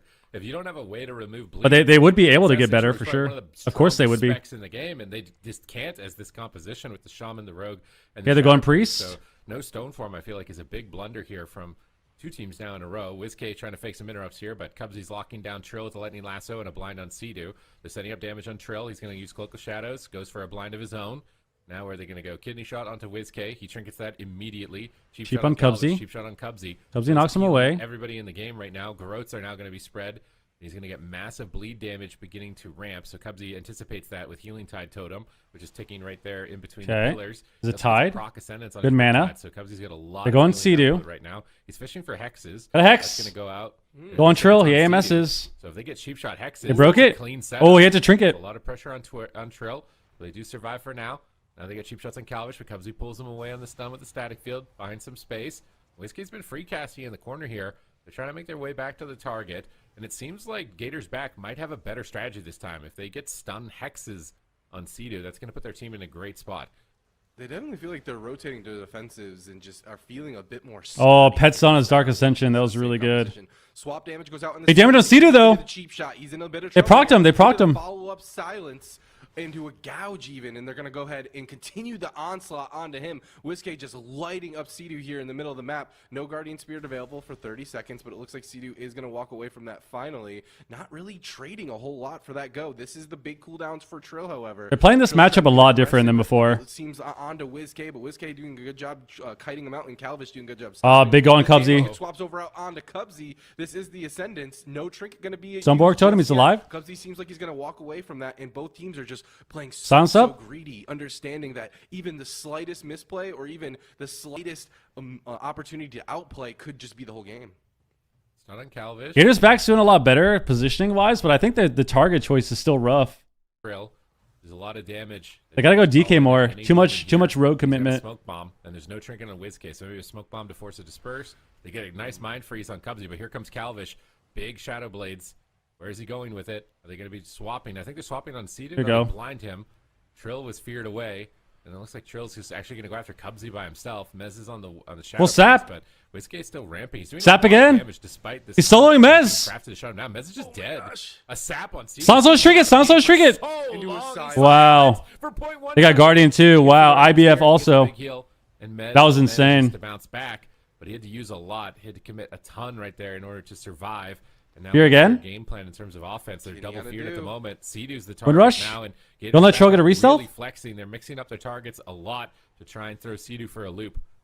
Yeah, Holy War Troll got a re. as well as that fade. No trinket available for Sea-Doo as well. You know, when I saw Calvish opening up with all those kidney shots, I thought they were going to go Sea-Doo, but he was just controlling it. They're gonna run back. Classic Liquid right here. While Whiskey just tees off on him. Just Touch butt behind the pillar. The Holy Priest in the corner. And now it looks like Calvish and Whiskey want to get aggressive. Calvish Rip. has half health here. Kenny has Spirit Link available to him. See, ooh, he gets a fear.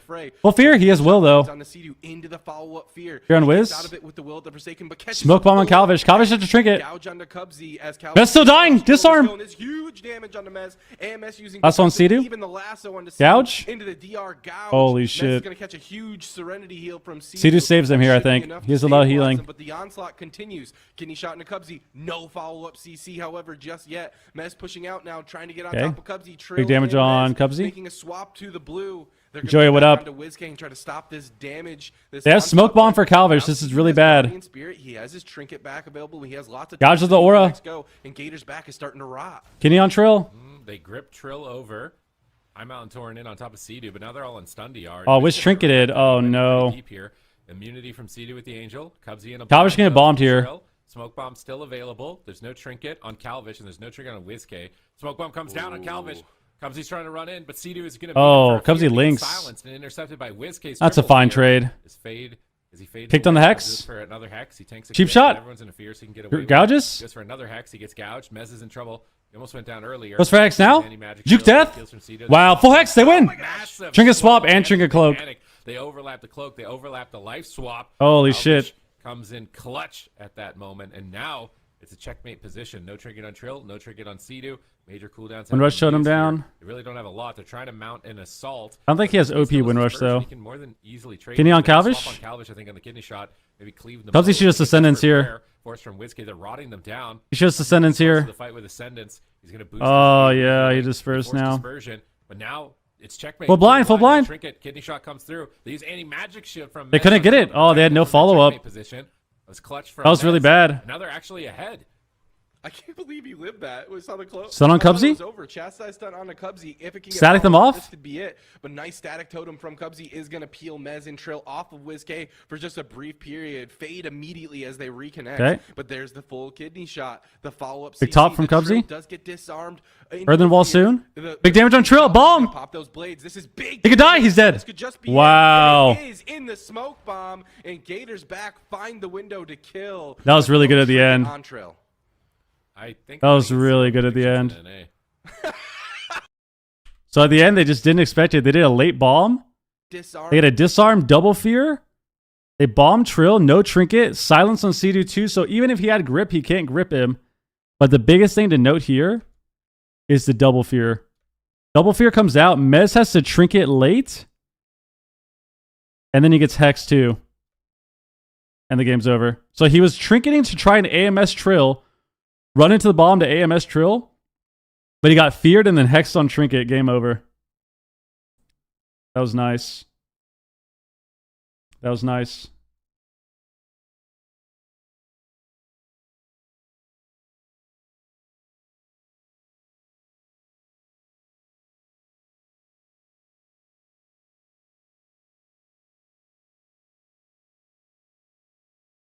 Pushing those out, doing lava bursts as well when his team is really trying to push for the win. Lassos on Sea-Doo, really adding a lot. It's gonna be a 3-0. Control into the mix in a It's hard to say. It's a close series. Definitely a top level player here.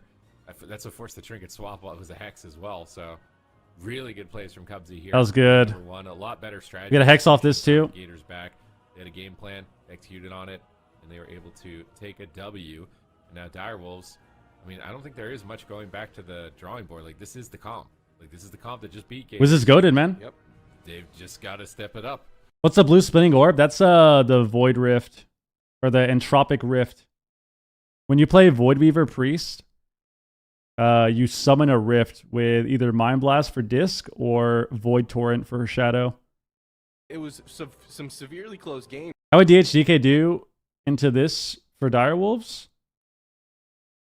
Don't get me wrong. There was a couple of times Calvish looks. DHDK is pretty similar. So DHDK is the same thing. Like what they would do is pretty similar. They would go the priest and then grip stun and maybe swap shaman. With DHDK, you would definitely have way more pressure on the priest, but you would be scared. You would be more scared defensively.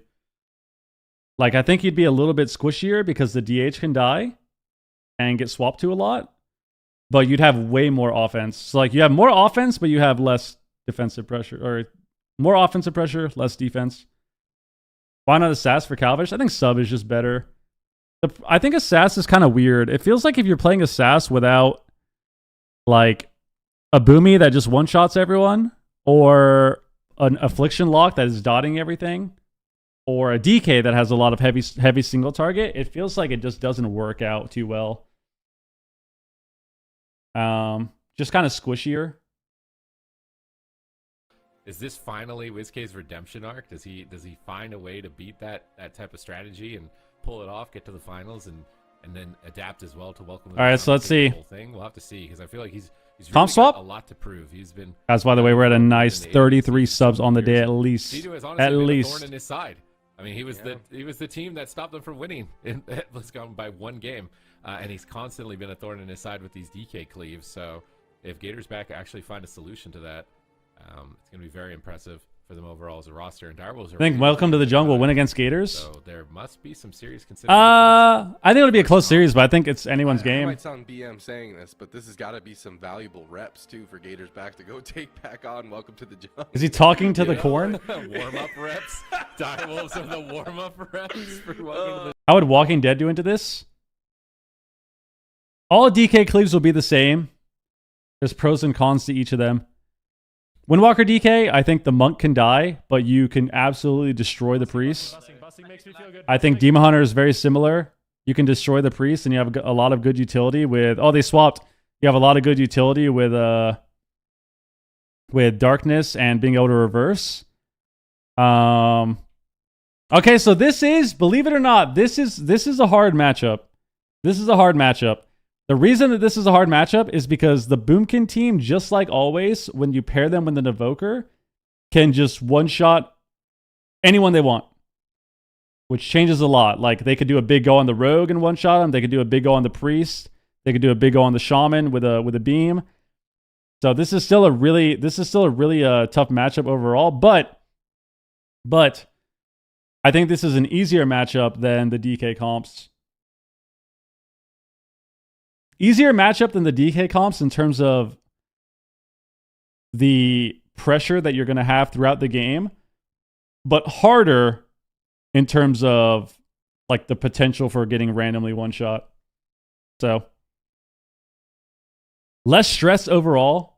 It's a bit more passive, but also chances to get one shot more, as opposed to the DK Rogue where it's kind of stressful the whole time. Where can I see talents? Guys, once again, follow the channel, please. Mean, think of the resub, man. Mean, think of the resub, dude. Guys, we got a hype train in the channel as well. Thank you very, very, very much. Also, once again, check out Advanced, our energy partner right there in the chat. Our socials right there. Sub to the YouTube and like the video, please. If you're watching in the YouTube stream, like the video, please. It means so much. It helps so much. What are we at right now? We're at 44 likes. Dude, we're at 170 viewers on the YouTube stream. What the hell?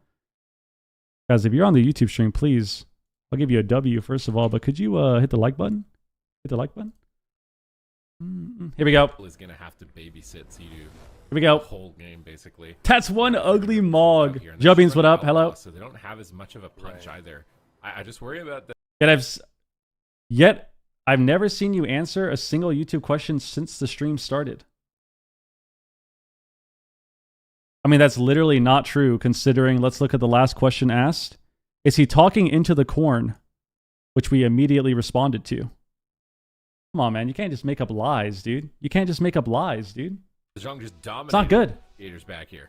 It's not good to lie. On paper, I'm lying is bad. And like, there's honesty is the best policy. Cross CC, there's good synergy with the DR. Typical gaslighting. Oh, he got rooted. Play aggressive, but we're gonna have to wait and see. Sleepwalk onto Calvish right away, just stopping any potential opener that Gators back might have. Serge, why are you so handsome? Yo, thank you, Chris. Immediately gonna sit in that earthen full blind onto Cubsy. He's opting. A lot of damage here. Oh, he gripped him in the beam. The beam. Spooked the grip beam onto Cubsy. The smoke bomb to follow it up is Whiskey just gonna. Wow, that was a nice clone. At low health, and that's gonna force a trinket.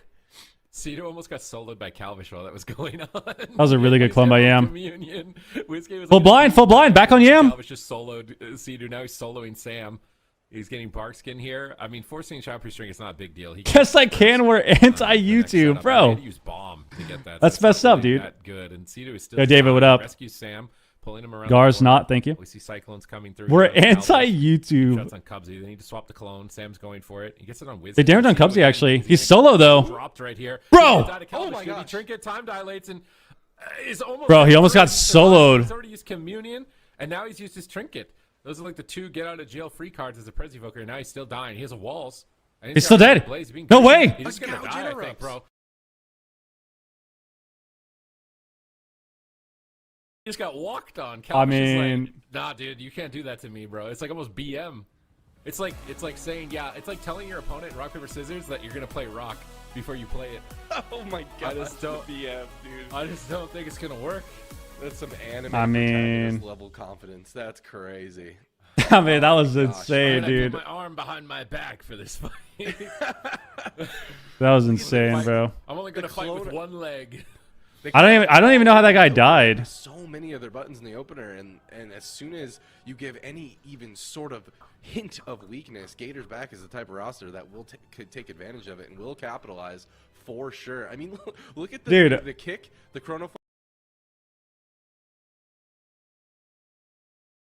I'm sorry, I'm trying to not laugh, but like, I just was not expecting that, bro. Like, look at this opener. Wiz doesn't get to do anything in this opener. Look at the rogue. Like, he's literally getting soloed by Calvish, dude.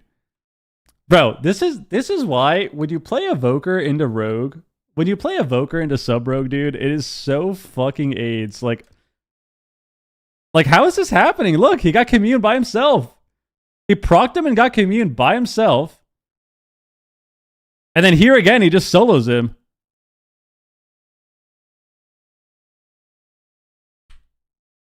I mean, to be fair, Sea-Doo's kind of fried. Like, normally, he's like very quick to like use like pre-wall or like pre-blaze or something. Like, we died with both walls up. I mean, shit. I don't know, bro. You can still win. I don't know. He's like, wait, you actually can still win. So he didn't wall because normally you only wall when you're off stun DR, and they somehow just powered him down. Even without stun DRs in a minute and 20. Calvish is doing a remarkable amount of damage too on the subtlety rogue here. So oh my gosh. I just don't you're gonna get punished every time, I think, if you're fighting a caliber. Holy shit. Caliber of Calvish. You're gonna get punished on a pick like that. So they're going to a neutral map, which is not kind of revealing what they want to do, but Gators back don't even care. They're just gonna lock Shadow Priest Rogue. I don't think they're really worried almost about anything, but DK Rogue looked so much better. for them in the matchup. So we'll have to wait and see where they want to go. Yeah, from that there, was or if insane, Peter's bro. back are just That was in their head, insane. and they're just gonna throw like another different comp and hope that That was works or actually something. insane. What I the mean, fuck? that was not convincing, and you called it. I don't think that'll happen. I don't think that'll happen again. There's no chance. Really a misplay. No Like, chance. we've No seen, chance. Comebacks in situations exactly like this. Dude dying on purpose to build up the bonus hunt. What the fuck does that mean, dude? What is the bonus hunt?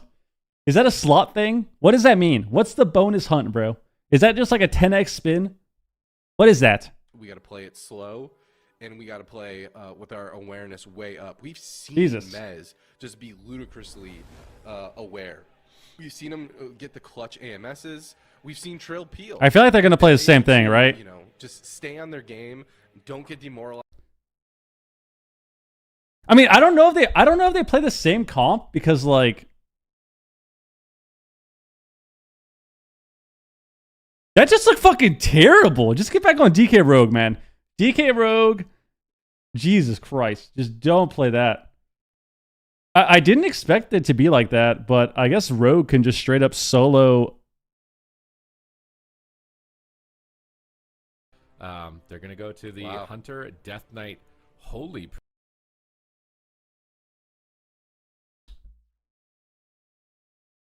Busing makes me feel good. Busing makes me feel good. DK Hunter Priest.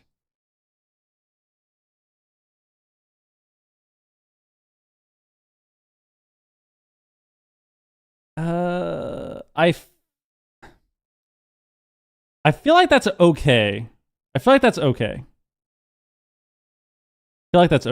Definitely stressful on their side. They're going to have a lot less control over the DPS because they don't have the rogue. So a lot less control over the RPS damage.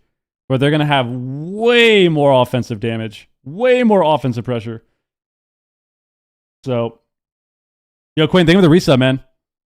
Appreciate it, dude. So I feel like they're gonna have more offensive pressure by far. Like Hunter DK is disgusting damage wise, but I don't know how well they're gonna be able to survive. Their hands in the air. I'm really hoping it doesn't end like that. At least if this game ends, I don't want it to be. I don't know how well they're gonna be able to survive, man. Gators back. This needs to be at least a bloodbath for me to feel like the Dire Wolves are still in it here for this season.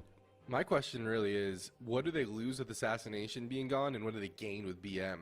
From my knee-jerk assumption is BM Hunters bring a lot of that consistent pressure, perhaps a little bit more. Butter, what up? The CC is very comparable, I'd say. I mean, you have the Trap versus Blind and Gouge and all sorts. Outlaw, relatively tanky. BM Hunters, decently tanky, but I wouldn't say as tanky as Outlaw. But they are squirrely. They're slippery. They're hard to get a hold of. Was Cubsy playing this last game? I think he was. I think this was his last game. In terms of what they lose in game. I mean, maybe it's a little bit higher survivability than an Assassination Rogue, but I don't really think so. It'd be pretty close. Like I feel like pre-feint is just. What are those rings? Like a pre-survival. I think they're high verse rings. Damage is more automatic, but I feel like it's kind of like an all-in comp with Beast. Yeah, high verse. It's High got the verse rings. and it's got the Bestial Wrath and the Call of the Wild window at the start. He played this because I think he was expecting to get attacked. Because Boomy Rogue they like to go Shaman a lot in swaps, and I think he was expecting to get attacked, so he played like a tankier build. You can see he has the HP bonus, he has Earth LE, damage reduction with Earth LE, and then he has a ton of verse too. So I think he was trying to prepare to get attacked. Comms they have to be in a completely different headspace than what I'm thinking for the matchup to do. I joined Pika's stream for 2 seconds, and immediately the only thing he said was Cubsy copied his Resto build. That's an idiot, man. Basically soloing. That's an idiot. To kill him in 2 goes. Nobody's copying his build on anything, bro. Ever. Lethal, as threatening as ever. They really want that. Jared, what up? In the finals against Welcome to the Zhang, they only need one more win. And I personally don't have the confidence in the Beast Mastery pick here from Direwolves, but let's see what Trill can do. He's gonna rip a lot of DPS, that's for sure. All right. So if they can stay alive, they will rip a lot of DPS. Maybe this comp can get a lot of pressure. They have a lot of damage. The one thing that this comp is going to bring is a lot of pressure. Like they will have a disgusting amount of damage. Now, the question is, how are they going to play? Are they going to play liquid style where they sit back and play touch butt behind the pillar all together, 3 stacked, or are they going to be aggressive and try to land CC on the Shaman, try to land Fears off the traps? I think if they play a very passive game where they kind of sit back and they're sitting at the pillar, I don't think it's going to be good. So, depends on what they're going to do. If they're going to run in and be aggressive, great. If they're going to sit back at the pillar and play touch butt, probably going to lose. Desperately need these points. They desperately need to prove that So they we'll are see. the higher echelon of the region, or surely they might. What are they going to do? The gauntlet. All right, gates have opened. Touch Sap butt, on obviously. Mez, take it away. Sap on Mez. He's getting dots out for free right now. That sap was really nice to set up WizK. Doesn't have to deal with too many interrupts. And if he gets interrupts, Yosaki, thank you for the resub. Dots out. Calvish in position to open as soon as possible. He finds Trill. He Okay. hasn't stunned just yet. There's the cheap shot. Actually, WizK's moving in. Hex on Sidu DK. in a moment Go on here. Trill. Silence. Sidu gets silence. He's engaging. Calvish steps over. Sidu gets Swap cheaped. Sidu. They cheap shot him for now. Into a fear? Psychic Scream. Oh my god, there's so much crowd control. Trill's in trouble. Sidu wills out to go into Angel form. Already just a major trade behind in this engagement, and they're still A lot of damage coming out now. Damage. He's trying to be greedy. He has survival. This is DK CDs. This is DK CDs. They have a lot of damage. WizK taking some hits finally from Mez. He's got that abomination slowly marching towards WizK. Binding shot hits the whole team. There it is, like we talked about. Crazy DPS. They're doing another engagement. Shadow They gotta kite all these pets. Cubsy getting in position to possibly blind or hex off the blind, but he's a little bit too far away. Calvish goes over to try and sap. He can't. Sidu grabs Okay, silence. They survive the blind. They go for silence. Stacks him back. Can they squeeze more? They don't. That's really good that Sidu escapes the blind go there without having to use trinket. Okay. Still a lot of damage on Wiz. Like it, but WizK's still just flailing at half health here. Cubsy in an offensive position to try to help get CC potentially onto Sidu. Cheap on He's Sidu. pushing in right now with Calvish as well, but he gets MD on the caught in trap. right next to Trill, but Trill in that cheap shot Wow. wasn't really able to get much done. And they got Hex, full Hex. Trill now pulling Or half back. Hex, He's at actually. half health here. WizK trying to light him up. Calvish reconnecting out onto him. I'm just staring at Sidu's health, and there it is. There's a silence. If there's any follow-up CC, this could be at least a turtle for Trill. He's so low. He's got to be. Don't die without turtle. Don't die without turtle. His full fear lands Why out is he into not Sidu. turtling? He's not turtling. Why is he not turtling? The greed is. They procced Guardian. I think they procced Guardian. Sacrifice gets used. This is Guardian Spirit as well. It did not proc. Full Hex but on the Sidu. turtle is used as still well. CC'd. That's so much. He swaps. Oh, he almost got the bomb. Pre-swapped the bomb. He pre-swapped the bomb. He would have died. He pre-swapped the bomb, but that's every cooldown to stay alive. They're Was time to die? kill WizK now if they're going to win this. Oh my God. He has to. They have to Cubsy links. not trade any CDs and just press everything if they're going to win this because they're so far behind. Don't die. They can do it. WizK, Swap. Don't just die without dispersing. He void you. Are they actually going to do it? WizK's getting pressured pretty hard right now. He's trying to heal. my He's God. choking. He might choke. He's so low and not trading. A scatter with no trinket. He's kicked. Can they you actually do serious? it? They have to do it right now. Oh, He needs to get a wow. fear, but he doesn't have it yet. He's gonna pop wall at 30. They gotta get more CC on Sidu. Full Hex. I think it's lights out. They're desperate. They trap the rogue. He gets the spell. Gets the Hex on trinket. Healer. Beautiful hex from Cubsy. It's They over. Gas pedal down. And Wow. Go to the finals. Unreal. Wow. That was a little dicey there for just a little bit. Little WizK sketchy, pulling little out of the sketchy. Spurs trusting Cubsy absolutely, but they will fall. I mean, like we said, way more offense. I think that was very apparent. Way more offense. But they can also die. So they can die pretty fast, but they can also kill pretty fast. W. Okay. I see. Holy I've gotta be shit. on the bottom after this. Like even if I get this last one, I think I'm gonna be on the bottom. I had 3-1, so I didn't get a perfect exact. But Holy shit, dude. No one remembers the perfect score. That was anyways, so they sketchy. don't remember who was on top for the overall. I think Wiz forgot he was Bull Rush. He could have Bull Rush feared this guy too. Like right, where is it? It's like after he swaps. Maybe he was on DR still. Oh no, he had ward up, I think, yeah. Because he could have like Bull Rush over here to fear. This was so fried. He could have got the fear here or before this fear, actually. Woo! Wow. All right, prediction. I said I it. think they're I close. said what I said. We get a rematch. Close. I really do. I think with the adaptation, We get a rematch. Number one from Gators back. That was It very enough to scare sketchy. Direwolves off onto two different comps. So if it's enough to scare them off, it might be enough to scare Oh off my Welcome gosh, to the that Zhang. swap was crazy. If That he didn't do pre-swap that, he from was dead. CDU was insane. That was very I guess he could sketchy. have trinket exiled. Maybe he wouldn't. We'll do a have done 10-minute. We'll do a 100%. 10-minute prediction.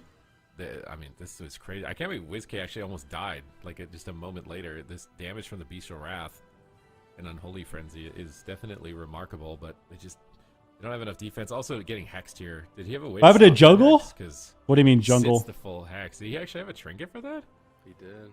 Oh But man, he might not have had like the I mean, he has Serenity, so he definitely has some through. But I guess he's scared of just getting stunned on his trinket, but it just seemed like it just seemed like they weren't ready for that situation. And then it was like, oh, I guess the game's over.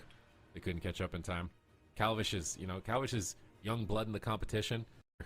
They couldn't stop that. Yeah, I mean, they just like they couldn't ever do anything. They don't have enough defense. Also, getting Calvish, Like they couldn't reverse pressure ever. He's just getting spam CC'd and like he gets hexed now. Now he's silenced.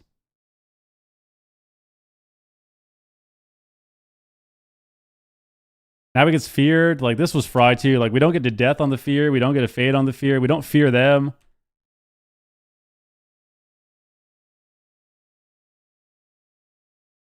I mean, this was just a super rough game.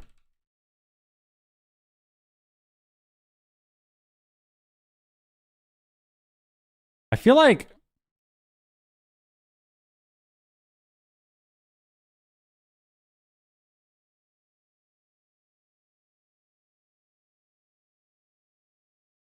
these guys were just asleep at the wheel. Like I don't think Sidu pressed a fear the entire game.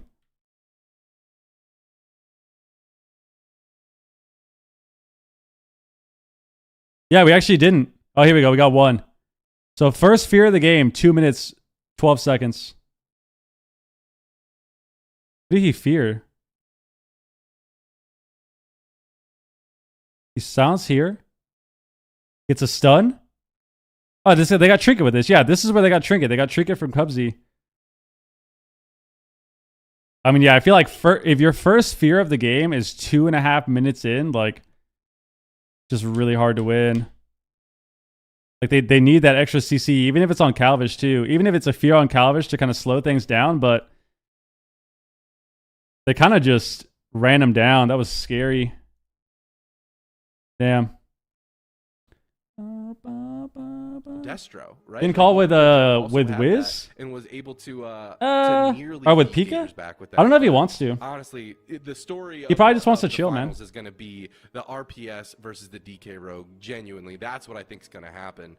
And they're the last two teams in here and basically fighting for first place. Oof, yeah, you know, it's Gators Back. They kind of remind me of when Welcome to the Jungle came on the scene. I know Gators Back are full of arena veterans, but you make this new roster and then they're just instantly making it consistently to the grand finals. And now you're seeing both of those two teams kind of a mirror of each other, just in different timelines, now facing off head to head for the second week in a row. And this just means that North America so competitive. And Gators Back, they're trying to keep that first place spot, but Welcome to the Jungle is not gonna let that go very easily. They are hungry to get back to the top of this North American hill. And we're going to head to a break, but it's going to be a short break, hopefully, because I am so excited for this finals, for Cup number 2. We're waiting. American finals. It's Welcome to the Jungle versus Gators Back coming up next. We're waiting. We're waiting.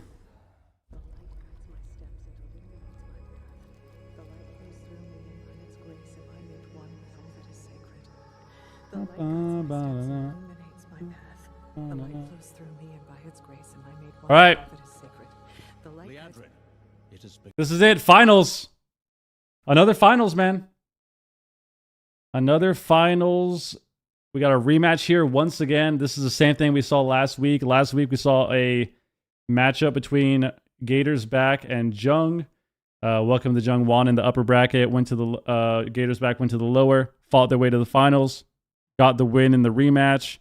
Same thing here. We got a nice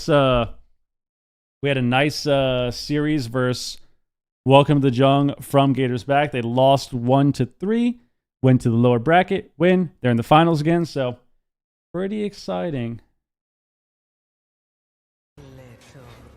Anyway, Supa's talking crazy about you guys. What do you mean? What do you say? What did Supa say? I missed it. With Gators Back? Nah, Prime, he would win. It was that are capable of to go up against before the interview. Also had that, and the story of the finals is going to be and they're the last. Yeah, you know, it's Gators Back. They kind of remind me of when Welcome to the Jungle came on the scene. I know Gators Back are full of arena veterans, but you make this new roster and then they're just instantly making it consistently to the grand finals. And now you're seeing both of those two teams kind of a mirror of each other, just in different timelines, now facing off head to head for the second week in a row. And this just means that North America so competitive, and Gators Back, they're trying to keep that first place spot, but Welcome to the Jungle is not gonna let that go very easily. They are hungry to get back to the top of this North American hill. And we're going to head to a break, but it's going to be a short break, hopefully, because I am... What did Super say? We missed it. The Jung versus Gators Back coming up next. To nearly... Diabolical. This is what happens when we mute, man. Muting sucks. And it's funny because like Calvish is like way younger than we. Yeah, brother Calvish comes in. Aww. And the Direwolves are out. Gators Back are going to the finals, and it's funny because like Calvish is like way younger than Whiskey. Yeah, big brother. He's little brother. Don't worry, big brother. Little brother is here. All right. Well, Gators Back. That is a quick 3-0 from them, making tough work of Dire Wolves. They're going to be finishing the day in third, and now we have got the grand finals for North America. You guys already said it. It is a Welcomers Back. I'm really not sure. Lost earlier. You know, the team of the team non-stop. I already saw that part. Work of. He's been dominating WizK's team for like 5 years. Calvish comes in. Don't worry, WizK. Beating WizK finally. God. He's Direwolves. I mean, Cedu's been dominating WizK's team. He's been dominating WizK's team for like 5 years.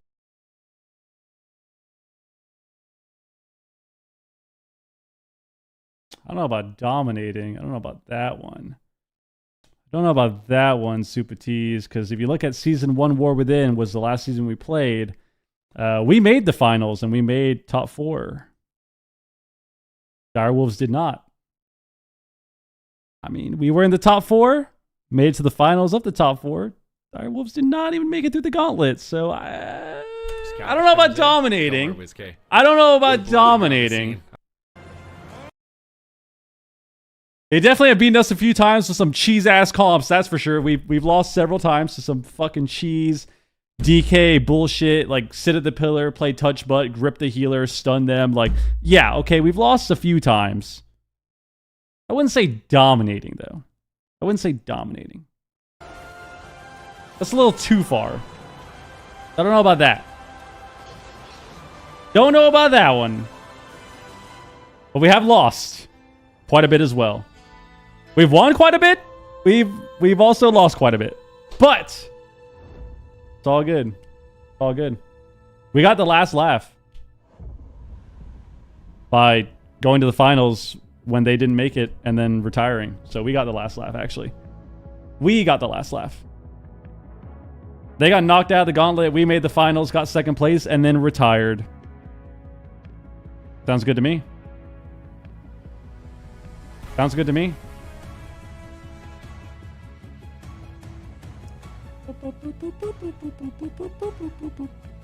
And we got 2.5 minutes left. Are we caught up? Retired? Well, not really. I didn't actually want to quit, but here we are. I only wanted to take a one season break, but here we are, man. Here we are.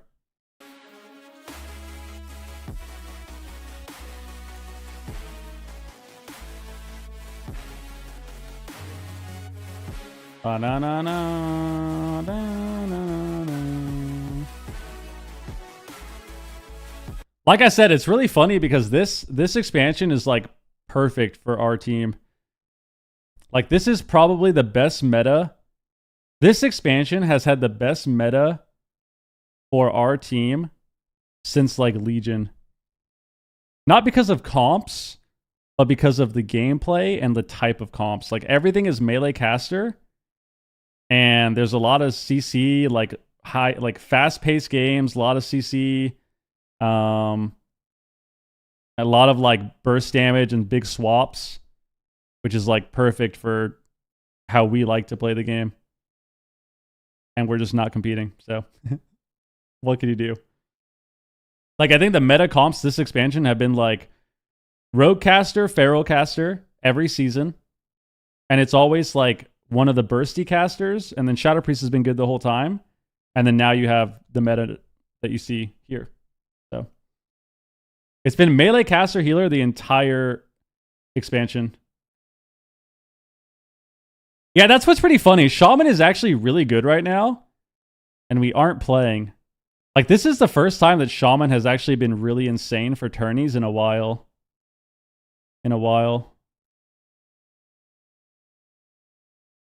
It's normally like there's only like 1 or 2 tournaments in an expansion where Shaman is usually really good, is how it's felt the last few seasons or the last few expansions. So like this expansion, Shaman's like that. Shaman's really good right now. Dragonflight season. It was either season 2 or 3 when Boomy Rogue was disgusting. You could play it with an Evoker or a Shaman. Shamans were good that season too. And then like Shadowlands, Shaman was kind of shit the whole time, sort of. It was like kind of hit or miss. RPS, Shaman was hit or miss as well outside of the first season. It's been a while. I mean, yeah, sub RPS hasn't been good since fucking Legion. Legion was the last time it was really good. How would you compare Pika and Calvish? Pika's taller. Got a bigger stream. He probably got more style. Probably has more style as well. I don't know. Calvish is younger. Doesn't stream with cam or anything either. So like I feel like he doesn't really have much style, I would assume. I don't know how I would rate Calvish's swag, but yeah, I think his transmogs are worse. But I mean, as far as gameplay goes, like Calvish is really good. Cleave. That being said, Gator's back. They got a little bit of practice against dire wolves. Glad mounts, he's got less glad mounts, less rank 1s, less cup wins, less finals placements, less medals as well. We have a lot of medals from the move. We have like fucking 9 medals of 2nd place and 3rd place. It's a good time. Really love it. Really love it. Don't want to melt them or anything. Yeah, I mean, Peekaboo, like that's a better one. Like I feel like that's a funnier name than Calvish. Like Calvish sounds like a type of bird or like a type of like turtle or something. Whereas like Peekaboo is like, you know, you could play Peekaboo with your kids. It's like a good name for a rogue as well, because like you're popping out of stealth. So I feel like name wise, better. Probably has the edge name wise. But Calvish is younger. He's like 18 or something, or 19 or something. So maybe he's a little faster because Pika's old now. Pika's like pushing 30. So hard to say, man.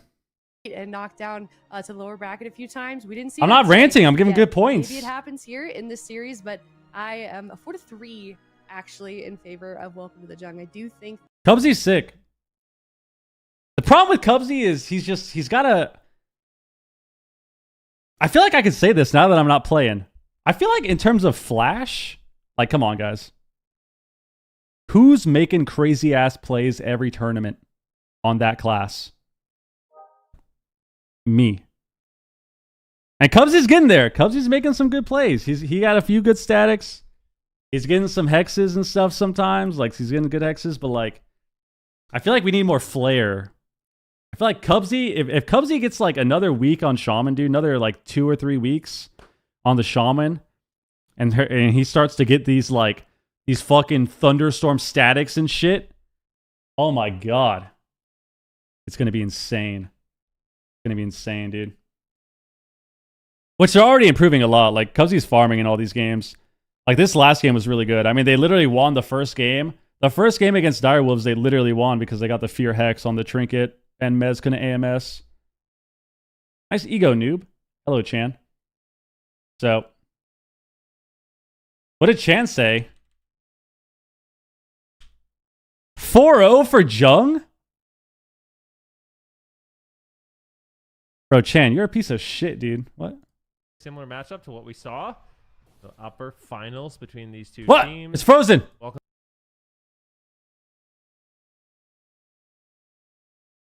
Welcome to the jungle. They've just been sitting pretty, waiting for the finals. Gators back, going on a little bit of a journey to the lower bracket, but they are back where they belong in the grand final. They're playing an SP versus Rogue DK? Yeah, the games were close, though. Ooh, he got a sap. I wasn't expecting that. Sap on Zhang. Big damage on Nick. Drops combat. He tries to fade the silence. He doesn't hit it. Whiskey's in a cheap shot. He's probably going to stop. Maybe they're going to wait for the DR. Nice thunderstorm. And Calvish is going after the healer a lot here. Drake sees that, disrupts it with the dismantle. So let's see what they change up. I think what they need to do is they need to stop being so aggressive and pushing into the pillar. Wiz needs to position a little better. And if Wiz positions better and then Cubsy can push in to CC Zhang, that's good. And I think they need to go DK a little more. Go DK a little more. Don't ignore the healer. If Cubsy can get CC, it's great. But if they can do that, I think it's better. Go to the cheap shot here. He blinds him. Blind sap? He wants to get a sap. Is he going to smoke bomb him maybe to get the sap? No, he gets the sap, so he's just letting WizKid get dots out. Hey, why is this so, like, choppy? Healer by himself. But eventually he's going to have to come back to the fight. He saps again. He comes back in. Maybe a smoke bomb. They're going to hold it. He hasn't danced yet. He's still holding his dance. He really doesn't get a lot done there. I feel like he was trying to. I feel like he was. This trying is to Death bait Mark. And they just were like, "Nah, dude. If you don't commit, we're not trading." Yeah. That was nicely done. Another kitty shot here on. You're going Zhang again. Out on his side. Zhangbai's position. Wait, he's in a lot of trouble. So incredibly good. Yeah, they are, but I think he's gonna be okay. Anti-magic shell, guardian spirit. AMS. Not committing too much. A 1 minute cooldown, 30 seconds. Stun on Calvish. I think Welcome to the Jungle handled that situation well. Zhangbei sits like 20. Was my quality ass, bro? On that blind sap kidney, and Welcome to the Jungle is continuing to make a push here, putting WizK a little bit on the back foot. Cubsy jumps away from the grip, getting some distance. He's been chucking in some lava bursts, trying to add to the damage here. Nick is trying to dodge a fear right now. He's moving away from WizK. He doesn't want to get hit by a psychic screen. Double blind on DPS. Double blind. Drake's in position. Are they going to swap Rogue here? We saw the Rogue as the main target in the previous matchup on swaps, but not going to commit to it just yet. Still just ramping up their damage here onto WizK. Drake has King's Cheap on DK, a lot of damage. Calvish is coming in with a cheap shot. It feels like Calvish isn't as slippery in this game. He's not able to get They're going the Drake. that he needs. He's just going to send Calvish trinketed, on actually. Drake here with the cheap shots and the blades. That's a little scary. Calvish can die next bomb. Right now, but Calvish is still after Drake. He steps over to Zhangbei. He's trying to style on Zhangbei. He's trying to sap him off the kidney. Gouge. Him. Drake's dying. Oh my God! Drake Cheap again. WizK right now. He's not careful. AMS. Any magic shield? They can kill DK now. Shadow. Oh, they overlapped kicks. He's going to free cast flash heals. Should be able to stabilize. They catch Nick. They force the Icebound Fortitude. Zhangbei is sneaking in. Okay. But WizK grips Cubsy away from the fear. That was an MVP life grip from WizK right there. Yeah, Calvish is making a lot of fancy plays, but it's Good not static. netting too much. Nick and Drake are just able Full to hex, take full that hex. damage from WizK. Oh, nice hex. Yeah, There we go. Nice hex there from Cubsy. Can they make a push here? Oh, Calvish can die. Bomb. At the same time, smoke bomb drops down. Calvish is in It trouble. links. And that's going to be the Spirit Link. Nice Yeah, we push called there. that. The bomb is Really going to be scary. just out of nowhere. Had a link there. No Calvish trinkets, though. Recognizing that he was vulnerable and pulling out some massive cooldowns. Okay. Cubsy's Full trying blind. to get in the mix here. They last Zhang trinkets. That gets Zhangbei's trinket. They don't want Drake to have to use trinket and cloak here. I would assume Drake has blind and death mark, and Zhangbei is moving in. Tremor, maybe. So they Full kill blind? They go for blind. Sits it. Fear into that. Disarm on Drake, too. They can't do anything off. Into it. If they silence Blind Hex. to chastise him. They have good rot pressure, but Drake is dying as well. Oh, they can't. Calvish They is trying can't to get the capture Zhangbei, silence. so he's not a target with no trinket, so he's staying away from the. Just kidney ward. shot. Kidney. He's playing max distance, but it looks like Drake is just there. He just shuts him down with a step dismantle, and now WizK is being pressured by Nick. Nick has been mounting his DPS over. Okay, time ascendance. right now. Look at him. He's at the top. Scary of for the Drake. meter. This is a lot, He's just or doing for Wiz. This is a lot of maximum pressure on cooldowns. WizK to eventually topple him, and he's getting close here in this moment. Big healing surges. High dispels dots before getting silenced. It's a great time to do it exactly when you get silenced, so you overlap Stun on the double Cubsy. crowd control effects. Chastises Cubsy, but we don't see any pressure coming off of that as a result. They're doing the same thing. I think the problem with these games is it's the same. It's the same issue. Like they can't let the DK do all this.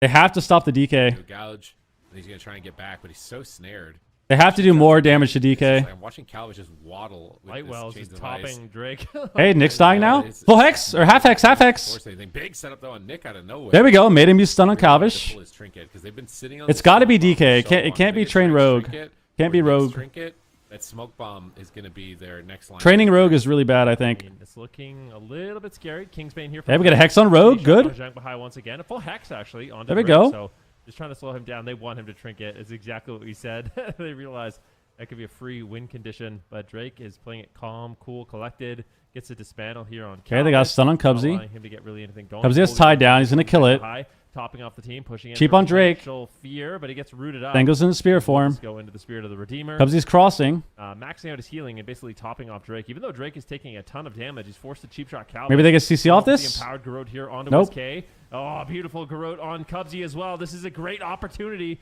for the side of Welcome to the Might be Jungle to win game dispersed. one. Full blind on Zhang Bahai. WizK is getting low. Drake as well needs to be very careful. There's no Cloak of Shadows, but WizK. We need to use grounding here. These mind flays. That's gonna be really. Gotta ground some scary damage. situation. Oh, he's stunned. Drake gets caught. He gets caught. Oh, but big shield once again. AMS He's there again? with the anti-magic shell MVP Nick. Yeah, really good plays from Nick here. Static Drake Drake gets stunned off. and is trinket by Calvish. They get his Nick's still trinket dying, back it's and they get damp. Blades, so they could come back. Dampening hurts DK a lot. Zhang needs to be ready. He's in a kidney shot. Nick is Kidney on Zhang. WizK's had great positioning. Into a gouge. Double fear DPS. Double fear with a gouge to cover. Nice setup here. Do they have more out of the gouge? He dispels dots. They hex rogue. I like these hexes.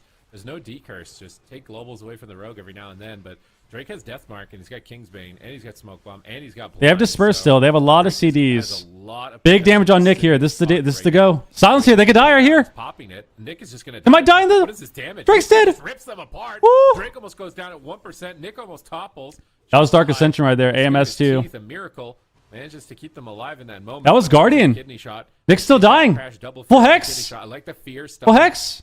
Combos here. Nothing They get off, hex though. out of the kidney shot. This is a really good coordinated attempt from Gators. Cubsy though gets Keep on grabbed into the Cubsy. fray. He's Can he gonna knock get them? loaded 3 times. Gonna be No 8 knocks. Whiskey's trying to fade away from the Groats Groats. again. So he's got good Cubsy needs to be careful here. silences. Tide. He needs to move his Setting tide. up damage on Nick. He's still trying to bait that Icebound Fortitude. Can't believe how close they were. He's gonna to kill the kill, Tide. Seemingly with nothing on Zhang Bahai. Couldn't kill it actually. Zhang Bahai has his Angel in 15, but Calvish is pressuring. Cubsy's ready to hex out of his Wiz stun. is to be careful. Zhang Bahai fades, but Calvish. Oh, he needed to get the grounding there. Smoke bomb is down. Disperse? Not able to get there. They cheap shot to Fuck. Calvish. When this happens, Cubsy needs to ground before. They're just gripping every They time. can still go for it. Drake with very Static limited them options. off? He's going to dismantle Calvish. Zenga's speared Totally shut again. Down that push, and now Zhang Bahai with holy. Really Word scary. chilling at the pillar. Whiskey is still getting pressured. Wow. And his dampening gets higher. That Death Knight damage is was eventually the gonna be grip? overwhelming. Pre-grip on the go by Zhang Bahai. Gotta go DK here. Gotta go DK here. Nice play from Zhang Bahai. Now he's in Angel form, but Nick is still low. He's got to be ready to trade at Okay. any moment here. Blind is available. This is the finals. This is the finals. Dismantle onto Drake. Gators back one. Kingsbane. Fast series. No time from Calvish. Kidney shot on Nick, healing them and trying to keep them at bay. But Cubsy dying now. He's got to get out of recover in this. a moment here, and I don't know how much longer Cubsy can keep this up. They're all getting low health. Spirit Link isn't going to do too much. Yeah, they don't have. All They low can't health top right now. And he's also going to be next to them, which means he's going Big go on Drake. Big go on Drake, but Zhang Bahai trinkets. He blocks that. Oh, kill. he needs to Now they ground. have to Cubsy, you gotta do they ground. have You gotta advantage? I don't think ground. they do. They have a It's shadow so melt. They don't good. have a way to get Garrote. So Cubsy's No, he gonna got walk away kicked. from this. He gets mind frozen by Nick, but Nick is still low. Icebound. He's going to have to use it without a stun. Bomb? I think in a second. Smoke bomb comes down. Nick's still Calvish scared, though. Immediately mounts up to get out of the smoke bomb. So Whiskey's going to use the cover of the smoke bomb to free cast and get some damage. Ground hex. Ground hex. Calvish with no Fuck. trinket. Nice mind freeze again. It's a from swap Nick. now. Void shift comes through from Whiskey, and now Cubsy is the He's gonna have to last link line of now. defense, and that Spirit Link is just immediately going to pop for him. Oh, He's got no. Kidney Tide. He can turn this around. Kidney shot on Zhang Bahai. No trinket. Holy Drake needs to frenzy. No, they're all dead here. Nick needs to AMS IBF. He cloaks. Caught in a Nick can football. still He gets die. the Cloak off in time. Calvish now has no trinket. Kidney shots up in 5. If Nick can hold on. Yeah, a kicked little again. bit Longer here. Void shift likely needs to come off. Cubsy press grounding into a hex. Press grounding hex. Nice static. Cubsy can handle it. It's so much damage. He's chastised. He's dead. He trinkets it. It's so much damage. Oh, He steps no. over, but it's not enough. And welcome to the Zhang. Put a point on the So board. close. They're just a brick wall. This team is so good. This is their playstyle. That was better. What composition? They just play the comp. It was better, but it's like they keep going into these situations at the end where I think it's just an issue with this. Like these moments here are so rough for them. Like the whole last 2 minutes was so rough. Like we're sitting here, we're trying to cast hex, and like here we should be setting up a hex, right? Like here is a hex setup. They've been doing it all game. They cheapen the hex or they silence in the hex every time. And here is what needs to happen. Like we're trying to push into hex. We kidney the priest. And then we get gripped. And it's like, it just needs to be like, we can ground this grip too. Like we just need to be, we need to be a little bit more proactive with the grounding. Because this should not happen. Like we should not be getting gripped into big triple goes. We shouldn't be getting the big grip triple goes. And it's like, it's fine. It's quote unquote fine because he bombs for some reason and they get dispersed. But like this bomb doesn't even do anything. Like this would have been a disperse anyways. So it needs to be, even here, like later on, it's the same thing. Like we're trying to get cast out, we get kicked. Like grounding is really good into DK. You can get the kick, you can eat some coils and eat damage. But it's really hard to win when that's happening and you're getting a lot of, you're like eating all these interrupts. But this matchup is A's regardless. But he had Garrotes. There was no way he was not gonna. That was also he was not gonna come back from that. Yeah, that was Deathmark as well as the Unholy Frenzy. So those two cooldowns at 51% dampening, I don't think a Shaman could deal with that. It's not, unless he has Spirit Link and Ascendance, like you're just not going to be able to heal through that amount of damage. So I just wonder, like, is there going to be a time in the game where we see Gators back switch it up? Because I feel like some of the compositions that they have could be okay into this. For example, like Arcane Mage Outlaw Rogue. I mean, that's pretty good in I was expecting them to switch to RMP against Direwolves.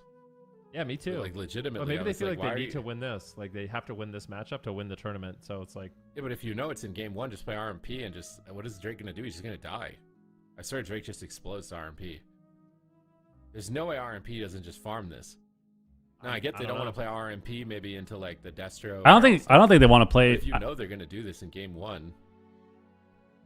I don't know why you wouldn't want to play RMP, but they go to the small map. They want Calvish to be able to move around for sure. Yeah, Calvish is just stuck. They noticed, yeah. I don't think they want to play Rogue Mage. I feel like Rogue Mage into this would be okay, but it's like, especially not on a small map though. Not on a small map, you know.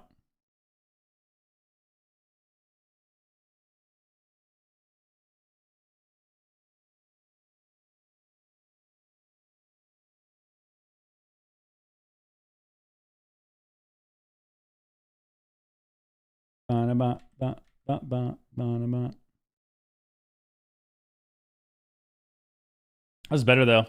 WizK Rep Paladin, no. I don't think they're gonna swap. I mean, it's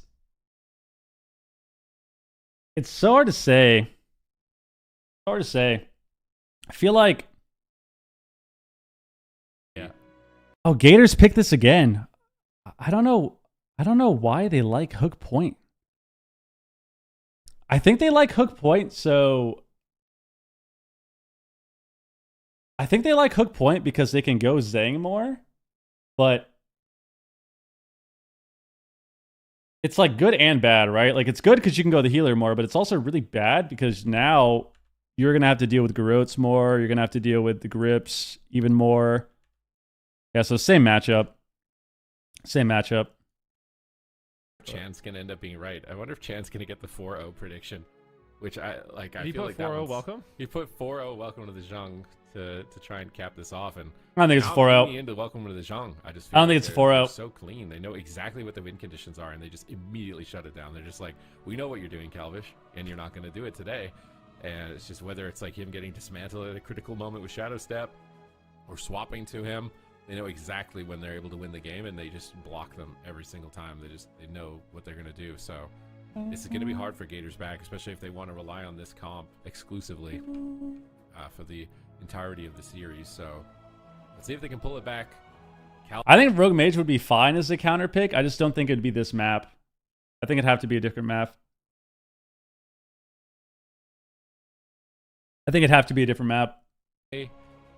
Calvish can't get there. I don't see a win condition. Especially with Prayer Mending bouncing. Like Prayer Mending just bouncing, topping off. You know what I mean? If you have Zhang behind just out of line of sight, behind the pillar, getting, solo CC'd by Calvish, Prayer Mending's just going crazy. It's just literally topping off Drake and Nick. Nick can just throw an anti-magic shell. So it feels like that kind of rot strategy isn't going to work against this style of composition. At least it doesn't seem like that, especially with the way Holy Priest heals. So we'll see what Gators back decides to do. I feel like they need to play very aggressive in this game if they want to win. See. Saps? No Saps. It's going to be Nick and WizK going at each other in the middle here, and they're kind of having a damage fight. If WizK can beat Nick on damage, then their team will have an advantage, but Nick was able to keep quite a large lead by the end of the game. Grip. He's trying to bait a cooldown with that grip. Doesn't bait anything, though. Earthenwall Totem is protecting WizK. Drake is getting close here. Wants to maybe Garrote. He's going to blind Garrote.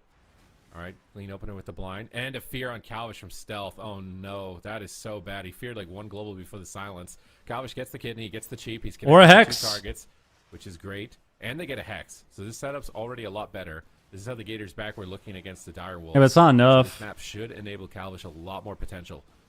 Yep. Beautifully done there by Nick. Once again, just making it miserable for Calvish with the chains of ice, with the grips, just keeping him locked in place. And that's one of the nice things about the DK in this matchup is you can use a lot of your grips on Calvish since the Shadow Priest can't really move anyways. You don't have to worry about like gripping him back, your target back. You can just be annoying with your grips and make it really difficult for Calvish to get anything going. Look at this rot pressure. Gouge on Cubsy. Calvish and WizK are both rotting down low. Full kitty shot lands. And welcome to the jungle. They're taking this small map and giving themselves a big advantage with this rot damage that they have with this comp.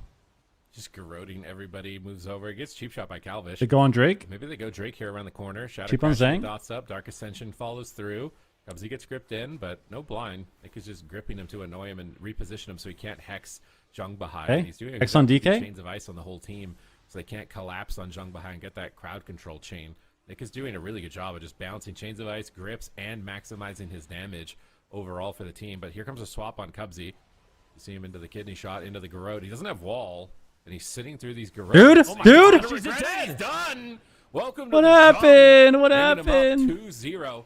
Oh my god. Kidney shot into the Garrote. He doesn't have wall, and he's sitting through these Garrotes. Oh my! They all got garroted there. He didn't want to trinket. And now only need 2 more points. Yeah, I mean, I think this is why. Like, this map sucks. I think this map sucks, and that's why. Like, that right there is exactly why. That right there is exactly why. Like, it's so much easier to get gripped on this map. They're going to be stacked forever on this map, too. And, like, the reason you fall behind a lot of the time, too, obviously, when you get to dampening, everyone can die, but a lot of the time you're falling behind from the RPS perspective is when you're getting triple garroted like this. So, like, having this happen just sucks. Like, he has Earthen down too, so he kind of wants to sit because he has Earthen down. So he already has Earthen for this. He wants to sit this probably, but the Kingsbane comes in too, and it's just a wrap. It's a wrap. Let's see.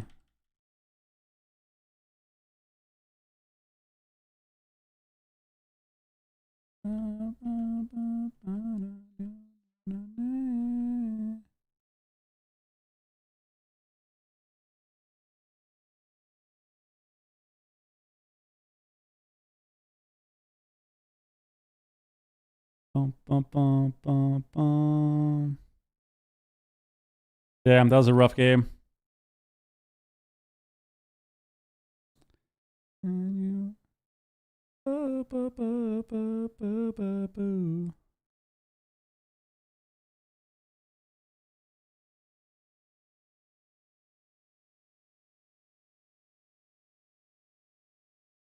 bum, bum.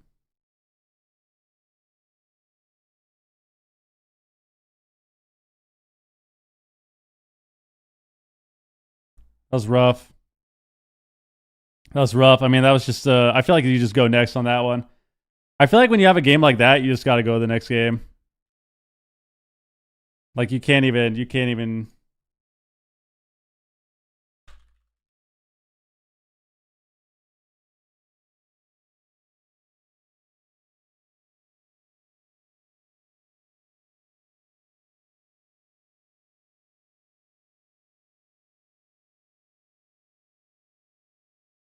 All right. You know, after cup number 1, there's no way they can just fizzle out. They picked a bigger map. Let's see. On the table here in order to thwart this threat. Let's see. Welcome to the Zhang, because there's no way this comp is just unbeatable. All right, WizK is getting benched. Dazed is getting substituted. Onto the Outlaw Road. Cubsy is swapping the Holy Priest. Calvish is on Arcane. Okay, so like we said, we thought bigger map is when you can play RMP. This game, we get a bigger map here. We get Imperia, and they want to play RMP. So I feel like this makes sense. The Shadow Priest matchup, like, I think they can win as RPS, but like I said, it's definitely just miserable. Like that matchup from Wiz perspective is probably just the most miserable shit ever. So I think it would be the swapping off assassination makes rogue sense. Holy Death Knight. We can see Zhang Bahai on this setup here. He's actually playing almost like an abnormal amount of versatility. A lot of the players are opting to use a lot of versatility, but Holy Priest in particular, Mastery is such an important healing stat, but he's playing it safe. He does not want to mess around. He's fighting Calvish, and he saw Calvish against Sea-Doo probably, and he's like, yeah, I'm going to put a little bit more versatility on for this, and I think it's working Smart, for him. yeah. He's just not an option in the matchup. Other than that, build looks very similar to what we've seen from other Holy Priests. So just making himself a little more tanky. He doesn't want to be an opening for the opposing side. Although maybe he'll switch his gear here, because I don't see Outlaw Arcane attacking. That threatening, We'll probably see him switch out some versatility for this matchup to get more health per second. I don't think there's anything too strange outside of that as far as talents are concerned. It might be, Reflective but shield to get a little bit more damage out. You got Drake coming in on the Assassination Rogue, and he seems to know how to unlock its potential with the Fate Bound. Like, he is getting crazy burst damage out of this when he needs to. So I was wondering, some rogues, they're like one tricks. They're only really good at subtlety. Maybe they're only really good at outlaw. Maybe they're only really good at assassination. But finding a rogue that can do all three. What's his right tree? It's the same as always. I'll just show it again. He's just playing like down to the. He's playing down to the what's it called? Like Apoth, like Palm Proc and Apoth. You can see here.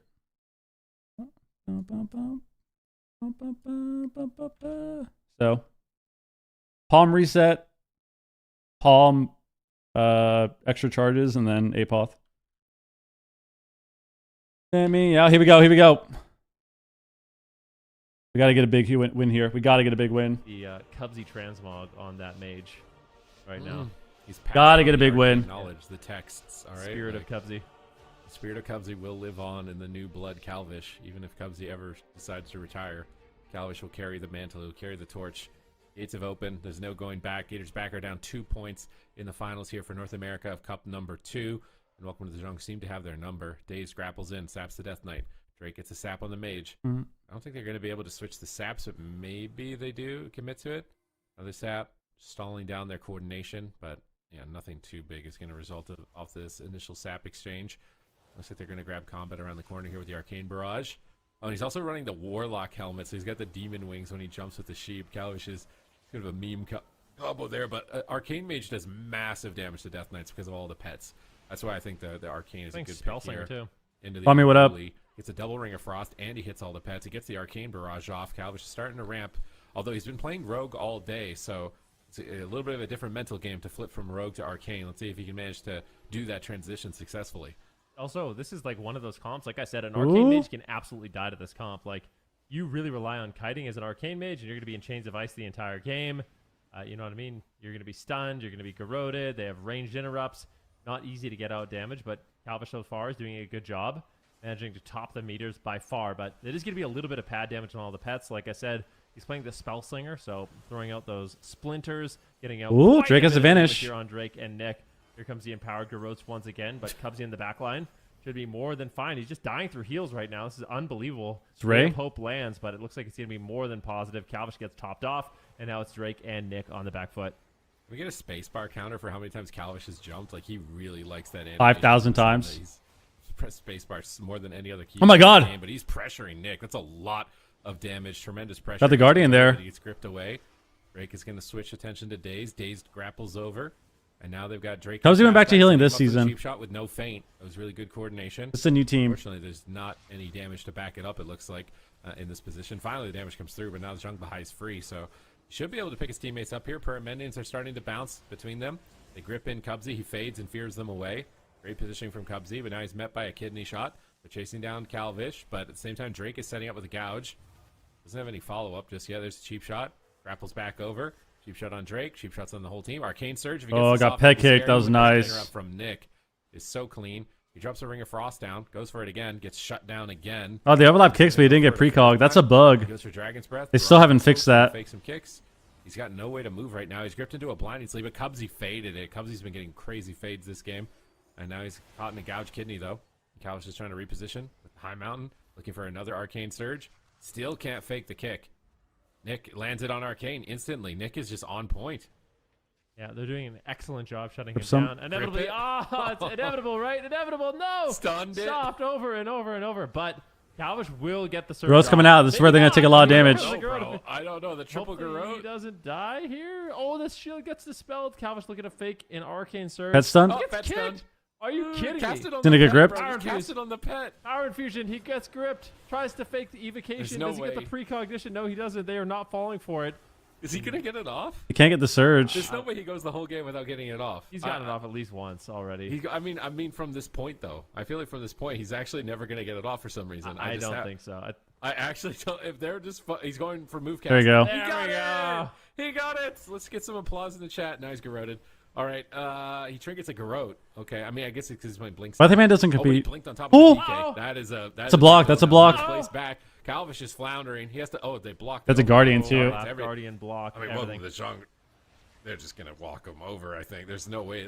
It's looking so shaky right now. He's getting pressured so hard. It just seems like maybe he's unfamiliar with the matchup. He manages to get away at least. Well, no, I think DK Rogue is just hard. Cooldowns, but there's just no pressure. Like we see Dazed stunning the whole team, but there's no pressure. It's hard to do anything. Calvish, there's no block, no tricking on Cubsy. Gets gripped back into the engagement. They dismantle Drake. Dazed is doing what he can here. He's doing decent damage at least. Maybe Dazed can make something happen for his team, but Zhang Bahai ducks into the fight. Stun into fear. Cubsy on the run. He gets kicked. They purge him off. Oh, big Nether Flux. Ring of Frost trying to fake a kick. Dragon's Breath. Frost Nova. Polymorph. Gripped. He's got the Ice Flows though. Oh, the double Garrotes. The double Garrotes in angel form though from Cubsy. He should be able to keep him going.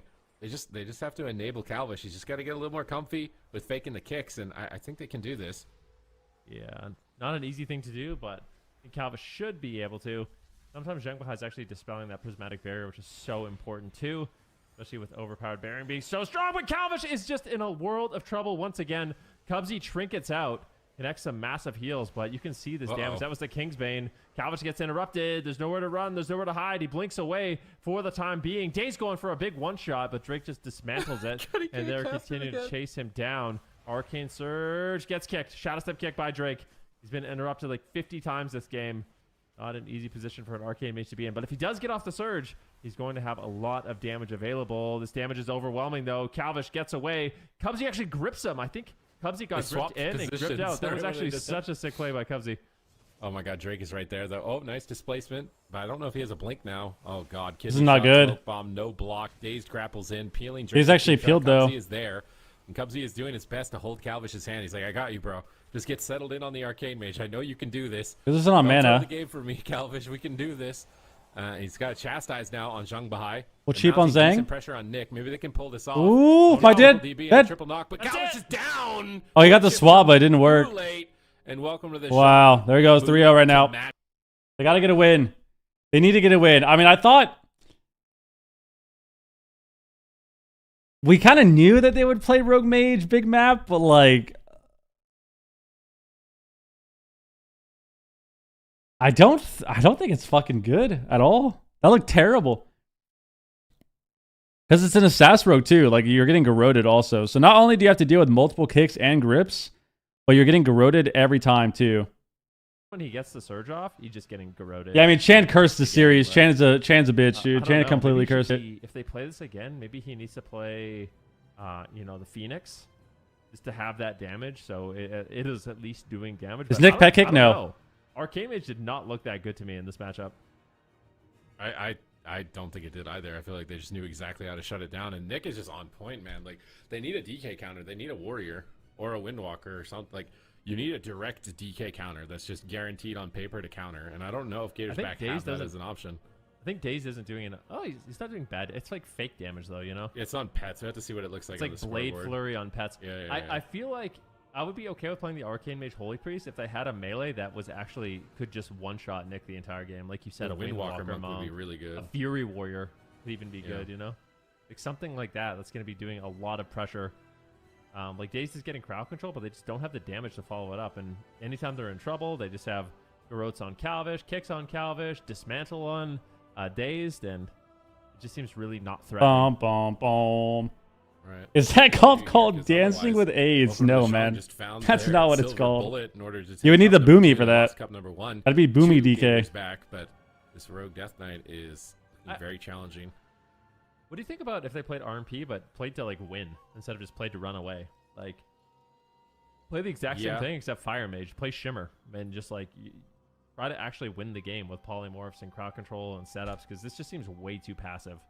I feel like I don't think the passive doesn't work at all, and at least if you go Fire, it's guaranteed damage. Whereas Arcane seems like it's very challenging to actually get the ramp up to possibly connect your damage. So they could make that swap. Big Map makes me think they're definitely not doing Shadow Priest Rogue. Maybe they have something else in mind. If any of them are we gonna nerf Chill Streak? Now would be the time. I wonder if Wizards would work. Like, did you just say this is the anti-caster cleave though? Yeah, but like 2 casters. I have its double wizard. One, you know, like it's very good at training down 1 caster. What if they played like Destro Arcane? Yeah, it would have to be double wizard. It'd have to be double wizard. Memeing. Excuse me. You're memeing right now. It's been a long day, Rookie. Okay, it's been a long day. I understand. You wouldn't believe in Cubsy playing, you know, Mage Lock? Would absolutely not believe in Mage Destro with no Mortal Strike. I feel like Got Fellfisher, bro. No way. 7 million bolts. See that happening. Also, I don't feel like that's not something they've prepared. I don't think so, but I want to see it either way. I mean, they need to prepare a Warrior or a Windwalker for Cup number 3 if they end up losing this, because if they just had one, I swear Welcome to the Drunk's comp would just be helpless. The DK would look like the mage, where he's just crying in the corner, not able to get a cast off for like 30 seconds in a row. But they're running the clock because now they have to win 4 games in a row. Not only do you need to beat Welcome to the Drunk, you have to beat them 4 times in a row. I mean, Rhett Fury would completely rail this probably. In the wings as well, if they even need it. So what Gators else have they played up a this tall season? order. Did they play Rhett Warrior? Are they playing Rhett Warrior? What was the Rhett? Welcome to the Drunk played Rhett Hunter in Cup 1. Yeah, Rhett Hunter. So they have. Oh goodness. What is this? I don't like this. I think this is going to be even. Yeah, I don't like this either. Hold on, let me move my cam. I don't like this either. You can kind of move around. I think I would actually prefer they stick with Arcane Feral. Arcane Feral. Arcane Feral, like FMP. Wouldn't that be decent? And get clones and then. Yeah, you have clones and. I don't like this at all. I don't like this at all.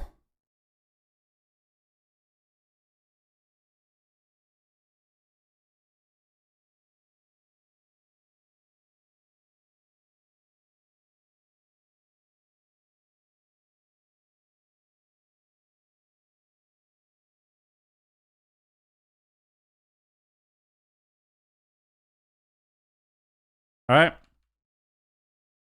Fuck it. Ride or die, baby. We ride or die with Wiz. If they win this game, they're amazing. If they lose this game, they're still amazing, but they lost. And it's a 4-0 sweep. And they got to come back next cup number 3, and hope for the best. But this is the most normal Cubsy transmog I've ever seen. Like, we're going to ride or die. Like some very interesting. Ride or die. Let's see. Has a I don't like this pick at all. I think this pick is mad sketchy. This pick is mad sketchy. I don't like it. But we'll see what happens. Maybe they'll make some miracles. Make some miracles happen. Calvish is obsessed with this Warlock helmet. He's got a giant sheep head on his stick and these demon wings while he's jumping around the arena, not able to cast our. What do you mean they C2s keep going? C2 plays, man. At least he's having fun with the space bar. He can press that uninterrupted. But this does seem kind of desperate from them with the Feral Shadow Priest. I can sort of see it on paper with the AoE damage from the Feral. I just feel like they're going to lose a lot of lockdown without a rogue. They're going to lose outside of the Incarn window. I think as long as they trade effectively with the Incarn window, then the Assassination Rogue and the DK are just going to start gas pedaling them. No, they play. Right. They played today. They were top 3. Chanimal right. They were just 1 away from winning the 2nd cup. Welcome to the Jungle. They're looking extremely good. Like we said, you knock them down to the lower bracket. You beat them once. They just come back 5 times more prepared for the next one. They will not be caught off guard. And they can always fit the meta into their style of composition. You know, like they always come up with these compositions that just does damage, doesn't die, you know, kicks you a million times. They win on mana, they win in the late game, they all in you. And we'll have to see if Gator's back. Bringing in Dazed on the Feral Druid is going to be enough. Yeah, Wiz is not messing around. He's literally charging in. Fit the meta into their style of composition. I hate when it does this, man. Kicks you a million times. They have to see if Gator's back. Bringing in Dazed on the Feral Druid is going to be enough to put a point on the board, or is this going to be a quick 4-0 for Welcome to the Jung? They get combat, no sap. Okay. Spawning up the healer. Immediately going for Void Torrent. They catch Drake. probably the best start Got they can Drake hope to out. have to limit that first subterfuge. Drake's moving in. Might use a Shadow Melder advantage here. Gets Already Fear, holy nice warded. Fear, just shutting Drake out of the game. Okay. He does finally get connected here with Garrotes, though. He's going to start ramping. Rip. Bahai Kidney on Angel Shaman. instantly on the Incarn, just going 1-for-1 with that cooldown from Dazed. And looks like they might try and pressure Okay. Cubsy. He's locked down in cheap shots. We saw him toppled on hook point. Bastion to clone. They're getting a lot of pressure. Dazed is actually going after the healer, Bahai. Full bleeds up on him. Switch back over here, but he's walking into Garrotes. It's going to be a lot of damage ramping up, and Drake is using Crimson Tempest. He's cleaving 3 targets with those bleeds, and Bahai is hammering Holy Fires in from afar as well. It's going to be a lot of damage for Okay. Cubsy to deal with. He drops the Healing Tide Totem, goes for a Healing Wave. He clutches out a big key cast there, but then he's pet kicked. Now they're going for cheap shots. They got the Maim stun onto Drake now. They're ramping up their damage even further. Not enough damage to finish him. Here's the Shadow Priest stun. This is where you wish you had a Paladin, so WizK could get to the target. He's not going to be able to fear off that. Bahai dispels, repositions. Garrison on Wiz. WizK getting pressured in the I was even game. high mind torn. Cubsy trying to You're get tanky when you play high He's in mind. a full blind. WizK pre-fades. He's looking for Master Spells. I'm not sure if he's trying to pre-Master Spell or bait a kick with it. He does actually get a kick. He's free casting. WizK's ramping with a Dark Ascension. Drake's attacking Cubsy. Oh, but in the back line, they're going after Bahai. He's going to dispel dots behind the pillar here. WizK's repositioning away from the melee, Okay. trying to get some distance. Pre-Earthen Wall Totem from Cubsy. Evenly matched so far. No major advantages. Definitely in the early game, it's going to be about the Death Marks, the King's Bane, and the Incarn. I think this is a matchup that might be a bit slow, That's clone. at least until dampening. Yeah, Dazed at least doing significantly more damage than we've seen the Rogues put out on that Feral Druid. So some of it is pad on the pets, of course, but Wiz gets the overall fade out. pressure Nice. seems to be Fear. good. Full kidney shot now onto Cubsy as he Take gets some ripped distance. into the fight. WizK That was kites really away with a good. nice fade and gets out some damage. Nick, Drake, and Cubsy gets the win. Rotting down low. Big damage here on Cubsy. He Needs to get the. Oh, he should have just appropriately, and he stone does. borked, I think. Reads out some Walls cooldowns, instead. Ascendance, the Astral Shift. Now it's actually Drake, Bahai, and Nick on the back foot. Lots of damage coming in from Dazed and WizK.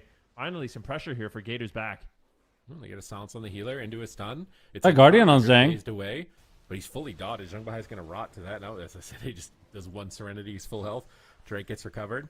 WizK is kicked. It's match point. Gator's back, desperately trying to find an answer for Welcome to the Zhang's Death Knight Assassination Rogue. Kidney shot on Cubsy on the grip. They're going to start to triple cleave them here, but Dazed is actually doing a really good job staying on top of the damage meter for now. Here come the triple Garrotes and cheap shots. Hitting the entire Nice roster. And static. field to pull them off of WizK so he can cast here. Really good teamwork from Cubsy. Void Torrent channel trying to bait a kick and doesn't actually find it here from Dazed. You see the Shadow Priest stun with a Maim. Nice catch on Drake. That was on a rogue. Aaron into him right now. Got some pressure. Full Cubsy bleed gets grip supply. stunned. Rotting down. Bahai's repositioning. He's got Serenity. He can pick someone up pretty easily. Dazed tanks a kick. So WizK hopefully can start doing some damage here, but it just feels like every time they stack up, Cubsy's team just drops like 20% health. They get the double fear silence, but this is the death mark window. It's going to be a lot of damage for Cubsy. He's doing a good job, though, on mana. If somehow they can survive the dampening, I see a world where they can Bahai. Ooh, Dazed is Yeah, dying. definitely possible, but Dazed, I actually feel like they go after Dazed a little bit more in the match, too. He's going to be more susceptible to being trained down and swapped to, so I'd like to see that adaptation from Nick and Drake. However, WizK might just die! Holy fuck. Oh, my goodness! Giving me a heart attack. Almost in that execute range. Does get the dispersion off. Quick heals coming in from Cubsy, but that was a very close call. Luckily, Gator's back will stabilize. They can continue to push the pace here. Nick taking some damage. He just drops the anti-magic zone, not messing around. Keep in mind, they're up 3-0 in this best of 7. If Welcome to the Jung wins this, they eliminate Gator's back and win Cup number 2. Gator's back, they have to pull off a miracle, but it's not going to be easy.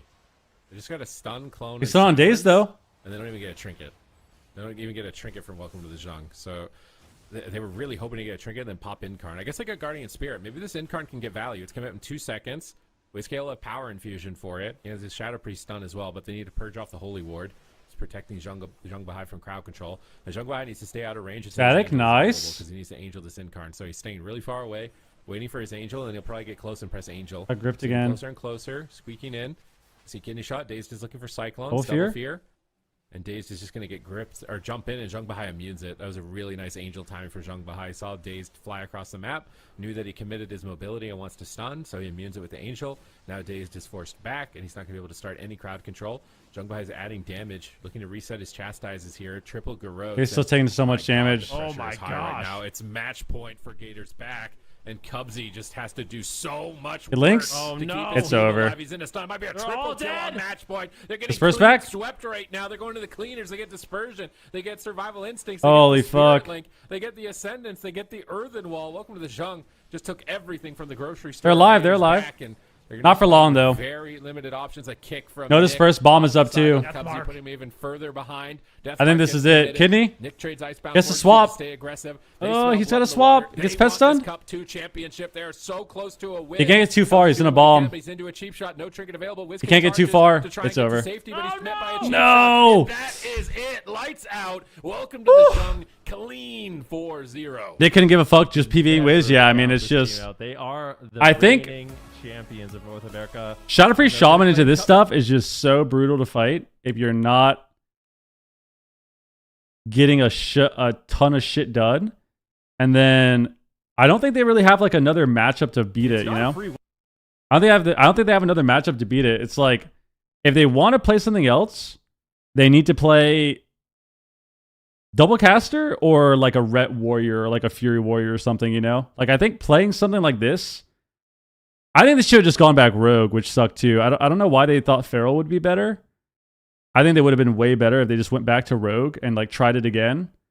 But, you know, they're down 3 games. They probably just want to try something, you know? They probably just want to try something. But Feral was infinitely worse.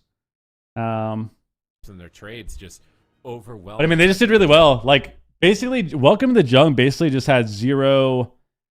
Like, they never let anything, for the most part, outside of a couple of the RPS games, they never let anything happen too crazy as far as Gators back goes with their offense.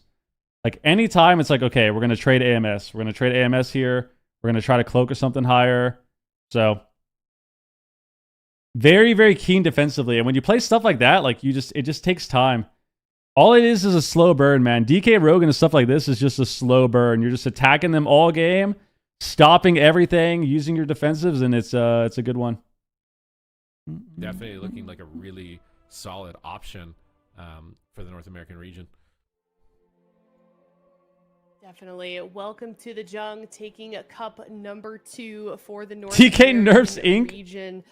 That would honestly be fucking hilarious, bro. We come back Tuesday, they just nerf DK. Off of them, but I do think that they have a major takeaway from this weekend, and they're taking away a lot of points as well. So now I'm kind of curious what the difference is, if anything, between Gators back between this weekend and the next we might see, because they've got Garrote styles, yeah. I mean, AoE Garrotes at the end are crazy. I mean, this was just good for them. Like we saw how hard the matchup could be. Definitely. We saw how hard the matchup could be with Sidu's team. Like, they played it, and I think Welcome to the Jung just plays it better. So, back, and they... All right, now they're tied, man. Now they're tied. Now they're tied on points. Gators back won the first cup. Welcome to the Jung wins the second. Gators back won the first cup against Welcome to the Jung. Welcome to the Jung wins the second cup. Now they're tied 1-1. And there's one cup left, too. Region, all the teams evolving, like Direwolves adapting and beating Cats and Dogs for the first time, even though they kind of fell on their face against Gators back. It feels like a lot of teams are starting to figure out answers to matchups that previously they thought were impossible. Yeah, and then they just keep getting better and better. They're forcing each other to adapt to each other, and they're just going like this, and it's really cool to see here in the North American region. And I think cup number 3 then is going to be even better. What do you think these teams are going to be looking to do heading into that final week? That's a great question. I feel like for Gators back, it's figure out this cleave setup, most important thing. And for Welcome to the Jung, it's staying one step ahead of the game. Yeah, look at the points. Look at the points for NA. The top 4 is just top 3 is just set in stone. And then like everyone else is just fucked. Everyone else is just trying to make the gauntlet, dude. Watch that matchup evolve, but just so many great teams this season. Yeah, you got to be playing 5D chess to keep up in NA and EU, honestly, here in the AWC this season, it seems like. But here's a look at the standings, where they currently are. I think this team's pretty tied up here. We got first place, Gators back. Welcome to the Jung, 220 points. And then Cats and Dogs and Direwolves also tied at 140. And then Left 4 Dead and F Tier tied at 60. And just to reiterate, they're trying to get into that top 3 for grand finals in mid-November. And if they don't get into top 3, hopefully they're in 4th through 8th, because those teams will be heading to the Gauntlet Supatees to battle it out, and only one team can survive through that and make it into the top 4. You don't want to be in the gauntlet after what we've seen throughout multiple seasons of the gauntlet. Like, you think just because you're in the gauntlet and maybe you're #1 seed, you think you got a free ride into the tournament? Absolutely, you do not. You do not have a free ride out of that gauntlet. We've seen teams come from the bottom of the gauntlet and come out into the top 4. So you Windwalker Sub and Windwalker Priest. I mean, I definitely think Windwalker Priest is rough to fight. I don't know if you want to play that. Those two teams. I don't know if you want to play. I think Shadow Priest in general is rough, but to kind of close things off before. If I had to give my honest opinion, I think that the matchup, I think RPS can win, but it's I don't think they have the experience yet. I don't think they have the experience yet to win the matchup consistently. Because DK Rogue is really fucking hard. And a lot of what makes that matchup easier is just, for lack of a better phrase, doing more things. So getting more CC, getting more swaps, being better with statics, being better with roots. Randomly grounding a grip is really good. Like, if you can ever ground a grip, like, that changes everything, you know? So but yeah, there's a lot. I think that's really important. And then even then, I feel like they probably want to play a different matchup. Like, they'll probably end up trying to figure out a different comp and different matchup to play. I don't know exactly what that would be. I think Warrior does really well into DK, but I think Warrior into Rogue is like really aids too. Just getting spam cheap shot and disarmed on cooldown. Again, because Super Tees, it feels like even. So I think you have a lot of options. You can double wizard. You could try to play a cleave. Like, jungle could maybe do well. Like, I feel like jungle could destroy a DK, but I don't know if they would play jungle because I think Dazed plays the Feral and the Hunter. But with the Mistweaver, the Devastation. How does it change everything? Well,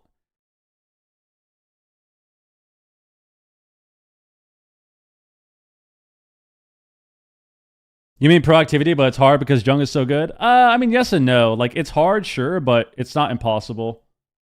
They're just not doing a lot of what they need to do to win.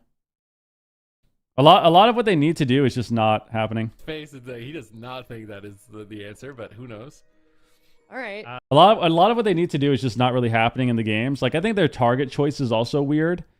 You know, I said in both series that I think DK is just kind of better. And the reason for that is the Rogue is kind of a bait, right? Like, if you're trying to mainly go the Rogue, they have a lot of cooldowns to trade, but also Rogue, what's really annoying about them is Feint. So they have a lot of cooldowns to trade, and then Feint is really annoying. So if they ever Feint is set up, they can't die. And whenever they're only kind of trying to go one person right and go the Rogue, he's just pressing Feint. Like, anytime they're getting scared, he presses Feint. The game slows down a little bit, and now you have this really telegraphed setup that's easy to avoid and stop. So I think DK is better to go. So it should be the reverse. Like, they're going the Rogue and like CCing DK and CCing Priest, and I think it should be the opposite. I think it should be DK, CC the Rogue, swap to Priest, and then once it gets to dampening, then you can start like triple dotting. And even then, you can just dot the Rogue anyways. It doesn't matter. It's not going to break the fears and stuff. But once you get to dampening, then you can like take advantage of the Rogue is in a bad position. You can lasso him and do a setup like that, or, you know, even being able to just disrupt the Rogue more with like statics and rooting him across the map, like that helps a lot too, right? But it's really hard though. Like, it's hard to do that, I think, especially if you don't have that many games playing that comp, because there's just a lot of craziness going on, a lot of chaos. The gauntlet. So make sure you are tuning in. But follow us on Twitter. I think they're probably just going to end up just playing a different matchup. Thanks for watching, and we will see you next weekend for Cup number 3. Bye-bye.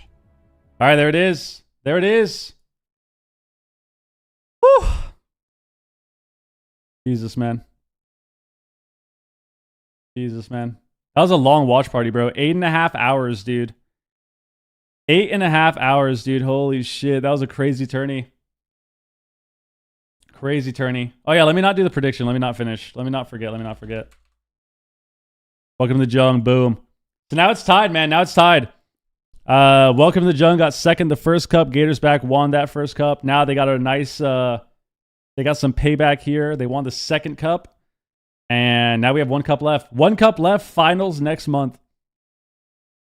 Dude, the games have actually been sick this season. Yeah, I think all the games this season have actually been really cool and really fun to watch. We've seen a good amount of variety. We've had a lot of back and forth. A lot of newer teams doing well too. So that's been really nice. That's been really nice.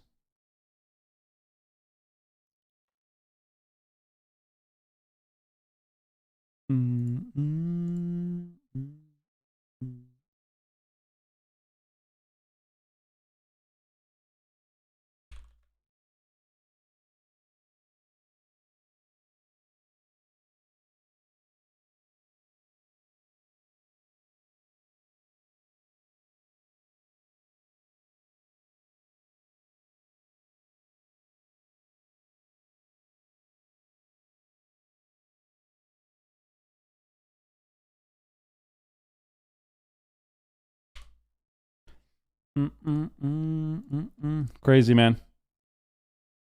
Guys, once again, if you could hit the like button on the YouTube stream, that'd be amazing. We're just going to end right here. I'm probably going to shower. I've been sitting down all day. I feel disgusting. I'm probably going to shower and just relax. It's 7:30 already. I'm tired, man. Tired. 8.5 hours of sitting here watching games, dude. Sitting here watching games, man. Guys, once again, check out Advanced right there, Energy Partner in the chat. Check out our socials as well. Follow the stream. Sub to the YouTube. Like the stream as well. And, yeah. Gonna hit Calvish with a raid as well. I think Calvish is still live. I don't know what he's doing. But, actually streamed their games. Interesting. I'm just gonna host him. Couch for the raid. GG's, everybody. Appreciate all the love. And once again, thank you for the subs today as well. We're at 36 on the day. So thank you very, very, very, very much.